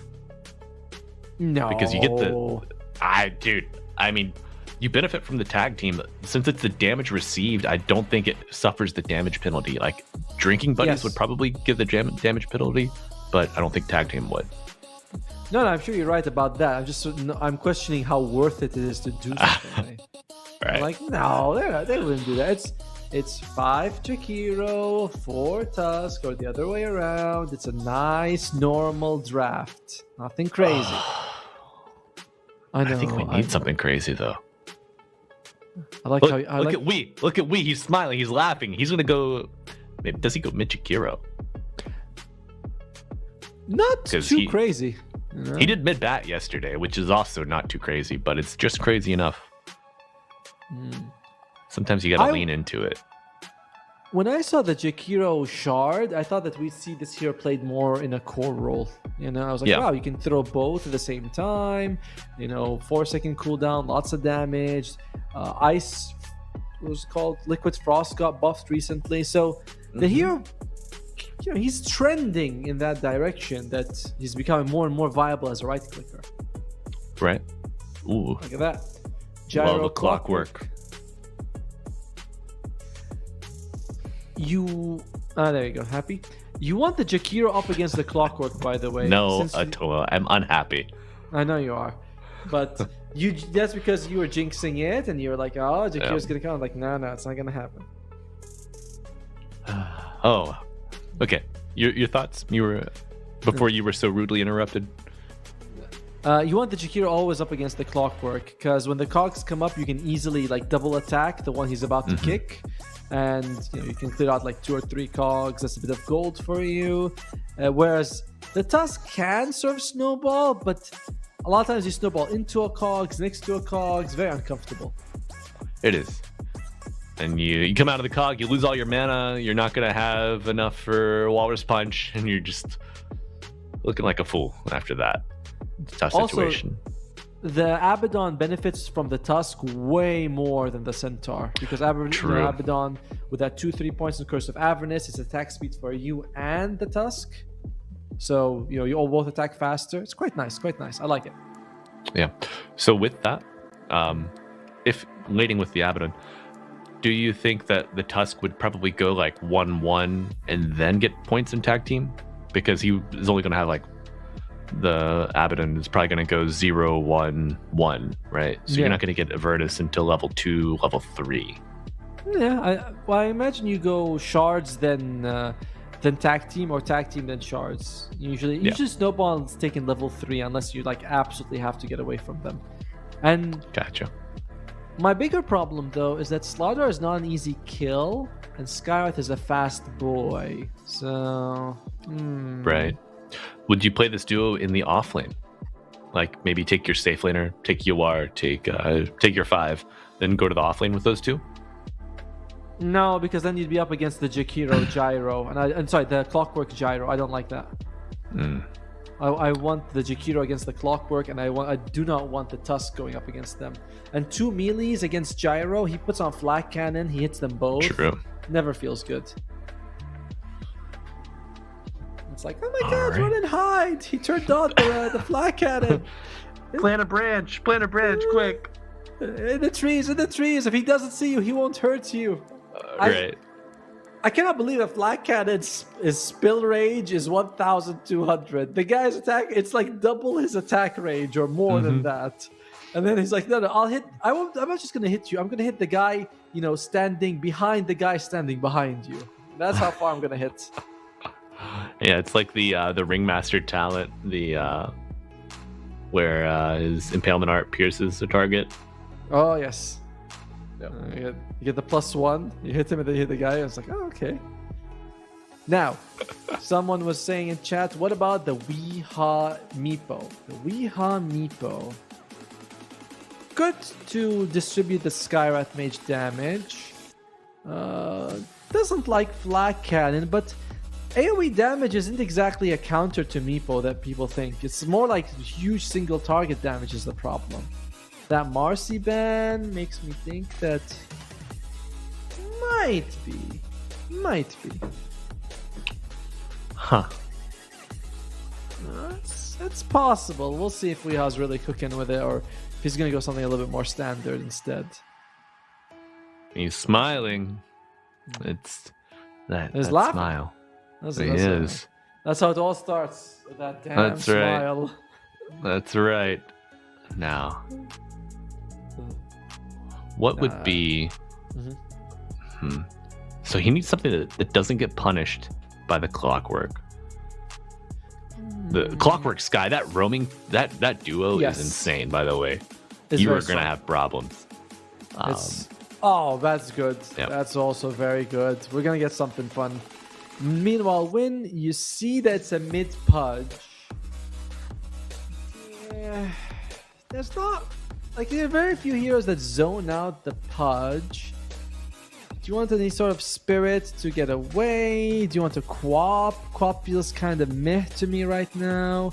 I feel like I want to see an OD, honestly. Oh man, that is a disgusting pick. My god. I think he would do it too. That's the thing. But I don't know. Is it flashy enough for Rostic?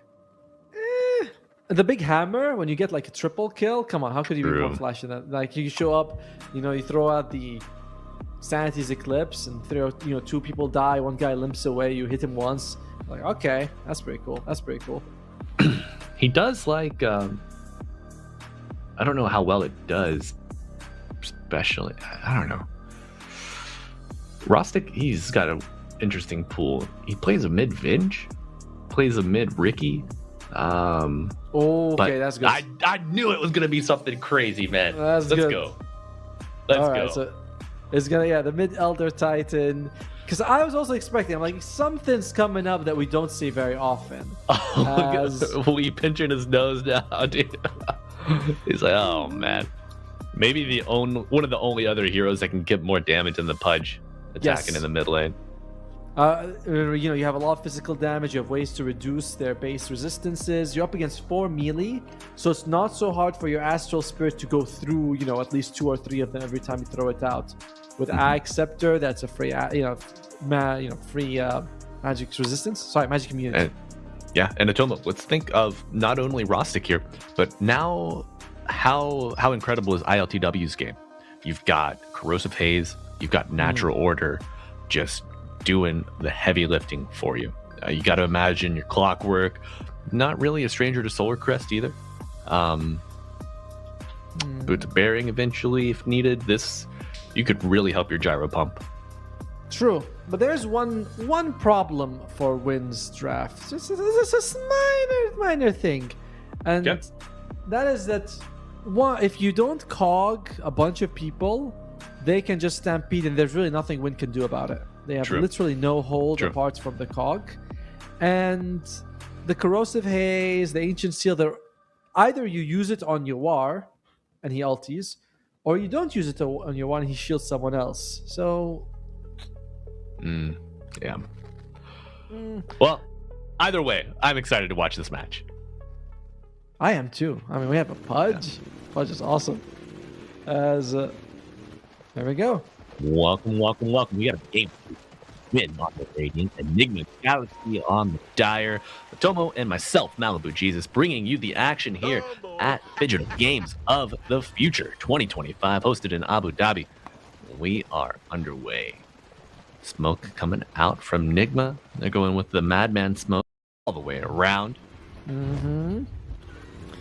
By the way, I always think when these days I feel like when Mind Control gets pressured in a game, he reverts to the Centaur, max retaliate, and like goes for the aura defensive build as Eager Demon. Smoke break. Oh, nicely done with the spirit. Yeah. Move speed, the attack speed, nice shards from Isla, but Hakoda looking for a target, finds them, pulls two in, and we already low. The damage is chaos. However, Nigma do get first blood, one per side, and it's not done yet. Shield on Mind Control, the Slardar pops, and they're on the prowl. Nigma looking for revenge for game one. Rostic going down, 3 kills to Nigma. Can we make it 4? Big shards coming out. 1J, he denies the bounty with his last attack. He does everything he can to thwart Nigma, but they are the ultimate winners here. ILTW gets 1 bounty. Chikiro picking up 1 for Nigma, and Clockwork going to get the 2nd bounty for Win. So 4-1 start, 2-1 bounties offset. Whoa. Okay, Islet gives up his life to the Dire, just wants a reset, or to the Radiant, sorry. So, that's Nigma with 4 kills to 1. I don't really count that kill on, It's like 20 gold, a creep to everybody. No experience either being given. True. And bounty wins did favor Win 2-1, but overall Nigma big winner. So now let's look at the laning phase. So top lane is going to be Jakiro as well as Abaddon versus the Slaughter and the Skyrath Mage. I'm gonna go with Slaughter Skyrath Mage on this one. Feels like a little bit more damage, slows, control. You shield one, you shield the concussive or you shield the Slithering Crush, but you can't do both. Right. Yeah, it's one or the other. Oftentimes the wave manipulation, something that Abaddon deals well with. He's able to just shield and drag until he gets back to his other wave. I would like to know what facet our Elder Titan took. Did he take momentum? I'll see from the color, right? I think he took the one where the attack speed movement speed becomes attack speed. Yeah. We'll see if it's a yellow shiny one. I do know that Jakiro did not take... Clockwork locked down in the shards. He will fall. Mind Control. Wow. Double-edged damage. Unreal. Skyrath TP's bottom. And Rostic died in the mid-tower. The tower is attacking the wave, and we with a narrow miss on the hook. A rare miss, perhaps. He can TP out if he wants. No, the creeps blocked him. And Rostic should be fine. See, like, what? He's like, do you want to trade? We can trade hits now. Yeah, I didn't think that you could poke to the wave to that camp. But nice shield for Nagato, and he will get a kill on your war. All right, Nigma fired up after that loss in game 1. The CS, look at the CS coming out from Nigma right now. Like, ILTW is doing fairly well, but you are still ahead. Mid lane's also... Like, mid lane is the biggest difference right now, as we might be doubling what Rostic's bringing to the table. Yeah. Yeah, that early momentum really shifted in Nigma's favor. Those Flesh Heap stacks as well, they're going to go crazy. Yawar is waiting for the Slytherin Crush to come out. Oh dear. Oh, he does. So Centaur does nothing, but Yawar still a little healthier than the Slardar. Gets another shield out, and Eager Demon's got to be careful here. The Pudge does die in the mid lane. Or no, wait. Yes. Yeah, Pudge gets the kill, but then Rostic gets a post-mortem kill. So the experience goes to Wii. All right. Oh, 1J, magic barrier applied, but it's already gone, and Yawar picks up another. It's chaos at Tomo. Discipline is out the window, and it's just pure, full-fledged aggression for both teams. It's a little hard to keep track of who's coming out ahead and who's doing well, but the numbers don't lie. Nigma Galaxy looks very comfortable. Bottom lane, Eager Demon isn't getting a whole lot of CS, which I'm a little surprised about. I thought 1J would do a bit better in this lane. So yeah, I don't know. Maybe I don't know. Is it just the shield just doing too much? Seems like it, right? You get those fast levels on Abaddon, and suddenly that shield feels like it's really hard to break, and when you break it, does a lot of damage to you. Isn't it crazy that everyone liked Mephitic Shroud, and now Mephitic Shroud is a shard and no one wants it? Like, yeah. It really is, man. Like, I don't want to buy it. You're like, okay, well, does any support want it? And they're like, no, we don't like it. No, it's we're all right. Thanks, we appreciate it. Maybe if it drops from Torb, I don't know. Right. Oh, there we go. Oh, Hakoda, no cog hockey. Isla just kind of exists. Wow. In the middle of that chaos. Eats a full rocket barrage. Dodges any possible bounces. Needs to get out of vision for that flat cannon, though. He's tanky enough to take a few. No, Isla played that insanely well. He brings down the ILTW. Not brings them down, sorry. They chase him around. They don't get a kill. He's able to walk out. It's very impressive. He looked dead to rights to me at the start of that. Yeah. Yeah, most players would be like, panic, and then walk into a cog and get bounced. It can do that? You're like, yeah. Right. Yeah, you know it can do that. Oh, okay. Oh, yeah, we landed that hook. Got the dismember afterwards, and there we go. Build that team morale, boys. There's also going to be like the third stack, Flesh Heap stack for Weehaw as well, so these add up quite a bit. So Kodan, okay. Top lane though is the ruin. Come and fight me. Gonna be an arcane for the Pudge. Oh, they want to go for Rostic again. Would be pretty brutal. You are. He's in trouble. Yeah, Eager Demon needs to reach in a little bit more in that puddle before he can commit to popping the shield. But now, there was a slow no shield, no problem. Leg day off to the races for Eager Demon.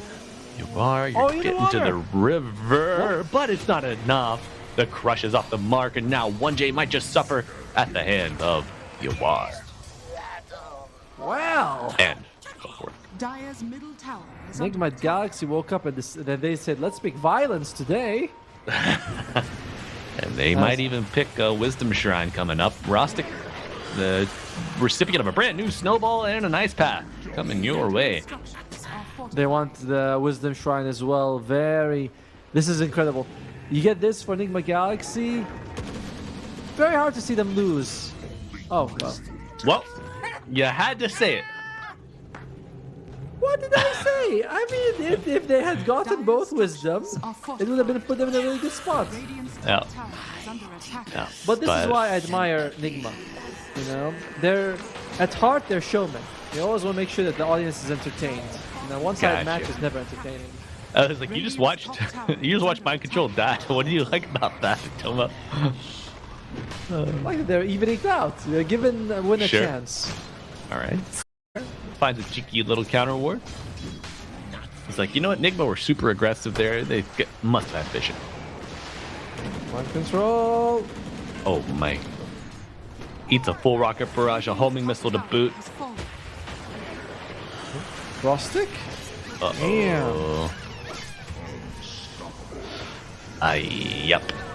for Rostic. Okay, one bounce on the cogs, Dakota, and Eager Demon trying to make something happen here. Both are low. Jakiro down, punch to follow. Eager Demon buying time, borrowed time coming out, and now Tusk on the high ground. Just toying with his food, in and out again. Yawar very low, had applied the shield to Tusk. It might pay for it. Yes, Yawar to fall, and Isla on an island will give up the ghost now. Clockwork, hookshot online. Where's the next move? Okay, we were like saying this combination of Clockwork and Scout is really good. I didn't think it would be good before they hit level 6 though. You know, it's usually like the Mystic Flare Cog combo, but yep, that was very impressive. Speaking of impressive, oh my, good hook with the Stampede and stop from the Hellbear to follow. Quick question for you, Tomo. Yes. Actually, so two. One, the Clockwork build order. He's gotten more points in Battery Assault than Cogs. How do you feel about that? I like it. I think the battery assault is like the easier damage to keep on people. Cogs is good for sure, but some people aren't, ultimate. Oh, look at that. Oh yeah, that's a hook shot for the ages. Isla trying to break out Lee of Pudge Jail, Chubby Baby Jail, and it won't be enough. But Clockwork does pay for his sins, and it looks like 1J might join him in the confessional booth, but shards and the damage, the barrier applied, but it's not enough now. Tusk level 6, but no punch. It's like he does get the double kill, but it's support for supports and a mid.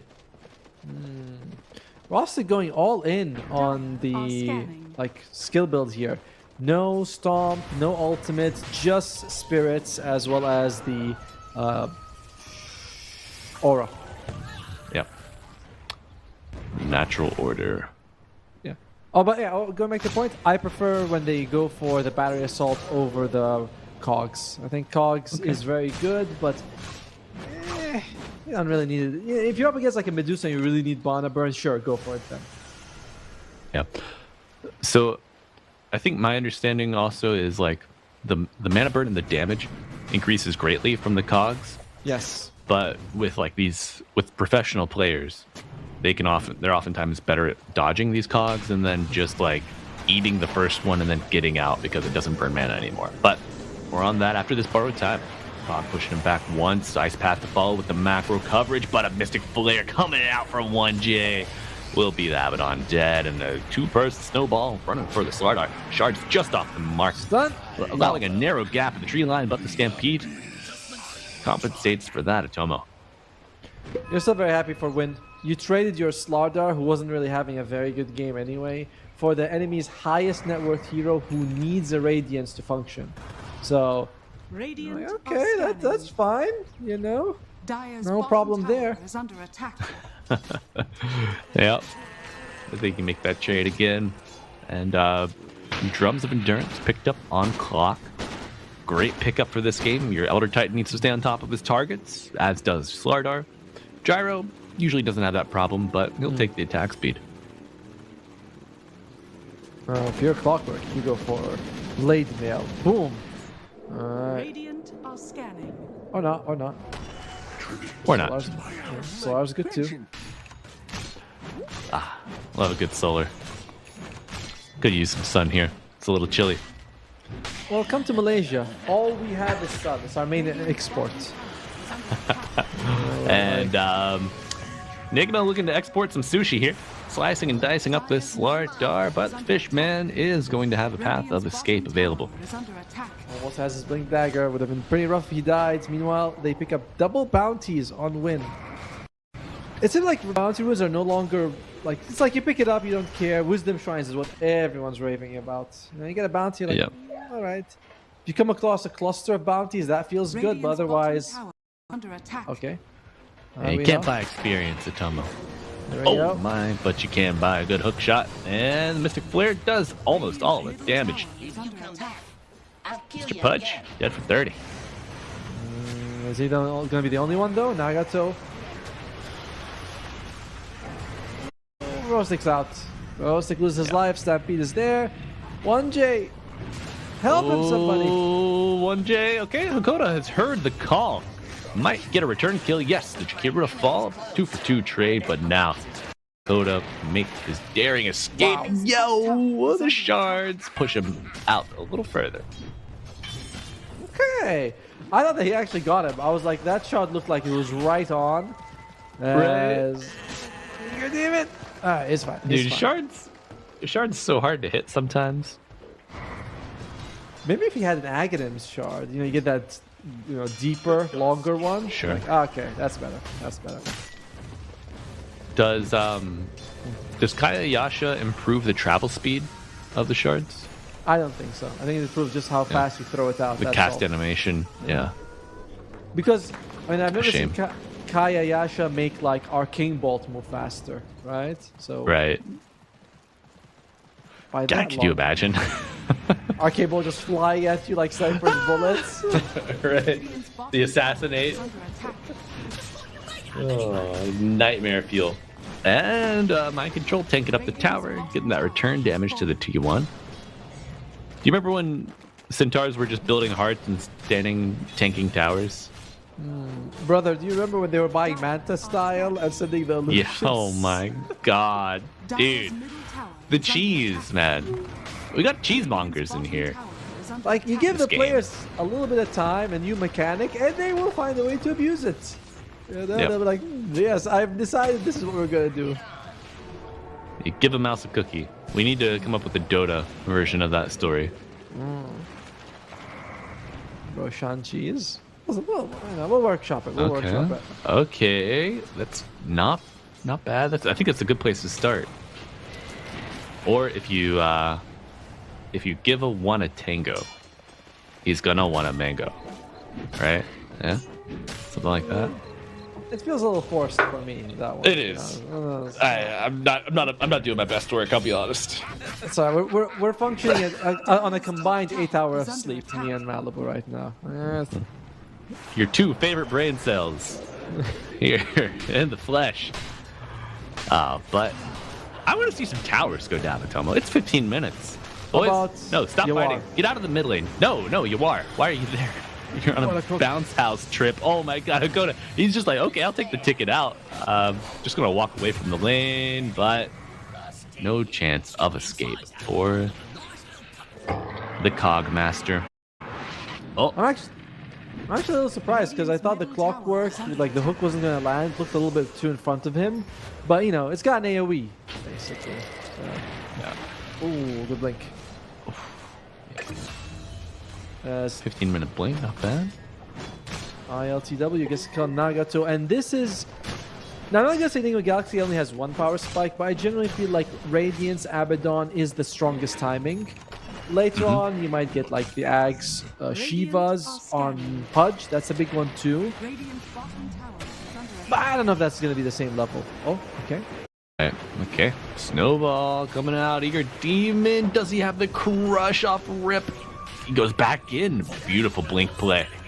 That's a dead Tusk. Oh, standing. Okay.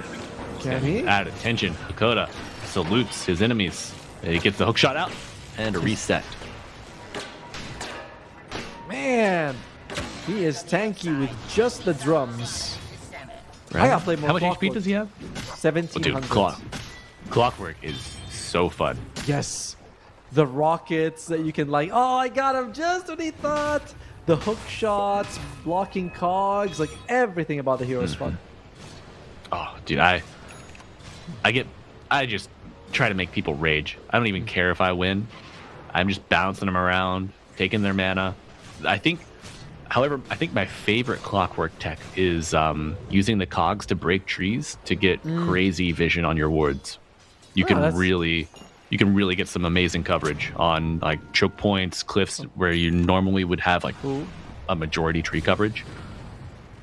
Well, they saw LTW, but they're going mid instead. Could get a kill on Nagato, but not really much. That's not a for one, Jay.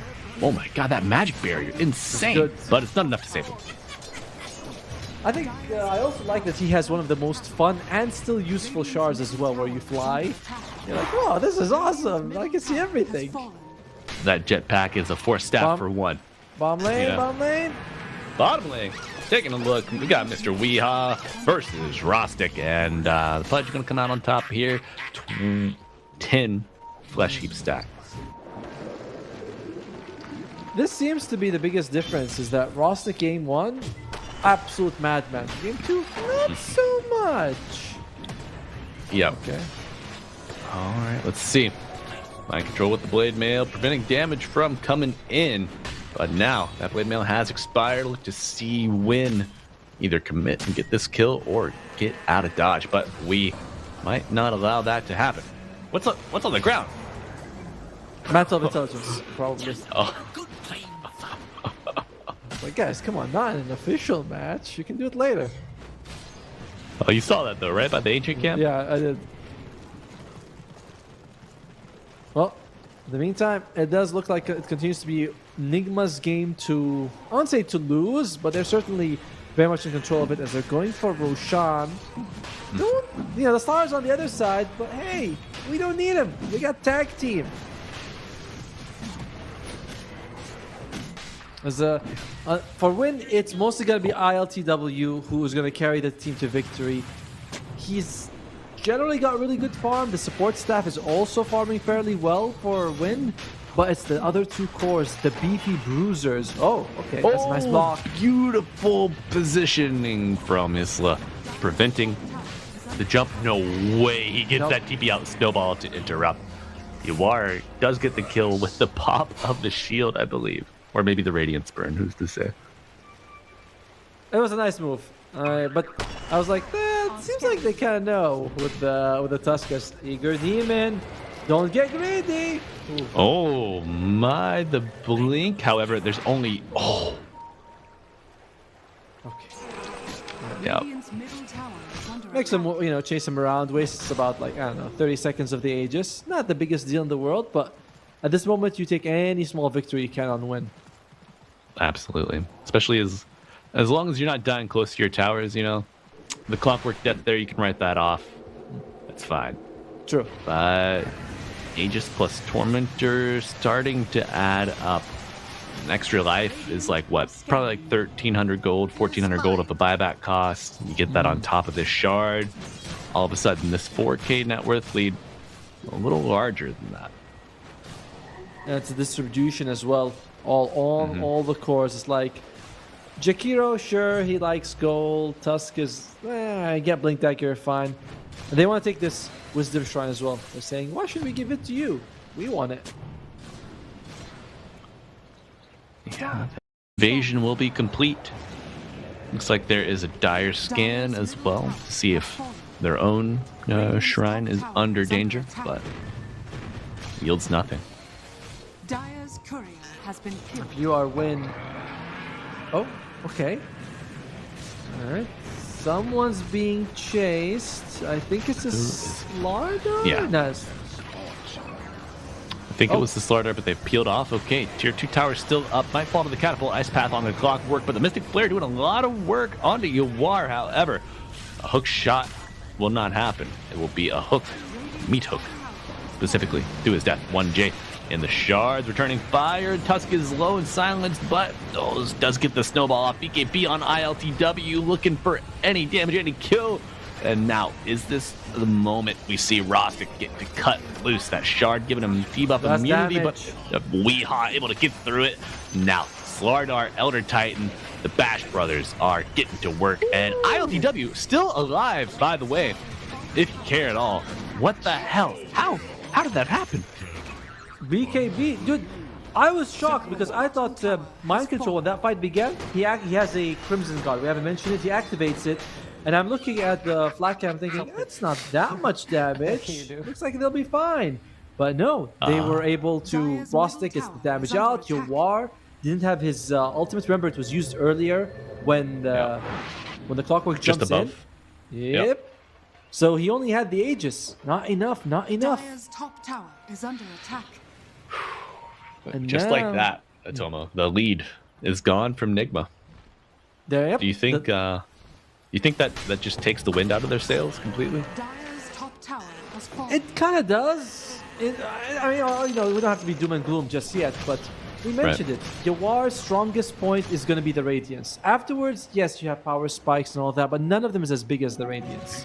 Whereas Gyrocopter, you know, BKB, Satanic, I guess that's really, you know, MKB, Aghanims, like there's a lot of items this hero wants to buy that are expensive. Yeah, I mean the Daedalus too, you know. Daedalus, true. Oh, Okay. Stampede. No Skywrath.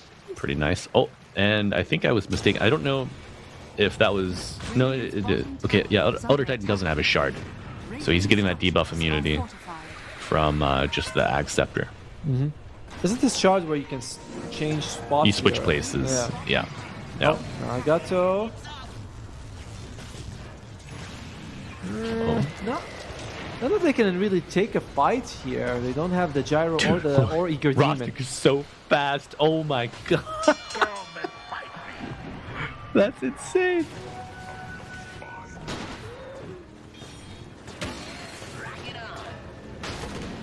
Have you ever seen this this type of Elder Titan with a harpoon? You cannot get away from him. No, he sticks on you. And it's like, where do you go? It's like, no. Just I'm right here. I'm right on top of you. Don't worry. As the smoke is... Looks like it might break in a second or two here. And it does. Yeah. Yeah, the two teams collide. It will be Nagato, the first point of contact. Dakota is looking for him, but Eager Demon saves the attempt for now. Snowball delaying the inevitable, and Rostic is in with the ultimate. Your splitter splits. Nigma. Hook shot's available. There, Hook Galaxy shot! two, and a hook shot will interrupt the DP. No escape for Yawar.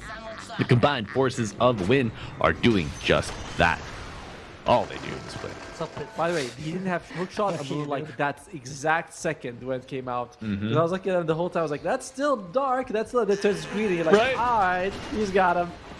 There's no color in that diamond. Come on, give me something. Give me something to look at. It's like, I'll make it an Boom. emerald. All right, how about we make Right. it an emerald color? And you're like, okay, that's good with me. You got Mannequin? Okay, go. And Oh, dude, how many G-forces do you think Clockwork experiences on that hook shot? probably Where's my pension? 5. 5? All right. Are you a big roller coaster guy? I think I can't handle roller coasters. My motion sickness is getting worse and worse. Oh, So what? there you go. That's the right response, Tomo. Sorry about the motion sickness. I have some cool goggles to sell you, by the way. No, they have like they're big circles, like, you know, goggles or glasses, and there's liquid or fluid in the bottom that evens out as your head tilts, so it eases like the motion sickness sensation. Actually, it works. No, it sounds like it wouldn't. Water, goggles, you know, as you move your head, I'm like, these all sound like things I don't want to do. But hey, if you say it works, we'll try it out one day together. Yeah. They're just little tubes that make the glasses, and it's like, do you know what? Have you ever seen like a construction level where like the little bubble floats? But it turns out Chikiro or 1J floats when he's punched into the air, but gets the silence of the crush afterwards. Macropyre Ice Path making a nice obstruction here for win, but I think they're gonna go for it. Just trying to search and find. Oh my god! Rostic found his target. Acquired Earth Splitter coming in. Buyback on the Tusk. The Cogs containing the Centaur. A silence to follow. Bash, crush, and a dead Slardar. Or Centaur. One of the issues of I don't know if it's an issue, but Abaddon doesn't like building BKB. Oh well, Weehaw. Oh, Weehaw found a fishy under the tower. BKB coming out, but it's a little too late. However, Rostic interrupting the go. A nice save, but he may have just conscripted himself in the army of the dead. Yes, but oh my god, Gyrocopter showing up. The crit. Oh, the hook. Oh, off the mark. Dire are scanning.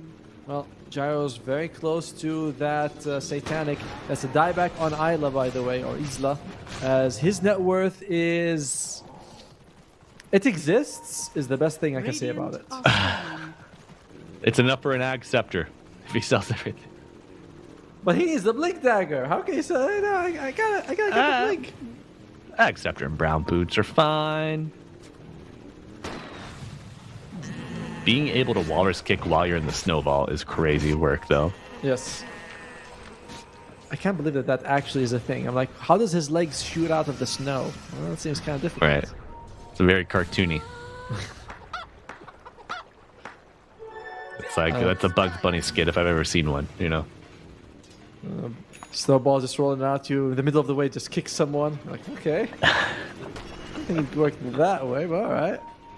As it is going to be a silver edge on the gyro. Now, this is important because if the Abaddon is silenced and broken, he cannot in any way activate his ultimate. Speaking of broken people...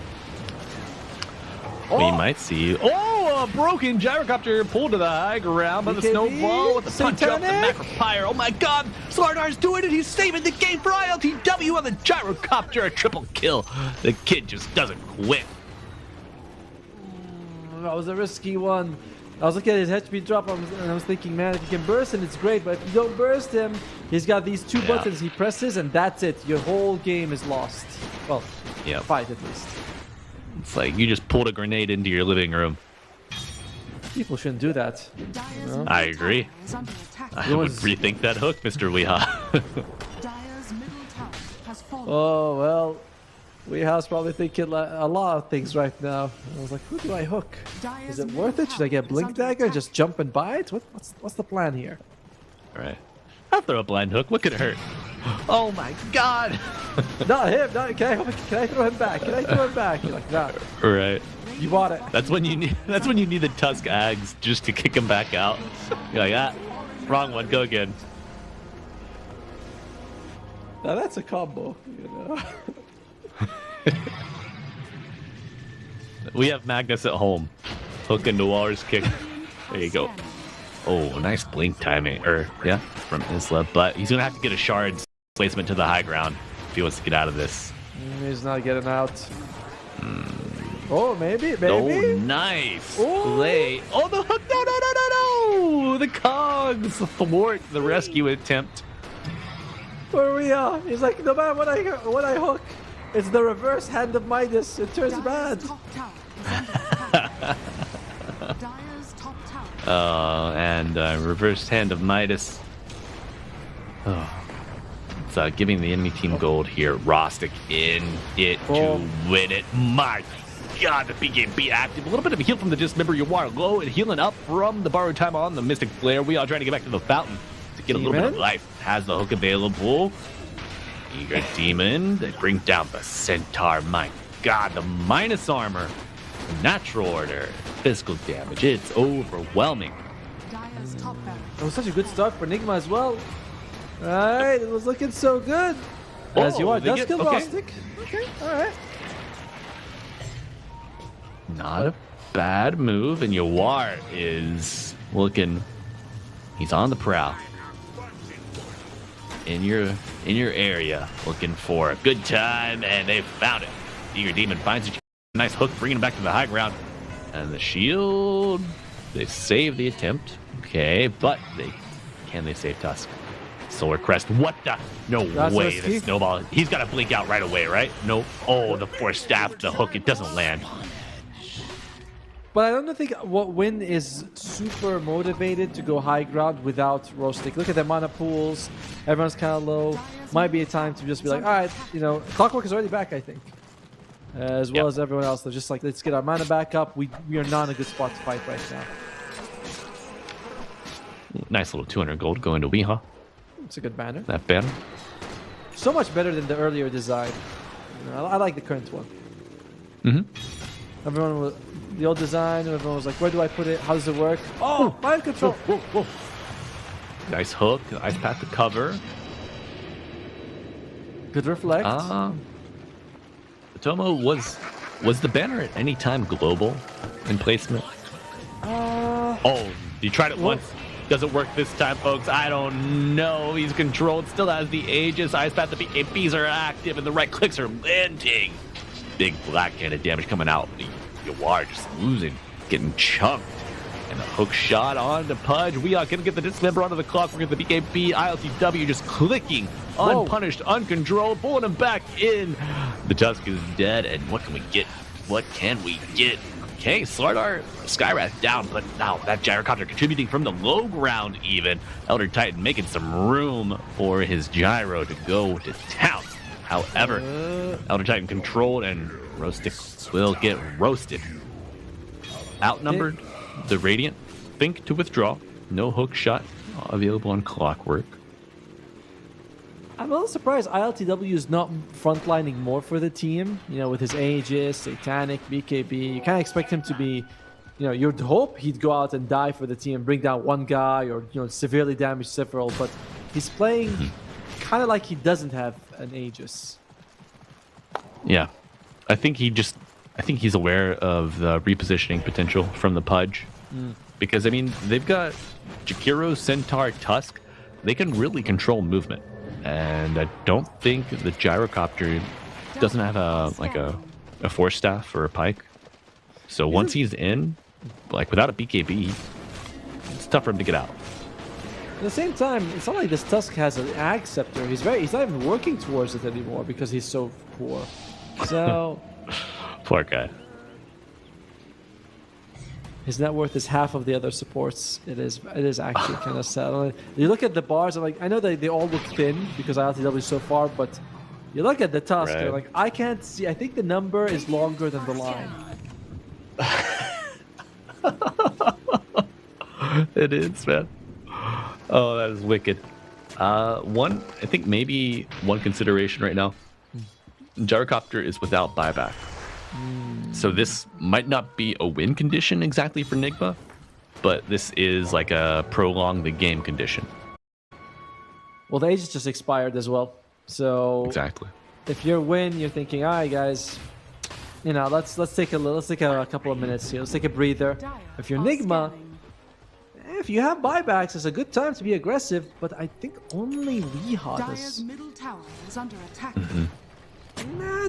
Not 100% on this move. Butterfly finished as well on ILTW. While your physical damage is going to be mitigated. That's not the biggest problem in the world, though, because you don't have much physical damage to begin with. Exactly. Yeah, I'm glad you said it.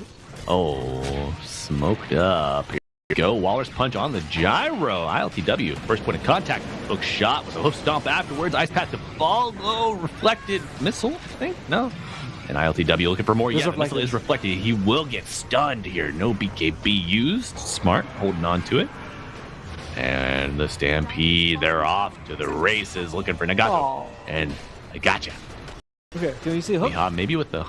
Yeah, I was thinking about the same thing, but no hook just yet. They're down 2 heroes, so they really have to be judicious about how they start this. I'll later on talk about your nice use of the word judicious, but for now the fight's still about to begin. Oh, look at the my god, a beautiful hook shot on top of the Centaur. No power and control here, trying to get out. Barriers applied, but he's got no HP. Without your offlaner, what hope do you have here? Tusk is up in 8, but one more lane remaining for win, as they are looking to do just that. Poogies be damned. They are tearing down your base, and okay, yeah. Yawar is in with the Pudge, and the gyrocopter dead. No buyback, I believe, unless he got the gold from the kills there. Go in with a hook shot. Beautiful control. Raw stick with the right clicks. Oh my god. Does he have the cleave talent, or is that 25? And hook is off the mark for Weehaw. Unlucky. And they do the right thing here for win. Recognizing, listen, Gyro's dead. And he's going to be dead for a minute and a half. When he dies, it was a minute and a half. Nigma Galaxy, still unlikely they can just barrel down with Mega Creeps coming in, pouring from all sides, and 4 enemies still alive. So it's a good kill on Gyro, but won't change anything. Yeah. No, it just pushes it. Delays the game. Are there any large items that we're close to on the Dire here for Nigma? I swear I saw the Tusk kick someone. I feel like I did, but we're not in the client itself, guys, so we can't actually click on the hero items, unfortunately. Right.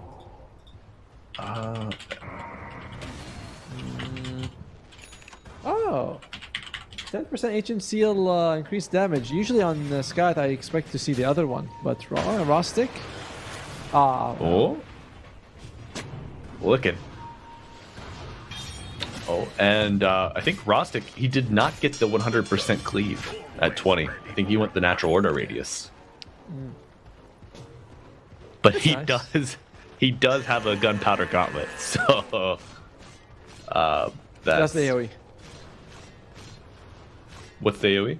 Sorry, that's the AoE attack coming out. Yeah, exactly. I was like, he's going for, I believe, crit. Sorry, Daedalus. He already has the crits, Chrysalis. As well, Nigma Galaxy. There's no Roshan for 90 seconds.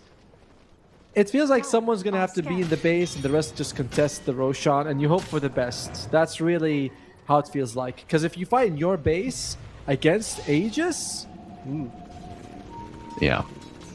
but your base. Yeah, you. Oh, here we go. They're wrapping around, going for it. Okay, Weehaw in the middle of it all. Macropyre Ice Path on top.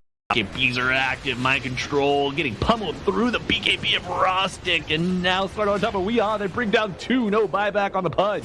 Punch up, and a little bit of displacement here on Eager Demon, but this Tusk goes down as well. ILTW is uncontrolled here. You are on the back lines. Buyback on Tusk, but it's 3v5. What hope do you have here as ILTW with Mega Creeps at his back, threatening the tier 4 towers? You need Yawar in the base, and you needed him here yesterday. He has buyback. Who's your first kill, Otomo? Maybe Clockwork? Slardar just below. Let's take a look down to the south. Try to go on Slardar, but the Clockwork misses the hook, and ILTW let these right clicks sing through the air. Well, And 1J finds the Tusk with Rostic. Oh my. Rostic just keeping him in the fountain. He's going in. Oh, the beautiful ice path keeps the Jakiro alive, but he's the last one, and the Tomo win. Do it. They take the series 2-0. really well played by them. It feels like in both games. They just kind of had their number. In this one, it was much more of an even match. Nigma Galaxy came out swinging. You're looking at the lanes, you're like, okay, this is going pretty well for them. But ILTW, in that one fight that he shows up, turns the game around. He was number 1 net worth. The rest were all Nigma. And it looked like they were going to kill him. You know, they just hooked him out, but he survives somehow. Yawar had already used his his borrow time earlier. Easy kill. Aegis pops. They kill him again. And that was it. The Nigma lost all steam after that. Yeah, I mean, poor Nigma. Still in the upper bracket after this game, but gotta imagine they're kind of like, okay, where did we go wrong? How can we prevent just getting stunted on like this in the future? Ooh. Yeah, look at that. Yawar 15-5, 20-2 on the gyrocopter. And they're just highlighting the carry difference right now. Yeah, come on, guys. Hey, nice. Obviously, Yawar is going to look a little bit worse when the guy against him won the game, but it was very impressive performance by ILTW. You know, gyrocopter in general is a hero that scales really well, and he made it look even better than like we've seen. I don't know. He played Gyro incredibly well. When he got hooked and you see his life drop to about 20%, BKB Satanic brings it back up, and you're just like, oh, you're not killing this guy ever, are you? No, you are not, man. Tomo, I think Win is my team to watch as the tournament goes on. I think you can make a good point for them. I want to see some of my Malaysian players. I think they're on Legends Rebooted. It is going to be Mushi as well as, who was it? It's Chuan. Old 11? No, Old 11 is playing, but for a different team. I believe. Oh yeah, he's on the Legends Rebooted. Sorry, my bad. He's also on Legends Rebooted. And this is going to be the schedule for tomorrow. It's going to be Paper Tigers versus that team, and Nigma Galaxy versus Team Phoenix.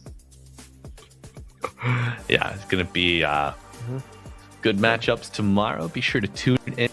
I mean, we only have 2 rounds. It'll be an abbreviated day, so it'll be nice, a focused amount of Dota for you.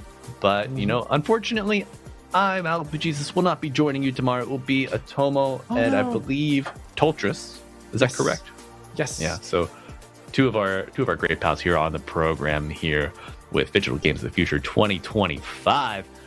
But be sure to tune in tomorrow for those two matchups, 14 GST and 1800 GST. And it's been a pleasure bringing you Dota action. For Malibu and Atomo, we will see you next time.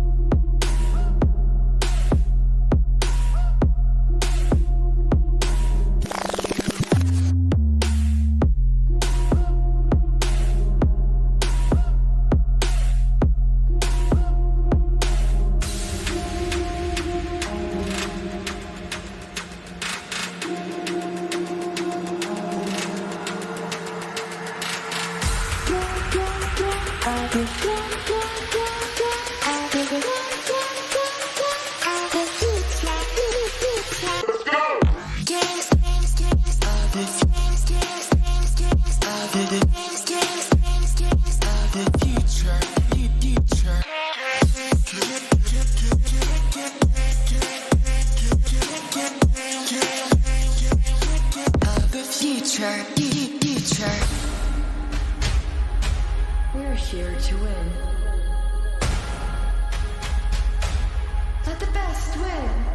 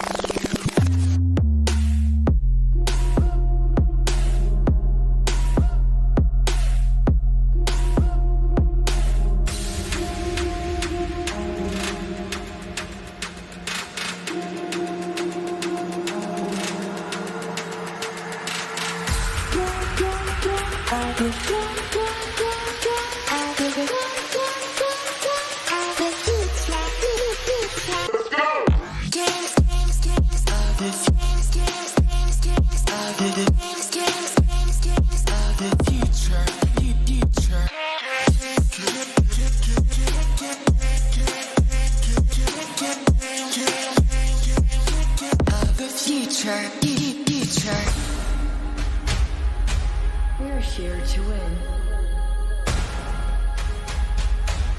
Let the best win.